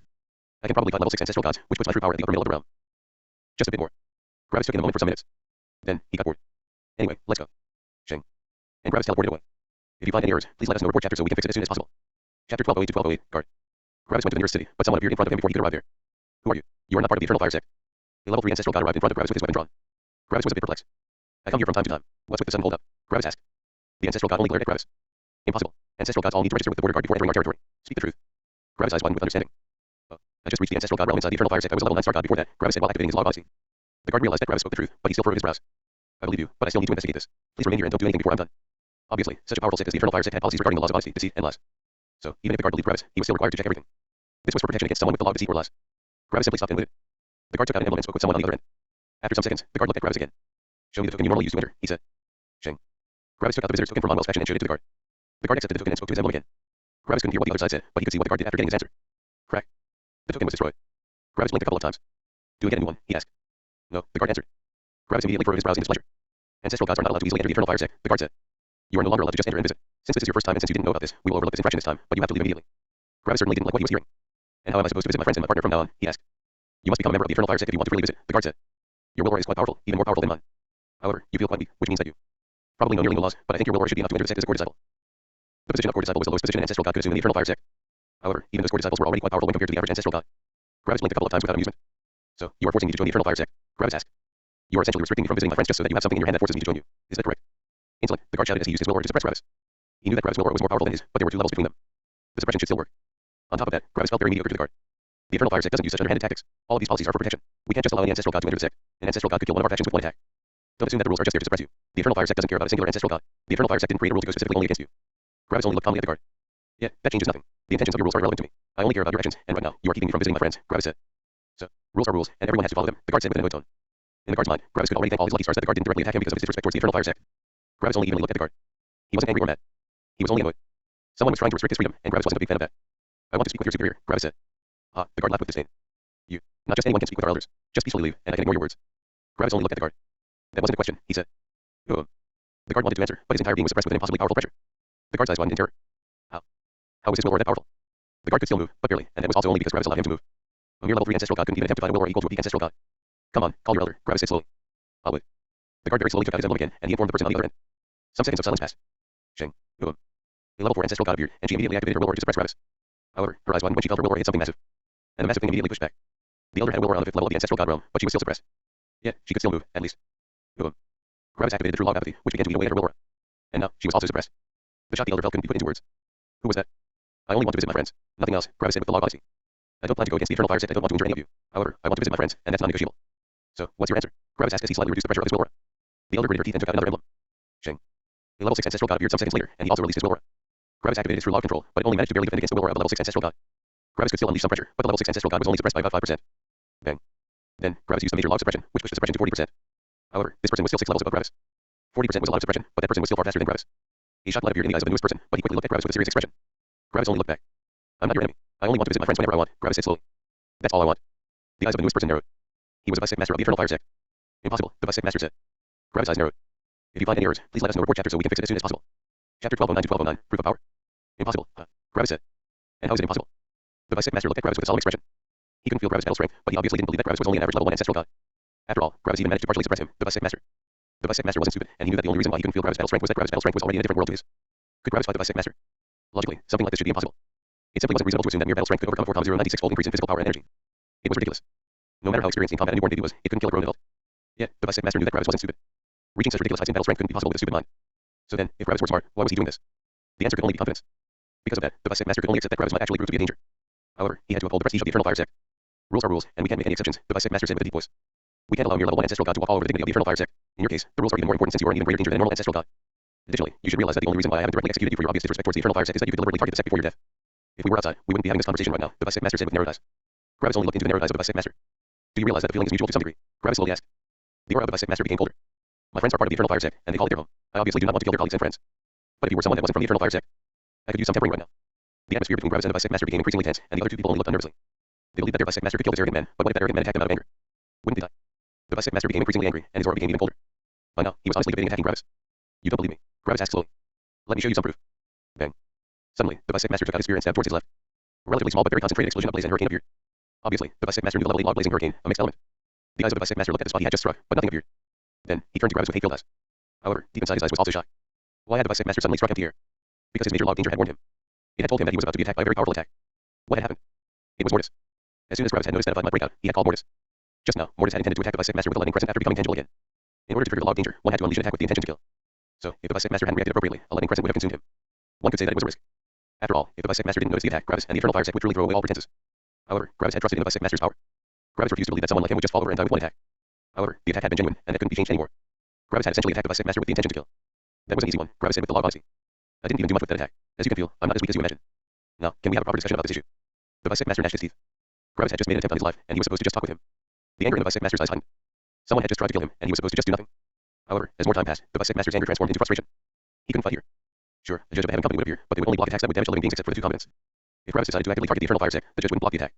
The entire fight would just change from a fight between two individuals into a fight between one individual and a sect. The sect would join the combatants, and the judges couldn't protect the combatants against each other. However, everyone else of the Infernal Fire sect would also be allowed to interfere at that point, which would essentially mean Gravis' death. But that was irrelevant. Why? Because, in the vice sect master's mind, Gravis would only attack the sect after realizing that he couldn't win. He would only do that when death was already unavoidable. Yet, the possibility that Gravis might not attack the Infernal Fire sect was even worse. Because if Gravis didn't attack the Infernal Fire sect, it meant that he wouldn't believe that he would die, which would mean that he would win the fight, which would mean that the vice sect master would die. Both outcomes were horrible to the vice sect master, which was why he suppressed all his anger. He couldn't allow a fight between him and Gravis to break out. So, the vice sect master did the only thing he could. Sheng. An emblem appeared in the vice sect master's hand. Sheng. A couple seconds later, someone new appeared. Gravis' will aura was slapped away like a little kid. Obviously, the new person who had appeared was far beyond him in power. The new person that had appeared was a young woman with long, orange hair. She was a level 7 ancestral god, and she looked at everything around her with furrowed brows. It was the sect master of the Infernal Fire sect. The three other people of the Infernal Fire sect quickly informed her about what had happened in the last minutes. This level 1 ancestral god had demanded that they would allow him to enter and exit the Infernal Fire sect whenever he wanted. Then, he had launched an attack on the vice sect master. After hearing all of this, the vice sect master looked at Gravis with narrowed eyes. Gravis remembered that she and Orpheus had a very unfriendly relationship, and she obviously knew that Gravis was related to Orpheus. Gravis only looked at the sect master with narrowed eyes. If you find any errors, please let us know. Report chapter so we can fix it as soon as possible. Chapter 12:10 to 12:10 Teachings. The sect master looked at Gravis with a solemn look. Did you expect for me to appear? She asked calmly. Yes, Gravis answered with the log honesty. I expected for you to arrive. And you don't fear me? She asked. No, Gravis answered with the log honesty. I am not nearly as powerful as you, but I am confident in my ability to escape. The sect master felt Gravis' log honesty. Obviously, he wasn't lying. Even more, the sect master's will aura suppressed Gravis' will aura by a ridiculous degree, which meant that she knew for a fact that he had used the log honesty and not the log deceit or lies. After looking at Gravis for a bit more, she suddenly turned around. Bang. The sect master slapped the vice sect master with incredible power, and the vice sect master shot into the distance, heavily injured. The other two looked with shock at what had transpired. Bang. Then, the elder was slapped into the distance, also severely injured. The guard immediately felt a feeling of terror as he looked at what had happened to the other two. He would be next. The sect master couldn't afford to kill an elder or a vice sect master over something like this, but he was only a guard. The sect master looked at the guard. If you are uncertain about a decision, call your superior before you decide to act for yourself. You will not be awarded any contribution points for the next 10,000 years. The guard became shocked. She wouldn't attack him. He would survive. The guard immediately bowed politely. I thank the sect master for her teachings. The sect master nodded, and she pulled the vice sect master and the elder back with her spirit. They had just regenerated from their injuries, but their expressions were still filled with terror and shock. Why had they been attacked? This level 1 ancestral god had been the one that had demanded something ridiculous. You, the sect master said with a strict voice as she focused on the elder. Why yes, sect master, the elder answered with fear. Why did you deny his request? She asked. Because it is against the rules, the elder announced. What's the purpose behind that specific rule? The sect master asked. It is to protect the sect from sudden attacks by enemy ancestral gods, the elder said. Would he have attacked the Infernal Fire sect? She asked. The elder's thoughts went back to her exchange with Gravis. Gravis had used the log honesty to explain that he didn't view the Infernal Fire sect as his enemies and that even his friends were there. Obviously, Gravis wouldn't attack the sect. Yet, it was still against the rules. I couldn't be sure if he used the log honesty since his will aura suppressed mine, the elder said. Then, if you can't be sure, why didn't you immediately call for a vice sect master? Why did it have to come to this? The sect master asked. I didn't want to disturb the vice sect master for such an insignificant reason, she said. Is it insignificant? The sect master asked. Even I am here. How can this be insignificant? You saw a level 1 ancestral god that could even suppress you, a level 4 ancestral god. That's a jump of 4 levels. Nothing involving such a person can be insignificant. If you are uncertain on what you should do, you need to contact your superiors. Don't jump to conclusions immediately. Even more, you could have given him a guest elder's token. As far as I have seen, he was about to leave anyway. In the meantime, you could have reported everything to your superior, and they would have had the time to make a decision. Just because someone has a guest elder's token doesn't mean that the sect will immediately be attacked by them. Something like that needs time. He would have left. Your superior would have had time to make a decision, and when he returned, the decision could be put into action. The danger would have been avoided, the situation wouldn't have escalated, and we would have had more time to plan. Do you know your mistakes? The sect master asked. The elder felt humiliated. After listening to the sect master's teachings, she thoroughly had realized her mistake. This entire situation wasn't about right and wrong, as she had believed, but about handling the situation as efficiently as possible. The elder realized that she had put too much emphasis on pride and what was right instead of solving the issue. It was her fault that the situation had escalated to the degree that she couldn't handle it anymore. Yes, I know my mistakes, the elder said with polite and sincere bow. I thank the sect master for her teachings. The elder had meant what she had said. She knew that she had screwed up, and she would remember this lesson. The sect master nodded. Then, the sect master focused on the vice sect master. You know that his power is incredible. At that point, it didn't even matter if you could fight him or not. Someone with such powerful battle strength obviously wasn't someone that would just throw their life away. He remained here, even when you showed up. This means that he has a certain level of confidence in dealing with the situation. At that point, you wouldn't even need proof of his power. Just knowing that he couldn't be stupid and that he was still here shows that he has a way out. This is not about him being a danger to you, but about him being able to escape, the sect master emphasized. He doesn't need to fight and kill you right now. If he can jump so many levels, it means that he has various ways of circumventing the unreal differences in speed between the levels. He obviously can't make himself as fast as you, but he can use various tricks, illusions, stealth tactics, and other means to escape your perception. Jumping so many levels isn't about directly clashing with your opponent, but about avoiding a direct clash. That ability is intrinsically connected to the ability to escape from a fight. You just had a standoff, which could result in a conflict. Tell me, what are the benefits you receive by winning? The sect master asked. The vice sect master felt uncomfortable, but he answered. I would have upheld the honor of the Infernal Fire sect. So, no godstones, no power, no resources, no land, and no gain in new disciples, the sect master asked. The vice sect master grimaced. No, he answered. Only honor, the sect master asked. The vice sect master hesitated. Yes, only honor. The sect master nodded. What about the potential losses? She asked. The vice sect master's mind went through everything that could have gone wrong, and he gritted his teeth in frustration. Potential death of a vice sect master. Potential death of several elders. Potential destruction of a sect. Potential angering of his friends and associates. Potential creation of a sect enemy. Potential destruction of the Infernal Fire sect. The vice sect master answered. The sect master nodded. Does that sound like a good risk-reward ratio to you? She asked. No, the vice sect master said. Then, why did you not solve the conflict? The sect master asked. The vice sect master hesitated. I don't know, he answered. Leave and don't come back until you know, the sect master said. Take this as an opportunity to grow. I also believe honor to be far more important than many other things before the ancestor taught me otherwise. The vice sect master bowed politely. I thank the sect master for her teachings. The sect master nodded, and the vice sect master teleported away. Then, the sect master focused on Gravis. Now, on to you, she said. By now, Gravis had calmed down. The sect master handled the situation very objectively and fairly. She even highlighted the mistakes of everyone and why they had been wrong. Her teachings had even destroyed the subconscious feeling of enmity between the vice sect master, the elder, and Gravis. I understand that you want to visit your friends, and that's fine. You are a friend of the Infernal Fire sect, and we should treat our allies and friends with the respect they deserve. Otherwise, they will stop being our friends, the sect master said. But you went too far this time. I can defend your usage of your will aura, but I can't defend your attack on the vice sect master. You have also acted incorrectly, and I can't let this slide just like that. If you find any errors, please let us know. Report chapter so we can fix it as soon as possible. Chapter 12:11 to 12:11. Human cooperation. I disagree. Gravis answered. The sect master furrowed her brows. She hadn't expected that answer. So, you're saying that you're justified in attacking one of my sect masters with the intention to kill? She asked with a cold voice. No, Gravis answered. The sect master waited for clarification. According to your standards, I wouldn't be justified. In the mind of the Eternal Fire sect, I was basically a visitor that demanded something without offering something in return. It was a demand, nothing else, Gravis explained. However, I'm not part of the Eternal Fire sect, and my priorities are not your priorities. Your priorities are material. You are interested in resources and people. You're right in the fact that my action is going against the optimal way of getting cooperation and profits. However, as I've said, my priorities are not your priorities, Gravis repeated. The sect master looked at Gravis with narrowed eyes. And what are your priorities? Gravis looked into the sect master's eyes. My priorities are whatever I want, Gravis said. I want to meet my friends, and if you stop me, I will do everything in my power to change things. Yes, the sect master said, and the best way to accomplish that is to discuss the matter and talk. I don't want to discuss the matter, Gravis said. I will meet my friends, and I don't care how you accomplish it. That's unreasonable, the sect master said. You can't just demand something without anything in return. I just did, Gravis said. Additionally, I don't need to offer anything. After all, you are the very people that are stopping me. You act like you have the right to stop me from meeting my friends, but you don't. People can meet each other whenever they want. You say that it's for security reasons, but that doesn't matter to me. I'm a single person, and the only thing I want to do is to see my friends and family. That's one of the most basic things in existence, and I should have no problems in meeting them. Yeah, you artificially put a blockade in my way and act like tearing down the blockade is a kind act from your part that demands compensation. The same thing is true for your law comprehension areas. You own them, and you demand resources so that people can look at them. Yeah, who decided that you are the owner of these law comprehension areas? Yourself, and why does no one disagree with that assertion? Because you are more powerful than the people that are actually interested in these law comprehension areas. So, by that logic, if I have the power to declare that I own the entire Eternal Fire sect, I should also have the right to do so. However, I'm not doing that. The only thing I want is the ability to visit my friends. Your people have stopped me from doing so. They've stepped into my way while I was minding my own business. This doesn't concern them, and it makes no difference to them if I see my friends or not. It's not their business, but they stepped into my path anyway. Because of that, I don't think that I have acted incorrectly, even if I had killed the sect master. I do what I want, and everything and everyone that stands in my path will be warned to go to the side, and if they don't comply, I will simply walk through them. Gravis finished. The fact that I'm warning them is already more polite than necessary. The sect master had let Gravis finish his explanation while looking at him with cold eyes. She had expected that Gravis would be rational, but he wasn't. Ownership and actions are common conventions, the sect master said. Everyone agrees on how ownership works and what right the owner of said things has. Saying that we only own our law comprehension areas because we have the biggest fist is undermining the very basics of how our society works. If everyone acted and thought like this, we would all be barbarians that continually kill each other for the most minor of infringements. At that point, sex might as well not exist. Your assertions are anarchistic here to the degree that everyone you don't agree with becomes your enemy, making basic human cooperation impossible from your end. Even though beasts have integrated into human society in this world, which shows that having basic human cooperation is more efficient than a mindset saying that everyone is reliant on only themselves. Your ideology isolates you from everyone, leading you to a lonely road which will lead to a dead end.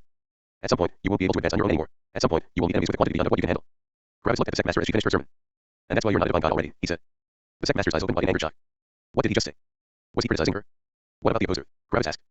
What about the heavens magnates? What about the strongest divine gods? Which one of those cares about organizations and basic human cooperation? Have you not heard of what happened in the most recent heaven clash? The peak divine gods handed over peak sex like they were nothing more than some fancy toys. The strongest organizations in the world are nothing more than fancy trinkets to these people. All of them don't need your basic human cooperation. The power of a single person is enough to overwhelm all other organizations, which shows the truth of what organizations actually are. They are a gathering of beings, which gives them protection against enemies that are beyond the individual's power. The very few ancestral gods that can fight 3 levels above themselves can win against 2. Ancestral gods of the same power as them, forcing them to find cooperation and protection. For over 99.99% of all beings, your idea of cooperation is the most optimal path to power. However, I'm not part of the 99.99% thought. My battle strength is great enough that everyone that could threaten me doesn't attack me because whatever I own doesn't even enter their eyes. Additionally, I only go against the people and organizations I can fight. Gravis looked at the sect master with a cold expression. Your Eternal Fire sect is the home of my friends, which means that I don't want to go against you.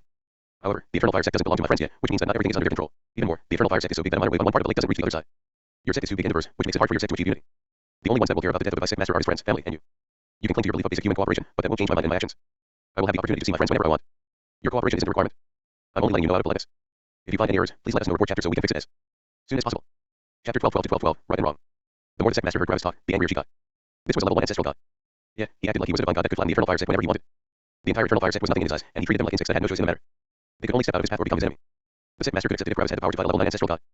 After all, their ancestor was a level 9 ancestral god, and the strongest person in the sect dictated the sect's overall prestige and power. Yeah, he was only a level 1 ancestral god. So what if he could fight a level 6 ancestral god? That was still 4 levels below level 9 ancestral god. Someone like that was only equal to a sect master, and if a sect master couldn't walk all over the Eternal Fire sect like they were merely a pebble on their path. You're unreasonable, the sect master said with a voice that hid anger. I am, Gravis answered. Nearly everyone in the world would believe me to be unreasonable. 99% of all perception see me as an unreasonable person. However, that doesn't matter. Their opinions don't matter, and their perceptions don't matter. No why?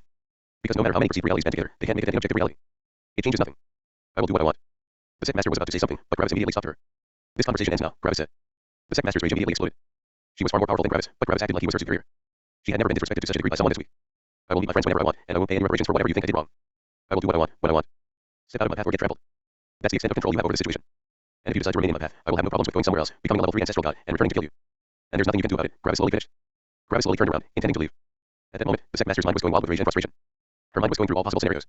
She was confident that she could kill Gravis. Even if Gravis had such a powerful battle strength, he couldn't possibly escape from someone 8 levels above him. If Gravis took one step, she could take several thousand. If Gravis had started one calculation, she would have already finished several thousand. If Gravis had lifted one stone, she would have already lifted several mountains. The sect master's confidence in her own power told her that she could kill Gravis right then and there. However, the sect master's logical mind told her that it couldn't be that easy. As she had stated previously, Gravis couldn't be stupid. That was impossible just based on his ridiculous battle strength. Someone like that must have achieved things that everyone else in the world would have deemed as impossible. So, even though it was impossible that Gravis could escape in the sect master's mind, she couldn't say that Gravis couldn't accomplish the impossible. There was a 99% chance that Gravis would die in her mind. However, what if the 1% chance happened? If she killed Gravis, what would she get? Relief of her anger. What if she failed? There were too many dangers to count. Gravis hadn't even moved before all these thoughts had shot through the sect master's mind. In the end, the sect master could only come to the conclusion that the danger was too great. She couldn't possibly allow herself to put the sect into such danger. However, that only resulted in her rage and frustration exploding even more. She was far more powerful than Gravis. Yeah, she couldn't do anything on her own. She couldn't risk it. She had too much to lose. She wanted to attack and kill Gravis so very badly, but she couldn't possibly risk her sick like that. The sick master had a mind with a high affinity for the law of control. Sadly, her mind didn't have an affinity for the law of freedom. However, even if I can't stop him, the ancestor can. She thought. The sick master ready her emblem, but before she contacted the ancestor, she stopped. She remembered the last time she had called the ancestor. It had been when Orpheus had stood opposite her. Back then, Orpheus had broken the rule of the sick, and he wasn't willing to accept any punishment. Hadn't she been just as frustrated back then? Wasn't the situation nearly identical to the situation back then with Orpheus? Back then, she had also called the ancestor. What had the ancestor done? He had rebuked her and explained to her that using one's power wasn't wrong. If someone had the power to break the rules, they could break them. Yes, the ancestor was the strongest being in the ancestral fire sect, but if he weren't willing to act, the strongest person in the sect would be the sect master. That would be her. What would the ancestor say when she disturbed him over this level 1 ancestral god? He would rebuke her just like she had rebuked the vice sect master earlier. Even more, he would throw the same words she had said to the vice sect master right back into her face. He would ask what the potential risks and rewards were. Emotional relief and honor.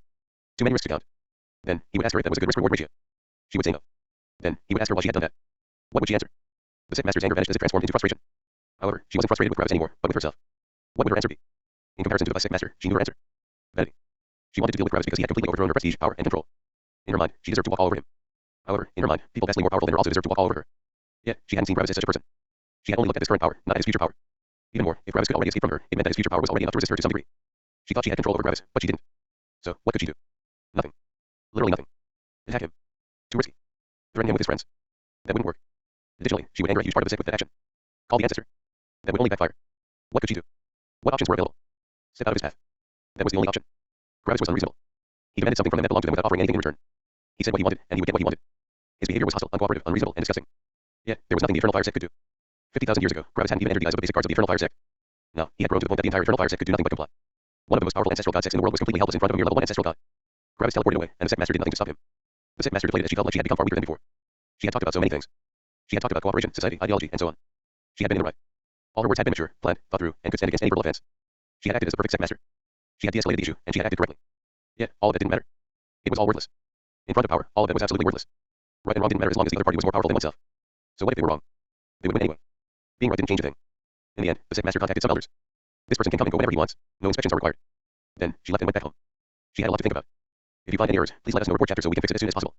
Chapter 12:13 to 12:13, Darkest Stygian Sect. Gravis left the Eternal Fire Sect without any fear. He had known from the very beginning that he could do what he wanted. Gravis knew the true law of control and the true law of freedom, which meant that he knew more about these two things than any divine god in existence. He knew exactly how much control he had, and he also knew exactly how much control the other side had.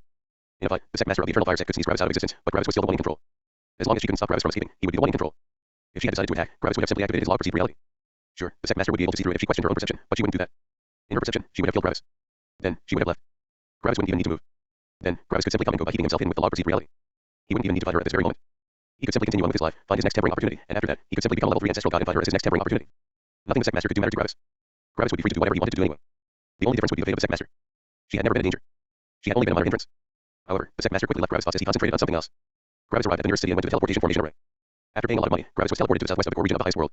After arriving at his destination, Gravis teleported a couple of times. All the different ancestral gods overlooking the teleportation formation array didn't notice him. After an hour, Gravis arrived at a building with unreasonable proportions. Just the walls of the building were millions of kilometers tall. It was completely black, and it had no decorations. In essence, it only looked like a gigantic wall in Gravis' path. Gravis paused as he admired the building. It was ridiculously gigantic.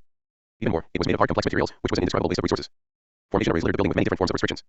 Some of these restrictions even used the major laws of control and suppression to counter the major law of freedom. This meant that the major law of freedom wouldn't grant one access to circumvent the suppressive forces. No one below the divine god realm could sneak into this building. After all, no one below the divine god realm knew the true law of freedom, right? Well, Gravis did. Initially, Gravis had planned to enter this building by the official route. He could simply use his major law of perceived reality to appear like a normal ancestral god, and he would be let in. But hey, since he already knew the true law of freedom, why not use it? Gravis went to the wall of the building. The formation arrays ignored Gravis, even when he entered their area of effect. Then, Gravis transformed into void lightning and used the true law of hard, complex materials to silently move through the tiny openings in the wall. A normal person would need to use the law of space to teleport through the wall, but the formation arrays would pick up the vibrations of space.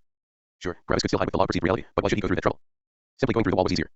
Gravis materialized inside the building, and he immediately saw his new surroundings. Black. Pure black. Absolute darkness. Gravis' eyes became completely useless in this overwhelming darkness. Even more, Gravis' spirit sense also became nearly useless.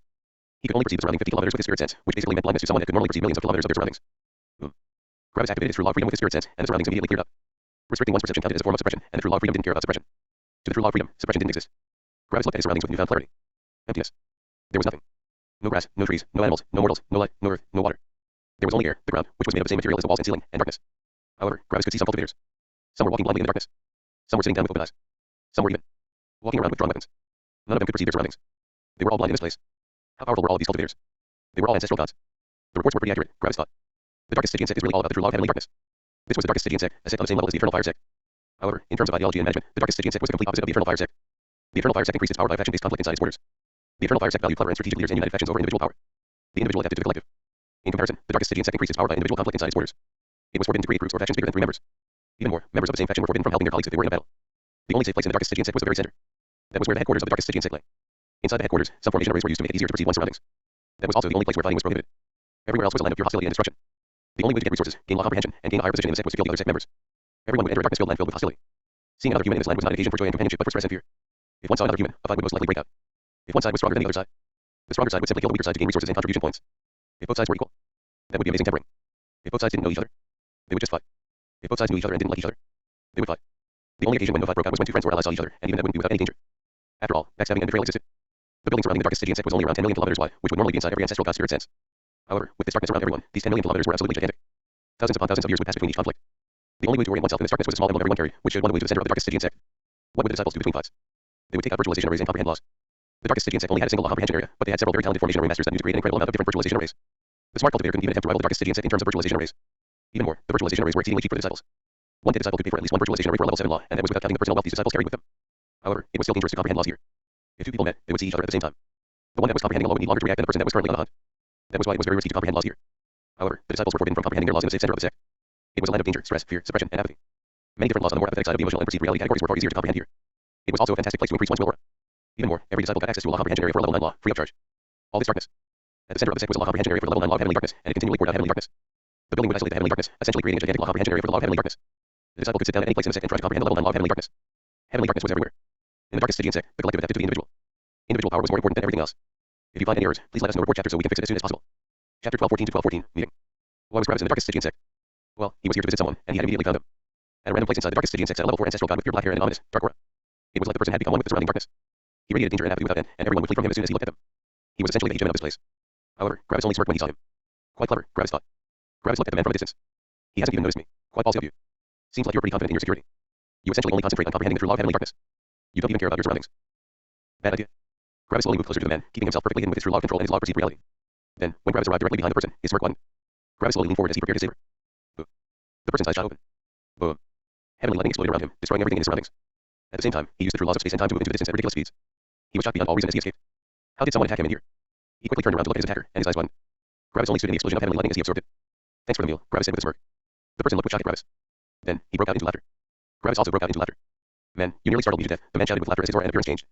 The black hair gave way to blonde hair, and 3 additional eyes appeared on his face. His realm also dropped from the 4th level of the ancestral god realm to the 1st level. It was Ark. You were a little too focused on comprehending the law of heavenly darkness, Gravis said with a smirk. I couldn't resist. Ark walked back to Gravis and punched him on the shoulder. You become incredibly powerful, he said. In fact, Ark was still in shock because of the power he felt from Gravis. Ark had expected that Gravis would one day catch up to him, but he hadn't expected that it would happen this quickly. At the moment, Ark felt a feeling of mortal danger emanating from Gravis. Ark had never seen anyone with such a powerful battle strength, and he knew that a fight with Gravis could go either way. Gravis had truly caught up to him. Even more, this was only Gravis. Mortis wasn't even here, and Ark already felt like Gravis had a real shot at killing him. If Mortis was added to the mix. A lot of stuff happened since we last talked, Gravis said with a smirk. Then, Gravis took out some coffee and sat down. Ark also sat down opposite Gravis, and they shared a cup of coffee. I'm honestly shocked that you managed to catch up to me in only a million years. Your speed of growth is ridiculous, he said. Funnily enough, everyone else would think that Gravis' speed of growth was only average. Sure, he was getting through the realms without tribulation, but he always only reached the next realm shortly before his tribulation would take place. There were definitely people in this world that were younger than Gravis that could fight him. However, these people only looked at the absolute power of the cultivator, not only at the battle strength. In terms of absolute power, Gravis was only growing with average speeds, but in terms of battle strength, Gravis was growing at impossible speeds. How long would a normal cultivator need to gain the ability to jump only 3 levels? They would need to comprehend several level 8 laws as level 1 ancestral gods. How long would that take? Long. Very long. Even more, every additional jumping level would take several times longer, and in order to reach Gravis' power, one needed to know several level 9 laws. How long would a normal level 1 ancestral god take to comprehend several level 9 laws? Impossibly long. How long had the opposer taken to reach Gravis' battle strength? 10 million years. How long would a normal person take? Longer. Yeah, Gravis had managed to catch up to Ark in only about a million years.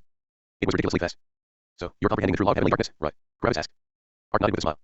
Yes, it's amazing. I can finally actually look at laws. I no longer need to just randomly guess. The difference is stunning. Gravis sighed. I still can't believe that you managed to comprehend so many laws by simply guessing. I can't even imagine how tedious, frustrating, and annoying that must have been. No matter how much I think about it, it still feels impossible to do something like that. Time, Gravis, Ark said.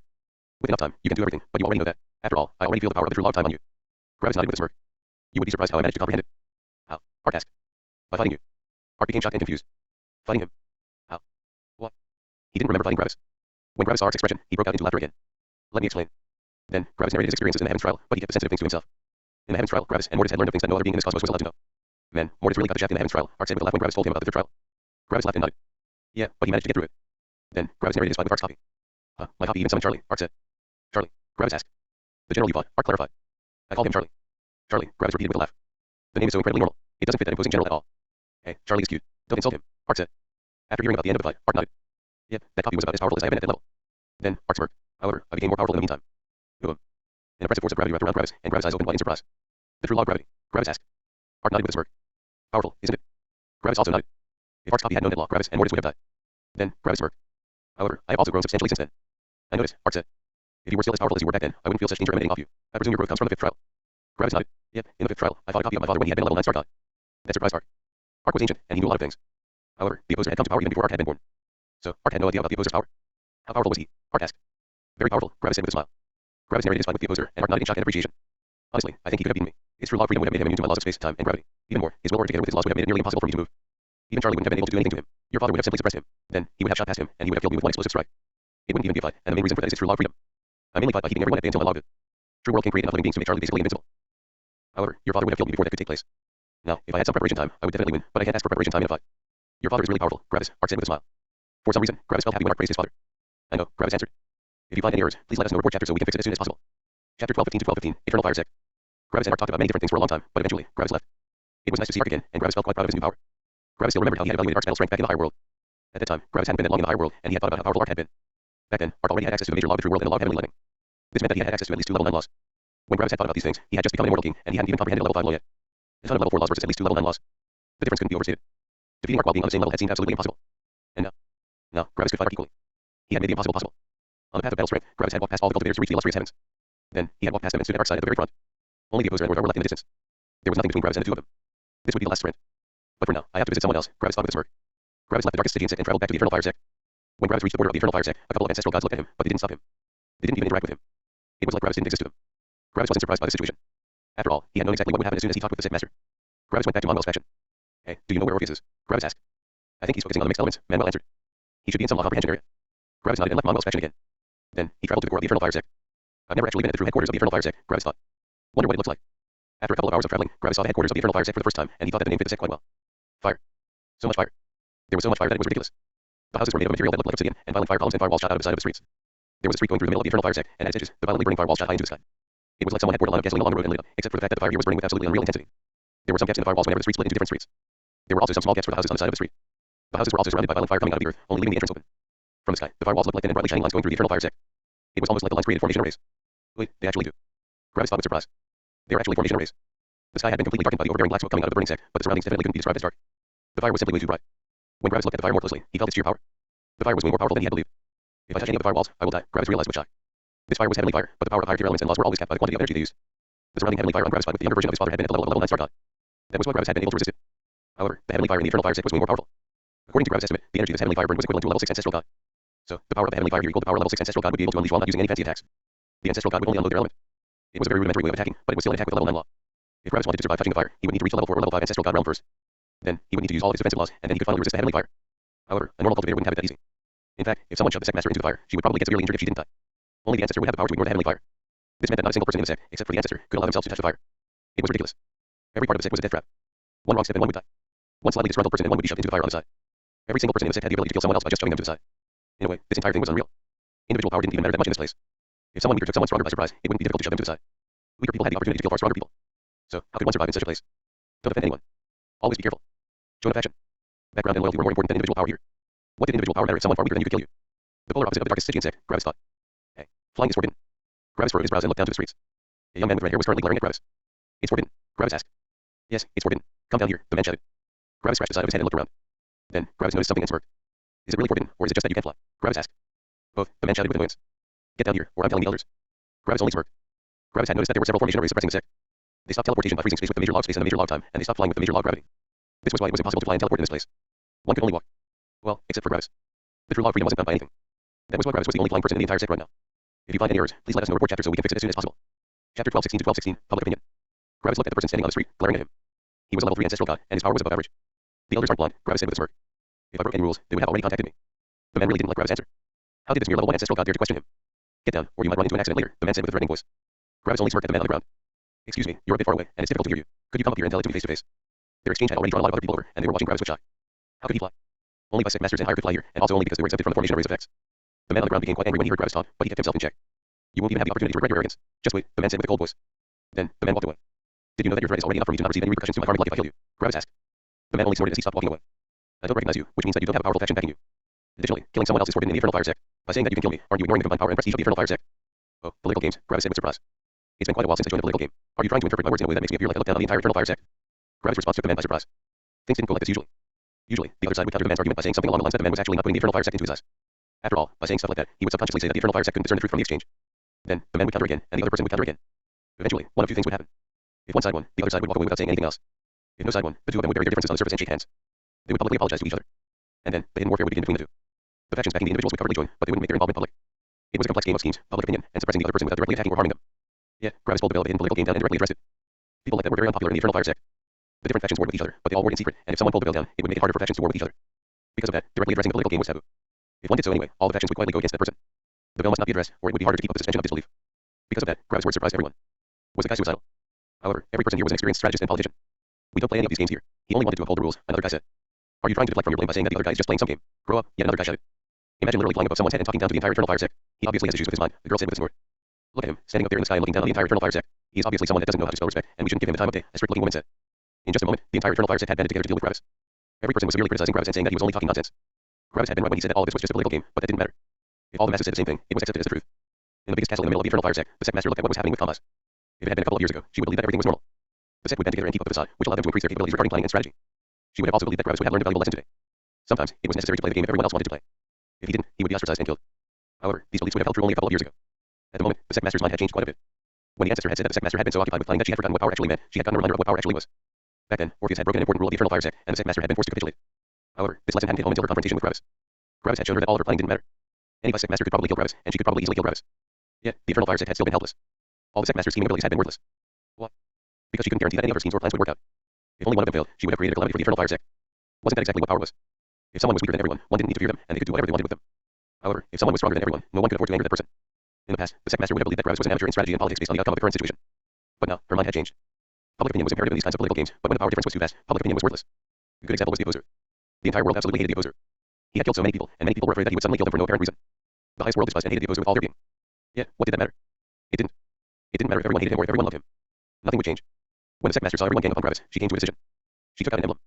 Ancestor, at the moment, a very powerful level 1 ancestral god is being publicly denounced by everyone in the Eternal Fire sect. Then, she told the ancestor about her encounter with Gravis a couple of years ago. And why did you contact me? The ancestor asked at the end. I have a plan, and I want to know if you are fine with it. It is very risky, she said. Do tell. If you find any errors, please let us know. Report chapter so we can fix it as soon as possible. Chapter 1217, Bug. The Eternal Fire sect kept denouncing Gravis in public, and Gravis only looked at them with a curious expression. He found it quite funny that they were publicly insulting him while being in such a place. If they were anywhere else, Gravis could understand it. After all, in their perception, Gravis wasn't very powerful since they couldn't perceive his battle strength. But here, why would they talk down to someone in such a place? What if the person they were insulting lost control over themselves? What then? However, Gravis also noticed that not everyone was insulting him. There were also some people that kept themselves out of his clash. These people only looked on with interest, but they didn't reveal any of their thoughts with their expressions and gestures. They see that they don't have to involve themselves. They can simply stay on the sidelines while other people take risks for them. Quite smart. Why are you still here? Apologize or leave. We don't allow disrespectful people in our sect, one person shouted. Yeah, we are narrow-minded people, and we can accept apologies. Apologize or leave. More and more people echoed these sentences, but Gravis looked at the ones that were not shouting. Some of these onlookers only frowned. Some of them looked at Gravis with evaluating expressions. Some of them even straight up entered their home without saying anything. Others were only looking away as if all of this had nothing to do with them. I'm willing to pay 100 million godstones if you can overlook what this person has done. Gravis had just received a voice transmission from one of the onlookers. Gravis looked over, and he saw a young man with white hair and intense eyes. He had been the one that had just made an offer to Gravis. Interesting, Gravis thought. He's smart. He realized that I can't be a simple person, and he immediately offered me money to overlook his servant's actions. He is probably one of the leading members of one of the factions. From what I can see, he probably ordered his person to join in on the tirade to appear compliant with public opinion, but he knows the risk of it. In essence, he offered me money so that his faction wouldn't receive any damage while some other factions would lose some members. I can offer you a set of any level 7 law comprehension left for you to ignore this member, another onlooker transmitted to Gravis. Then, a third onlooker contacted Gravis. Gravis only smirked as he scratched his chin. 3 onlookers, 3 offers. Seems like they all had the same thought. Gravis used his law of freedom to spy on some other people in their building. It was rather easy for Gravis to find the true leaders of the factions. These kinds of people had a certain aura of authority and prestige around them. It wouldn't be easy for a normal cultivator to spot these subtle signs, but they were evident in Gravis' eyes. The people in the buildings only looked with furrowed brows into empty space. Planning and troubled expressions could be seen on their faces. It was like they had just received a setback, and they had to adapt their plans. Interesting, Gravis thought with a slight smirk. Gravis hadn't been around such profound schemers and politicians before, which made this entire experience novel. He's ignoring us. Look at how grand and majestic he is. He doesn't even deign to look at us, a person shouted after realizing that Gravis hadn't reacted to their insults. When Gravis heard that, he looked back at the people on the ground with a smirk. You know, you are quite rude for someone in bump distance, Gravis said. Silence. The people in the Eternal Fire sect tried to comprehend what Gravis meant. Bump distance. What's a bug? Gravis slowly extended his right hand. And then, he flicked.